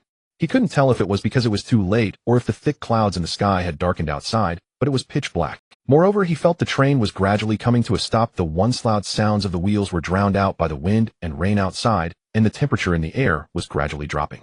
The little witch already felt a bit cold. Ethan suddenly remembered what he was about to face next. The Dementor. But the problem was he didn't know the Patronus charm. He didn't even know what the incantation for it was. He couldn't just shout the spell in Chinese. Ethan hurriedly draped his unputrid school uniform over her and said sternly to them, "I sense something is wrong. Take out your wands and stay alert for danger." Before they could respond, the train came to a complete stop with a creak, and with a pop the overhead lights extinguished, leaving only the faint light from the flashes of lightning outside to illuminate the anxious expressions of the three little ones. Lumos. Utilizing the Lumos spell, everyone felt a little steadier. Yet soon after, an unexpected chill and unease seeped into everyone in the compartment, and faint screams from other little wizards outside heightened their fear. Ethan wanted to step out of the compartment, but the trembling Hermione tightly gripped his arm. "Please don't act impulsive." The little witch's voice trembled slightly. She knew Ethan's strength far exceeded that of any little wizard, yet she still didn't want to see him take risks or get hurt. Ethan gently patted Hermione's cold little hand, offering her a reassuring smile. This indeed provided a reason he couldn't ignore. "Dementors, come forth and meet your doom." Just as Ethan was about to step forward, he halted. The Dementor had arrived. The Dementor was tall and imposing, its head nearly touching the ceiling. Its face was entirely concealed beneath the hood, and a hand emerged from beneath its cloak, grayish-white, and ominously glimmering, seemingly covered in slime and spots resembling a corpse submerged in water for too long. It suddenly appeared at the entrance of the compartment, tilted its head back, and slowly inhaled, producing a rattling sound from its mouth.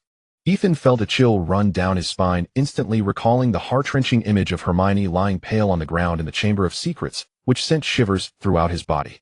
Harry trembled violently, his face filled with terror, and he collapsed to the ground, having fainted. Ron, shaking with fear, took a curious step forward, but tripped over Harry and fell as well. Ouch! The noise of the two falling awakened Ethan. He quickly activated his Sharingan, gripping his wand tightly towards the Dementor. Although he didn't know the Patronus charm, with the knowledge he possessed from Hufu and Salazar, he could deal with the Dementor without needing a specialized Patronus spell. Fire released protective flames. A small stream of blazing blue flame shot from Ethan's wand, forming a vertical ring of fire in front of the Dementor, which then coiled into a small blue dragon. It was only as thick as one of Ethan's arms, yet it surged with scorching flames and immense power, striking the Dementor and vaporizing it in less than a second. However, the dragon's power did not end there. It lingered on the Dementor for just a second before charging forward, directly shattering the compartment's ceiling and soaring into the dark clouds above. 10 seconds later, the small patch of rain clouds that had been hovering above was burst open, and a sound more intense than thunder resonated from the sky, shaking the compartment. Looking up at the gaping hole in the compartment ceiling, raindrops began to trickle and landing on Ethan's face, which bore a bitter smile. He felt a bit regretful, not having expected the spell he learned from Salazar to be so powerful. It was actually an advanced application of the armor charm, infused with mental energy and fierce flames combined with transfiguration, culminating in a massively powerful dragon of fire. The key issue was it was hard to control. Even with his 3-Demo Sharingan, he couldn't finally manipulate the dragon. No wonder it required half of his magic power. He was even worried about running out of magic and almost had to cast a second spell. Due to the commotion, the surrounding Dementors began to converge towards this direction. One floated closer to the hole, peering and causing the temperature in the compartment to drop even further. At this moment, Professor Lupin, who had been feigning unconsciousness, had no choice but to step in. Facing the hundreds of Dementors that had surrounded them, he raised his wand and shouted loudly at the one above, "There is no one here you seek. If you do not leave, I will inform the Ministry of Magic of your intent to harm." Ethan looked at Lupin and couldn't help but smile. He began to understand why Professor Lupin was considered the best defense against the dark arts teacher. Seeing the Dementors retreat, the little wizards in the compartment regained their vigor, and the train started moving again. Hermione's body stopped trembling, and coming back to her senses, she cast a warming charm on the large hole where rain was pouring and restoring warmth to the compartment. Professor Lupin cast a meaningful glance at Ethan before turning to search for something in his luggage. However, lying on the ground, Harry was having a rough time, not only having fainted, but also getting stepped on by Ron, who ended up falling on top of him. Neville and Ginny ran over at this moment. "Ethan, are you okay? That spell was amazing. Although I didn't get a good look, Coach, I want to learn that move." Ginny looked at Harry, who was squished beneath Ron, and felt at a loss for words.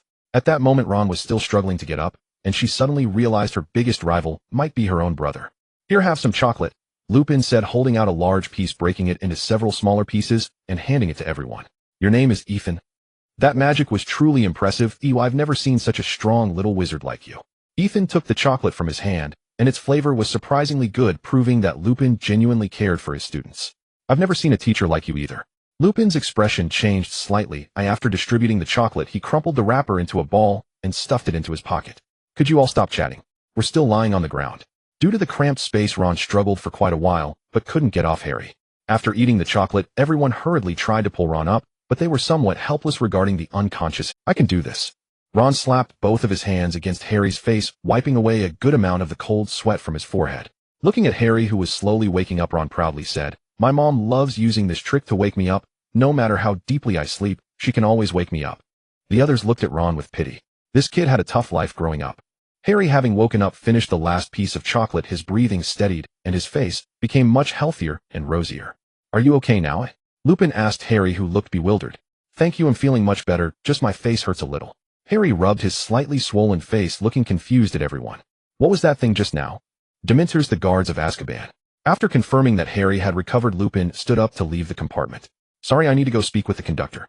The name Dementor startled everyone, and they all stared wide-eyed at Lupin. Ethan followed out of the compartment, making space for Neville and Ginny, but as he exited, the surrounding little wizards were secretly watching him. That was so cool. The twins excitedly came over, and Ethan couldn't tell which one was speaking. They glanced into the compartment, confirmed their siblings were safe, and continued. I think you could be our defense against the dark arts professor. Just that one move is better than Quirrell and Lockhart, Ethan quietly remarked as he watched Lupin depart. Don't worry, this year we have a great teacher. When Lupin returned, everyone was already chatting and laughing under the twins' antics, except for Harry, who sat alone by the window, gazing into the darkness in silence. Ethan sighed as the caring big brother came online. He plopped down beside Harry and said, Why so silent? Harry replied in a low voice, Isn't it embarrassing to be so flustered in front of a Dementor? No one will think you're embarrassing. Think about everything you've been through in these 2 years. I can guarantee that no little wizard is braver than you. But I shouldn't have fainted. Harry, there's no such thing as shouldn't in this world. Strong people can be vulnerable, and brave people can be afraid. Even Dumbledore has things that frighten him. Before they could continue chatting, Neville suddenly shouted at Ethan. Ethan, is there an after-class workshop this year? Everyone, including the twins and Lupin outside the booth, looked at Ethan curiously. Ginny asked, What is the after-class workshop? Neville quickly introduced what Ethan had done last year, tutoring them after class. The twins' eyes lit up. Will you teach that spell from earlier? If we learn it, we can make a fire dragon firework. We can also make a Dementor firework to shoot into the sky. Everyone looked at Ethan with anticipation. Even Lupin gazed at him deeply. If you like, of course we can continue, but you still can't learn that spell from earlier. Everyone ignored this and began to enthusiastically discuss what spells they would practice in the booth after hearing they could attend classes together. Not long after, the train stopped again, this time not because of a Dementor causing mischief, but because they had truly arrived at Hogwarts. This was Ethan's first time riding the night bus, but the bony night bus wasn't worth studying. Animals with no meat were not to his taste. Speaking of meat, he missed the basilisk stored in the Chamber of Secrets. Next time he encountered such a situation, he would definitely bring a giant bag. The carriage sped along, and everyone, lost in their thoughts, remained silent until they reached the doors of Hogwarts Castle. However, on the stairs, Malfoy approached with 2 followers. I heard you fainted. Harry Potter. Malfoy always seemed to find Harry at various occasions and times so often that you would suspect he had a crush on Harry. If this continued, there would surely be fans of their pairing in the castle. Ron couldn't stand it. Get lost, Malfoy. When Harry defeated Voldemort, you were still wetting your pants. Malfoy wanted to retort, but was stopped by Lupin. What's wrong? Lupin looked at Malfoy with a gentle smile. Malfoy looked disdainfully at Lupin's tattered robes, sneered, and left. Let's keep going. Professor McGonagall is waiting for you inside. After saying this, Lupin went into the Great Hall first. Sure enough, as soon as they entered, they saw Professor McGonagall. She glanced helplessly at Ethan before taking Harry and Hermione away. Ethan had no choice but to enter the Great Hall with Ron and enjoy a delicious dinner. However, as soon as Ethan stepped into the hall, everyone turned to look at him, some even pointing and giggling. Frowning, he sat down beside Luna and asked what rumors have spread this time. Luna, usually so clear-headed, burst into rare fits of laughter. A few girls formed a fan club, going around telling others that you cast a spell that sent over 100 Dementors flying, and just the recoil knocked Harry out. I'm not releasing gas. Oh, where did the recoil come from? A few girls were even holding a piece of paper wanting to come over, but thankfully after the sorting ceremony, Hermione raised her head defiantly and sat on Ethan's other side. What did Professor McGonagall say to you? Hermione patted the small wallet Ethan had given her. A time turner. Because this year I have to take all the courses, so I need a time turner to help me attend class. What a magical item. If only my boss in my past life had this, it wouldn't have been a 996 situation, it would have been 9,963. Ethan had thought about taking all the courses too, hoping to borrow a time turner to play with, but Hermione had one, so he could just mooch off her. Upon seeing Ethan's little expression, Hermione knew what he was thinking.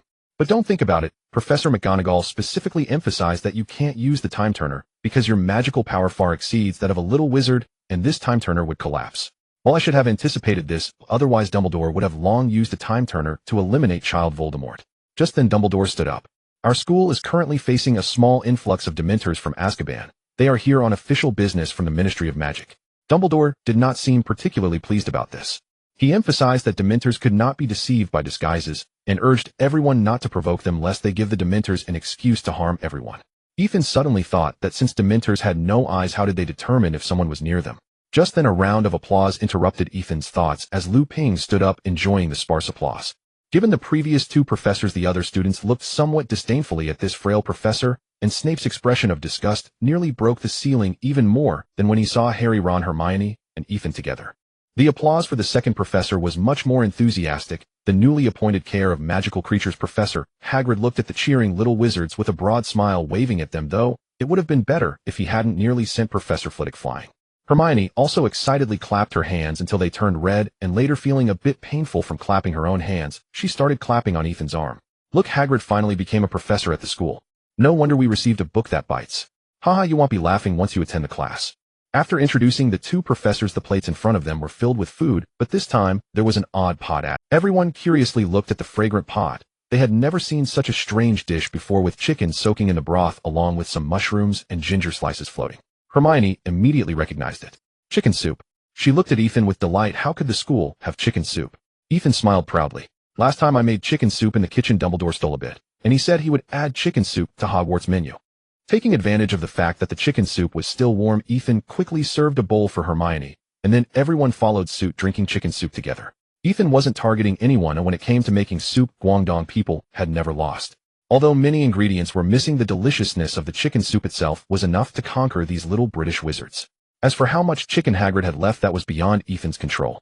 After the banquet, everyone returned to the common lounge under the guidance of the prefect, except for Ethan. He had not forgotten what happened on the train. If he had to use the fire release spell every time to deal with Dementors, he would really end up in Azkaban. Therefore, Ethan decided to go to the library now to look for books about Dementors. Inside the library, Madame Pants was looking at Ethan with a serious expression. She was quite impressed with Ethan. After all, no first-year wizard would read every spell book in the library except for the restricted section. Last year, in his second year, he had even more outrageous behavior, directly destroying half of the library, and it took her an entire summer to fully restore it. Now, just as the school year began, the demon-like Ethan appeared again in her eyes. This time, he was looking for books specifically about Dementors. What normal wizard would read such books in their second year? Madame Pants worried that if this continued, by the time he graduated, Hogwarts would truly become a wasteland. To Muggles, Hogwarts appeared as a dangerous ruin. When Ethan came out of the library with a few books, he encountered Dumbledore once again. So how about it? Do you have time to join me for a cup of tea? Of course, it is truly an honor to have tea with you. Dumbledore did not care about Ethan's sarcastic tone, and after taking him to the headmaster's office, eagerly asked, "How is Harry doing? I heard you encountered Dementors at Hogwarts." Ethan paused his hand that was stealing a lemon sherbet and casually said, "It's nothing, I just fainted from fright. But I did repel a Dementor." The Ministry of Magic didn't say anything, did they? How could they not say anything? Dumbledore relaxed upon hearing that Harry was fine. Fudge brought a bunch of Dementors to pressure me. It's quite difficult to withstand this pressure without some help. Seeing Dumbledore snatch the lemon sherbet from his hand, Ethan sighed helplessly. He knew Dumbledore was saying this on purpose. Fudge wouldn't dare to fall out with Dumbledore over just one Dementor, especially since it was the Ministry's blunder. Dumbledore was just using this as an excuse to find Ethan to help him. "So what do you need me to do this year?" Dumbledore said with a smile, showing no guilt in using a student. "Still protecting Harry. Besides the Dementors, there's Lupin. You should have noticed, right? I hope you can protect him when Harry... If you don't trust Lupin, why did you hire him as a professor?" "Of course I trust him, but just in case. Plus your little class is quite interesting. Remember to teach Harry more." All right, Ethan the babysitter, everyone says it's great to have you around." After saying this, Ethan stood up, intending to go back to sleep. But Dumbledore's next sentence made him wake up a little. "They'll tell you an extra piece of news. The secret of Ravenclaw's chamber lies with the professor, and you will meet her soon." Tisk, he really knows how to keep secrets, but since he said so, it means this professor is not someone he already knows. It must be the new professors for ancient runes and Muggle studies. This made him start to look forward to the new student life. The next morning, as soon as Ethan entered the Great Hall, he saw Malfoy once again at odds with Harry and the others. He sat down next to Hermione, seeing her carefully studying her new timetable. "Are you really going to take 3 classes at the same time?" Ethan asked in surprise as he saw 3 new classes scheduled at 9 o'clock. "It's fine, there are 3 of me. The problem is if I see 3 of you, how do I confirm you aren't an imposter made by the Polyjuice potion?" Hermione looked at Ethan curiously. "Then should we prepare a secret code? If I say the code, it means that I am the real one. What should the code be?" "Let me think. Buck teeth contest." The messy hair and obvious buck teeth were off limits for the little witch, and even Ethan couldn't casually tease her. So envious and angry, Hermione picked up her textbook and threw it at Ethan. "Take that, buck teeth contest." The little witch was not willing to use much strength. After 2 light pats, she pulled Ethan away because they were about to attend their first class of the new school year, Muggle Studies. When they arrived in the classroom, it was already filled with curious little wizards. Ethan glanced roughly and saw that most of the students were from wizarding families. After all, such students would be interested in Muggles. Only a small number of students from Muggle backgrounds chose this class, and whether they planned to slack off like Ethan or were genuinely interested like Hermione, he couldn't tell. However, he hardly saw any Slytherin students. They were all from the other 3 houses, and since the total number was small, they attended class together, unlike compulsory classes that required separation.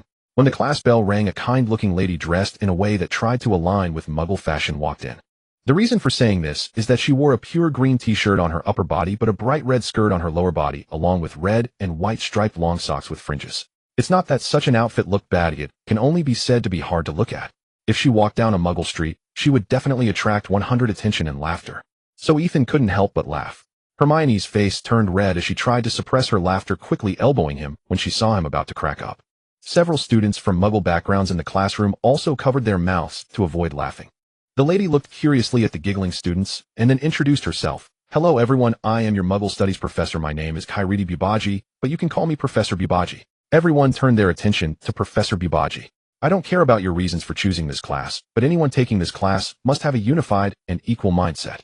That is to say, wizards and Muggles are no different, in fact, including werewolves, vampires, centaurs, and so forth." Professor Bubaji's expression became serious, and everyone stopped mocking her attire. This statement seemed normal to Ethan, but it was extremely unconventional for the wizarding world. Although most wizards do not hate Muggles as much as purebloods, do they still possess a sense of superiority over Muggles, and this superiority is even more pronounced towards magical creatures. So Professor Bubaji's words left them astonished. However, the next sentence from Professor Bubaji left everyone speechless. "Today I will show you the proper matching of Muggle clothing." And then she held up a photo of a cross-dressing man. That aside, but this gentleman had a beard, a muscular build, and was wearing a tight red dress with his muscles particularly prominent. He posed with a smile over his shoulder, exuding confidence. Even Ethan, coming from the 21st century, couldn't help but laugh. It was simply too eye-watering. Hermione looked awkwardly at the confident Professor Bubaji, the conservative little which had never seen such a picture, and the impact was simply too great.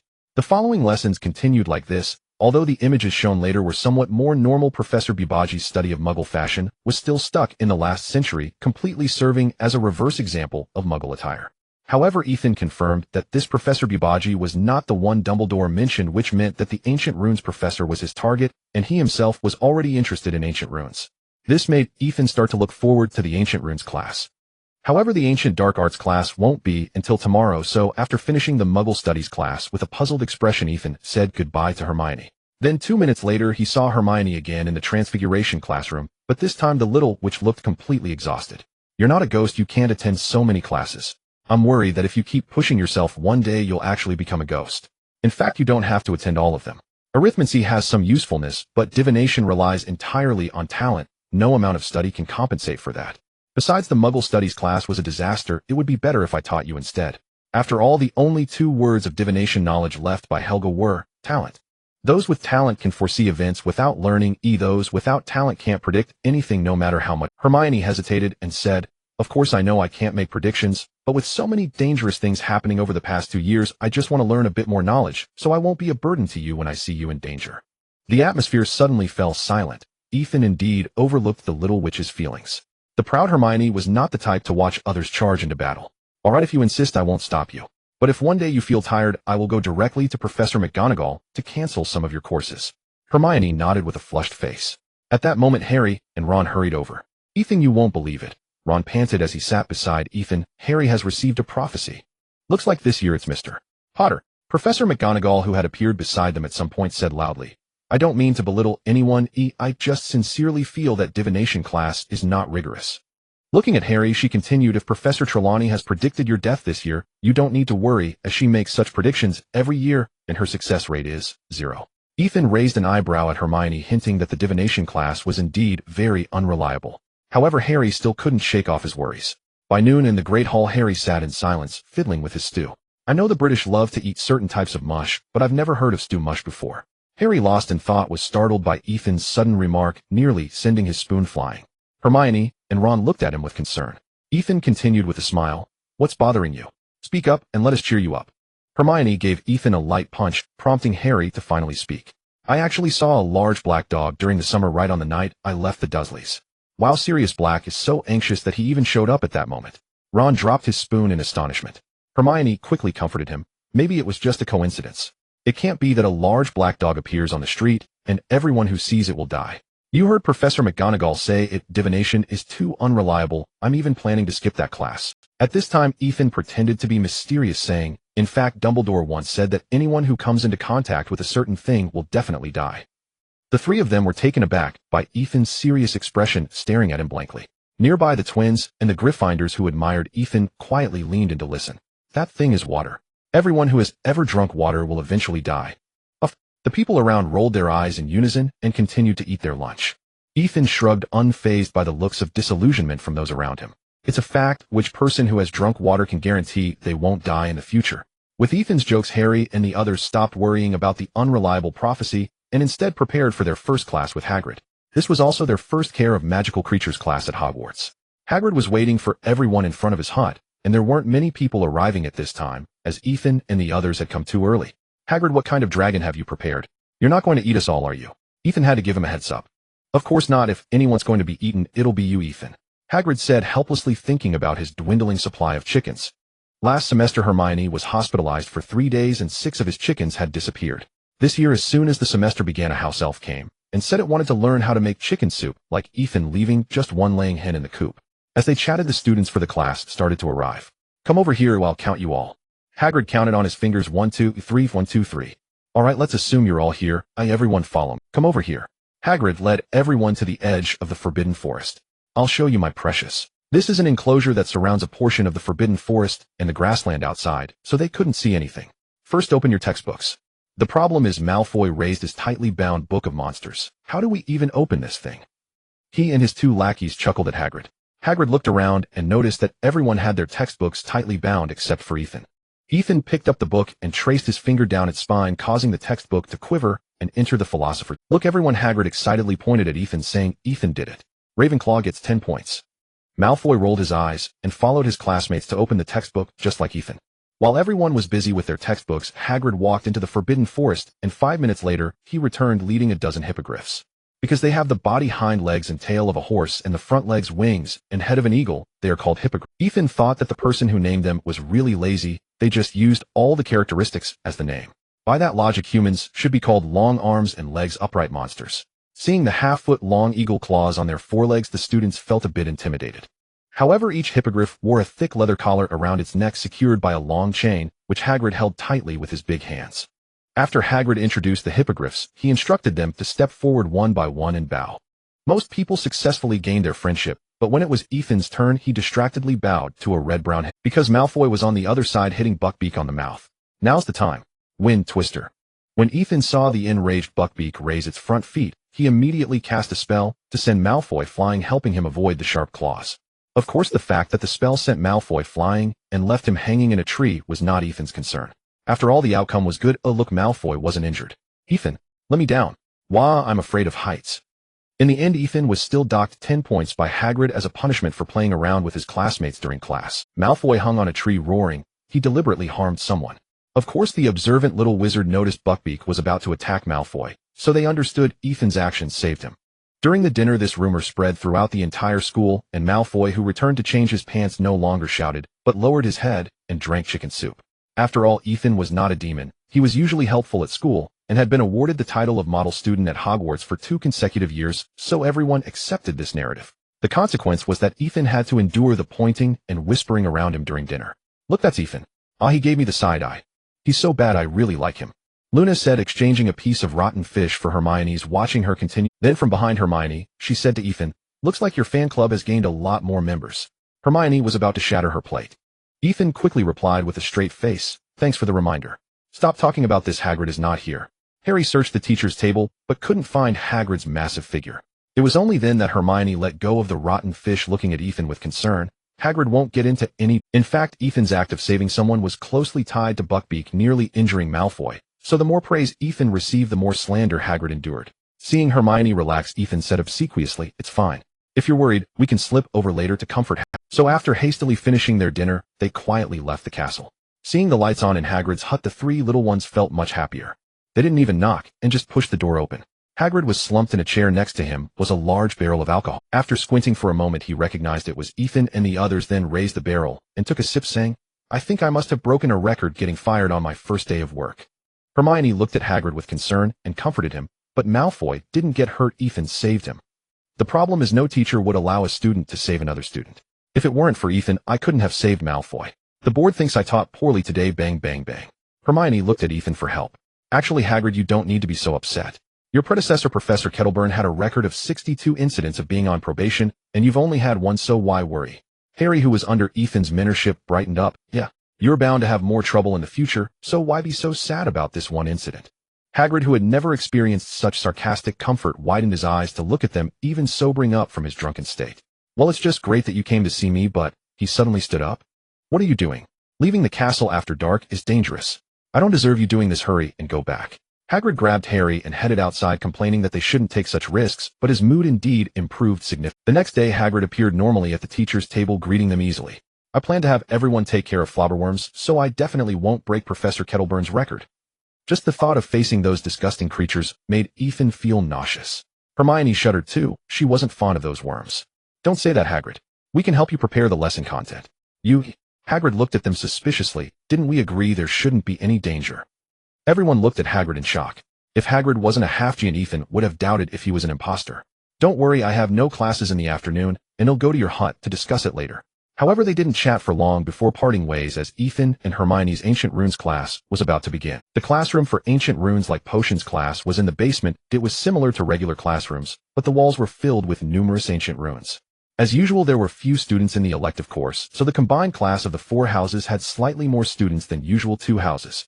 When the class bell rang, Ethan's eyes were fixed on the classroom door, eagerly waiting to see what kind of creature would enter.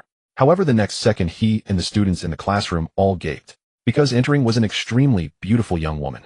Her skin was pale, as if she hadn't seen sunlight for hundreds of years, and her face was unadorned, yet still dazzling like a pearl. Dressed in a black court gown adorned with shimmering golden decorations, Ethan felt it looked like it was made of real gold. The long skirt trailed on the ground. She casually flicked it before standing at the podium and said in a cold, "My name is Bida Babbling, and I am your professor for Ancient Runes. In this course, I do not expect you to have any deep study of Ancient Runes. Based on past experiences, even the 2 best students at Hogwarts only grasped a bit of the application of spiritual energy. Aside from that, I only expect you to translate a little bit, so you won't end up without a grave when facing the danger." This statement made the students present collectively gasp. Fortunately, the basement classroom was quite cool, providing enough air for everyone to breathe. Ethan, however, looked at her youthful face with curiosity as he suddenly realized that the 2 students Professor Babbling mentioned were likely Albus Dumbledore and Tom Marvolo Riddle. This guess made him widen his eyes in shock. Could she also be a ghost? However, as Ethan noticed that Hermione had kicked him several times, he finally confirmed that Professor Babbling was not a ghost, but a vampire. Scared to death, he thought she was a ghost, but it turned out to be a vampire, which was good, very good. But wait. The last time he encountered a vampire was 2 summers ago with those from the Welfare family. He thought he would never see a vampire again after stealing the house elves. Unexpectedly, he saw a vampire again in a classroom at Hogwarts. Dumbledore, is there a thief in your castle? Ethan swallowed hard, realizing that this Babbling was likely a vampire of ancestral level, and if it came to fighting, he couldn't back down. But with so many students in the classroom and Hermione sitting beside him, if something happened to her, it wouldn't be worth it. Lost in thought, Ethan suddenly caught a glimpse of Babbling's bright eyes, and her words echoed in his mind. "Wait for me after class." Oh no, he had been discovered. After class, the students all left the classroom, and Hermione had to hurry to her next class. However, Ethan had no classes later, so after accompanying Hermione out of the classroom, he sneaked back into the chilly classroom. Babbling was tidying up her textbooks, and when she saw Ethan enter, she stopped her movements and smiled at him. "Dumbledore has already told me about your situation. I didn't expect you to dare to venture into the welfare family's castle in your first year. It seemed Dumbledore was also aware of Professor Babbling's identity as a vampire, which relieved Ethan. I was just looking around, that's all. Babbling crossed her arms and said with a serious expression, you must have realized that I am also a vampire, one who has lived for nearly 1,000 years. But you may not know that I have another identity. Oh, I am one of the living ancestors of the welfare family. Ethan was startled and raised his wand. He never expected that an ancestor of the welfare family was actually at Hogwarts, but this also puzzled him. Wasn't the welfare family cursed? How has Babbling managed to stay at Hogwarts for so long? Babbling glanced disdainfully at the wand in Ethan's hand. Don't be nervous, I won't blame you for the welfare family's issues. In fact, they've done a lot of foolish things while being locked away for so long, and learning a lesson is a good thing. Ethan finally lowered his wand. After all, pointing a stick at a beautiful woman was quite impolite. If that's the case, Dumbledore said, you know where Ravenclaw's chamber is. Is this true? I don't know where the chamber is, Ethan said, widening his eyes at her. But Ravenclaw left something on the top floor of the welfare family, and I think even if it's not the chamber you mentioned, it's something related to her. Ethan suddenly felt a bit regretful. Had he known 2 years ago that he could force his way up to the 3rd floor while Dumbledore was around, perhaps he would have already gained the legacy of the 3 founders. According to the evolution progress of the Sharingan, he could have opened the Mangekyo by now. As if sensing Ethan's thoughts, Babbling smiled and said, don't think about it. Ravenclaw left a vast amount of ancient magic there, and you can't access the door without solving it first. You might not know, but I am their heir. Maybe the door will open automatically. Babbling's expression suddenly changed, and she said angrily, did you not listen carefully just now? Ravenclaw deducted points. Ethan, why did points suddenly get deducted? He was not pleased. Although ancient magic can store mental power, it is not memory. It is simply pure energy, just like magical power. It cannot discern who the people it encounters are. Alright, that's indeed what the ancient magic left by Hufflepuff says. But Ravenclaw was too ruthless to hide the chamber in a vampire castle. If he hadn't learned about Babbling through Dumbledore, he might have never found it in his lifetime. In that case, Ethan said eagerly, let's hurry up and crack it. Babbling disdainfully picked up her oh please, I spent nearly 1,000 years figuring out the simplest half. Who knows how long it will take for the hardest half? You might as well go find Nicholas Flamel and borrow some elixir of life to live a little longer. While this isn't an older sister, calling her grandma would be calling her young. But there's me. You? First solve this before we talk. After saying that, she tossed a piece of paper to Ethan and walked out holding her skirt. Wait, I know this pattern. Ethan took it and saw that the pattern was too familiar. It was the same as Hufflepuff's constellation chart. Babbling stopped at the door and turned back, saying irritably, of course I know this is Orion's constellation chart. The problem is that no one knows its meaning. Ethan held up the paper and infused it with his mental and magical energy. This means the door. The constellation runes of Orion on the white paper gradually transformed into a portal, like a black hole, under the effect of the magic.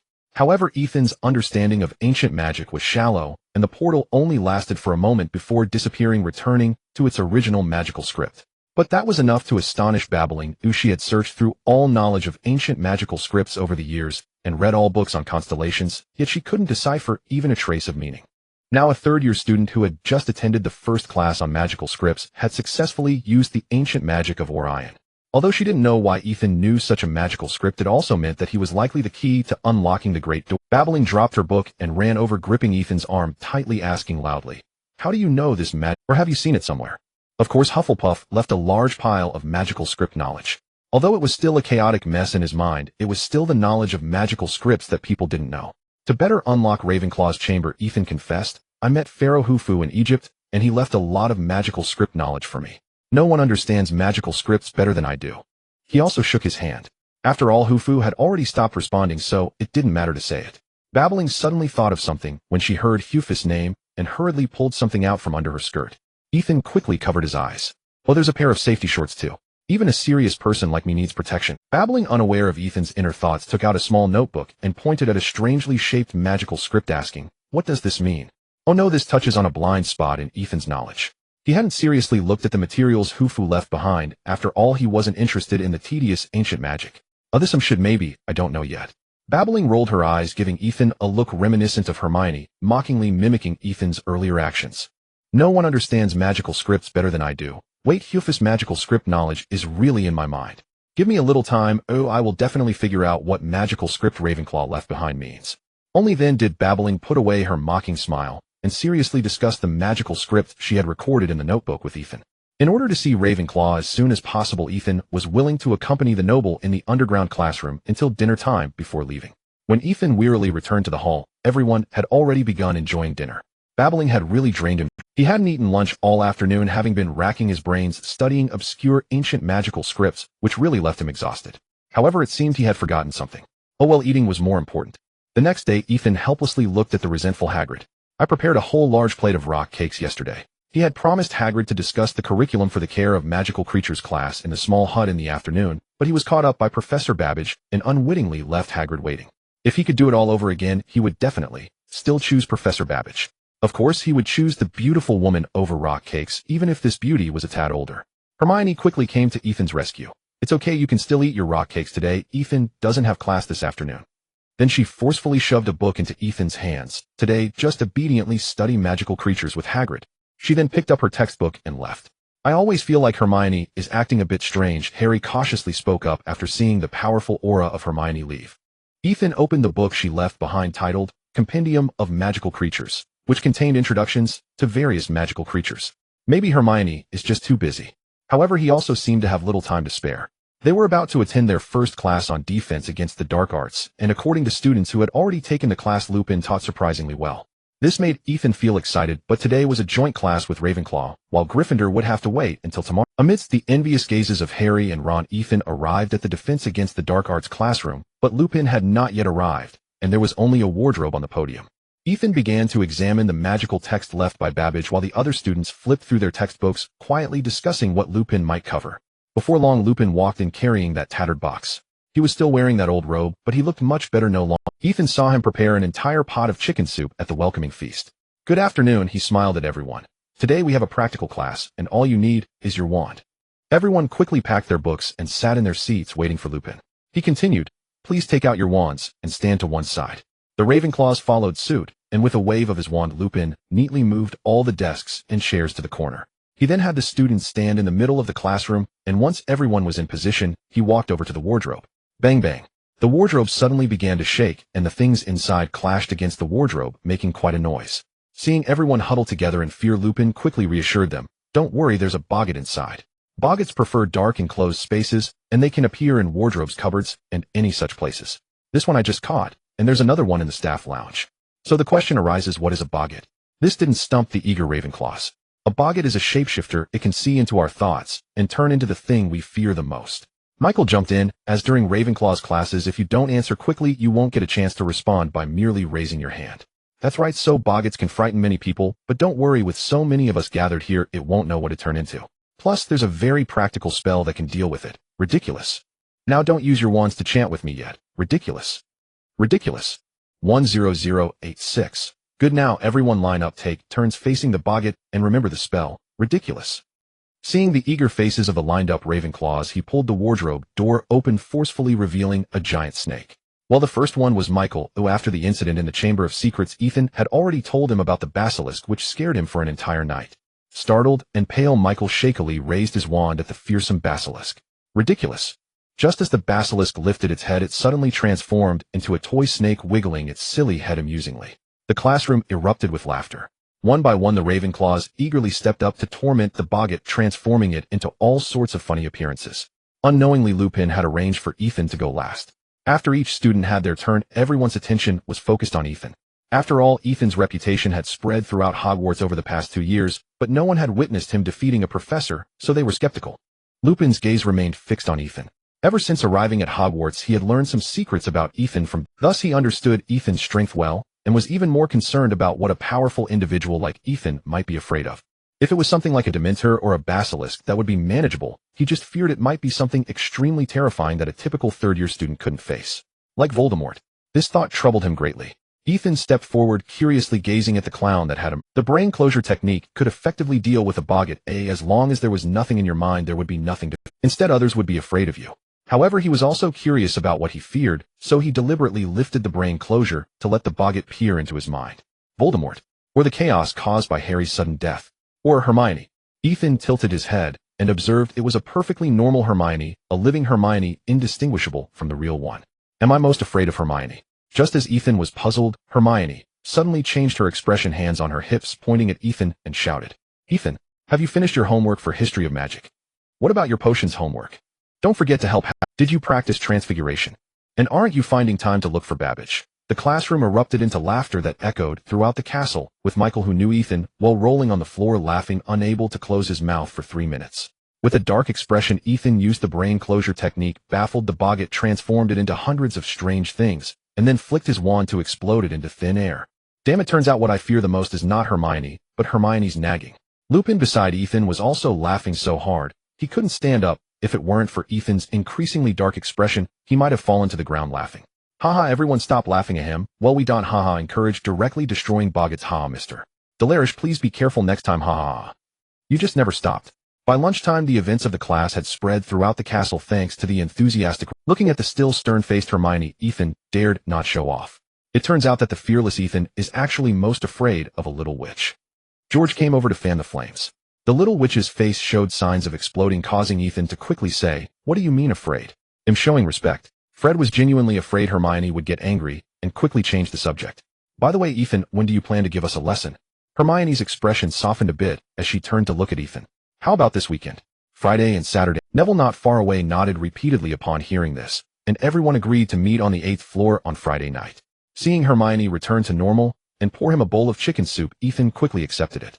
"The boggart dared to embarrass me. Ooh, just wait and see how I get my revenge." However, by the afternoon, Ethan obediently arrived at Hagrid's hut, followed closely by Harry and Ron, the two little tailgaters. Hagrid was waiting at the door, fearing that Ethan would stand him up again. Ethan thought to himself, am I that kind of person? Ha ha ha. Hagrid glanced around and noticed only the three of them with Hermione absent. Don't expect her. Hermione's time is tighter than the Minister of Magic's. She doesn't even have time to hit me. Oh, she just won a class. Ethan waved his hand and then asked Hagrid, I actually know a lot that can be showcased in class, but honestly, what magical creatures are there in the Forbidden Forest? Hagrid straightened his chest proudly when it came to his expertise. Oh, there are plenty. Besides the acromantula, centaurs, unicorns, and so on that you already know, there are also werewolves and thestrals. What was he so proud of? There are werewolves in the castle too. However, overall, aside from unicorns and thestrals, none of them are easy to deal with. Ethan sighed. Just these won't do. You need to mention some cute, non-aggressive magical creatures. Are those fun? I let the older students feed flobberworms, and they didn't like it. Hagrid probably only had dangerous and more dangerous magical creatures in his mind. Surely there are creatures like the Niffler and the Bowtruckle. Hagrid suddenly understood, of course, the only magical tree in the school is the Whomping Willow. The wand maker Ollivander even took a branch to make wands, and there are plenty of Bowtruckles on it. Moreover, there are also mooncalves and puffskeins. Ethan looked at Hagrid in shock. Mooncalves and puffskeins are not common magical creatures, and even the descriptions in textbooks are vague. He didn't expect Hagrid to have them here. I can't catch the puffskeins. They were actually left by Professor Bane. Those mooncalves and puffskeins developed friendships over many years of being fed by him, making them friendly towards wizards, especially young wizards. Bingo. Ethan quickly asked Hagrid to take them to see these adorable little creatures. Harry and Ron were baffled. They had no idea what Ethan and Hagrid were talking about. They first approached the Whomping Willow, which Harry and Ron had no good impression of as they nearly got killed by it last year. Does the Whomping Willow have those Bowtruckles? Why didn't we see them last year? Harry curiously asked while looking at the willow's thrashing branches. Bowtruckles are creatures that live on magical trees. They are peaceful and extremely shy, but whenever someone attempts to harm the tree they inhabit, they will leap down and attack the intruder. However, if the intruder is a car, they can't do anything about it. After introducing, Hagrid took out a dung beetle and tossed it high towards the Whomping Willow. However, before the dung beetle reached the branches of the willow, it was caught by some green twigs. Seeing that Hagrid had a good relationship with the Bowtruckles, Ethan asked him to take them to find the puffskeins. So they ventured once again into the Forbidden Forest. This time without worrying about dangers. With Hagrid and Ethan here, Harry and Ron were not nearly as scared as last time. However, this time Hagrid led them towards the edge of the Forbidden Forest. The enclosures left by Professor Bane are on the edge of the Forbidden Forest, just not near the castle. The cuter the animals are, the farther they are from the castle. One must say Professor Bane was indeed thoughtful. So they didn't walk long before the outline of the castle was still clearly visible, and Hagrid brought them to a special enclosure. The reason it was special was that this enclosure had no fence. There was only a large circle drawn next to the Forbidden Forest inside, which lived some plump, fluffy, flightless dodos. Yes, dodos. Puffskeins are what muggles see as dodos, but because puffskeins have special escape skills that allow them to dodge danger, without effort, muggles believe they went extinct. However, because the story of the dodo raised muggles' awareness of animal protection, the magical world did not. Of course, even if puffskeins are not extinct, their numbers are not abundant as they tend to run around and are non-aggressive, making it rare for puffskein groups to settle in one place. Yet here was a small group, and Ethan exerted great effort to discern that there should be about 20 puffskeins here, as they always like to suddenly disappear and then suddenly appear. Hagrid, can they follow your commands? Hagrid smiled mischievously and picked up a small whistle, blowing it softly. After a clear, crisp chirp, all the puffskeins suddenly disappeared and then reappeared right in front of Hagrid. The puffskeins looked at them, and the chirping sound from their mouths never stopped. In a past life, Ethan would have knocked one away with a punch, but these puffskeins were not something he could bear to hit. He reached out his hand towards the nearest puffskein. The puffskein tilted its head, presumably judging that Ethan meant it no harm, and allowed him to touch it. Its soft fur was quite pleasant to touch, albeit a bit short, as he ended up touching its pudgy neck as well. Harry and Ron also joined in, and smiles of happiness appeared on their faces. Confirming that puffskeins could indeed be brought to class, Ethan then asked Hagrid to take them away to the next place. However, the mooncalves were rather shy and hid in their caves. That was fine. Ethan knew from the descriptions in the books that mooncalves posed no danger and were more suitable for teaching young wizards. So Ethan asked Hagrid to arrange a class on a full moon night. Finally returning to the hut, everyone counted the number of magical creatures they could teach this year and confirmed the content Hagrid would teach. By this time, the sky had gradually darkened, and Hagrid took them back to the castle. In the Great Hall, everyone had begun to enjoy dinner, and Ethan quickly sat next to Hermione, seeing her eating while reading. I really worry that one day your body won't be able to handle it. It's only been 3 days since school started, and the dark circles under your eyes are almost as bad as mine after 30 days of staying up. Hermione then put down her book and leaned on Ethan's shoulder. But I really want to learn this knowledge. It's so fascinating. But you're so tense that you can't even sleep well at night.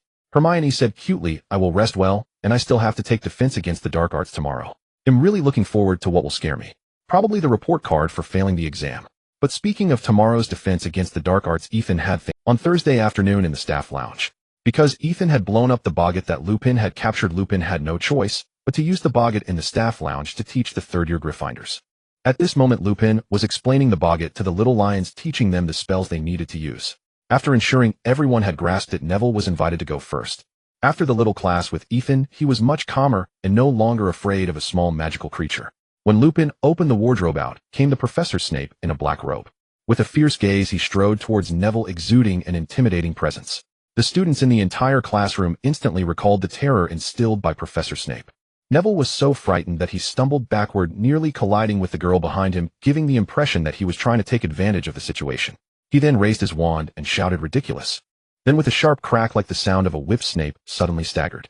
When he regained his balance, he was seen wearing a tight red dress with lace, a tall hat adorned with a moth-eaten vulture, and holding a large red handbag. The little lions erupted in laughter, and Neville laughed uncontrollably, completely unaware of the grim future that awaited him. The cross-dressing Snape was also bewildered, standing there at a loss. However, in a corner where no one was paying attention, a camera was quickly raised. Click. The camera emitted a flash, drawing the attention of the nearby little lions. But when they turned around, all they could see was a camera. After confirming the photo was clear, Ethan hurriedly escaped the scene, using a disillusionment charm. When he returned to the Great Hall, the Board twins were still there studying fireworks. They were trying to figure out how to replicate Ethan's fire dragon to create a fire dragon firework. The problem was that creating a fire dragon involved advanced applications of magic, and even Ethan couldn't stabilize it, so how could two Hogwarts students achieve it? However, seeing Ethan sneaking around with a camera piqued the twins' interest, and they quickly set down what they were doing. Not long after, the twins figured out what Ethan was doing. Developing photos. They didn't interrupt him and waited until Ethan happily pulled out a photo before surrounding him. What fun thing are you looking at? Let me see. Ethan didn't mind and showed them the photo in his hand. Huff. The twins burst into laughter upon seeing the photo of cross-dressing Snape rolling on the ground. Ha ha, how does Snape have such a hobby? If I had known he liked this, I would have sent him Andy's clothes. Nervous, Ethan hurriedly explained to them, otherwise the twins would really misunderstand and send Snape women's clothing, and they'd have to ask Mrs. Weasley for a coffin to collect their remains. After learning the truth, everyone mourned for Neville's future life at Hogwarts for 3 minutes, then eagerly discussed the possibility of turning cross-dressing Snape into fireworks. Without further ado, interested Ethan took the twins to the room of requirement. George was astonished at the complete array of firework-making tools in the room. You actually have such a great place and didn't tell us. I thought that since we sleep in the same bed there would be no secrets, but Fred pretended to express his sorrow. Ethan replied, get lost, we just squeezed together during nap time. After 2 consecutive days of research, they finally achieved gratifying results. Bang! A green light exploded in the air of the room of requirement, emitting a crackling sound. But there was no need to worry. This was not dark magic, for at the sight of the explosion, accompanied by the faint scent of burning powder, appeared a black-clad, cross-dressing figure. Outsiders might not recognize it, but the students who knew the boggart had turned into Snape and was forced to wear women's clothing immediately knew who it was. This was the latest sensation in the castle. Ahem, the rapid spread of this incident also had a little bit of Ethan's credit. During one breakfast when a certain Forrest left his seat, he accidentally left behind that precious photo. Then it was picked up by a certain forgetful third-year student with a round face, and with the help of the anonymous red-haired twins dozens of copies were made which also scattered throughout the Great Hall. Instantly the photos created a sensation in the castle with everyone considering it fashionable to possess one, and any student who could tell the story of that afternoon in an exciting way would become the center of attention. However, there were some fearless students who still wanted a signed photo currently dissecting toads in the basement classroom. According to incomplete statistics, within a day and a half after the cross-dressing incident, there were already hundreds of identical photos in the castle. Of course, Lupin was in trouble. It was said that a certain potions professor searched for the unfortunate boggart for a long time, but couldn't find it, so Professor Lupin was blamed. If looks could kill, beloved Professor Lupin would have been riddled with wounds long ago, even worse than his robe. The instigators were frowning. After studying for so long, they could only produce a black and white Snape, far from satisfactory, especially for Ethan. However, the twins were more interested in fire dragon fireworks. After Ethan demonstrated a weakened version of the fire dragon several times, they were already able to make fireworks cylinders in the shape of dragons. Ethan couldn't help but admire the twins' talent in this area. While he hadn't even grasped the principles of these fireworks, the twins had already come up with exquisite finished products. However, Ethan also had his strengths, which was infusing the fireworks with magical and spiritual power. The usually headstrong twins were frightened by Ethan's proposal and quickly stopped his dangerous idea. Isn't that just magic? If it hit someone, what would happen? Just think about the fire dragon on the train. I'm afraid it would vaporize someone directly. Don't worry, it's just a little magic. Ethan wouldn't let such a good idea go to waste. The main thing is the spiritual power. Fireworks infused with spiritual power can even affect dementors. The twins then became interested, and with Ethan's help added a little magic and spiritual power to the fireworks. As Ethan said, the fire dragon fireworks, infused with magic, now possessed part of the power of a fire dragon, equivalent to a jinx. Moreover, combined with the spiritual impact for those like Ethan who had physical bodies, it was merely a tickle, but for the soul-formed dementors, it was a heavy bomb. However, the combined magical and spiritual power of the twins was still less than Ethan's, and along with Neville, Harry, and Ron, they only made over 30 enhanced fireworks. Ethan made 30 himself, but he had other uses for them, and hid them away in his wallet. Enough with the games, it's time for class, Ethan. Hermione said helplessly, closing the standard spellbook with a thud, addressing the boys who were still playing with fireworks. Only then did Ethan notice that the latest arrival, Ginny, had also come to the room of requirement. He quickly stood up and clapped his hands. Alright, the first lesson of this academic year, Ethan's little class, officially begins. This year, besides the trio and Neville, Ginny, and the Weasley twins had joined as well. Therefore, Ethan first had them practice the disarming charm and the shield charm among themselves for a preliminary test. Originally, the twins were 2 grades above Ethan and should have known quite a few spells, but after practicing it turned out they still couldn't successfully cast the disarming charm and the shield charm. Even Neville performed better than them. Ethan sighed deeply. Indeed, as Voldemort had said, there were serious issues with Hogwarts education. However, it also related to the fact that they had not encountered many competent defense against the dark arts professors. Ginny's talent for spells was astounding, especially for offensive magic. She learned the disarming charm faster than the twins. However, she often became flustered when facing Harry and accidentally cast a jinx on Neville. If it weren't for Ethan's quick reaction, Neville would have had to spend the weekend in the hospital wing. As they gradually became proficient and regained their skills in spellcasting. Alright, I know you are all eager for the spell to deal with dementors, Ethan said, noticing everyone's expectant gazes, but I don't have it fully mastered either. TCH, everyone rolled their eyes in unison. Don't be anxious. Actually, there is a more effective spell to deal with dementors, and that is the Patronus charm. The others were once again captivated by Ethan's words, their eyes sparkling as they looked at him. However, you must understand that this is a very advanced spell. I don't expect you to be able to cast a complete Patronus, thus I won't either. Everyone laughed lightly, but they also realized the difficulty of the Patronus charm, especially since they had never seen Ethan struggle with any spellcasting. The Patronus charm seems very simple on the surface. You just need to concentrate, recall your happiest memory, and the incantation is Expecto Patronum. If successful, it would produce a silvery animal. Let me remind you once again, the Patronus charm is also a highly difficult spell in the magical world, and those who can recall happy memories when facing dementors are quite rare. So if you are unable to cast it successfully, don't be discouraged. We have plenty of time to practice this spell. Seeing that they did not take his words to heart, but instead were eager to start practicing the Patronus charm, hoping to master such a powerful spell before him. He smiled slightly, pulled out a large box from his wallet, and dropped it on the ground. Another Hermione appeared. This was the boggart from the staff room. Ethan would not let such a creature slip away easily. It was pointless to have Snape blasted if the debts left by his brother had to be repaid by this creature. However, seeing the faint smiles on everyone's faces and Hermione's increasingly dark expression, Ethan quickly employed the brain closure spell to disguise his greatest fear as a Dementor. The boggart immediately transformed from Hermione into a menacing Dementor. However, this Dementor lacked the true influence of an actual Dementor, it was merely an empty shell. But Harry still couldn't handle it. Facing the boggart turned Dementor for the first time, he raised his wand, but with a creak he fainted again. This time Ginny seized the opportunity, swiftly catching the collapsing Harry, and even gave Ron a threatening glare. However, she didn't anticipate that Harry's weight was more than she could bear, and within 2 seconds they both fell flat. Looking at Ginny's blissful face, Ethan couldn't bring himself to help. But her brother was not pleased. Ron lunged over and slapped Harry awake. "What happened to me?" Harry stood up, rubbing his swollen face, and asked in confusion. "Nothing," Ethan replied, handing him a piece of chocolate. "You just exhausted yourself too much." Everyone looked sympathetically at the downcast Harry. This time the twins did not tease him again. "Alright, when we actually face Dementors, we will all have various reactions, especially recalling our most terrifying memory. The more despairing experiences we have gone through, the stronger the Dementor's power. Therefore, we must continuously recall our happiest memories to fend off those terrifying things." With Ethan's comfort, Harry felt much better after eating the chocolate, and practiced the Patronus charm together with everyone against the boggart disguised as a Dementor. Ethan naturally took the opportunity to practice as well. After all, he had only learned the principles of the Patronus charm the day before. However, this was indeed an advanced spell. Before curfew, only Ethan's wand could emit a puff of white mist while the others were merely waving their wands in vain. This also allowed them to truly experience the difficulty of this spell. Thus they led a busy life of attending classes during the day and making up lessons at night. Of course, Hermione and Ethan were the busiest. Hermione had the most classes and the most homework. If Ethan hadn't prepared study materials for her in advance, saving her a lot of time, she would have truly collapsed from exhaustion. Ethan was not much better off. Besides the strange Muggle studies class, he also had to help Hagrid prepare lessons. However, the tree guardian beetles and the snidget birds that Ethan had previously helped him select were very popular among the students, and a spontaneous competition to photograph snidget birds had formed at the school, competing to see who could take the most photos of snidget birds.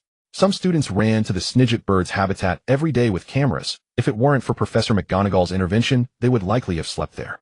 In addition to that, he also had to help Babbling interpret the ancient runes. Only then did Ethan understand why Babbling had taken nearly 1,000 years to decipher half of them, as they were indeed incredibly difficult. At the current pace, they would only uncover the secrets by Christmas. The ancient magic left by Ravenclaw contained multiple combinations of runes. They had used Hufflepuff's knowledge to interpret individual runes, but when applied to combined runes, discrepancies arose, so they needed to constantly ponder the mysteries within. And among them, Harry was the most diligent in practice. Sometimes when Ethan was too busy to attend class, he would borrow the boggart and run to the room of requirement to practice the Patronus charm. However, Harry's time was also very limited. As the seeker of the Gryffindor Quidditch team, he had to juggle Quidditch. Therefore, for the busy ones, the rare Halloween feast and the trip to Hogsmeade were highly anticipated. On the morning before Halloween, Hermione stormed toward Ethan, who was waiting for her at the castle gates. He was fiddling with a custom-made enhanced version of Snape fireworks, a creation he had spent an entire week perfecting. Yet upon seeing Hermione's furious expression, he hastily stowed the fireworks away. "What's wrong? Who upset you? I'll settle it for you." "The entire castle," she retorted, hands planted firmly on her hips, shooting him a sharp, exasperated glance. Though he knew it was hyperbole, it intrigued him deeply. Hermione rarely grew angry at anything beyond his own antics. "Ah, I see." Ethan feigned deep contemplation, then suddenly declared with theatrical resolve, "Fine. I'll blow up Hogwarts." With that, he drew his wand and pretended to march back toward the castle to confront Dumbledore. "Stop it!" Hermione grabbed his arm, pulling him along. "Let's go straight to Hogsmeade." "Wait, aren't we waiting for Ron?" "Harry can't go, but surely Ron will." Harry had been denied permission to visit Hogsmeade due to the lack of guardian consent. The previous evening, Ethan had suggested, somewhat helplessly, that a dispirited Harry seek out Professor Lupin for conversation. He silently hoped Lupin would still become Harry's trusted confidant, just as in the original course of events. Along the path to Hogsmeade, Ethan gently coaxed the truth from Hermione, and finally learned what had truly set her off. It turned out she'd been quarreling with her friends all week. First, Ron, frustrated that Harry couldn't accompany them, had proposed a string of absurd schemes, provoking Hermione's sharp rebuttals and igniting his temper. Then Crookshanks startled Scabbers, sparking a fierce, bitter argument between Hermione and Ron. The final spark came when Lavender's pet rabbit, just as foretold, was indeed killed. Hermione had tried to shield Harry from the weight of that prophecy, yet no one understood her intent. Instead, they misinterpreted her silence as indifference. She and Ron had erupted into a full-blown row, and hadn't spoken since yesterday. Ethan mused. If it were any other rat, I'd scold Crookshanks. But Scabbers, well, I suppose I'll give him a silent nod of approval. It looked like Crookshanks would be getting premium cat treats today. All the while, Ethan offered quiet reassurance, and by the time they reached Hogsmeade, Hermione's face had softened, her smile returning warm and genuine. Hogsmeade was Britain's only entirely wizarding village. No muggles lived there, and lay just across the lake from Hogwarts. Every year students arrived aboard the Hogwarts Express, its final stop Hogsmeade Station. In honor of Halloween, jack-o'-lanterns hung from every tree, but since it was still daylight, their full enchantment would only bloom once night fell, and their flickering light filled the air. Ethan and Hermione arrived early. Yet the village was already bustling with young witches and wizards who'd come even earlier alongside wizarding families visiting from afar. Noticing curious glances from fellow students, Hermione blushed and gently released Ethan's hand. He didn't mind. Their closeness was common knowledge throughout the castle, and most assumed they were already a couple. Only Ethan knew the truth. A single delicate veil still separated them, waiting only for him to lift it. Look at this. Hermione pointed excitedly to a large ornate sign reading Honeyduke's Sweet Shop, a confectionery run by a married couple, and a place every Hogwarts student who'd ever visited Hogsmeade enthusiastically recommended. It was also, quite frankly, the shop Ethan had been dreaming of since arriving at Hogwarts. This time he took the lead, guiding Hermione inside where shelves overflowed with dazzling sweets. There were great slabs of chocolate and creamy fudge, and there unmistakable among them sat the bright yellow lemon drops. Inhaling the rich sugary aroma, Ethan steered Hermione through the crowd straight to the display rack.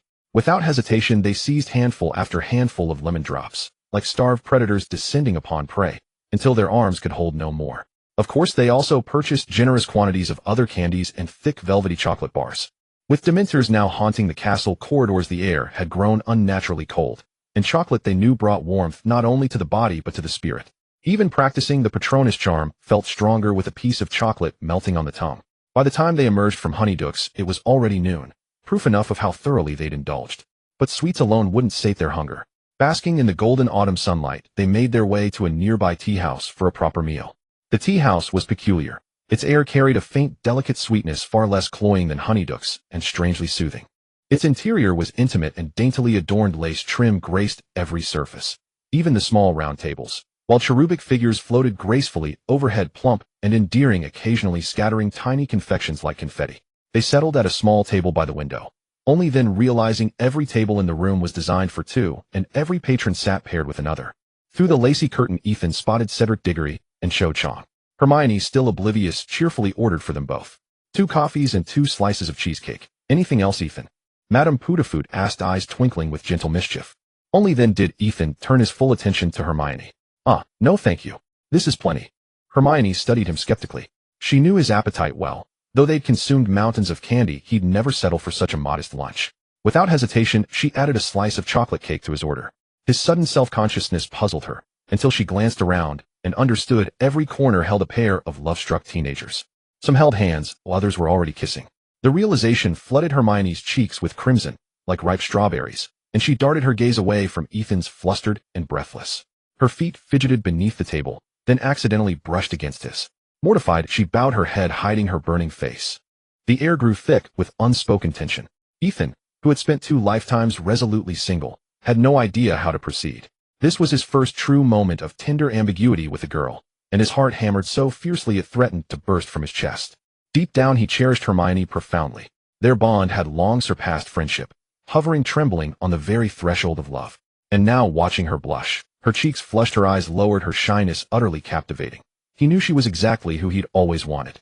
Yet until now both had lingered in a shared, unspoken haze, neither daring to pierce the veil. To hell with it. Ethan swallowed hard, then, casually, deliberately, began inching his right hand across the table toward hers. Hermione noticed instantly. Her head dipped lower still, her ears burned scarlet. Yet she didn't pull away, not even a fraction. She said nothing, but her flaming cheeks spoke volumes. He touched her hand, then, slowly, reverently, closed his fingers around hers. In that instant his breath caught entirely. A soft tremor ran through her frame. Instinct urged her to withdraw, but she paused, letting him hold her cool, slender fingers in his own. They'd clasped hands before, even shared closer intimacies, but never like this, under golden light amid floating angels and whispered sighs, every heartbeat echoing like thunder. Seizing the moment, Ethan gently tightened his grip, and Hermione, drawn by an invisible current, leaned in nearer still. He watched her tilt her chin upward, eyelids sealed tight, yet her fluttering lashes betrayed the wild, frightened joy racing through her veins. Their lips met. No hesitation, no flourish, just a soft, certain press of his mouth to hers. Cool, sweet, faintly tart, with the lingering taste of lemon drops, the flavor he loved most. In that suspended second, all inner chaos dissolved, replaced by a profound, anchoring calm deeper than anything either had ever known. Then, clatter. A sudden rattle at the table jolted them back to reality.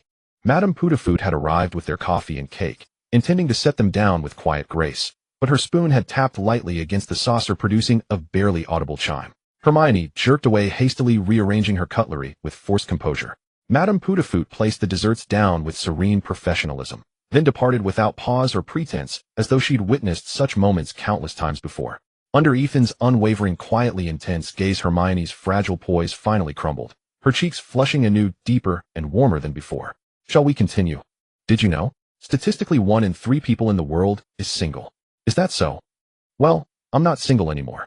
Coincidence, I'm not either. Then who is a? No answer followed, only silence, gentle and complete. Ethan, of course, did not get to kiss Hermione again. Instead, he was playfully swatted by the shy little witch. After finishing the cake, they wiped their mouths and left the tea house. The service was poor, the cake was unappetizing, the coffee was inauthentic, the decor was tacky, and the prices were high, but they definitely planned to come back. The afternoon sun was particularly pleasant, warming their bodies and hearts. Hermione's smile had not faded at all as she eagerly pulled Ethan's hand to explore every shop they passed. Don't go there, that's the magical equipment store. That's the Hermione's bar. That's Ethan's bar. You're such a pighead. The little witch pouted and lightly hit Ethan, finally stopping her silly laughter. However, they were not just window shopping, they bought quite a few quills from the Literati's featherpen shop. I've written so many words recently that I've worn out 2 quills. Then at Zoko's magical laughing flower shop, they encountered the Weasley twins, who planned to sell firework rockets in the store, though it would be the ordinary version. However, the store owner flatly refused, insisting instead on the patent for the fireworks. The twins did not want a one-time deal, they needed stable long-term income to secure enough funds for more research. So they could only leave the joke shop feeling dejected. Seeing their disappointment, Ethan comforted them, saying, "The Quidditch match is about to start. Oh, we will definitely have sales to the audience then."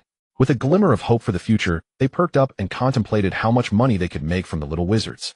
"I hate poverty," George complained quietly. This remark suddenly awakened Ethan. He had money. A pile of galleons stacked in Gringotts. Ethan had stopped paying attention to how much he had, as it had reached a point where he was beyond worrying. He quickly informed the twins that he could invest. The 3 of them huddled in a corner, whispering until they reached an agreement. As the party, Ethan would invest at least 300 galleons each year until the total reached 1,200 galleons, thereby owning 60 of the shares in the Magical Tricks Workshop. As Party B, the Weasley twins would contribute their labor and knowledge, each holding 20 of the shares. The twins looked at the scrawled agreement and happily left with the first batch of 300 galleons given by Ethan. Ethan was also quite satisfied. He certainly trusted the twins' character and was not worried they would embezzle his money. Moreover, he was well aware of their potential in this area. Investing early would surely pay off. He could also find a way to make his idle galleons earn money, which made this business a fantastic deal for Ethan. The twins were even happier, as they had long suffered from a lack of funds, preventing many interesting ideas from being realized. Previously, the firework rockets had all been made using materials purchased by Ethan, who generously gave all the completed fireworks to himself. As for the possibility of Ethan being short on money, it was almost non-existent. They were well aware of his reputation as the fat lamb of Nocturne Alley. The afternoon sunlight was even more beautiful, gradually dimming as evening approached. So Ethan decided to return to the castle with Hermione, first hoping to leave the candy they bought for the children Harry, who were staying behind. As they passed the eerie Shrieking Shack, Ethan suddenly sensed some movement inside. The Shrieking Shack was considered the most haunted and terrifying place in all of Britain. But Ethan knew there was a secret passage leading to Hogwarts, which was how Sirius had sneaked into the school to evade the Dementors. Moreover, there was no entrance for people to get in the Shrieking Shack, only a small hole for a large black dog to pass through. So the only thing inside must be a large dog running around. "You go back first," Ethan pointed at the candy shop behind him. "I still need to buy you a gift." Hermione pouted, but thinking of today's sweetness, she smiled and waved goodbye to Ethan. "All right then, see you in the Great Hall tonight." After waiting until he could no longer see the little witch's figure, Ethan cast a disillusionment charm on himself and quietly made his way to the Shrieking Shack. "Wait, I can't even get into the house. How could dating make one lose their mind?" Heaven does not disappoint the diligent. After Ethan stood there for a while preparing to give up, a black dog awkwardly crawled out from a small hole in the house. "Gotcha." This black dog looked quite large, resembling a small tiger. However, as it crawled through the hole, its fur got flattened, revealing that it was actually quite thin, relying solely on its long, straight black fur to appear imposing. Ethan raised his wand and cast a stunning spell. However, to his surprise, the black dog was quite alert and leaped forward to dodge the spell. It did not look back, utilizing its 4 legs to quickly dash forward. Ethan was not in a hurry either. He waved his wand again, and a gust of wind blew toward the black dog. The black dog tried to dig its sharp claws into the ground, struggling for a long time and leaving deep scratches on the ground. yet it could not withstand the power of the spell gradually making its way to Ethan's side. "Let's have a chat, Sirius Black." Upon hearing this, the black dog froze for a moment, no longer struggling, and turned to glare fiercely at Ethan. If Ethan did not provide a satisfactory answer, it would surely pounce on him. To show his trust, Ethan put away his wand. "I can see that you are an animagus, but who would choose to be a dog near Hogwarts instead of a human? Seeing the wanted poster at the entrance made me think of you, Black. I'm curious what brought you all the way here to the heavily guarded Ministry of Magic's Hogwarts." Hatred. The black dog shook its head slightly and barked at Ethan before moving to a more concealed spot, occasionally looking back to check if Ethan was following. Thus they arrived at a small grove surrounded by dense trees. The black dog leaped and transformed into a man, a tall figure with long black hair and deep gray eyes. This was Harry's godfather, Sirius Black. However, having not transformed back into human form for a long time, Black was somewhat unsteady, leaning against a nearby tree to steady himself. Tisk, after so long in Azkaban, Black's face had become haggard and his body was even frilier. His body, unwashed for a long time, was dirty, but his bone structure still revealed he was quite handsome. Ethan would call you the second most handsome. Armored protection. Just as Ethan was about to speak, he saw Black raise his hand, completing a silent spell without a wand, and a red light shot straight at Ethan. He was not defenseless either. He quickly drew his wand and cast a shield charm to block it.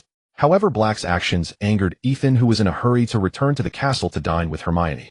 Ethan quickly pulled out his wand and cast a binding spell, causing Black to be bound by ropes that appeared out of thin air. "I didn't expect you to enjoy this way of chatting." Ethan walked over and kicked the bound Black. Black struggled a couple of times, but finding it impossible to break free, resigned himself to lying on the ground. "It's my fault, too. I just wanted to use a memory charm on you to make you forget everything about me. Let's hear your story. If I'm not satisfied, I will hand you over to the Dementors. They would surely love to see you." Upon hearing the mention of Dementors, Black's body suddenly trembled, indicating that Azkaban had left an indelible impression on him. Blake hesitated for a long time, observing Ethan's increasingly impatient expression. Although he did not understand why this little wizard, who was the same age as his student, possessed such formidable power, it was clear that he was not someone Blake could provoke at this moment.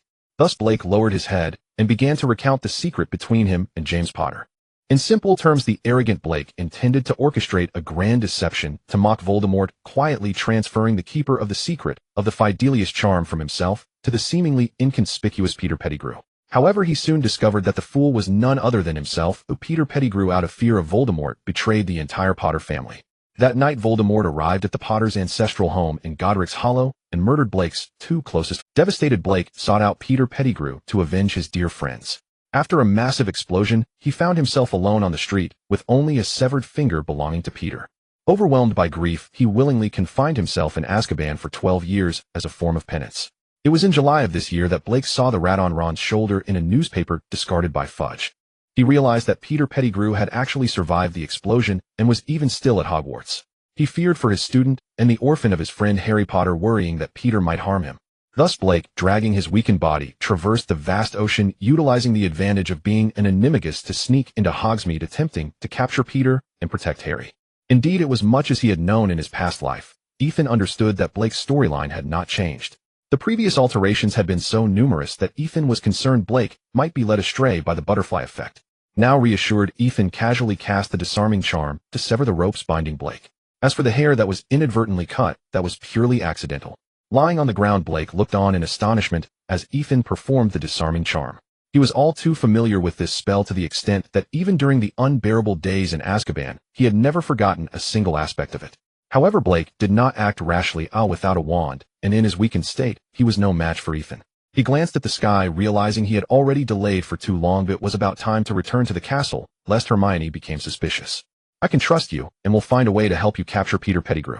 There's even a concealed spot in the castle where you can. However, you should refrain from acting recklessly. We wouldn't want to stir the grass and alert the snakes." He then informed Blake of the existence of the Room of Requirement. Ethan, in truth, did not care about the feud between Blake and Peter. For him, no matter the outcome, it would not affect. Revealing the existence of the Room of Requirement was meant to gain Blake's trust, stabilizing the storyline as much as possible. It wasn't necessary to follow the original plot precisely, but time needed to be drawn out. For Ethan, the priority was to quickly unlock Ravenclaw's secret chamber to enhance his own strength. Once he had awakened the kaleidoscope Sharingan, how could a mere Peter escape from his grasp? Seeing Blake remain silent, Ethan took it as acquiescence and tossed him some money before heading back to the castle. Squinting as he watched Ethan's figure gradually fade away, Blake jostled the pouch of money, feeling that it contained quite a bit, and revealed a knowing smile. By the time Ethan returned to the castle, it was already festooned with decorations. According to the irate Filch, he was the last one to return. As always, the Great Hall was covered in Halloween decorations. The candles on the ceiling were wrapped in pumpkins, casting a dim light that created a hazy glow in the hall. Above, a large swarm of live bats flitted about, and many orange banners of flame with fire lazily floated like colorful water snakes on the stormy ceiling. In addition, there were some extra terrifying decorations, such as white skeletons, black dementors, and fearsome eight-eyed giant spiders. The likeness was incredibly realistic. Had it not been for Professor McGonagall supervising the twins as they dismantled those decorations, Ethan might have thought they were real. However, Malfoy seemed quite interested in the lifelike Dementum model. One wonders if all Slytherins had such a... Ethan took his seat once more at the Gryffindor table and noticed that Hermione and Ron's relationship had warmed considerably. "Why did you return so late?" Hermione handed him a slice of pumpkin pie, watching Ethan munch on it with delight, and then broke into a sweet smile. "By the way, where's my gift?" Her smile gradually faded, and Ethan suddenly found the pie in his mouth, less appetizing. "It's in the dormitory, a big surprise." Hermione looked on with suspicion, but the delicious food and Ethan's playful banter quickly diverted her attention. Harry leaned in at that moment, saying, "I ran into Professor Lupin today while chatting, and I saw Snape." "No, why do you keep thinking about Snape?" Ethan helplessly set down the chicken leg in his hand. "Snape is a living person. He also moves around the castle. The problem is Snape gave Professor Lupin something." Oh, this did surprise Ethan. Calculating the time, it was indeed close to the night of the full moon. However, there was no need for Harry to know this. Stop worrying. If Snape really wanted to harm Lupin, he would have done so long ago. From Snape's ability to create the disarming charm in his 6th year, it was clear that his talent in spells was not inferior to that in potions. It was proven that his reputation might have suffered due to his guilt over Lily's death, which led him to abandon dark magic. Otherwise, Snape might have achieved great renown purely through spells. Had it not been for Snape's restraint, Lupin's group might have perished long ago. Harry, however, was unaware of Snape's hidden strength, merely viewing him as an ordinary teacher who could only brew potions and had repeatedly been rejected for the position of defense against the dark arts due to insufficient ability. He was skeptical of Ethan's words, but seeing Ethan show more interest in the various dishes at dinner, Harry decided to drop the subject. One must say the Hogwarts feast was so sumptuous and delicious that Ethan rarely experienced such a banquet in his previous life. After eating and drinking to their heart's content and enjoying a performance by the ghosts, it was time for the little wizards to rest. After parting ways with Hermione, Ethan returned to the common room. After coming into contact with Blake, Ethan felt the storyline begin to unfold. He had one urgent goal: to evolve into the kaleidoscope Sharingan before Peter could escape, thus mastering a technique he had been curious about for a long time. That technique was illusion. Not the Susanoo of the kaleidoscope, but the commonly seen illusion techniques in Naruto. His curiosity about illusions stemmed entirely from something he had overheard in magical writing class. The content of her words was not important. What mattered was the manner in which the message was conveyed. Babbling told Ethan that she could communicate her inner thoughts to others through mind reading. However, this time, it was not about peering into memories, but rather transmitting memories to convey information. Moreover, since she lacked the ability to peek, the brain-closing spell could not impede it. Recalling the scene where Voldemort transmitted false but very real memories to Harry's mind in the storyline, it meant that, like the illusions in Naruto, it was entirely feasible. However, due to his lack of adaptation to the Sharingan, Ethan could currently only manage to transmit some fragmented segments. Therefore, in order to truly create illusions in the world of Harry Potter, he urgently needed to ascend to the kaleidoscope Sharingan. And this was contingent upon his ability to quickly decipher Ravenclaw's ancient magic. Things didn't go as planned. Just as Ethan finished deciphering a magical text, he was pleased to see the completion drawing near when Dean Flitwick entered the common room with a serious expression. Seeing that the young Eagles were all safely engaged in their activities with no signs of abnormality, his expression relaxed. He first instructed Penelope, the president of the Female Student Council, to gather all the students in the academy. As he noticed more and more students filling the common room, he unrolled a piece of paper. "Attention, everyone," Professor Flitwick said, holding a piece of paper in one hand and a wand in the other. "A wanted criminal has entered the castle, and the professors need to search the castle. Therefore, all students will rest in the Great Hall tonight." The common room immediately erupted into a cacophony of discussions. A wanted criminal. Why would a wanted criminal come to the castle? Even a dog wouldn't do that. Michael came over to Ethan's side, quite displeased that an unexpected event interrupted his potion practice. Ethan felt helpless. While a dog wouldn't act like that, those lower than dogs might do something so foolish. And nearby Hogwarts there was indeed such a person, Black. He had just warned him not to raise any alarms, fearing that Peter would run off to find Voldemort, which would completely ruin Ethan's plans. As it turned out, what he feared came to pass. The next time he saw Black, he would definitely have to show him some traditional Japanese skills. Regardless of his dissatisfaction, Ethan had to follow the crowd to the Great Hall. At this time the Great Hall was filled with students from all four houses, each complaining about how this originally beautiful night had been ruined. Calm down. Dumbledore cast a loud spell that silenced all the little wizards. Myself and the professors need to search every corner of the castle, so you will all sleep here tonight. Dumbledore nodded at Percy and Penelope. You two will maintain order here. If anything happens, please send a go. Percy glanced over at Harry before silently nodding in response to Dumbledore. Then Dumbledore transformed a sleeping bag for each wizard and left with the professors. Bang! The doors of the Great Hall were slammed shut. Instantly a flurry of chatter erupted in the hall as everyone wrapped themselves in their sleeping bags. Then the Gryffindor students relayed what had just happened to their peers from other houses. Ethan lay there eavesdropping for a while and soon understood what was going on. While everyone was enjoying the feast in the Great Hall, that foolish dog Black had sneaked into the castle intending to visit the Gryffindor common room to catch up with Peter, and desperately so. As it turned out, he couldn't even get through the door. In a fit of rage and embarrassment, he tore the fat lady's portrait and then slipped away. Ethan was certain that if he went to the room of requirement now, he would definitely find Black. However, before he could take action, Percy came over and squatted down beside Ethan. Ethan, I know you are strong, but I ask you to protect Harry a little more. After all, Black's target is him. Ethan looked at Percy in shock. In his impression, Percy was someone of great ambition who had never spoken to anyone with such a tone of request. He never expected Percy to change so much it was hard to tell whether it was good or bad. Since you put it that way, Ethan chuckled, then I shall reluctantly agree to your request. Yay? After Percy left, he quickly wrapped himself in the sleeping bag, wriggling forward like a caterpillar. His target. Of course it was Hermione. Who cares about that troublesome kid Harry? However, the three of them were huddled together in a corner, quietly discussing Black, completely unaware that Ethan had crossed the house to join them. Do you think Black is still in the castle, eh? Hermione said anxiously. Don't worry, regardless of whether he is here or not, Black wouldn't dare to show up for now. Ethan's sudden voice startled the three of them. Hermione turned around, looking at Ethan with a bright smile. Looking into Hermione's bright eyes, Ethan softly said, Percy asked me to keep an eye on you so that you don't get into trouble again. The problem is, Harry said from a distance, looking over at Ethan and adding, how did Black get into the castle? And of course he came and went on 4 legs. Apparition is forbidden and the secret passages are all under Filch's careful watch. Could it be through the room of requirement? If we can find the existence of the room of requirement, then Black, who has been at Hogwarts for 7 years, might also know. Hermione's eyes lit up as she tried to crawl out of her sleeping bag to tell this possibility to the headmaster. However, before she could move, Ethan pulled her back into his embrace. Ethan was sweating bullets. This little witch was too clever. No wonder she was the brains of the plot. With just a little thought, she could guess Black's hiding place. No wonder Harry Potter is also called Hermione and her 2 useless men. Ethan dared not let Hermione continue speculating otherwise. If they caught Black, and he implicated Ethan, there would be no way for him to clear his name, even if he jumped into the Black Lake. Lost in thought, Ethan didn't notice that Hermione in his arms was getting redder and her breathing more rapid. The surrounding little lions stopped their discussions, poking their heads out of their sleeping bags, their eyes filled with teasing smiles as they looked at the two embracing each other. The little witches split into 2 factions. One faction was fervently shipping CP, desperately hiding their rising smiles. Some, unable to resist, covered their faces with their sleeping bags, mumbling, I've shipped it, I've shipped it.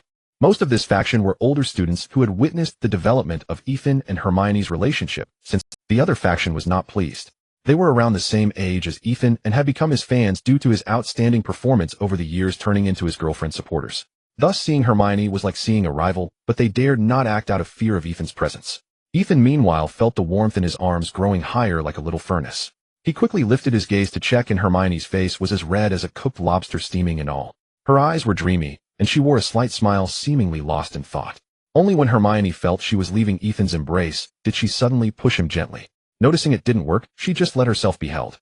Ethan dared not let the little witch go this time. He quickly pulled out a small bottle of good stuff. Look, this is the gift. Ethan showed Hermione a palm-sized bottle. Inside is the living hell potion. Just a drop will ensure a peaceful sleep. After being dazedly fed a drop of the living hell potion by Ethan, Hermione immediately yawned widely and found a comfortable position in Ethan's arms to fall asleep. Ethan finally breathed a sigh of relief. The living hell potion had originally been prepared for Hermione. This little bottle was bought to test its effects. It seemed effective. Feeling pleased, Ethan took a drop for himself and fell asleep while holding Hermione. The next day, when Ethan woke up, they remained in the same position as before sleeping. Hermione's hands stretched out from the sleeping bag, embracing Ethan's waist, her small face pressed against his chest, emitting a soft purring sound like a contented cat receiving a massage. Ethan did not disturb her, quietly gazing at the slumbering face of the little witch, slightly moving his numb arm. Unexpectedly, this woke Hermione, and she let out a soft whimper, opening her eyes just in time to meet Ethan's gaze. Hermione, still drowsy, smiled, foolishly revealing her little front teeth. Seeing her irresistibly cute, Ethan couldn't help but plant a kiss on her forehead. Mwah. Hermione shyly nestled back into Ethan's embrace, giggling. When did you wake up? Just now, not long before you woke up. Alright, since you were holding me while sleeping, I won't pry into your secrets anymore, Ethan said with a wry smile as he pulled Hermione closer. In truth, the clever Hermione understood that her actions last night were quite abrupt, but she chose not to confront it, trusting Ethan instead. Ahem, just a reminder, the castle does not prohibit dating, but if you don't get up soon, you'll be late for class. Professor McGonagall's voice suddenly chimed in, and Ethan looked up to see her standing above them, a smile playing at the corners of her mouth as she watched them. They hurriedly separated and scrambled to get up. In fact, they hadn't woken up too late. Many little wizards were still sprawled on the floor of the Great Hall, with Harry and Ron's snores echoing nonstop. However, Ethan and Hermione were the most prominent couple, who other pairs merely held hands while sleeping, but they had actually cuddled up together for the whole night. If it weren't for everyone else being asleep, they would have attracted quite a bit of attention. Flushed, Ethan and Hermione fled the Great Hall under Professor McGonagall's teasing gaze. In the following days, everyone discussed two matters. One was the whereabouts of Black, and the other was the absence. Indeed, the increasingly popular Professor Lupin had been unable to teach, so Professor Snape took over the defense against the dark arts class. In the first class, he lectured all the students about werewolves, which was clearly Sima Zhao's heart. Ethan knew. However, Ethan could tell that Snape was genuinely happy. Compared to his potions class, he was quite mild towards the other three houses, aside from frequently scolding Gryffindor.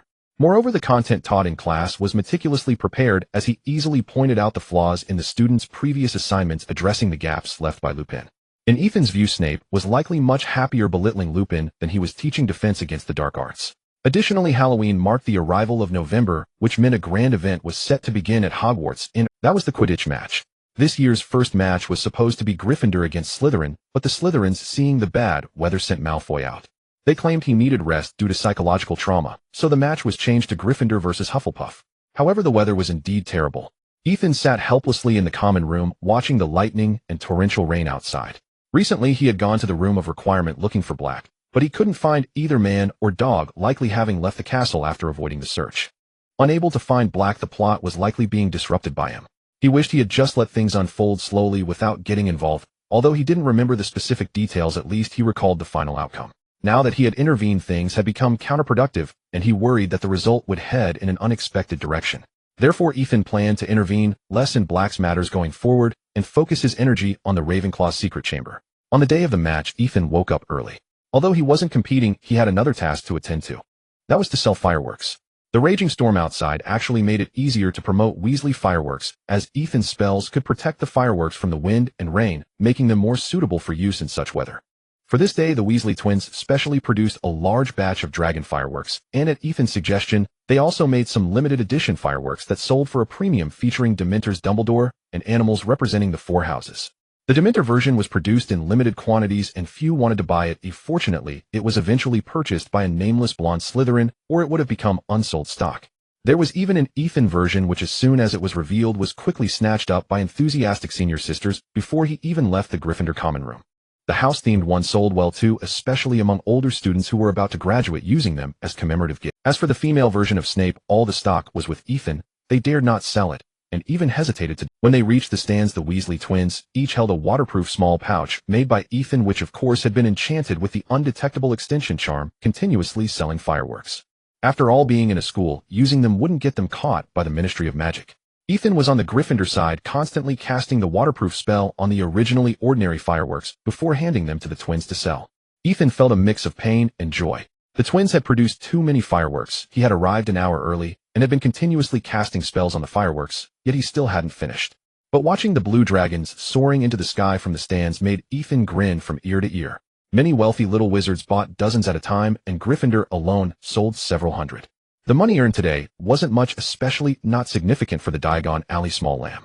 But this was the first time the twins' products were sold to the public, and the explosive sales and people's love for them proved the correctness of his investment in the twins. Ethan estimated that within 3 years the money the twins earned for him would exceed what the House Elf Company could offer. However, once the match began, the stands were explicitly prohibited from using fireworks, as it would interfere with the players' performance, and those caught sneaking them in were taken away for detention.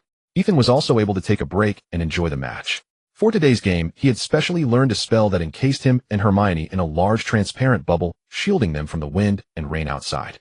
As soon as the match began, Gryffindor took a 30-point lead. With Ethan's help, the Gryffindor players donned rainproof goggles, and Harry's eyes were also enchanted with a waterproof spell. Although they were still somewhat affected by the rain, it was at least better than Hufflepuff, whose players struggled to keep their eyes open while their seeker Cedric managed to fly with some ease. Just as Gryffindor's lead was increasing, Harry, who was originally flying towards the golden snitch, suddenly stopped and began to plummet straight down. Hermione tightly grasped Ethan's hand, anxiously calling out Harry's name.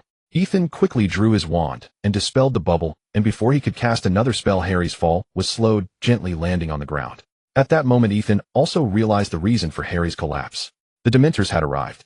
A vast host of Dementors drifted down from the sky. Where black clouds had once been pierced by a sliver of lightning, the Dementors now spread a pall so complete that even that faint brightness was swallowed. The temperature plunged, raindrops turned to icy shards that bit at Yason's face.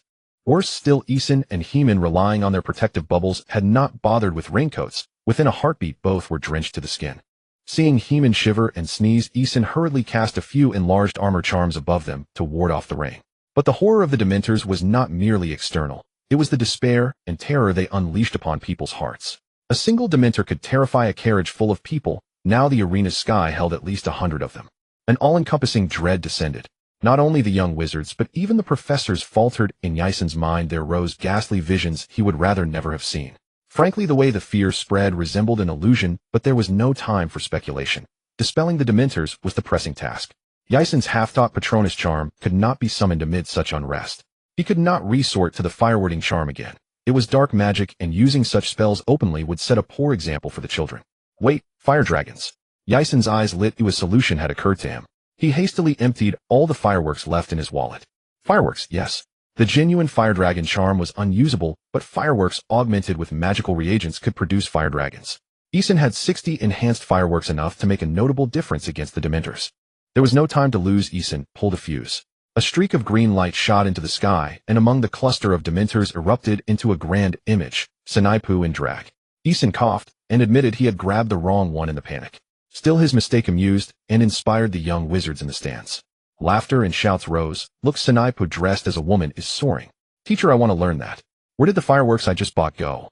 Quick, blast the Dementors. With renewed vigor the crowd pulled out their own fireworks. Those who had bought many shared them with friends who had none. Eason hurriedly distributed the remaining fireworks he had for sale. Together they all lit fuses. Bang after bang filled the air. From the stands, colored lights shot forth and burst into blue fire dragons, and the four house mascots interspersed with fleeting likenesses of Dengulijuo and Eason. In an instant the heavens were alive with writhing dragons. The Dementors were either struck by their onrush or swept along in their wake.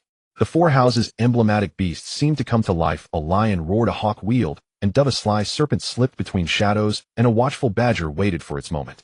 Eason even spotted Merfew from Silent Island clutching a great bundle of fireworks leaping about as he set off Dementor targeting charges. He aimed them deliberately toward the densest concentrations of Dementors, so excited that he did not notice his raincoat slipping off. Most fire dragons merely startled the creatures, but these specially made fireworks were already producing widespread disruption. 60 reinforced fireworks blanketed the sky, blasting the cornered Dementors into disarray. They were stripped of composure and scattered in flight. Seeing the Dementors retreat, the young wizards were freed from the pall of fear. They hugged one another and erupted in joyful cheers. We drove off the Dementors. Did you see? My fireworks sent one flying. Ah, if only I had more fireworks I could have wiped them out. I wonder if that first firework is still for sale. The cocky tone at the end could only be Merfus loud enough for Eason and Jelenfinjuo to hear. All right, for being a big customer, I'll sell you one next time.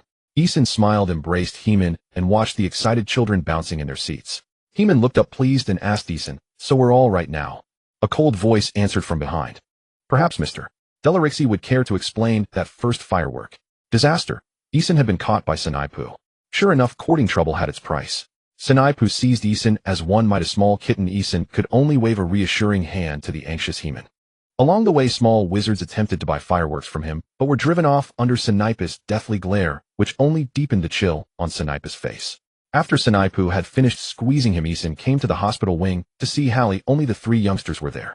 As he entered, they immediately clamped their noses. Sinaipu didn't throw you into a cesspit, did he? Luan grumbled. Eason replied helplessly, no. Sinaipu made me handle potion ingredients. Sinaipu, it seemed, brewed potions while directing Eason to process all manner of foul, revolting materials. They were guts, mucus, and slimy plant rhizomes. Revolting to touch was one thing, but their stench was unbearable. Sinaipu warned that the brew was for Lu Ping. If Eason spoiled it, and Lu Ping died, the Dementors would seize him and lock him away in a Zikaban. In truth, Ethan had already discerned the potion's nature. A wolfsbane draft crafted for werewolves meant to preserve their rationality when they transformed on the full moon. That was why Snipe dared not destroy the cauldron. If Lu Ping, as a werewolf, harmed the students within the castle, Denguliguo would tear him apart. Snipe's real aim was to let clever Ethan uncover Lu Ping's secret, so he might be expelled sooner. Unbeknownst to him, Ethan already knew, and chose to remain silent simply to vex that old bat.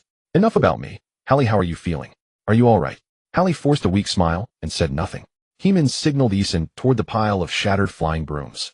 It looked like an accident. The people were unharmed, but the brooms were ruined. Ethan hurried over to comfort Hallie. Don't worry, you still have plenty of money with me. Just buy another one. Seeing no response, he went on, out with the old, in with the new. Break a few brooms, and you'll get used to it. Ethan, I want to learn the Patronus charm. Well, it seemed his consolation had been ineffective. If that's the case, I cannot teach you much of the Patronus charm myself, but you can consult the teachers, Denguliguo, Snipe, or Lu Ping. They will be glad to instruct you. They had not spoken long before Peng Fulii Foreign came and chased them away. The days that followed became much simpler. Aside from Gryffindor losing the match and Harry losing his broom, the rest were all good news. First was Lupin, who returned after the full moon. However, this time his body had become gaunt and his oversized robe hung loosely on him, having lost the weight he had gained over the past few months.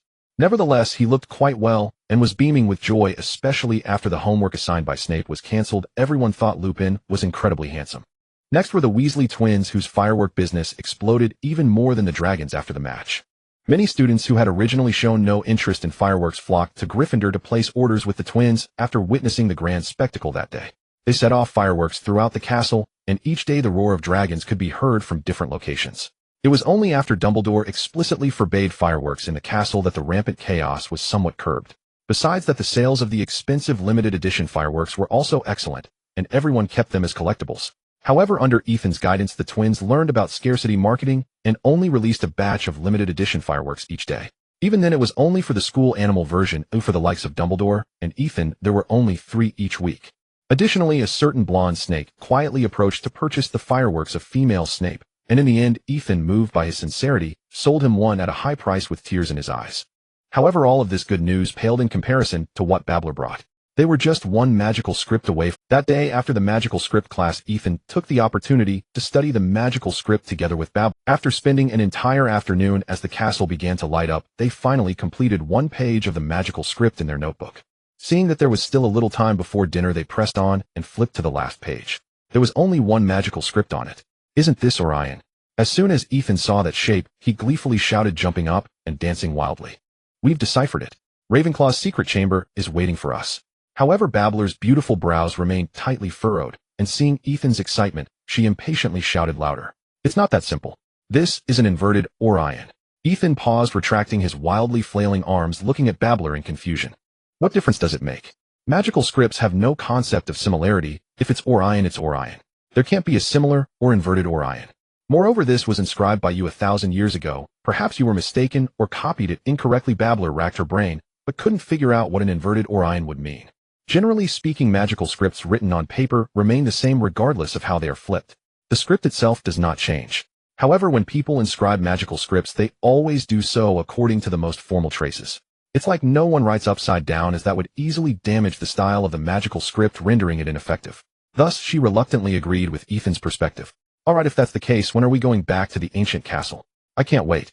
Ethan rolled his eyes subtly. If it weren't for his curiosity about the half-completed results Babbler had, he would have been annoyed by her constant questioning.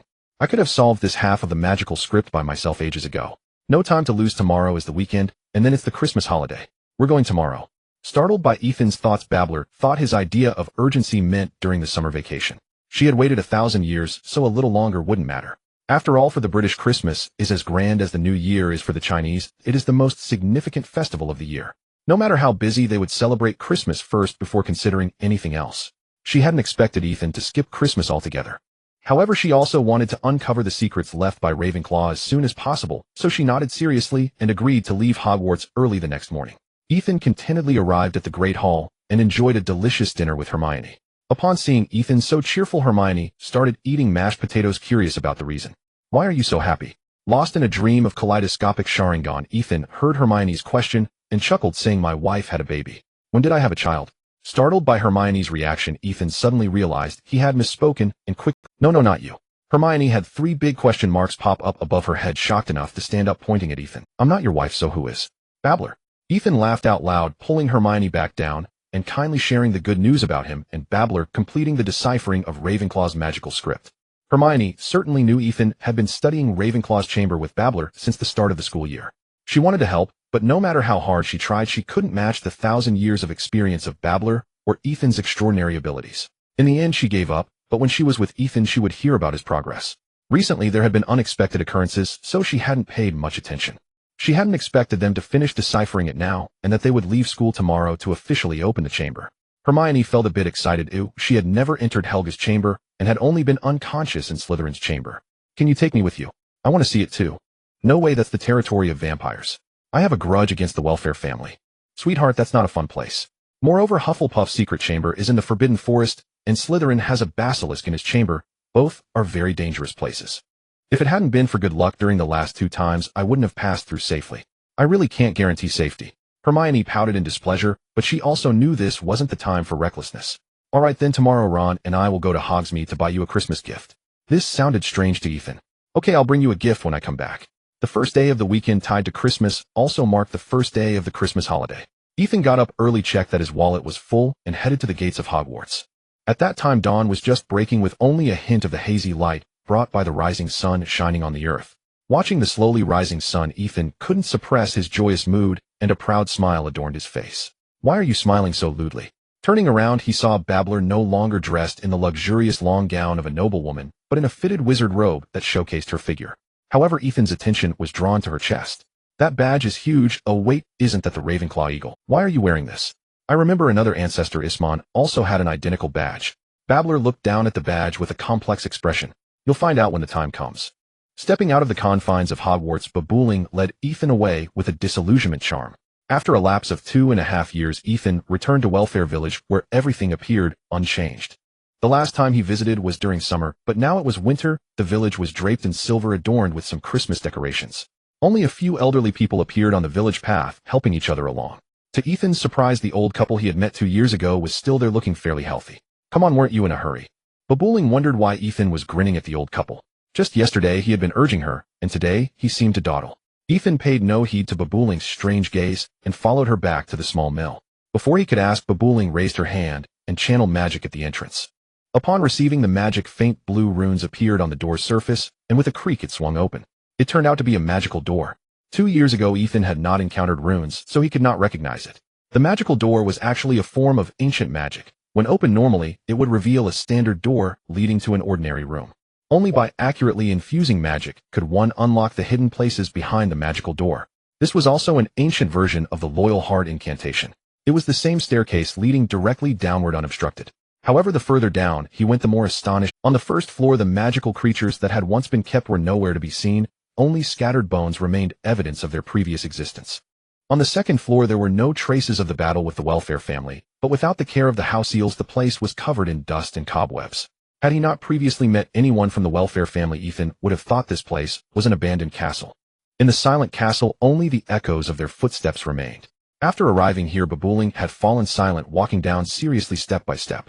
Seeing Babooling's lack of desire to talk, Ethan was also curious about how the castle had changed so drastically. Could it be that everyone has perished? As he pondered, he turned a corner and found himself facing a previously unseen area. A wall. The staircase in the castle connected the end of the first floor to the second, but at the end of the second floor stood this wall. Ethan looked around, unable to discern anything special about it, nor could he find any trace of magic. Yet Babooling wouldn't have brought him here for no reason. Surely she didn't expect him to reflect on his past mistakes in front of the wall, did she? Just as he was puzzled, Babooling stepped up to the wall, clasped her hands in front of her chest, bowed her head, and began to. The young girl, or rather the mature young woman, prayed for a while, and gradually the wall before her transformed. It was a beautifully crafted wooden door, slightly smaller than the entrance to Hogwarts Castle, roughly the same size as the Room of Requirement. Speaking of the Room of Requirement, this door resembled it greatly, both in its manner of opening and its design. This piqued Ethan's curiosity. Babooling disregarded Ethan's thoughts and pushed the door open to step inside.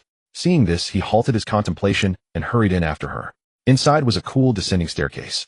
The underground temperature was already low, and this place lacked the torches that provided warmth in other areas of the castle. Instead, a few embedded orbs on either side emitted a faint blue glow. Nightlight pearls. No. The orbs emanated a subtle magical fluctuation more akin to parts of an alchemical creation as Babooling continued downward, the glowing orbs multiplied until they reached a flat level surface. This was Ethan's first visit to the third floor of the castle, and it felt considerably smaller, with vertical stone coffins resembling those of sarcophagi on either side. In the middle stood yet another wall. However, this time Ethan immediately recognized that this wall was extraordinary. Of course, it was covered in various magical runes. Half of them shimmered with a faint blue light, surrounded by ample magical energy. This must have been the portion that Babooling had deciphered earlier. Ethan was eager to rush forward to verify the correctness of their runic deciphering. Boom. Accompanied by a piercing grinding sound, the nearby stone coffins slowly began to open, revealing the figures within. It was the 4 members of the welfare family. An elderly man in a flamboyant tailcoat stepped out first, tremblingly pointing at Ethan with his finger, shouting in a voice filled with both anger and fear. "Draco Malfoy! How dare you come here?" "Oh, how daring indeed," Ethan thought disdainfully. Noticing Babooling's puzzled gaze, he quickly whispered, "In the world of wizards one cannot avoid danger, so one must have a few identities to hide behind." However, this man looked quite familiar, yet Ethan couldn't recall where he had seen such an old person before. The attention of the welfare family's ancestor Isman was fixed on Babooling. "Do not rush, Amos." Isman glanced at Ethan and then focused his gaze back on Babooling. "You said you have deciphered the magic left by Ravenclaw. Is that true?" It dawned on Ethan that this was Amos, the one he had knocked out outside. It seemed the curse of the vampire was indeed potent, turning a once youthful man into this state. Originally, Amos was the youngest in the family, but now he looked even older than the eldest Isman. The other 2 young men were much more pleasing to the eye. The eldest brother Donald and the second sister Lindsay still bore their usual expressions, looking fierce, but still more appealing than Amos. Babooling looked at them with pride and disdain, saying, "When have I ever deceived you? For 1,000 years I've been the one interpreting the runes while you all hide here wallowing in self-pity. Were it not for me, you would not unravel Ravenclaw's secrets even in another 1,000 years." Isman's eyes narrowed slightly, a hint of malice flashing through them as he restrained his temper, knowing he still needed Babooling to open the chamber. "If that's the case, let us see your results." With that, he stepped aside, allowing Amos and the others to clear the middle path, watching them with eager anticipation. Ethan felt a chill at their cold smiles as he followed Babooling, who stepped confidently towards the wall. Looking at the densely packed runes before them, Ethan and Babooling instinctively reached out, each placing their palms over a magical rune. They then slowly infused magic and mental energy into the rune. This was the most challenging step in activating the runes, requiring the spellcaster to fully comprehend the runes before infusing the appropriate magic and mental energy. Moreover, the ratios varied. Some runes required more magic, while others merely needed mental energy. Thus, they had to be cautious when activating the runes. If a rune was poorly inscribed, they would need to start over from scratch. As a result, each individual rune could take approximately half an hour. Additionally, the consumption of magic and mental energy was considerable. Looking at the over 200 runes still dim on the wall, Ethan estimated that it would take at least a few days to unlock the chamber. He wasn't worried about Isman taking action. With him and Babooling present, they had nothing to fear from the whole lot. On the 3rd floor of the ancient castle, Ethan had lost track of time. He and Babooling tried to save every moment, lying on the ground to sleep when tired and eating the food Ethan had packed when hungry. They lived in front of this wall except for going to the bathroom. It was even more reclusive than a hermit. No, it was reclusiveness beyond that of a hermit. Ethan felt a bit dazed, shook his head to regain some spirit. He groggily prepared to place his hand on a magical inscription, but didn't find the traces of the inscription. Instead, he felt a slippery little hand. He absolutely could not afford to make a mistake now. Ethan was startled, breaking into a cold sweat. Babooling was in the same situation. Her magical energy was not as abundant as Ethan's, and the excessive consumption rendered her consciousness unclear, relying only on instinct to search for the dim magical inscriptions. Unexpectedly, their hands touched together. This moment cleared their sleepiness and made them realize something even more crucial. Only one magical inscription remained. Ethan and Babooling were instantly invigorated, looking at the inverted Orion magical inscription, and they both laughed joyfully. Ithman, who had been watching them from behind, also realized this fact. The truth was drawing closer, and the secret he had waited a millennium for was about to be revealed. Ithman excitedly clenched his fists, his whole body trembling slightly. Amos and the others were still young and didn't know the reason for Ithman's excitement. They merely regarded it with curiosity, watching Ethan place his hand on the last magical inscription. However, that magical inscription brightened for a moment before dimming again. Like a damp torch, it would light up and then extinguish, raising Ithman's hopes only to let them fall again. "Are you guys even capable of this?" Ithman waited for a while, and seeing that the magical inscription hadn't fully lit up, lost his patience and yelled angrily at Ethan. After several consecutive failures wasting precious magical energy, Ethan felt even worse and shouted back in anger, "If you think you can do it, then go ahead. Just because you're older doesn't mean you can bully others." Ethan pulled out his wand, wanting to vent his anger on Ithman. Babooling hurriedly held him back. "Son, let it go? Don't argue with these old fossils." Ethan looked at Babooling in surprise. He had seen people curse, but he rarely saw someone curse along with him.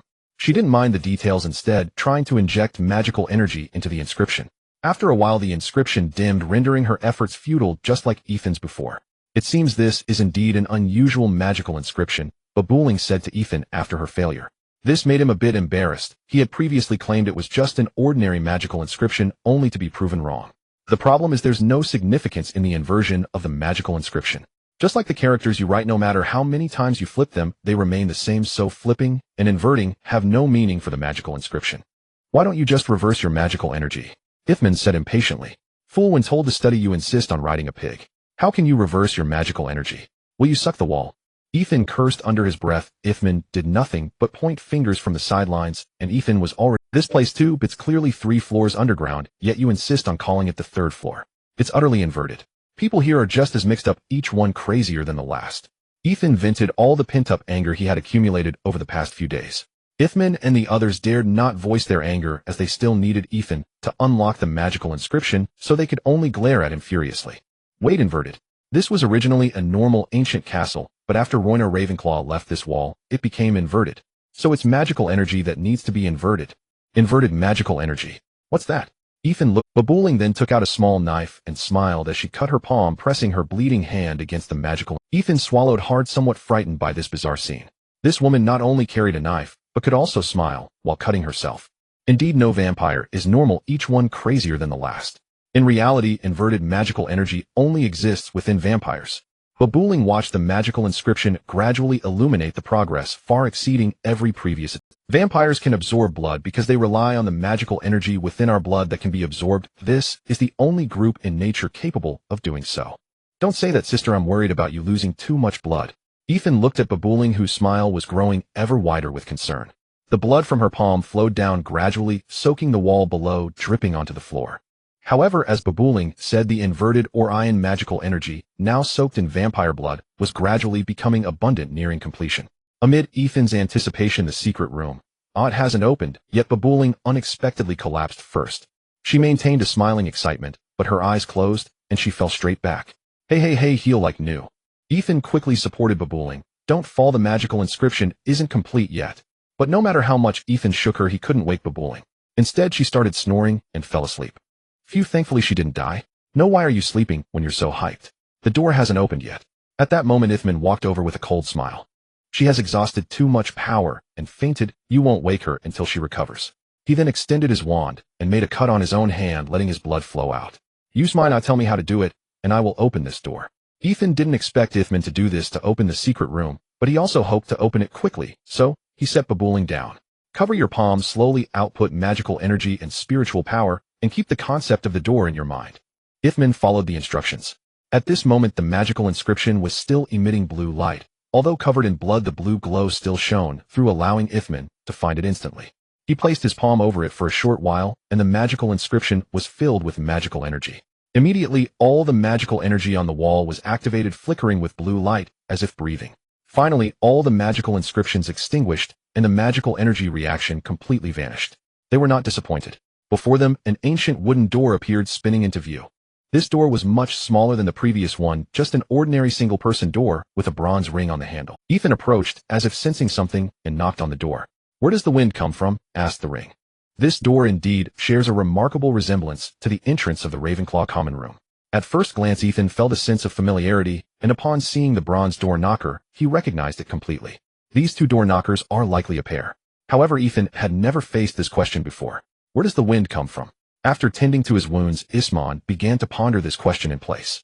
Yet this question touched upon the blind spots of his knowledge. Generating a wind was easy, but explaining the origin of the wind was beyond his understanding. Ethan furrowed his brow, unsure of what this question was really asking. If answered from a magical perspective, one could say the wind is a form of energy utilization. But from a scientific standpoint, the formation of wind required a thorough explanation. Well, let's give it a try.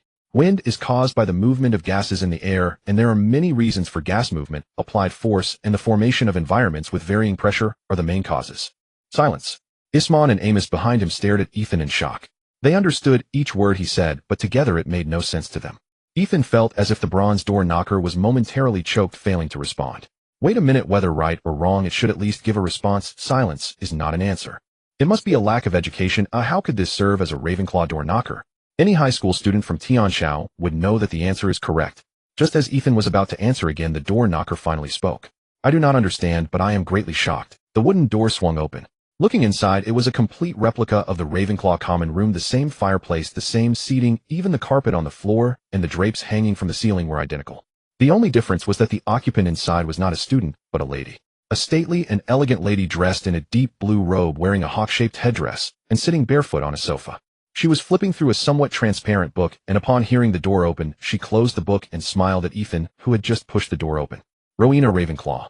Ethan immediately recognized her as one of the founders of Hogwarts and the founder of Ravenclaw House. Seeing that they were still crowding at the door, Rowena spoke. Come in. I am not a demon. There is no need to be afraid. Ethan immediately walked in, as if it were his own home, while Isman and the others followed, marveling at the decorations inside. Rowena glanced at Ethan, nodded slightly to indicate he should sit, then turned to Isman and said, You must be Isman. It has been 1,000 years, and you have changed so much. Hearing this, Isman could no longer contain his emotions and knelt before Rowena, covering his face with his hands and weeping. You made us wait so long. We have been waiting in the castle for 1,000 years, and the loneliness nearly destroyed our will. Rowena's expression turned bitter as she raised her hand to pat Isman, but could only pass through his body. This scene shocked everyone in the room. Isman stopped crying and said sadly, What is this? Rowena smiled lightly and said, I am not a vampire. I cannot live that long. This is merely my memory. Speaking of which, I owe you an apology. Her expression grew more remorseful. 1,000 years ago, after learning of the prophecy, I left this room in the castle. Oh, I thought I would only have to wait a few hundred years. Knowing I could not survive for so long, I left you active ones in the castle, anticipating the arrival of the prophesied child, and gave you one last task. But I never expected that you would have to wait 1,000 years. Now the world has changed beyond recognition. This was my mistake. I owe you an apology. Isman then understood and quickly comforted her, saying, Please do not say that. Your most loyal servant will always be willing to serve you. Meanwhile, Ethan clicked his tongue. This prophecy seemed to bring much harm. Salazar was also deceived, forced to remain in the basilisk's body, and now there was an additional group of vampires who had been tricked into staying in the castle for 1,000 years. Rowena did not respond, but turned to Ethan. Young man, the Flammel family is the support I left for you. I hope you will. Coughing, Ethan remembered his previous actions of taking all the house elves from here, feeling a bit embarrassed. Isman was even less pleased. This person invaded the castle, causing them to have no servants and unable to drink blood. He had always remembered this. It was unforgettable. Impossible. Our past grievances have not yet been settled. Without house elves, the castle's wealth has run out. Where will we find blood to drink?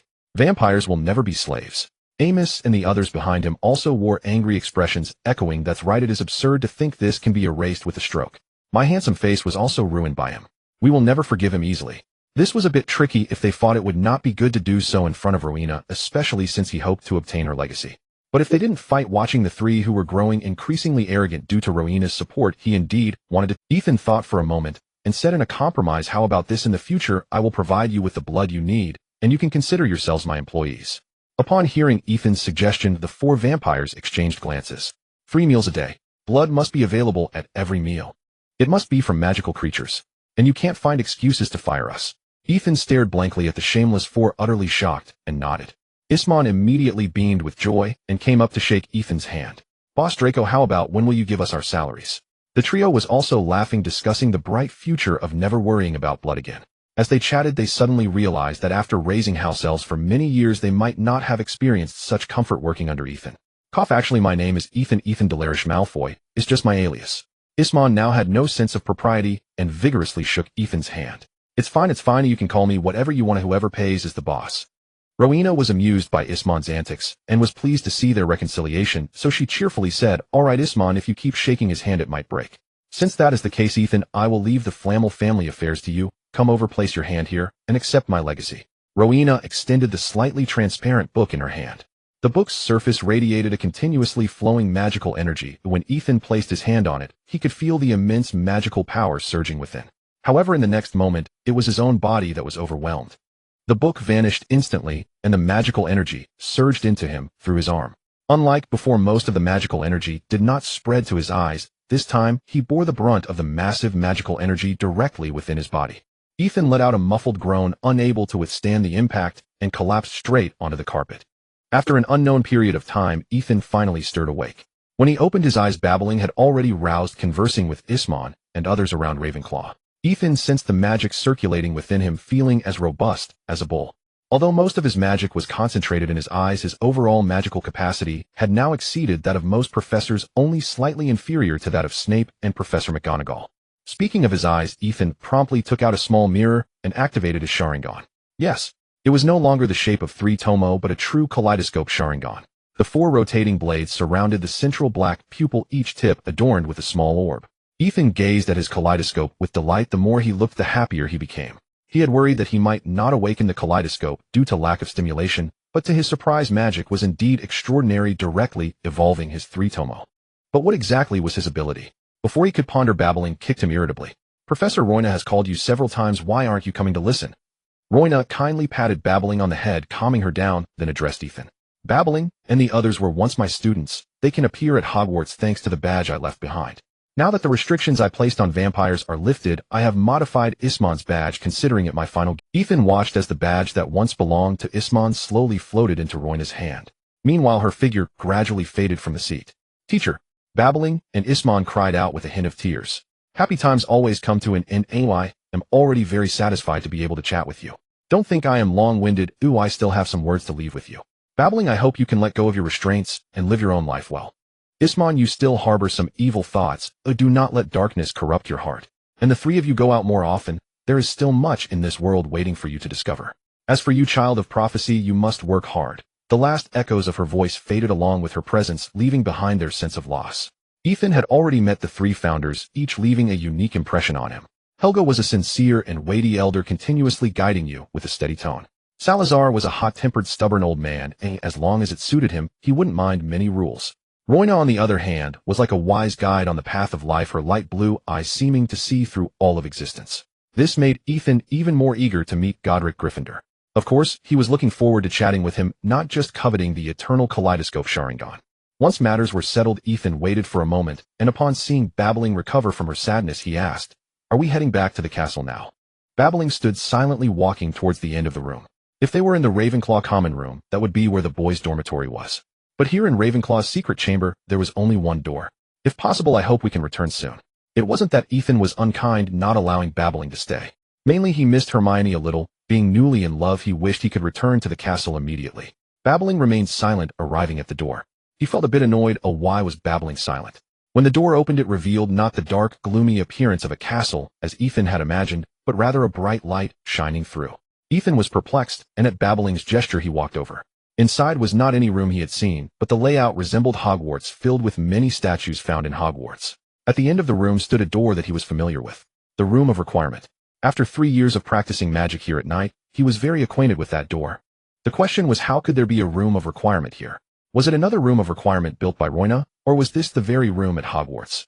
Seeing Ethan's questioning gaze, Babbling remained silent, but wore a proud expression, indicating for Ethan to push open the door. Ethan eagerly strode forward, as if he could already hear the voices of students talking inside the castle. With a strong push, it was indeed the familiar place. This is Hogwarts. Babbling closed the door behind her, proudly stating, "This is the teacher's masterpiece. The Room of Requirement embodies her understanding of transfiguration and subspace, hence connecting the castle and the fortress through a door." Indeed, Roina, who was renowned as the embodiment of wisdom, was truly impressive. Just the Room of Requirement alone could occupy an ordinary wizard's lifetime of study. And now there was that door for teleportation. There were many things that could teleport in the magical world, and the most similar to a teleportation door was the Vanishing Cabinet. However, the Vanishing Cabinet was extremely delicate and difficult to maintain. A single misstep could lead to problems, causing it to be gradually abandoned by the magical community. But looking at the door, just now its stability was incredibly strong. Ethan could now freely travel between the castle and the fortress. Moreover, that badge allows you to possess a portion of the headmaster's authority. Babbling looked at the badge in Ethan's hand with a complicated expression. As for what it entails, you'll have to explore it yourself. After saying this, she left without looking back. Ethan picked up the badge and examined it carefully. It was just an ordinary eagle badge given to graduates. They would rather have the kind that produced eagle fireworks. Not being able to discern its significance, Ethan put the badge away, noticing it was quite late, unsure if the vacation had ended. Feeling a bit drowsy, he decided to head back to the dormitory to sleep.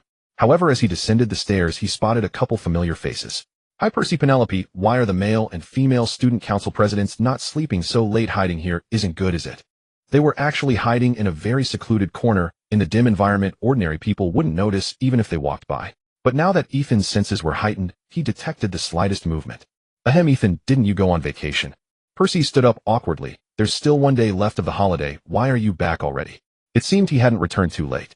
Penelope was accustomed to it, leaning against Percy, looking at Ethan curiously. "I got a great treasure and couldn't wait to come back." Thinking of the kaleidoscope Sharingan, Ethan couldn't help but smile widely.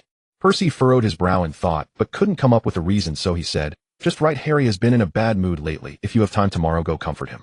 Ethan watched Percy and the others leave, pondering for a long time, but couldn't recall anything that Harry might encounter during the holiday. It wouldn't be that he discovered Snape was protecting him, would it? That would indeed put him in a bad mood. On the final day of the holiday, students who had returned home for the festivities reluctantly began making their way back to school. My vacation has barely lasted 2 days, and already it's gone." Michael sat upright in bed that morning, lamenting the vanished holiday hours, until in the next instant he locked eyes with a pair of eerie blood-red orbs plunging him back into the night before break. The memory felt utterly real. He was returning from Hogsmeade, his pockets brimming with delicious sweets, while the great hall shimmered with Christmas decorations.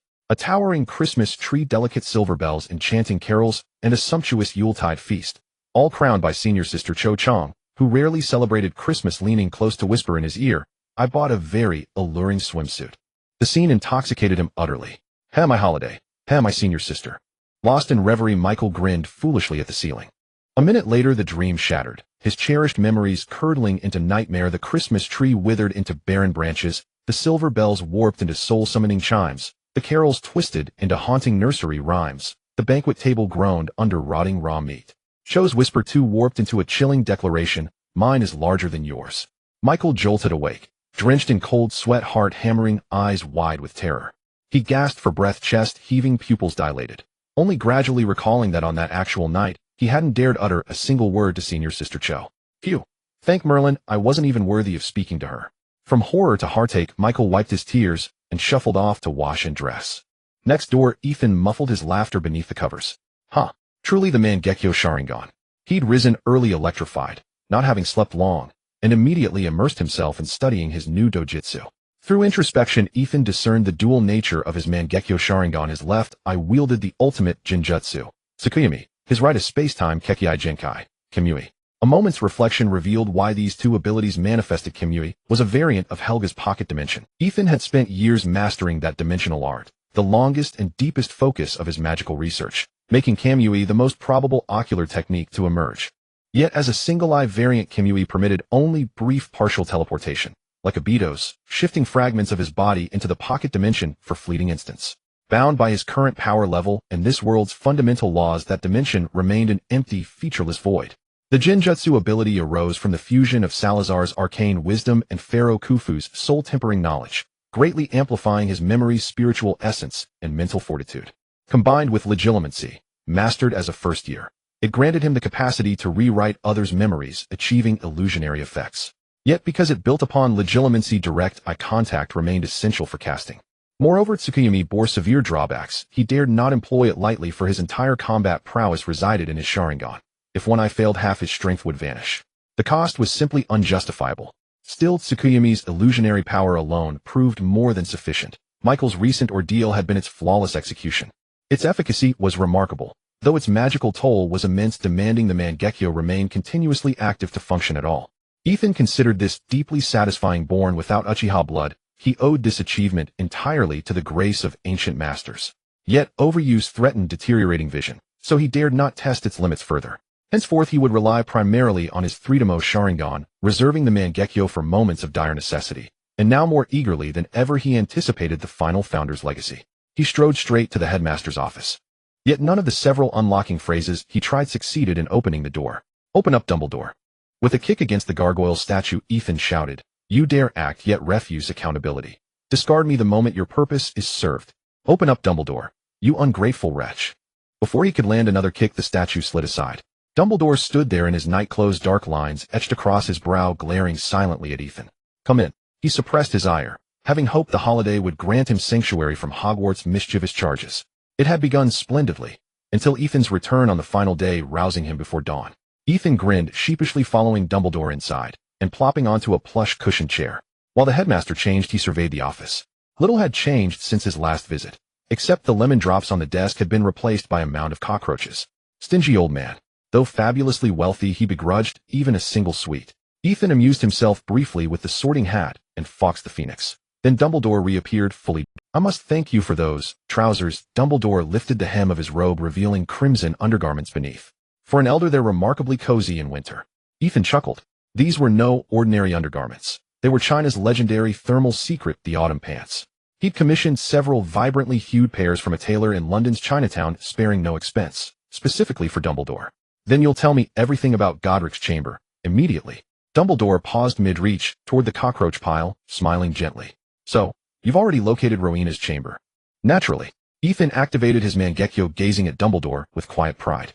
His bond with Dumbledore had grown steadily stronger, and with greater stakes ahead, he welcomed the headmaster's counsel, withholding nothing of consequence. Dumbledore studied Ethan's eyes, though the Sharingan's mysteries eluded him. The sheer magnitude of magical energy surging within Ethan brooked no deception. His smile widened, eyes crinkling into crescents. Very well, yet Godric left behind no records whatsoever. Even I am powerless here. Ethan's face fell instantly. Wait, Rowena, Helga, and Salazar each left some clue. How is it possible Godric left nothing? Perhaps your vision has dimmed with age. I've keen eyesight, let me assist you in searching. This was no trivial matter. The eternal Mangekyo Sharingan depended on uncovering Godric's chamber. If he failed this lifetime, he'd seal away his dojutsu entirely. Then what remains of fighting Voldemort? Just end it now. I'm exhausted. Seeing Ethan's distress, Dumbledore offered reassurance. Don't despair. Not all traces are lost. Recall that note you found. Ethan's eyes lit up. He fumbled urgently into his wallet, retrieving a fragile, crumpled slip of paper after a moment's search.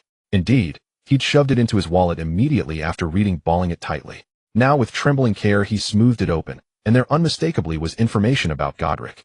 Godric, still distrustful, devised an ingenious method to monitor Salazar, ensuring that little monster never strayed far. Monitoring the basilisk. Then Godric's chamber lay hidden somewhere within the castle itself. Ethan's hands trembled with exhilaration. The eternal Mangekyo Sharingan awaited. In that case, Dumbledore's smile faded. His fingers interlaced atop the desk as he leaned forward. Let us discuss Sirius Black. Ethan was genuinely startled by Dumbledore's words. However, Dumbledore remained expressionless, leaving him uncertain about the intentions behind his words. Thus Ethan tentatively asked, what lick? Black. What Black? Black. What do you mean not coming? Black, you idiot.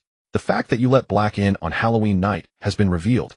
Explain to me what the hell letting the wolf into the house means. He did not expect Dumbledore to have such a strong grip on the castle. Of course, it was also possible that he had caught wind of something from Hermione after all the Little Witch had yet to master the brain-blocking spell. Ahem, this Black is actually quite pitiable. Seeing that Dumbledore was already aware of the situation, Ethan decided not to conceal anything further. He never intended to hide it anyway, only wanting to act first and report later.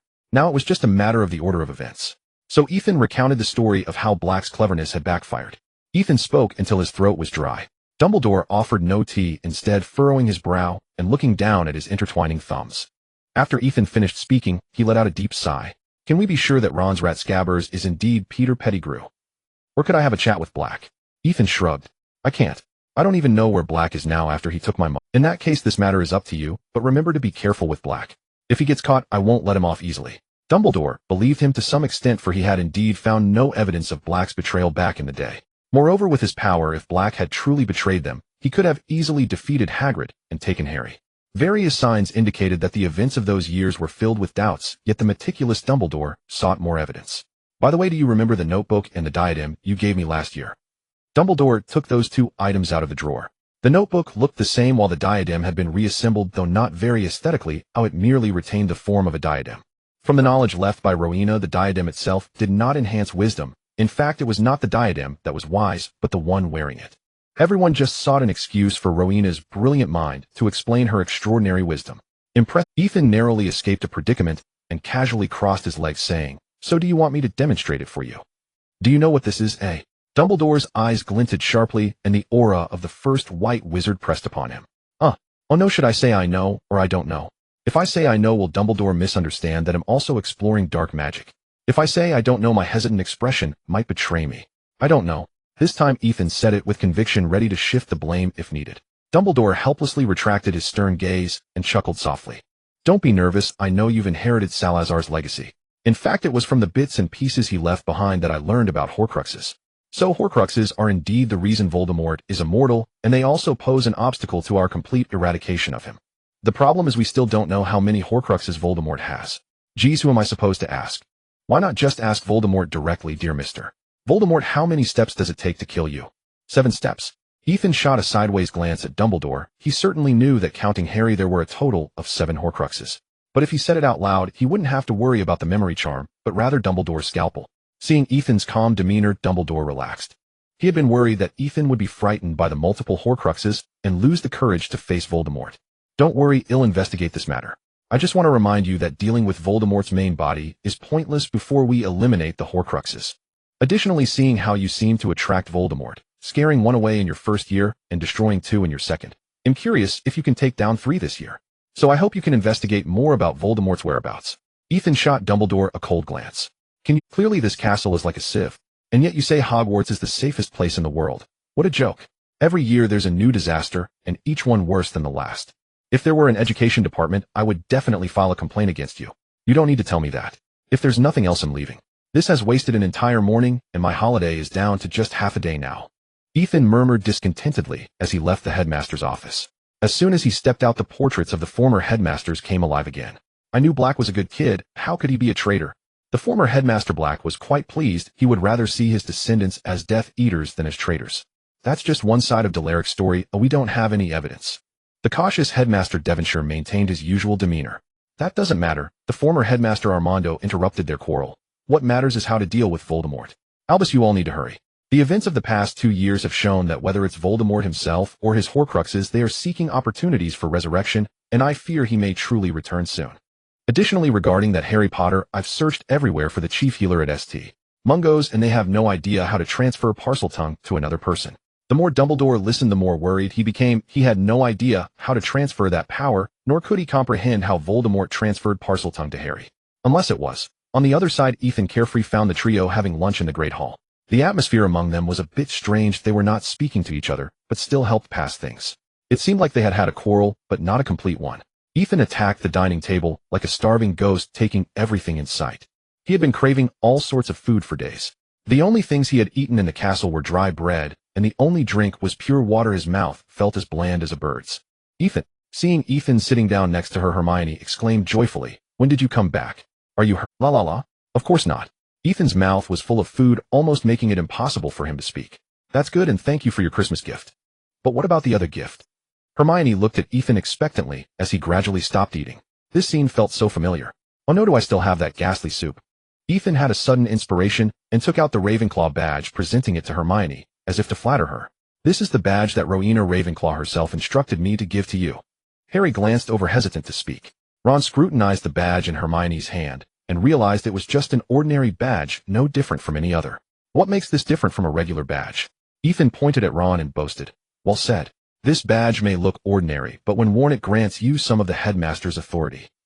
Hermione sweetly pinned the badge to her chest and asked curiously, but what exactly does the headmaster's authority entail? Ahem, I wouldn't know about that. Harry glanced at Ethan again, holding back his words. Hermione didn't mind adjusting the badge to make it more prominent, as she liked it simply because it was a gift from Ethan. By the way, Ethan settled back down. Did you buy a cage for Scabbers like I asked? Knowing that Scabbers was actually Peter Pettigrew, Ethan wouldn't let him run around freely. If he got careless and let him escape, Ethan's plans would be ruined. So he specifically instructed Hermione to buy a cage for Ron, purchasing it from the same shop they used last year to confine Voldemort's Horcrux under the pretext of protecting Scabbers from Crookshanks. However, the little witch was unaware of his true intentions and thought it was merely to prevent her and Ron from arguing, so she happily accepted. Of course, I even bought a sturdy one. Not even Crookshanks could break it, let alone you. That's good to hear. I was worried you might buy a flimsy one that Crookshanks would crush with his weight. Under Hermione's careful care, Crookshanks' weight was approaching that of a pig, even outdoing piglets. Harry glanced over once more, hesitant to speak. Ethan had already noticed something was off with Harry. Seeing his conflicted expression was amusing, so he decided to tease him and see when he would crack. However, Hermione had been at school throughout the holiday and was well aware of Harry's inner turmoil. She subtly gestured to Ethan, prompting him to play the big brother role and talk to Harry. Well, since his girlfriend had spoken, Ethan decided to listen to Harry's troubles. So after finishing his meal, he didn't leave immediately, but sat down next to Harry. How was your holiday? Did anything unhappy happen? If not, I could share my holiday experiences, which were quite delightful. I was with babbling. Ethan. Harry's face displayed a fierce expression for the first time. I want to kill Black. Ethan Sigma Oda. Oh, after just one holiday, how did Harry turn into a young Voldemort, filled with hostility? Why? Can you share your reasons? Ethan was a bit worried that Harry might be influenced by Voldemort's soul. After all, he couldn't guarantee that Voldemort wouldn't sense this. On the day everyone went to Hogsmeade, the twins gave me a map that depicted a secret passage, so I used the invisibility cloak to sneak through the passage to Hogsmeade. Hey, what a magical item. Ethan certainly knew about the infamous Marauder's map. The map could display the real-time locations of everyone within Hogwarts, similar to location sharing in WeChat in his past life. He had considered asking the twins for it, but his need for the map wasn't high. After all, he could use the disillusionment charm, so having or not having the map didn't matter, and he gradually forgot about it. I should remind you, the passage you can use means others can use it too. If someone sets a trap in the passage, you could easily get trapped inside, and it might take some time for everyone to find you. Of course, as long as you understand the consequences, feel free to continue, Hermione said, flying over to give a thumbs up. Then she flew back. Seeing Harry's nonchalant expression, Ethan knew he hadn't taken his words to heart. Then at the Three Broomsticks, I heard Fudge mention some news. It was Black who betrayed my parents. Black was our family's secret keeper, and he revealed their location to Voldemort, leading to my parents' deaths. Harry said through gritted teeth, his expression growing increasingly fierce. So, I want to learn more powerful magic from you to find Black and avenge my parents. The problem is you haven't even learned the Patronus charm yet. Ron chimed in, biting into a chicken leg. Ethan, haven't you not learned it either? Avada. Harry quickly grabbed Ethan, saying, Professor Lupin has already promised to teach me the Patronus charm after the holiday, so I want to learn other magic from you. Upon hearing Lupin's name, it was Hermione's turn to hesitate. Ethan hadn't anticipated that Lupin could endure that utterly disgusting werewolf potion. He nearly vomited just from smelling the finished product, and that was after he had spent quite some time handling the disgusting materials to increase his resistance to the potion. Alright, you can only perform the disarming charm, which really leaves you lacking in this area.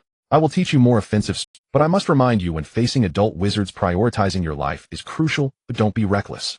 Ethan also wanted to tell Harry about Black, but he was concerned that Scabbers might pick up on it, which would alert the snake and spoil everything. Moreover, Harry and the others were indeed lacking in their arsenal. Besides Hermione, who had some extra training from Ethan, the others could only use a few spells they were familiar with.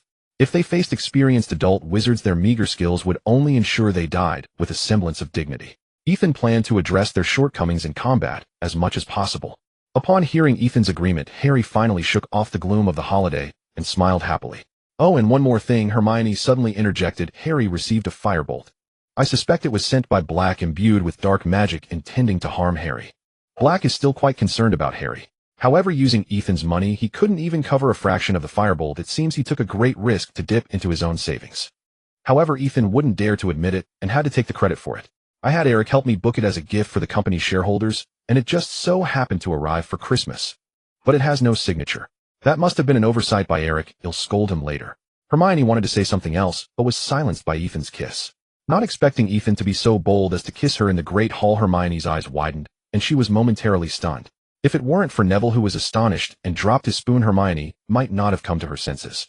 Ethan was pushed away by her shyness, but he wouldn't give up easily, leading Hermione to a secluded place, chuckling. After kissing for a while, Ethan confirmed that everyone considered it merely the playful affection of a couple and no longer focused on them. Lowering his head next to the dazed little witch's ear, he whispered, There are some things I can't tell you yet, but I promise there's a reason for everything I'm doing. Hermione leaned against Ethan's chest, taking a few deep breaths to recover from the kiss. As her oxygen-starved brain received a boost, the little witch sniffed and softly said, So does that mean the firebolt was really sent by Black? Yes, if it wasn't someone we know, it must be Black. So do you trust him? I don't trust him, but I know he won't harm Harry. So if you see him, don't act impulsively, and try to inform me as soon as possible. Hermione found this statement quite strange, but out of trust for Ethan, she didn't press further. Instead, she comfortably leaned against his chest, listening to his heartbeat. Also, I will teach you the brain-blocking spell, so that others won't be able to invade your thoughts. Ethan wouldn't let Dumbledore learn about him from Hermione. That old man wouldn't hesitate to invade a little witch's mind for the safety of the magical world. The brain-blocking spell? Who would invade my thoughts? Is it because I leaked something about you? Hermione immediately guessed Ethan's concerns with a sense of urgency, anxiously clutching his clothes. Seeing her guilty expression pained Ethan, and he hurriedly comforted Hermione. Nothing has happened. Ooh, I just fear that some dark wizards might use the legitimacy to pry into your secrets, and then harm you. Peter is in Gryffindor, and Ethan couldn't guarantee that Peter wouldn't use legilimency. Besides, there are quite a few who can do so within the castle, especially that greatest white wizard. Ethan's words were simple, but Hermione didn't think the matter was just that. Given Ethan's lazy personality, he wouldn't actively seek to learn the brain-blocking spell unless it was true. So Hermione lowered her head to think. To avoid affecting Ethan, she finally agreed gladly. By the way, Hermione remembered something she had recently discovered. Do you know about Professor Lupin's situation? Ethan was suddenly startled, completely unprepared for Hermione to suspect Lupin's identity so soon. He cautiously glanced around, seeing no one paying attention to them. I suspect Professor Lupin is a werewolf, based on what Snape taught, and he disappears for a while every full moon, which only. Ethan confirmed that Hermione already knew Lupin's secret and hurriedly kissed her before she could finish. Kissing had almost become a sign of Ethan interrupting the little witch's speech. Used to being kissed, Hermione no longer looked dazed as before. Instead, she looked at Ethan with a playful smile. She understood that this was something that shouldn't be said casually. Seeing this, Ethan let go and whispered, "Regardless, Dumbledore definitely knows, and with me here, he can't harm you." However, around a corner, they couldn't see a person was hiding in terror, eavesdropping. Although he hadn't heard what was said earlier, just the words that followed were enough to shock him for 100 years. Reluctantly, the holiday ended under the little wizard's complaints. As they returned to school, the little wizards still had some grievances, troubled both by their studies and the chilly, damp weather. Harry didn't have such troubles. The Patronus charm was taught by Lupin, and Ethan also started teaching some common combat spells and practical fighting techniques. Though he still hadn't mastered many advanced techniques, he indeed felt his strength increasing. More importantly, Harry's firebolt was officially put to use. The appearance of the firebolt amazed all the little wizards in the academy. This was the first time everyone had seen a broom designated for international competitions. So every time Harry walked past the Great Hall with the firebolt, it would draw a wave of gasps. "Hurry up!" Ethan impatiently kicked Harry, who had been showing off. "Do you have to strut around the Great Hall every time you go to practice? Isn't it tiring?" Indeed, Ethan had also been conscripted by Dumbledore, but this time it wasn't to guard against Black and Lupin. Dumbledore was worried that Peter would act in desperation, holding Harry hostage, so he asked Ethan to protect Harry as closely as possible. Despite the drizzle outside, Ethan had to accompany Harry to Quidditch practice. And the opponent was their own Ravenclaw house. Speaking of their own Quidditch team, it was quite a tragic situation. Before they could compete for third place with Hufflepuff, now that Cedric had joined Hufflepuff's Quidditch team, Ravenclaw could only aim to lose less. It's clearly because the grass is too hard. Michael defended his senior sister Jean. By the time they dawdled to the Quidditch pitch, Hermione was already sitting in the stands. She was using the bubble that Ethan had taught her to shield herself from the incessant drizzle. At her feet was a glass bottle containing blue flames, a gift from Ethan. The flames in the bottle were not too hot, just enough to dispel the chill brought by the dreary rain. This was made using the ancient magical knowledge left by Rowena. As Ethan expected, Rowena was not skilled in combat, or rather based solely on her understanding of ancient magic. She had no need for it. Thus, the knowledge she left behind mostly consisted of ancient magic aimed at making life more convenient. However, many ancient spells now have substitutes, and are even more convenient, making Rowena's knowledge seem impractical by today's standards, only useful for making small things. "My dear, the times have changed." Ethan helplessly sat inside the little witch's bubble, watching her continuously flip through notes about the brain-blocking spell. "You don't need to be so anxious. With me around, nothing will go wrong." Recently, Hermione had been learning the brain-blocking spell with him, and under Ethan's guidance, her progress was exceptionally fast. Yet the little witch was still not satisfied, and wanted to learn the brain-blocking spell as quickly as possible. Hearing Ethan's words, she looked up and smiled, seeing no one paying attention to them. She quietly kissed Ethan before burying her head back into her notes. "All right, I've been bribed." Ethan's weakness was firmly grasped by the little witch, leaving him no choice but to helplessly pull out the Marauder's map to study. This was borrowed from Harry mainly because he was interested in the production principles of the Marauder's map. However, the Marauder's map was far more complex than he had imagined, containing many spells Ethan had never encountered before to ensure the map's stability. He could only analyze it layer by layer.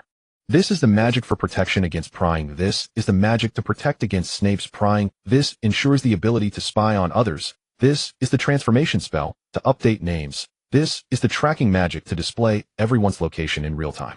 This is the name magic. As it was getting dark, Ethan finally uncovered the name magic that was protected last. Everyone who steps into the castle implicitly signs a name magic agreement, just like a tracking thread. It's very simple to refuse, just need to mentally default to reject. However, since no one knew about this agreement, naturally no one would refuse. Clever. Just a simple name magic, but the ingenious method of casting it unconsciously influences the entire castle. Ethan couldn't help but admire the clever ideas of Black and the others. Moreover, the advanced magic within was not something ordinary students could learn. It was probably inherited from the two great families of Black and Potter. Seeing that Harry's practice was about to end, Ethan prepared to put away the map. However, just as he took out his wand to deactivate the map, he saw an unexpected name appear nearby. Sirius Black. Got you. Upon seeing the name Black, Ethan immediately activated his Sharingan, comparing it with the map as he searched for Black's figure on the grounds. At that moment, night had fallen, but with the Sharingan and the map, Ethan was still able to spot the large black dog hiding in a dark corner. Ethan's actions also attracted Hermione's attention. She curiously looked at Ethan and then at the direction of his gaze, but she couldn't see what it was, only sensing it was something dark. What's wrong, Ethan? You and Harry should head back first. Ethan set his eyes fixed on Black as he stood up to leave. Don't worry, I just have something to take care of. Before leaving, he gave Hermione a reassuring smile and a silent kiss. The clever little witch immediately understood that this was something she shouldn't know about yet, so she pouted and nodded in agreement. I need to learn the mental shielding technique quickly, Hermione thought to herself. After instructing Hermione, Ethan cast a disillusionment charm on himself and quietly approached the large black dog. However, Black was very alert. Even though the light, rain, and darkness concealed Ethan's movements, he still sensed that something was amiss. Without a second thought, he turned and ran. Seeing this, Ethan felt a headache coming on. In front of so many people, he couldn't dare to cause a commotion. He had no choice but to quietly follow Black. Fortunately, Black was running towards the forbidden forest by the Whomping Willow, so after a while they arrived at a secluded area. Gale Spiral. A familiar wind surrounded Black, who was once again helplessly blown back by it. However, this time, he gave up resisting and lay flat, allowing himself to be blown next to Ethan. You should have said it was you. The black dog leaped and transformed into Black, immediately pointing a finger at Ethan. I thought I was caught by some professor. Ethan wiped the rain off his face, annoyed. If you hadn't run into the castle on Halloween, would I have to do this? Mentioning this, a hint of anger flashed across Black's face. I've waited for 12 years. I simply can't wait any longer. So you don't trust me then? How can I trust you? Black exclaimed somewhat hysterically. You know Snape's spells and dark magic. How can I trust a student who uses dark magic? Ethan didn't expect Black to have doubts because of his swift speed. To prevent him from acting impulsively, Ethan had to calm him down, saying, Don't worry, I have already confined Scabbers in a cage. Now that I've found you, I can arrange for you to meet. When old friends meet again, dragging him to the little grove, no matter how much he shouts, no one would pay attention. Black became very interested, his mood easing as he looked at Ethan, and said, In that case, I will trust you once. After you catch Peter, bring him to the Shrieking Shack, and I will wait for you there.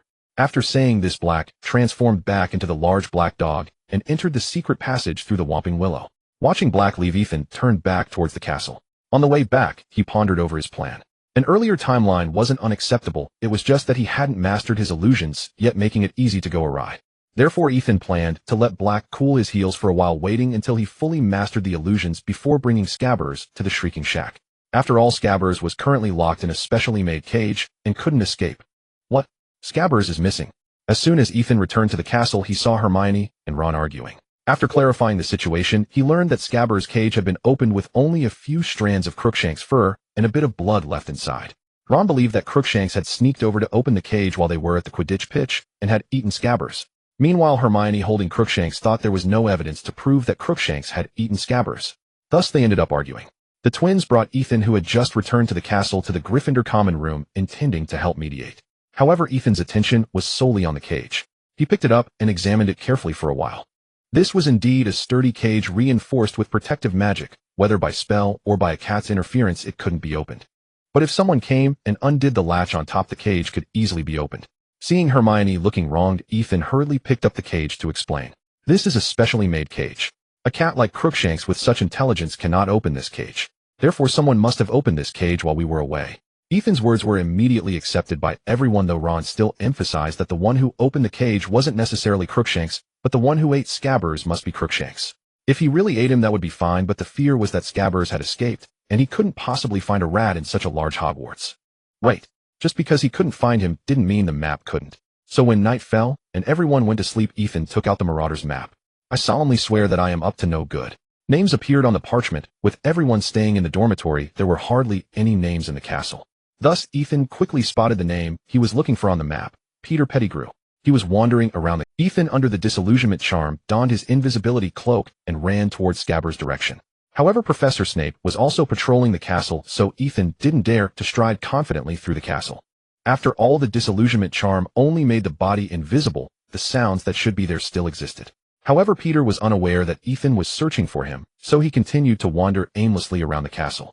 To ensure stability, Ethan slowly moved towards the corridor where Peter was. Relying on the Sharingan and the moonlight, Ethan quickly found the large rat on the ground, darting around like a headless fly. Scabbers was sniffing around with his nose, suddenly stopping for a second, then scampering away with his little leg. Ethan thought he had been discovered, so he stopped pretending and quickly chased after him, his wand continuously casting stunning spells. However, Scabbers relied on his small size to twist and turn, dodging Ethan's successive spells. After all, a rat is still a rat. Ethan could cover 10 steps for every step Scabbers took, so by the time they reached the end of the corridor, Ethan was almost able to catch Scabbers, but someone stood in front of him. "Ethan." Percy looked at him in surprise. "What are you doing here so late?" "I was just wandering around." Ethan's eyes were still searching for Scabbers, but this delay allowed Scabbers to disappear without a trace. "You weren't out at night with Hermione, were you?" Percy wore a teasing smile on his face. "I understand your feelings, but this is a critical moment, so it's better not to wander around the castle." After saying this, Percy gave Ethan a lewd smile and left. Ethan helplessly opened the map, and indeed found that Peter's name was no longer visible on it. This was close to the Gryffindor dormitory filled with densely packed names. Even if he blinded his Sharingan, he couldn't find Peter's name within. He could only wait for another opportunity. However, Ethan wasn't disheartened with the Marauder's map in hand. As long as Scabbers appeared in a place where there weren't many people, he would be able to see it and wouldn't need to worry about Scabbers slipping away. The relationship between Hermione and Ron had reached an icy stalemate. Although Ethan had proven that the cage of Scabbers could not be opened by Crookshanks, Ron still believed Hermione had allowed Crookshanks to devour Scabbers. Apart from their intermediary Harry, they surprisingly had no contact during the following days. It was one thing not to talk during classes, but there was also no communication in Ethan's small class. Harry was caught in the middle, but Ethan didn't mind, as he believed that once they found Scabbers, the truth would come to light, and the misunderstanding between the two could be resolved. Thus, Ethan decided to enlist the help of 2 assistants, the house elf Erix and Ellie. Ethan gave them the Marauder's map, instructing them to take turns monitoring it 24 hours a day. As soon as they spotted Peter's name, they were to apparate to his side. However, after that night, Peter never appeared again. It seemed he was frightened and dared not leave any trace. Impatience could not hasten the cooking of hot tofu.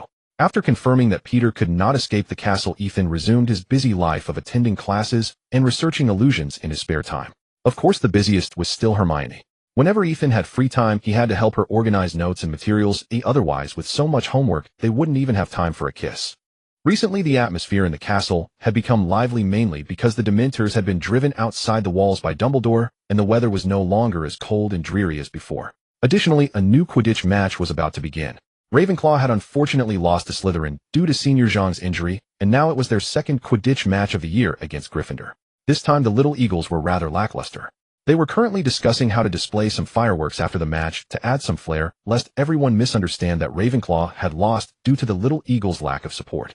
They must use fireworks to tell everyone that they really are terrible. The Little Lions were much more enthusiastic.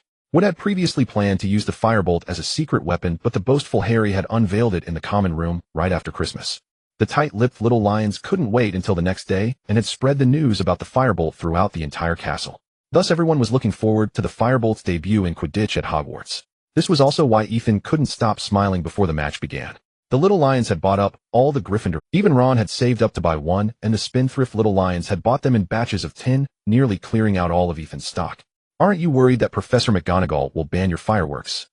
With the successful mastery of the brain-locking spell, Hermione had relaxed a bit, lately leaning in Ethan's embrace while admiring the fireworks that soared into the sky. Moreover, this time they were rare to sit on the Ravenclaw side.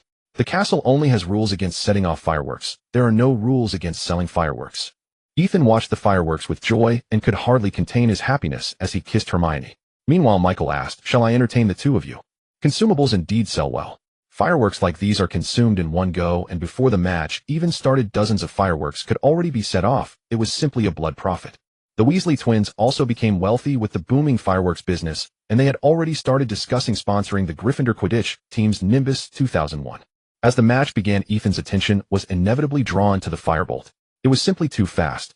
Although Ethan didn't like speed, the firebolt still captivated his gaze. Ever since Hermione had been in danger last year, Ethan had thought about buying a flying broom to keep in his wallet for emergency. After quietly discussing with Hermione, they decided to buy the firebolt. This small amount of money was something he could easily afford now. With the firebolt, Harry constantly flew around Senior Jean. "Do you see me, Dio?" This was also his first time feeling so smug in front of a beautiful girl. Little did he know another beautiful girl in the stands was about to explode with anger. Ethan sensed the resentment emanating from Ginny from afar. Her eyes were no longer solely fixed on Harry, but were instead locked onto Senior Jean. The murderous glare could not be hidden. Ethan trembled slightly at Ginny's killing intent. "Why are you suddenly shivering? Are you sick?" Hermione asked with concern as she felt Ethan's body twitch. It's nothing, I'm fine, Ethan replied blandly. Back to the match. Relying on the advantage of the firebolt, Harry attracted most of Ravenclaw's players' attention. Autumn Jean could only exhaust herself riding a Comet 260 behind Harry, having no time to search for the goal. For the first time being pursued by a beautiful girl, Harry felt triumphant. Come chase me, if you catch me, I'll let you have your way with me. Harry's mind was wandering, but it didn't prevent him from spotting the golden snitch at the first opportunity. He turned his broom head completely unconcerned about exposing his target and shot straight towards the golden snitch. Bang! Look over there. With several explosions, Senior Jean seemed to have seen something terrifying. As Harry followed her gaze, he saw several Dementors suddenly appearing in the sky, clawing at him. Buoyed by the joy of winning the match, he drew his wand at the Dementors.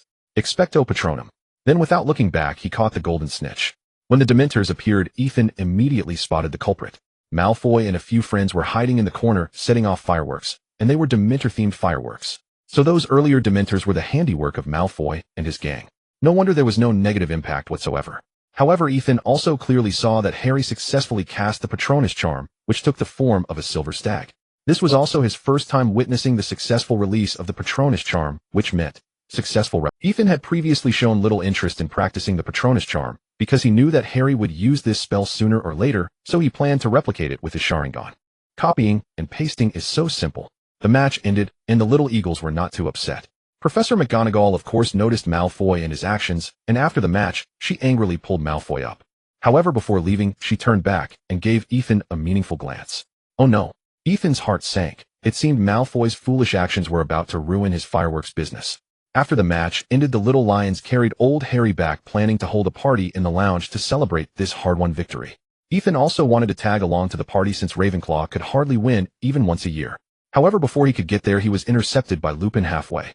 Ethan, can I talk to you for a moment? Ethan was on his way to the Gryffindor lounge with Hermione when Lupin called him in the... Isn't there anything to talk about with Lupin, eh? Ethan thought to himself, and out of curiosity, he let Hermione go to the lounge by herself and followed Lupin to his office. Compared to Lockhart's office last year, Lupin's office appeared quite shabby. It mainly contained small creatures used for teaching, such as a large water tank in the corner, housing a Grindilo. Ethan had dealt with it in class before. A simple shattering spell could break its fingers and eliminate the threat it posed. Of course, with Ethan's current strength, the shattering spell could deal with most creatures. I only have tea here, is that okay? Lupin asked, holding up a shabby teapot. This greatly increased Ethan's fondness for Lupin. Ever since he had stolen lemon drops from Dumbledore last year, he hadn't even had tea in the headmaster's office. Tea is fine, I'm not picky.